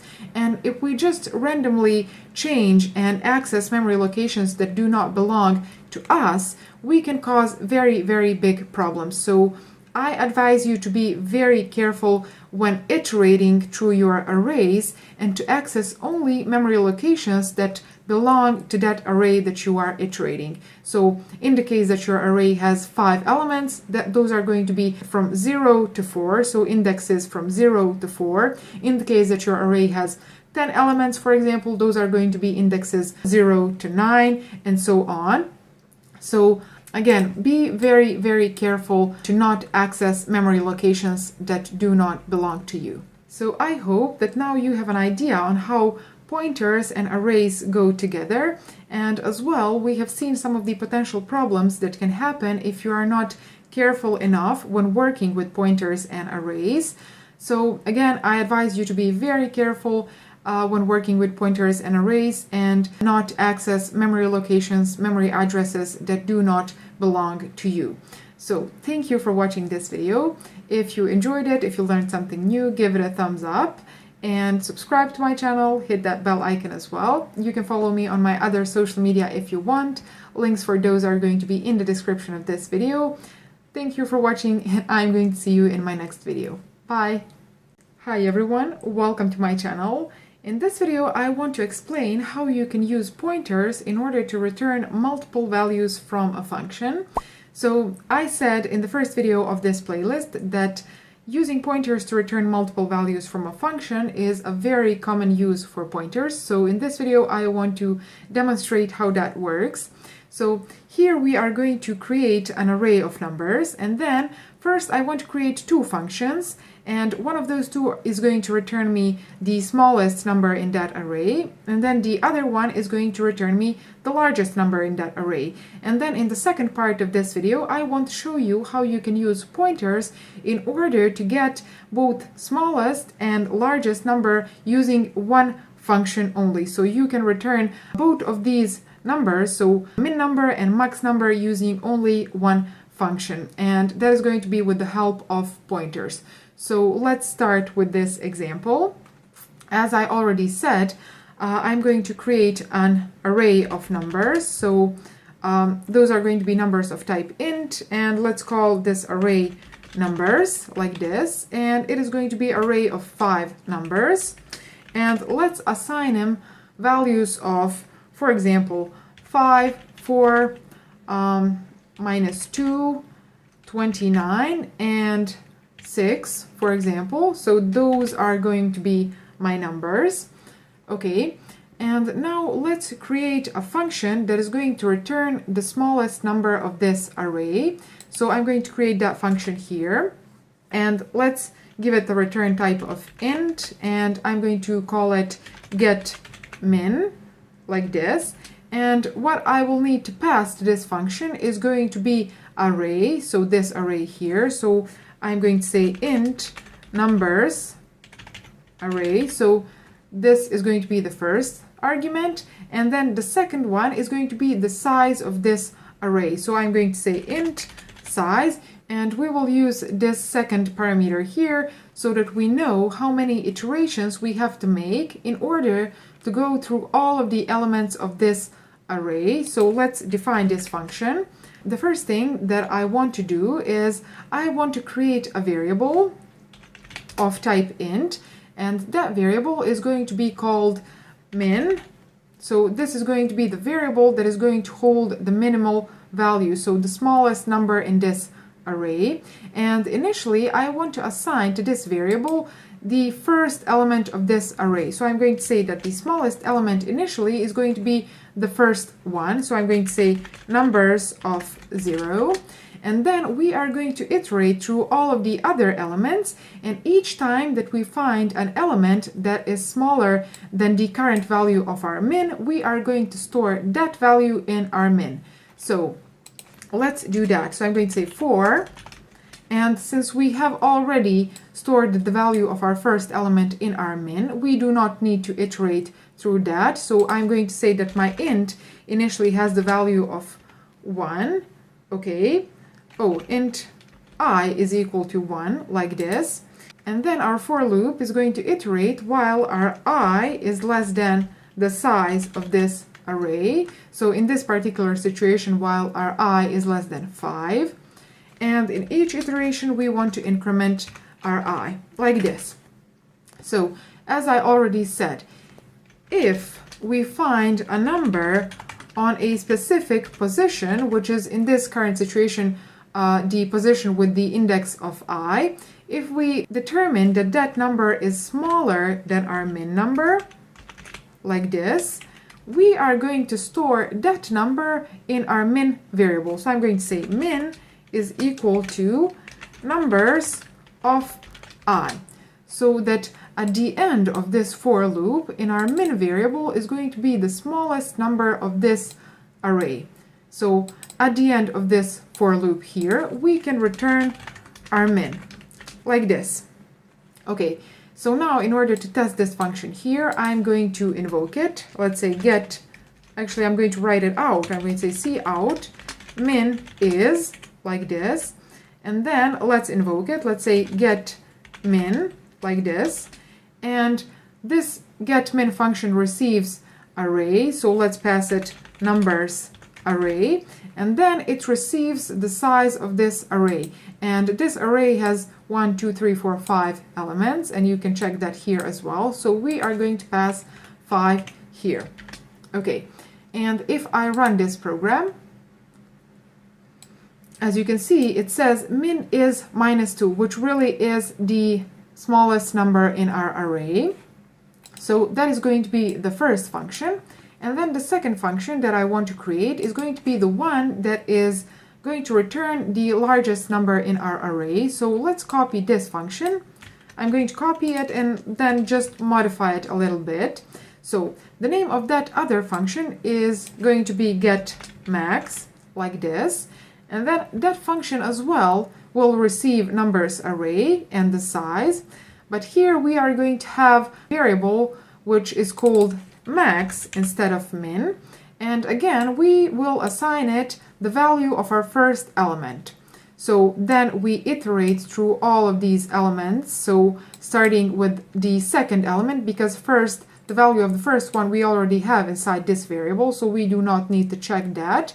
But if we find in these remaining elements, if we find element that is larger, so bigger than our max, let's copy this here, we are going to store the value of that element in our max variable, like this.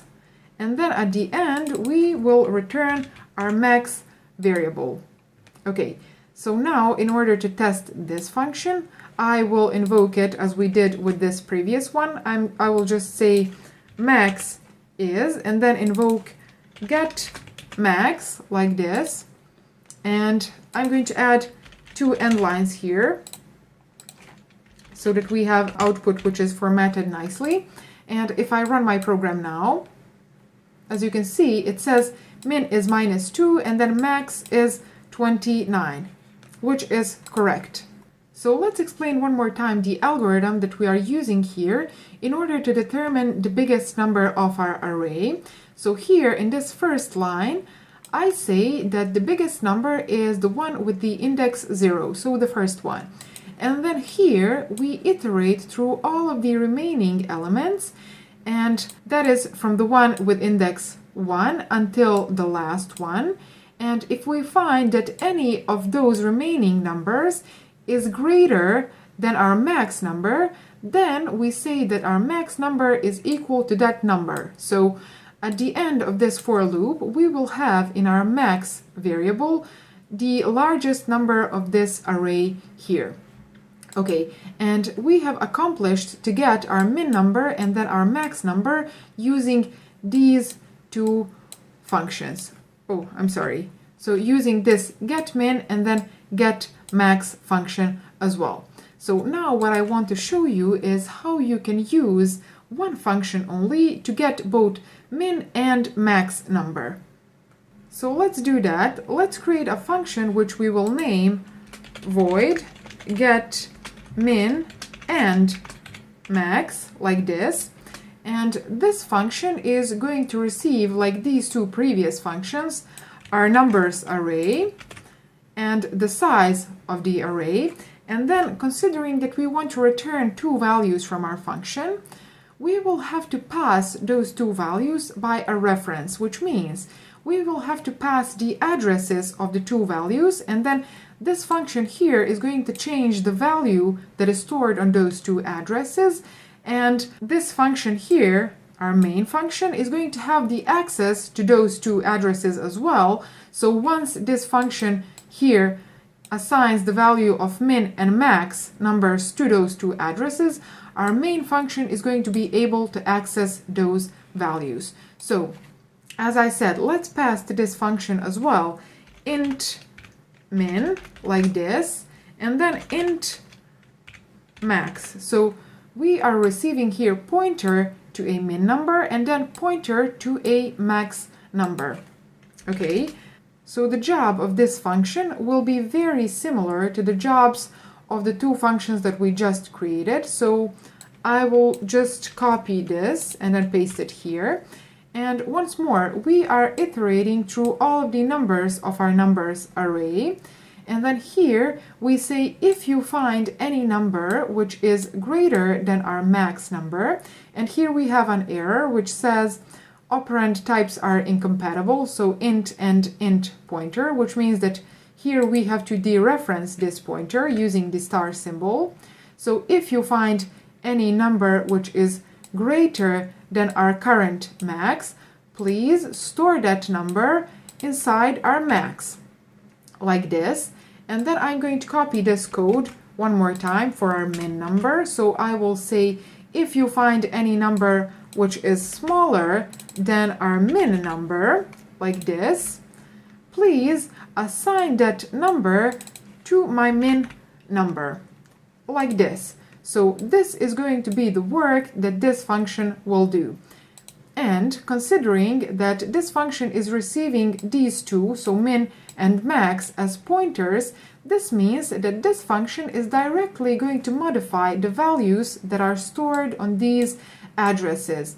And those same addresses are going to be available in our main function, which means that once this function changes the values that are stored on our max and our min address, this main function here will be able to access those changed values. And using pointers, in that way we have achieved to return multiple values from our function. So let's invoke this get min and max in order to test what I just said. So I'm going to comment these two lines of code because we do not need them anymore. And because here we have to pass min and max, we will have to create those two variables here as well. So I will say int min, and as we did before, I'm going to assign to this min the value of my first element, like this, okay? And then I will create max variable as well and assign to my max variable value of my first element as well. And now let's invoke this get min and max function. So let's say get min and max, and let's pass it parameters that it needs. So the first one is numbers array, so I will say numbers, and then second parameter is size of that array, so 5, and then it expects to receive two pointers, so min and max, and we will have to pass addresses of our min and then address of our max as well, like this. And this here is called passing a parameter using a reference. So that means pass an address of a variable to your function rather than passing variable itself, because then if you don't pass an address, your function is going to create a copy, and whatever changes your function makes with that copy, you will not be able to see those changes in your main function. So in this way, we are passing addresses, which means that this function here is operating on the original addresses, which this function here is accessing as well. So when this function here changes the values that are stored on those addresses, this function here will know. So that means that now if I try to write out, I will need to add semicolon here at the end. Okay, so that means now if we try to write out our min like this, min is, and then min,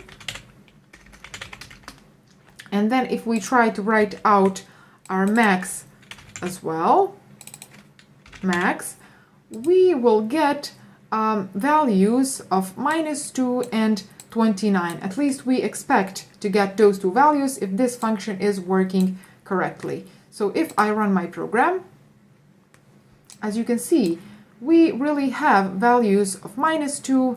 Let me just collapse this. So we really have values of -2 and 29 as the smallest and the largest number in our array. And we have achieved that using this pass by a reference. So by passing addresses of our variables to our function, which our function then changes the values that are stored on those addresses, and since this main function as well has the access to those same addresses, that means that our main function can see the changes that have been made on those addresses.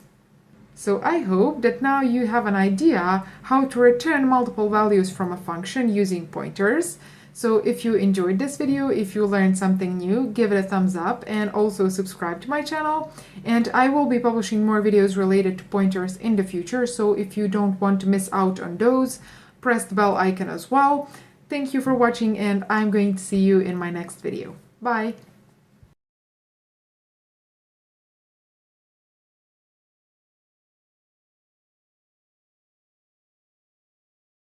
Hi everyone, welcome to my channel. My name is Saldina and I make IT and programming related videos, so if that is something that is of interest to you, consider subscribing to my channel and give this video a thumbs up as well.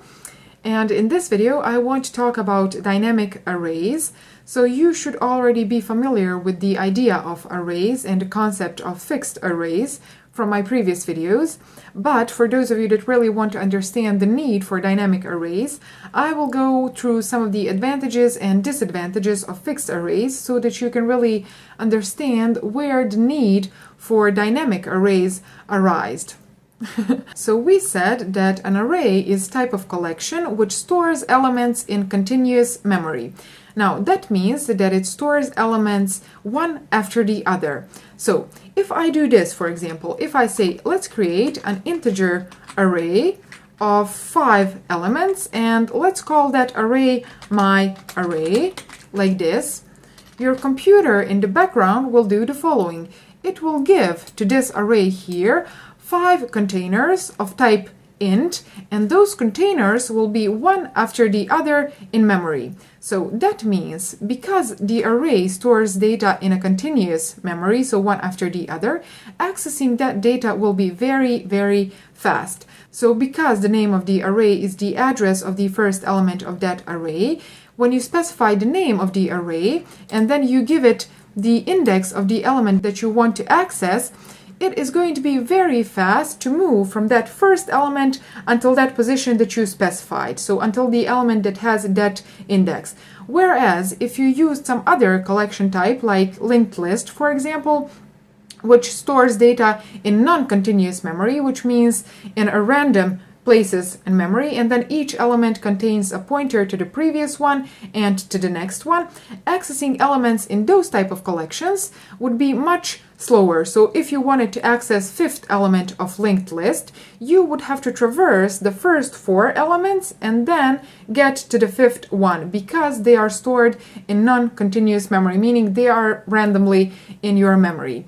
So, as I already said, accessing elements of an array is a very, very fast operation. But because your array stores data in continuous memory, this has certain disadvantages as well. So, what happens if you want to insert or delete an element in the middle of the array, for example? So how can you insert or delete an element in the middle of the array without breaking that continuousness, if I can say it like that? So you get the point. That means that the operation of inserting and deleting elements in an array is going to be much slower than inserting elements in a linked list, for example.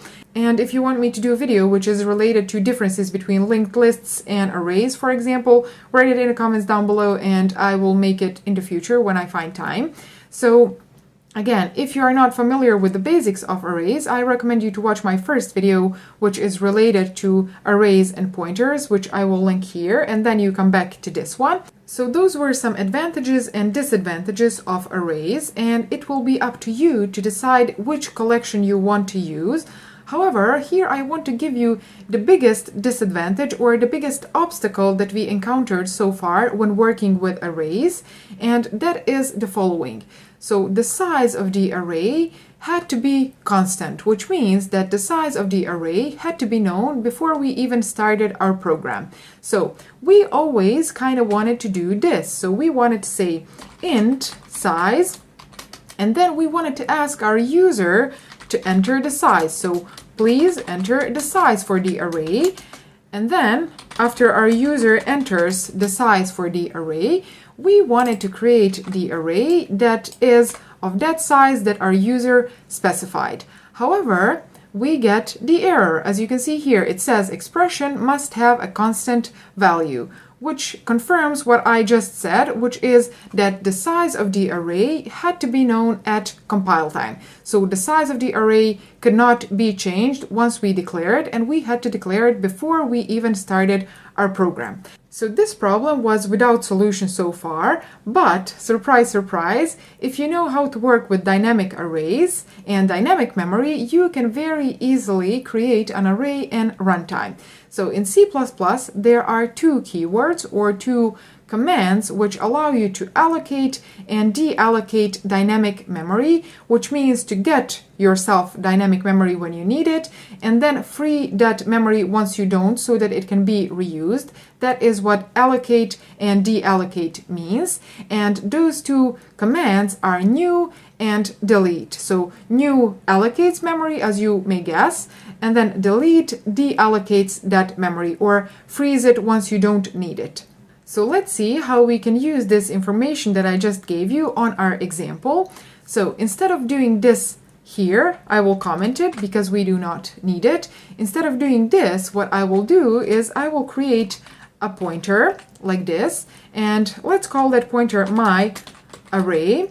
And what I want to assign to this pointer will be the following. I will say, please make this pointer point to new integer array, and the size of that array will be this size that our user entered, like this. Okay, and as you can see, our compiler is fine with this expression here. We do not have an error. So this new keyword has allocated an array of this size that our user has specified. And that array, the address of the first element of that array, is stored in this myArray pointer. So if I build this code, as you can see, we do not have compile time errors. So what I want to show you now is how we can enter elements for this array and then how we can write them out.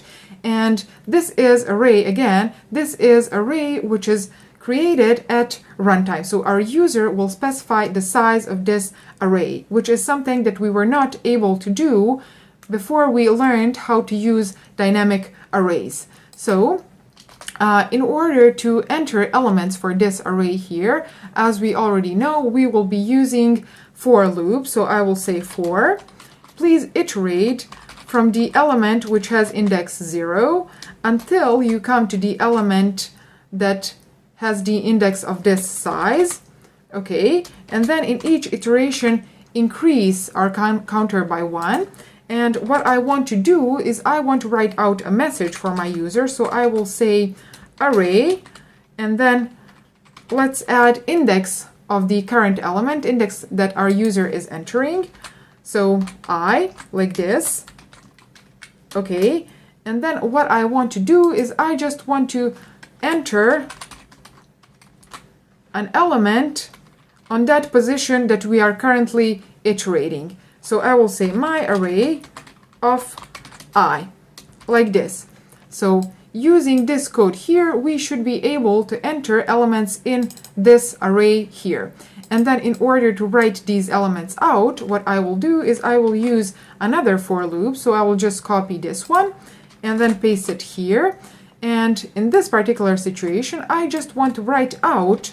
So I will use cout command and then these other redirection signs. So I just want to write out all the elements of the array, and I will add a few empty spaces after each element so that we have nicely formatted output. So this loop here should write out the elements of our array. And if I start this program now, as you can see, it asks us to enter the size of the array. So let's say 5, for example. And now we are entering element with index 0. So let's say 2, 5, 7, 9, and let's say 11. Okay, and as you can see here, we have the elements of our array written out. And we wouldn't be able to do this if we didn't know how to work with dynamic arrays. So let's stop this program. And there is one more thing that I want to mention, and that is following. These square brackets here are only one way to dereference your array. Another way to dereference the array or to access the element on a specific position is the following. So the other way to access the element on a specific position would be using this asterisk symbol, and then here you say my array plus I.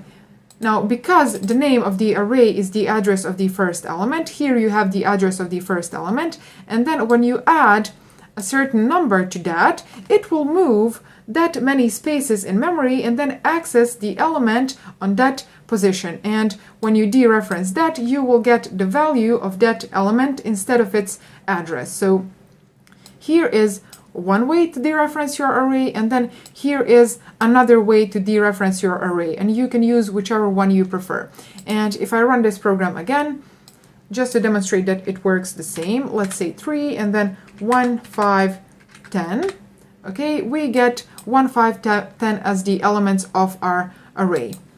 One very important thing that I mentioned at the beginning is that we have two commands for working with dynamic memory. And one of those two commands is new. So we said that new is a command which will allocate memory for us when we need it.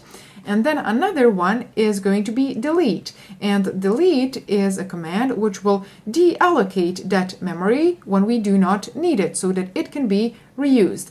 Now, using dynamic memory comes with a responsibility, and that responsibility is the following.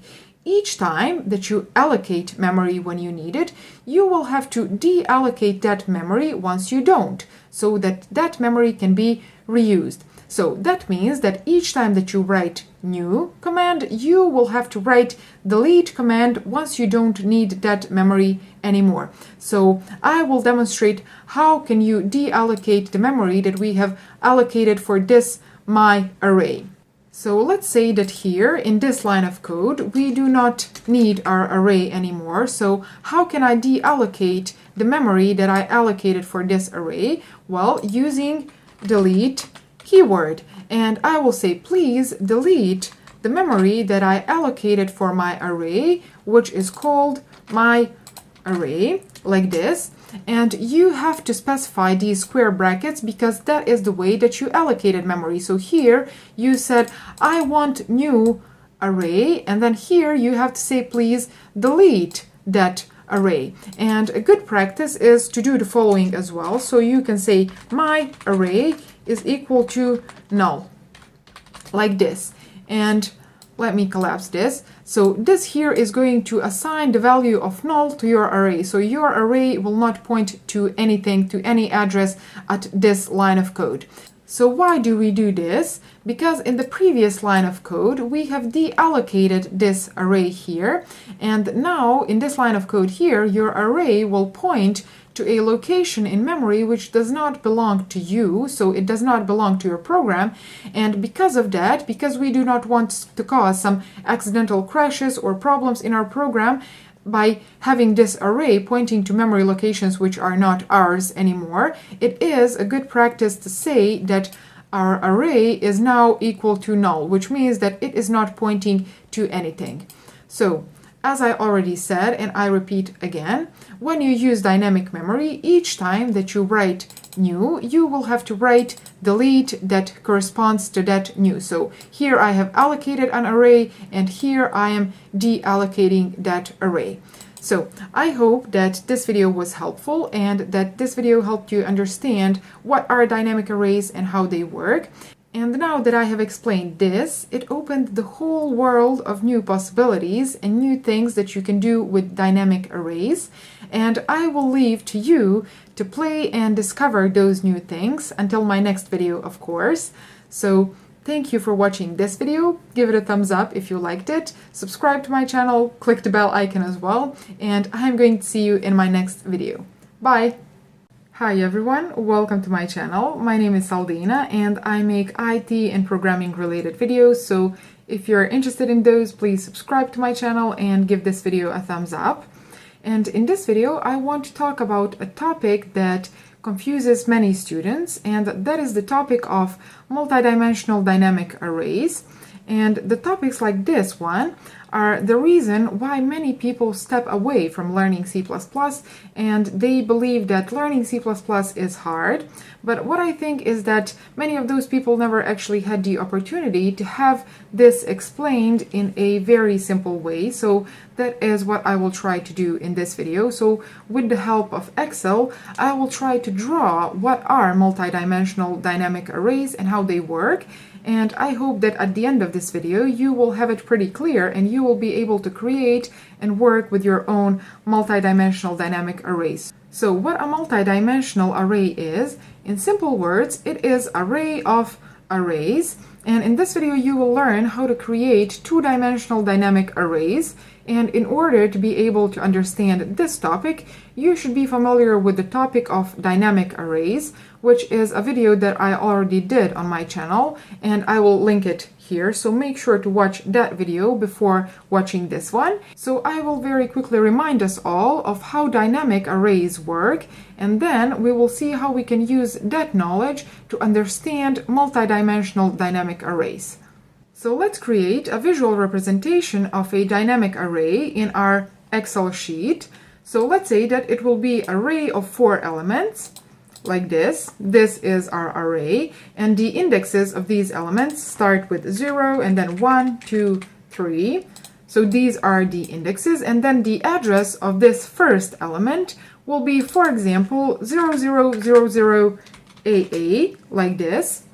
And this address here, it is the address of the first element, but it is the address of the array itself as well, and you should be familiar with that.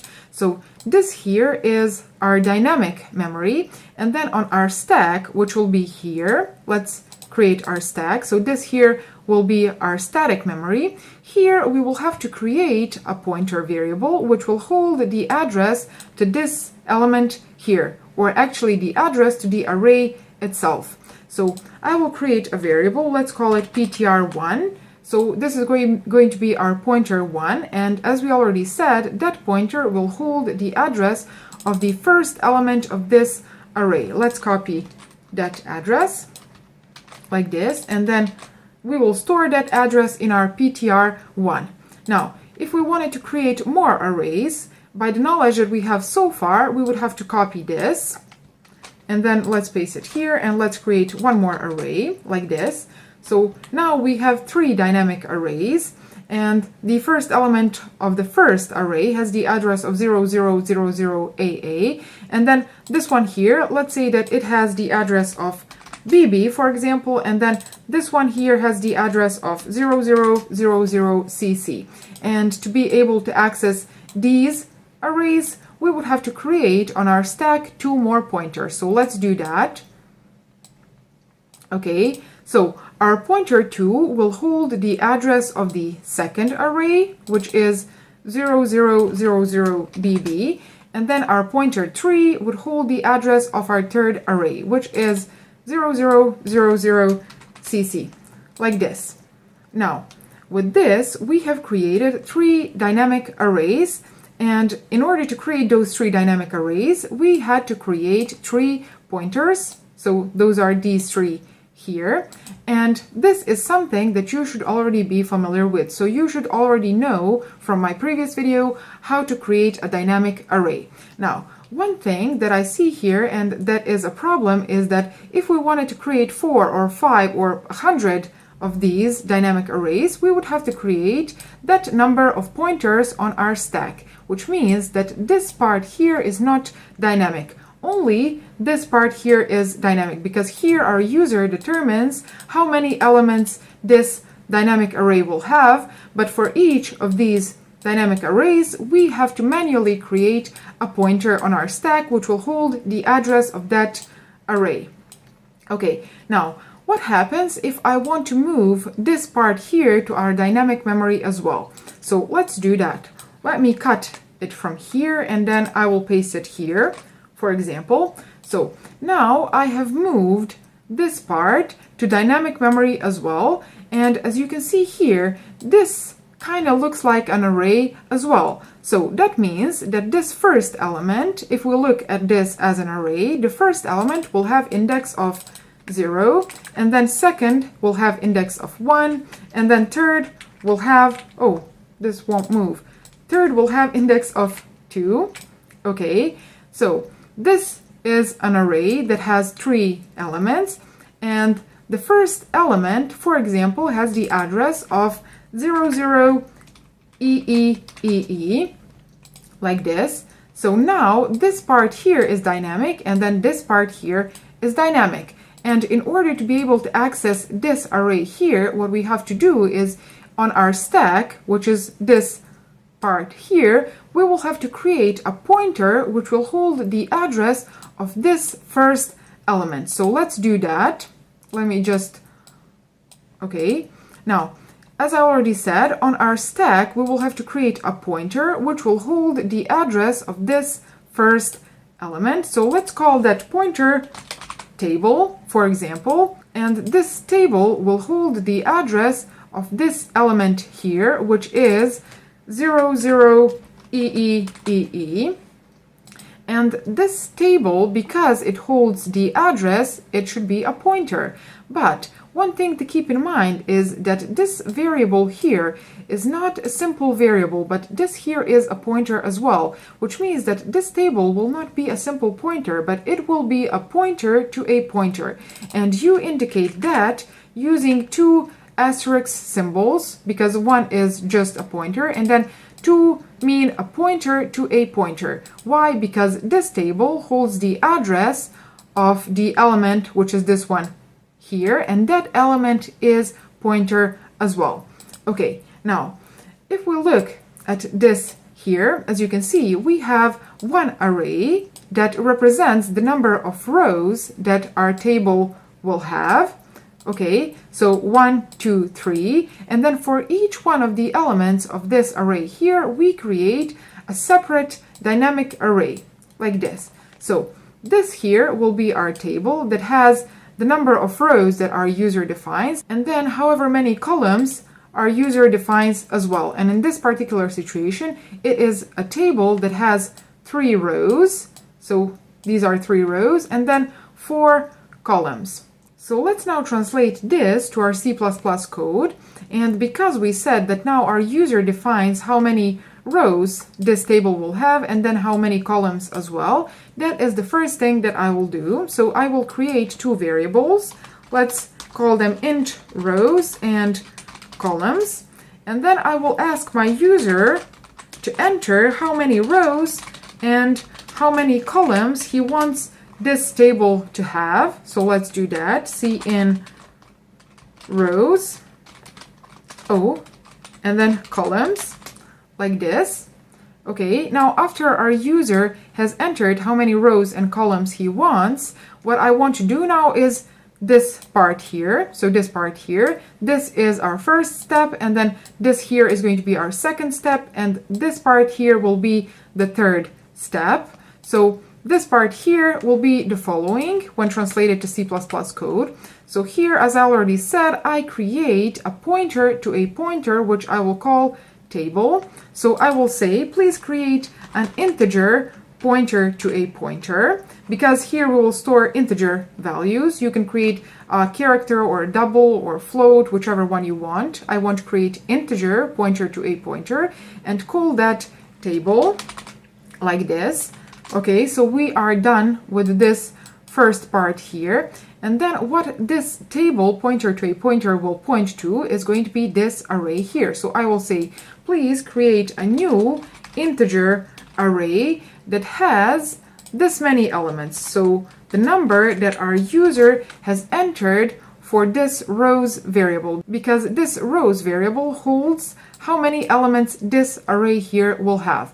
But as you can see here, we have an error, and that error is happening because this here, which is this array here, is not just a simple integer array, but it is an array of pointers. So here you will have to indicate that. So you will have to say, please create an integer array of pointers. And as you can see, now our error has disappeared. And with this line of code here, we have created this array here. Now, our third step is going to be that for each element of this array here, we would have to create a separate dynamic array. So this first element will hold the address of this dynamic array, and then this second element holds the address of this array, and then this third, the address of this array here. So what I will have to do is I will have to iterate through all the elements of this array, and for each one I will have to create a separate dynamic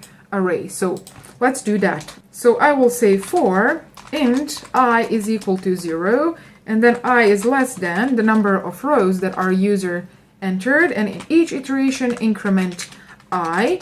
So in this particular situation, our number of rows is equal to 3, but you can have as many as you want. So what I want to do in each of these iterations is I want to create for each one of these elements a separate dynamic array. So I will say table of I is equal to new integer array that has this many elements. And that is the number that we stored in our columns variable, like this. And with this code here, we have successfully created these dynamic arrays. Now, how do you access elements on a specific position of this table here? For example, this one, or this one, or this one. So in order to do that, let's say, for example, table of row 1 and then column 2 will have the value of 88.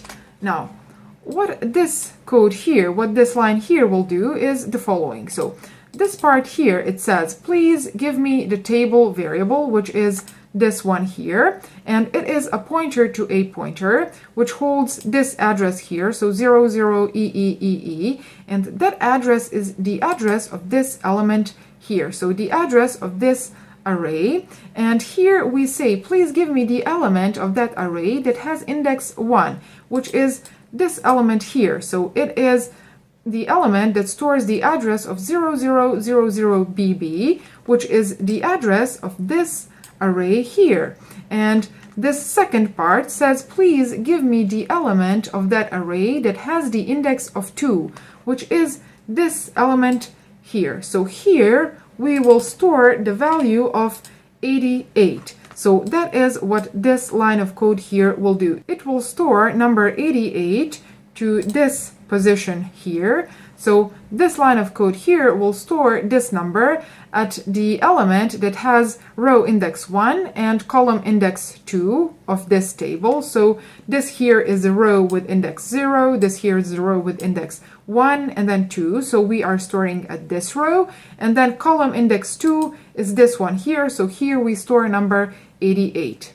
One thing that we said as well in my previous video is that each time that you allocate dynamic memory, you have the responsibility to deallocate that memory when you don't need it, which means each time that you use new keyword, you will have to use delete keyword when you don't need that memory anymore. So now is the question, how do we deallocate all of this memory that we have taken? So in order to do that, what I want to do is I want to show you something. If for some reason we lose this address here, so the value that is stored in this table pointer to a pointer, we will never be able to access all of these elements that we have created in our dynamic memory. So that means that we will not be deallocating this first. And then if we for some reason lost this, the value of our 0000AA, for example, that means that we would never be able to access this array here. So we would never be able to deallocate this memory. So that means that this is not going to be deallocated first as well. Now, allocation of this memory here went as follows. This was the first step. So this was the first thing that we allocated, and it is this code here. And then we allocated this. So that corresponds to this part here. And then the last thing to allocate was these arrays here, and that corresponds to this part of the code. And the allocation of this memory will go the other way around, which means that first we will deallocate this, and then we will deallocate this, and then this will be the last thing that we will have to worry about. Now, in order to deallocate this, the process will be almost the same as the one when we allocated it. So I will copy this for loop and then paste it here. But what I want to do in this particular situation, so when deallocating, is instead of creating a new dynamic array for each table of I, is I want to delete that array. So for each element of this array here, I want to delete the corresponding dynamic array. So I want to delete these 3 arrays. And in order to do that, I will say, please delete the array that my table of I is pointing to. Now, what this code here will do is for this element here, it will deallocate this array here. So let's delete that. And then for this element here, it will deallocate this array. And then for this one, it will deallocate this array here.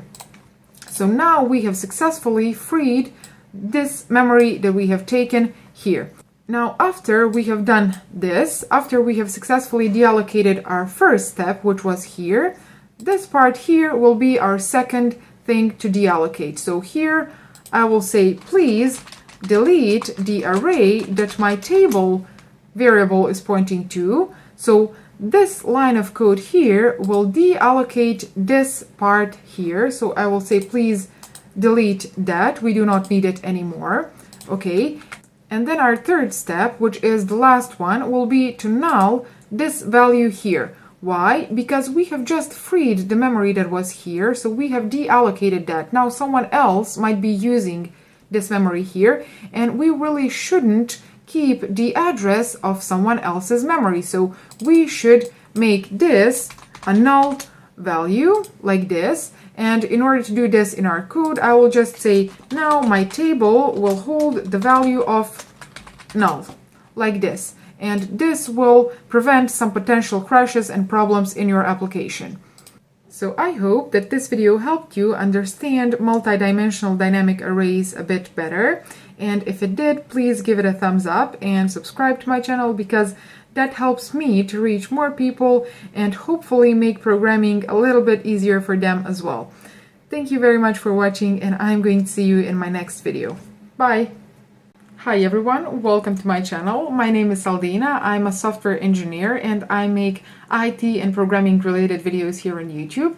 And in this video, I will be doing something that I haven't done before, and that is reviewing your code, and we will see some errors that you guys have sent me.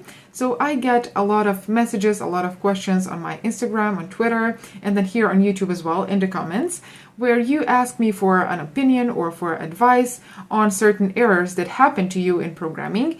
And I try to answer as many of those as possible, but it's just not possible to answer to all of you, and I'm very, very sorry.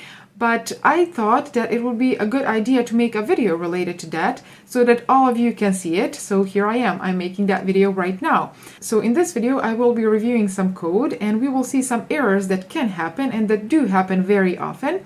And I'm going to do that both manually, and then I want to show you a very cool tool which is called PVS Studio. I'm going to leave details in the description down below so that you can check it out for yourself.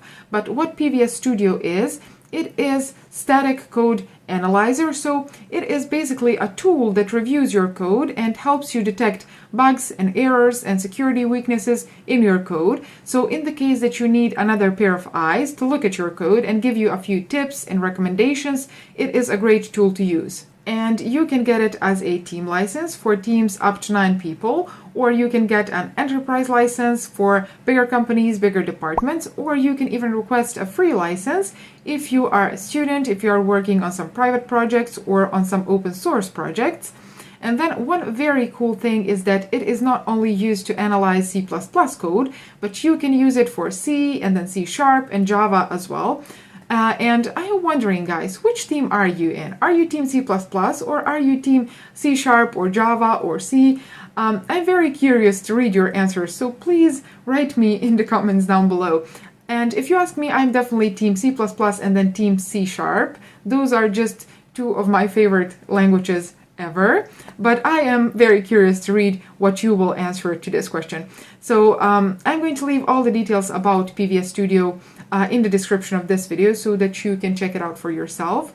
And let's jump into the coding part right now, because I am very, very excited to do this. Here I have created a new project and I have this program that does basically nothing. So what I want to do is I want to check if everything is okay with this code so far.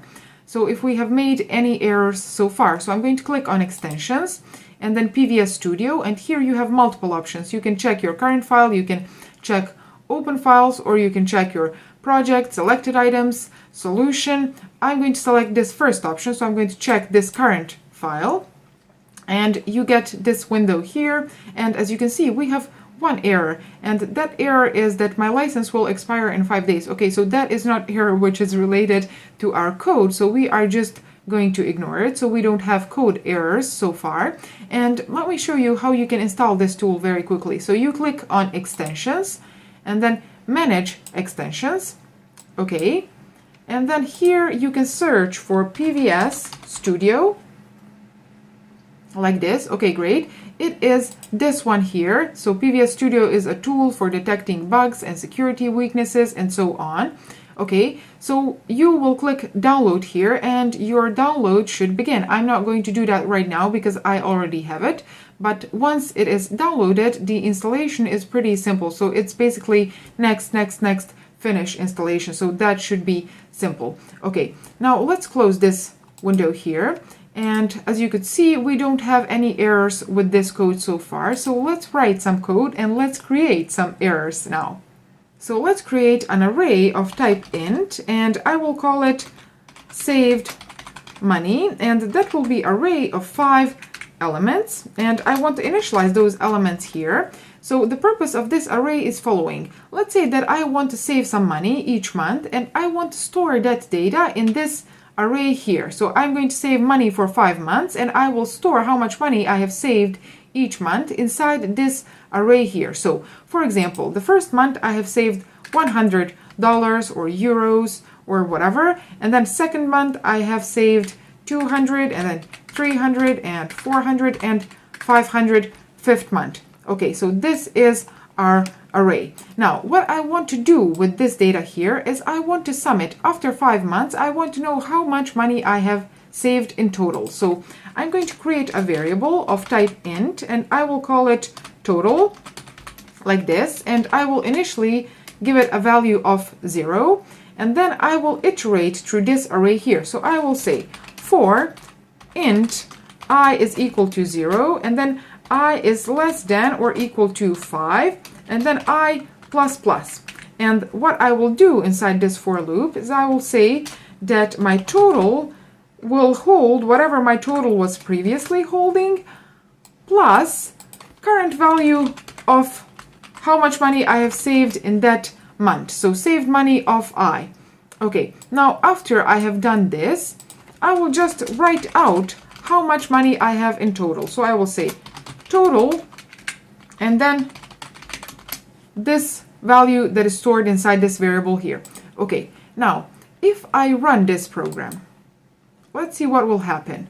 Well, it says that in total I have minus 8 billion something, very big number. So I have tried to save each month, and then at the end I have minus $8 billion, so that does not make any sense. So here we have a logical error. Okay, so let's see what is this error that is happening.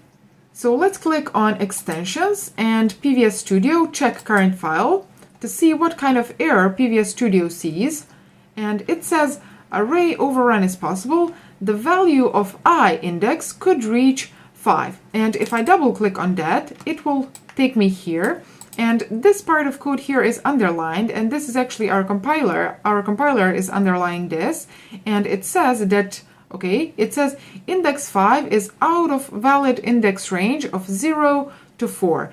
So this situation here says that this I is out of range of valid indexes that this array here can have. And if you are familiar with arrays, you know that indexing of an array starts with 0. So the first element has index of 0, and then 1, 2, 3, and 4. So valid indexes for this array here are from 0 to 4, and here we have accidentally written that this I is less than or equal to 5, and that is making a problem. So if I delete this part here, so if I say that my I is just less than 5, this error should disappear. So if I click on PVS Studio and then check current file, the error should disappear. Okay, it has disappeared now. So if I run my program, this program is behaving as expected. So this is one thing that very often happens. You can accidentally write less than or equal to, and then you can get a very big logical error. Another thing that can happen is if you're typing very quickly and if you lose concentration for a moment, and here instead of incrementing, you decrement this counter. So you say I minus minus, you should get an error as well. So if I try to build this program, let's see what our compiler will tell us. So here in this error list, it says ill-defined for loop counts down from minimum. So that's kind of helpful information. And then another, let's read this other warning. It says reading invalid data from saved memory. The readable size is 20 bytes, but minus 4 bytes may be a read. So this is not really helpful for someone who is just starting. And then this third message, it says index minus 2 billion something is out of valid index range 0 to 4. Again, this is not really helpful for someone who is just starting. So let's see what our PVS Studio has to say. So I'm going to click Extensions, PVS Studio, check current file. Okay, and this first error here says the condition I less than 5 of for loop is always true. So this is actually a helpful message, and if I click on this, I will be taken here, and it says that this condition here, I is less than 5, is always true. But why is it always true? Because we have started counting at 0, and then we try to decrement that value in each iteration, and doing that, we can never reach this condition here. This condition here will never become false. So that means that here we have created an infinite loop. And here our PVS Studio says, consider inspecting this for operator. So consider inspecting this for loop here, because it will not be executed at all, or it can be executed incorrectly. And in this particular situation, it is going to be executed incorrectly. So it is going to be an infinite loop, which we don't want in this particular situation. So I'm going to correct this error here. So I'm going to return it to I++. But that is sort of a help that you can get from PVS Studio. And this here is a pretty simple program because it has just a few lines of code where all the bugs can potentially happen. But imagine working on a very, very big project and then something like this happens. So imagine something like this happening on a program that a bank uses. So you are trying to save money for a couple of months, and then the program says that you are in debt, that your balance is minus 2,000 or 20,000 or something like this. So this can create very, very big issues. And in this particular situation, if you have a bug like this, you will want to have all the help that you can get. And sometimes that can be just the help that you get from your compiler, or if you have a very, very big problem, you will definitely benefit from tools like PVS Studio, which will give you some additional information on that situation that is happening and on that problem that you are having. And then there are other situations where you can have very, very big problems, but your compiler will not be helpful at all, because your compiler will not be able to see those potential bugs that you are creating inside your code. So in order to demonstrate that, let's delete all of this code here, because I will not need it anymore. And what I do need is to create a function here. So let's create a function of return type void, and I'm going to call it my function, like this. Okay, and what I want to do inside this function is I want to create an integer pointer, PTR. So if you're not familiar with the topic of pointers, make sure to watch the playlist that I will link here. It is the playlist where I explain pointers in C++, because it is one of the most important topics in C++, and it is the example that I will be using here. So I have created an integer pointer, and I'm going to say, now you will point to a new array of integers, and that array will have 5 elements, like this. Now, what do I want to do with this array? Well, let's do something very simple. Let's say ptr of 2 will hold the value, okay, it will hold the value of 10, like this. And then let's just write out something. Let's say, hi, I am equal to, and then ptr of 2. Okay, so this here is pretty simple example that does basically nothing important, nothing useful, but I will use it to demonstrate a very, very big issue that can happen in this situation. So I'm going to invoke this function here. So I'm going to say my function, like this, and I have successfully invoked this function. So if I run this program, it says, hi, I am 10. So nothing unexpected happened. Or did it? Okay, if I inspect my errors list, it says that I don't have any errors. So if you ask a compiler, it will tell you that everything is perfectly fine. So let's now ask PVS Studio. Here it has already detected 2 potential issues, but you can click PVS Studio and then check current file just to be sure. Okay, and it says visibility scope of the PTR pointer was exited without releasing the memory. A memory leak is possible. So what we have done here in this program is we have created memory leak. Where? Here. So here we have said, please give me, in my dynamic memory, give me array of 5 integers. And this is going to be done in dynamic memory. So once this function is finished, once this function ends, we are going to lose this PTR. So we are going to lose the address of the first element of this array here. So here, if I try to do something like PTR, I cannot access this variable here anymore. This variable has its scope, and that scope is inside this function here. And once this function exits, we are going to lose the address of this array here, which means that we will not be able to deallocate this memory here. Now let's delete this.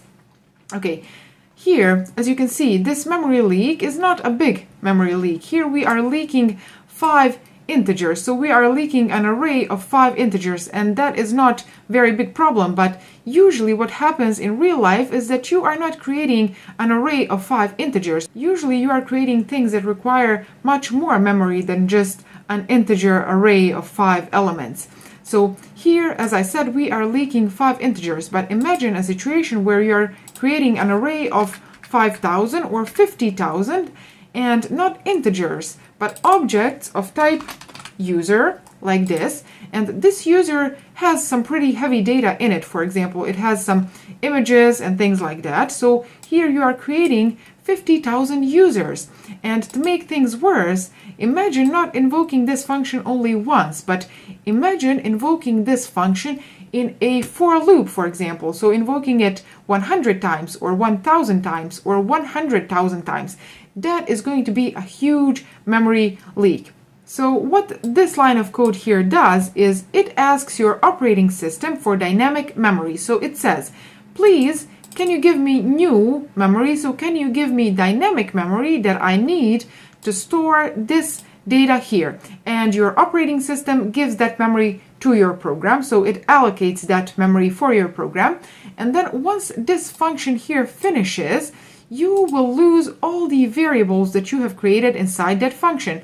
And that is this PTR variable here. So that means that the address of this array here, which was stored inside this PTR variable, is lost now. And now you will not be able to deallocate this memory here, which means that you will not be able to say, okay, now I am done with this memory, which is a lot of memory, and now I'm going to return that back to my operating system, because I don't have unlimited amounts of memory, and my operating system maybe would like to give that memory to some other program. So once this function here ends and you don't deallocate this memory here, you are leaking that memory. And that is exactly the error that you have here. It says a memory leak is possible, whereas your compiler here said expected a type specifier, which is error that we have here because it does not know what is this user. So I'm going to return this back to int. Okay, now that error has disappeared, but your compiler does not know that you are leaking memory here, whereas your PVS Studio analyzer here says that a memory leak is happening. So how do you fix this error here? Well, for each new, you need to have delete. Again, you need to watch my C++ pointers playlist in order to understand pointers if you don't understand this already. So as I said, for each new you need to have delete. So I'm going to say delete, and let's delete this PTR. Let's see what is going to happen now. So if I click extensions and then PVS Studio check current file, it says the memory was allocated using new array type operator, but it was released using delete operator.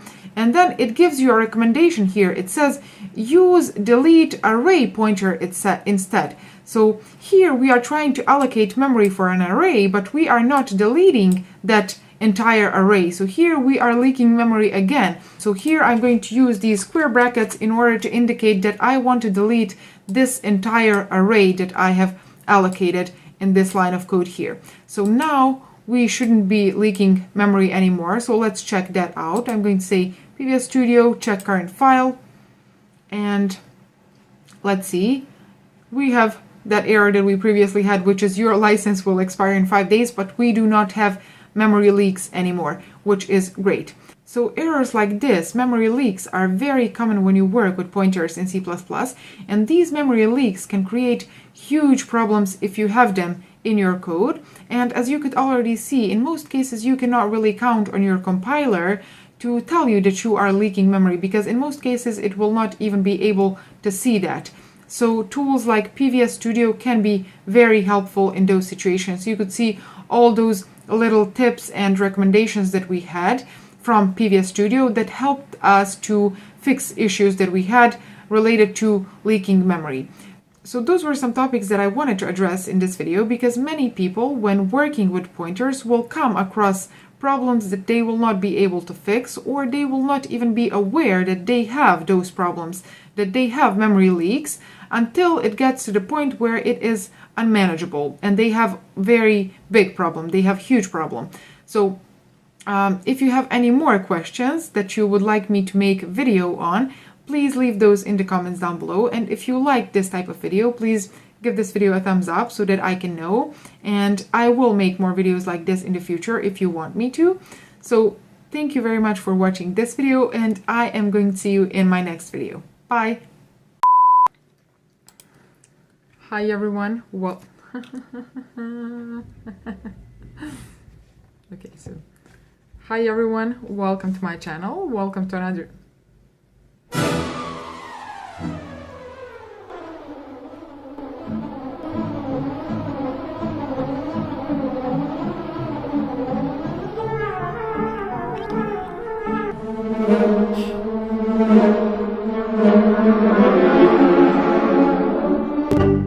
Hi everyone. Hi everyone. Welcome to my channel. So this here is the initialization step of our initialization Initialization.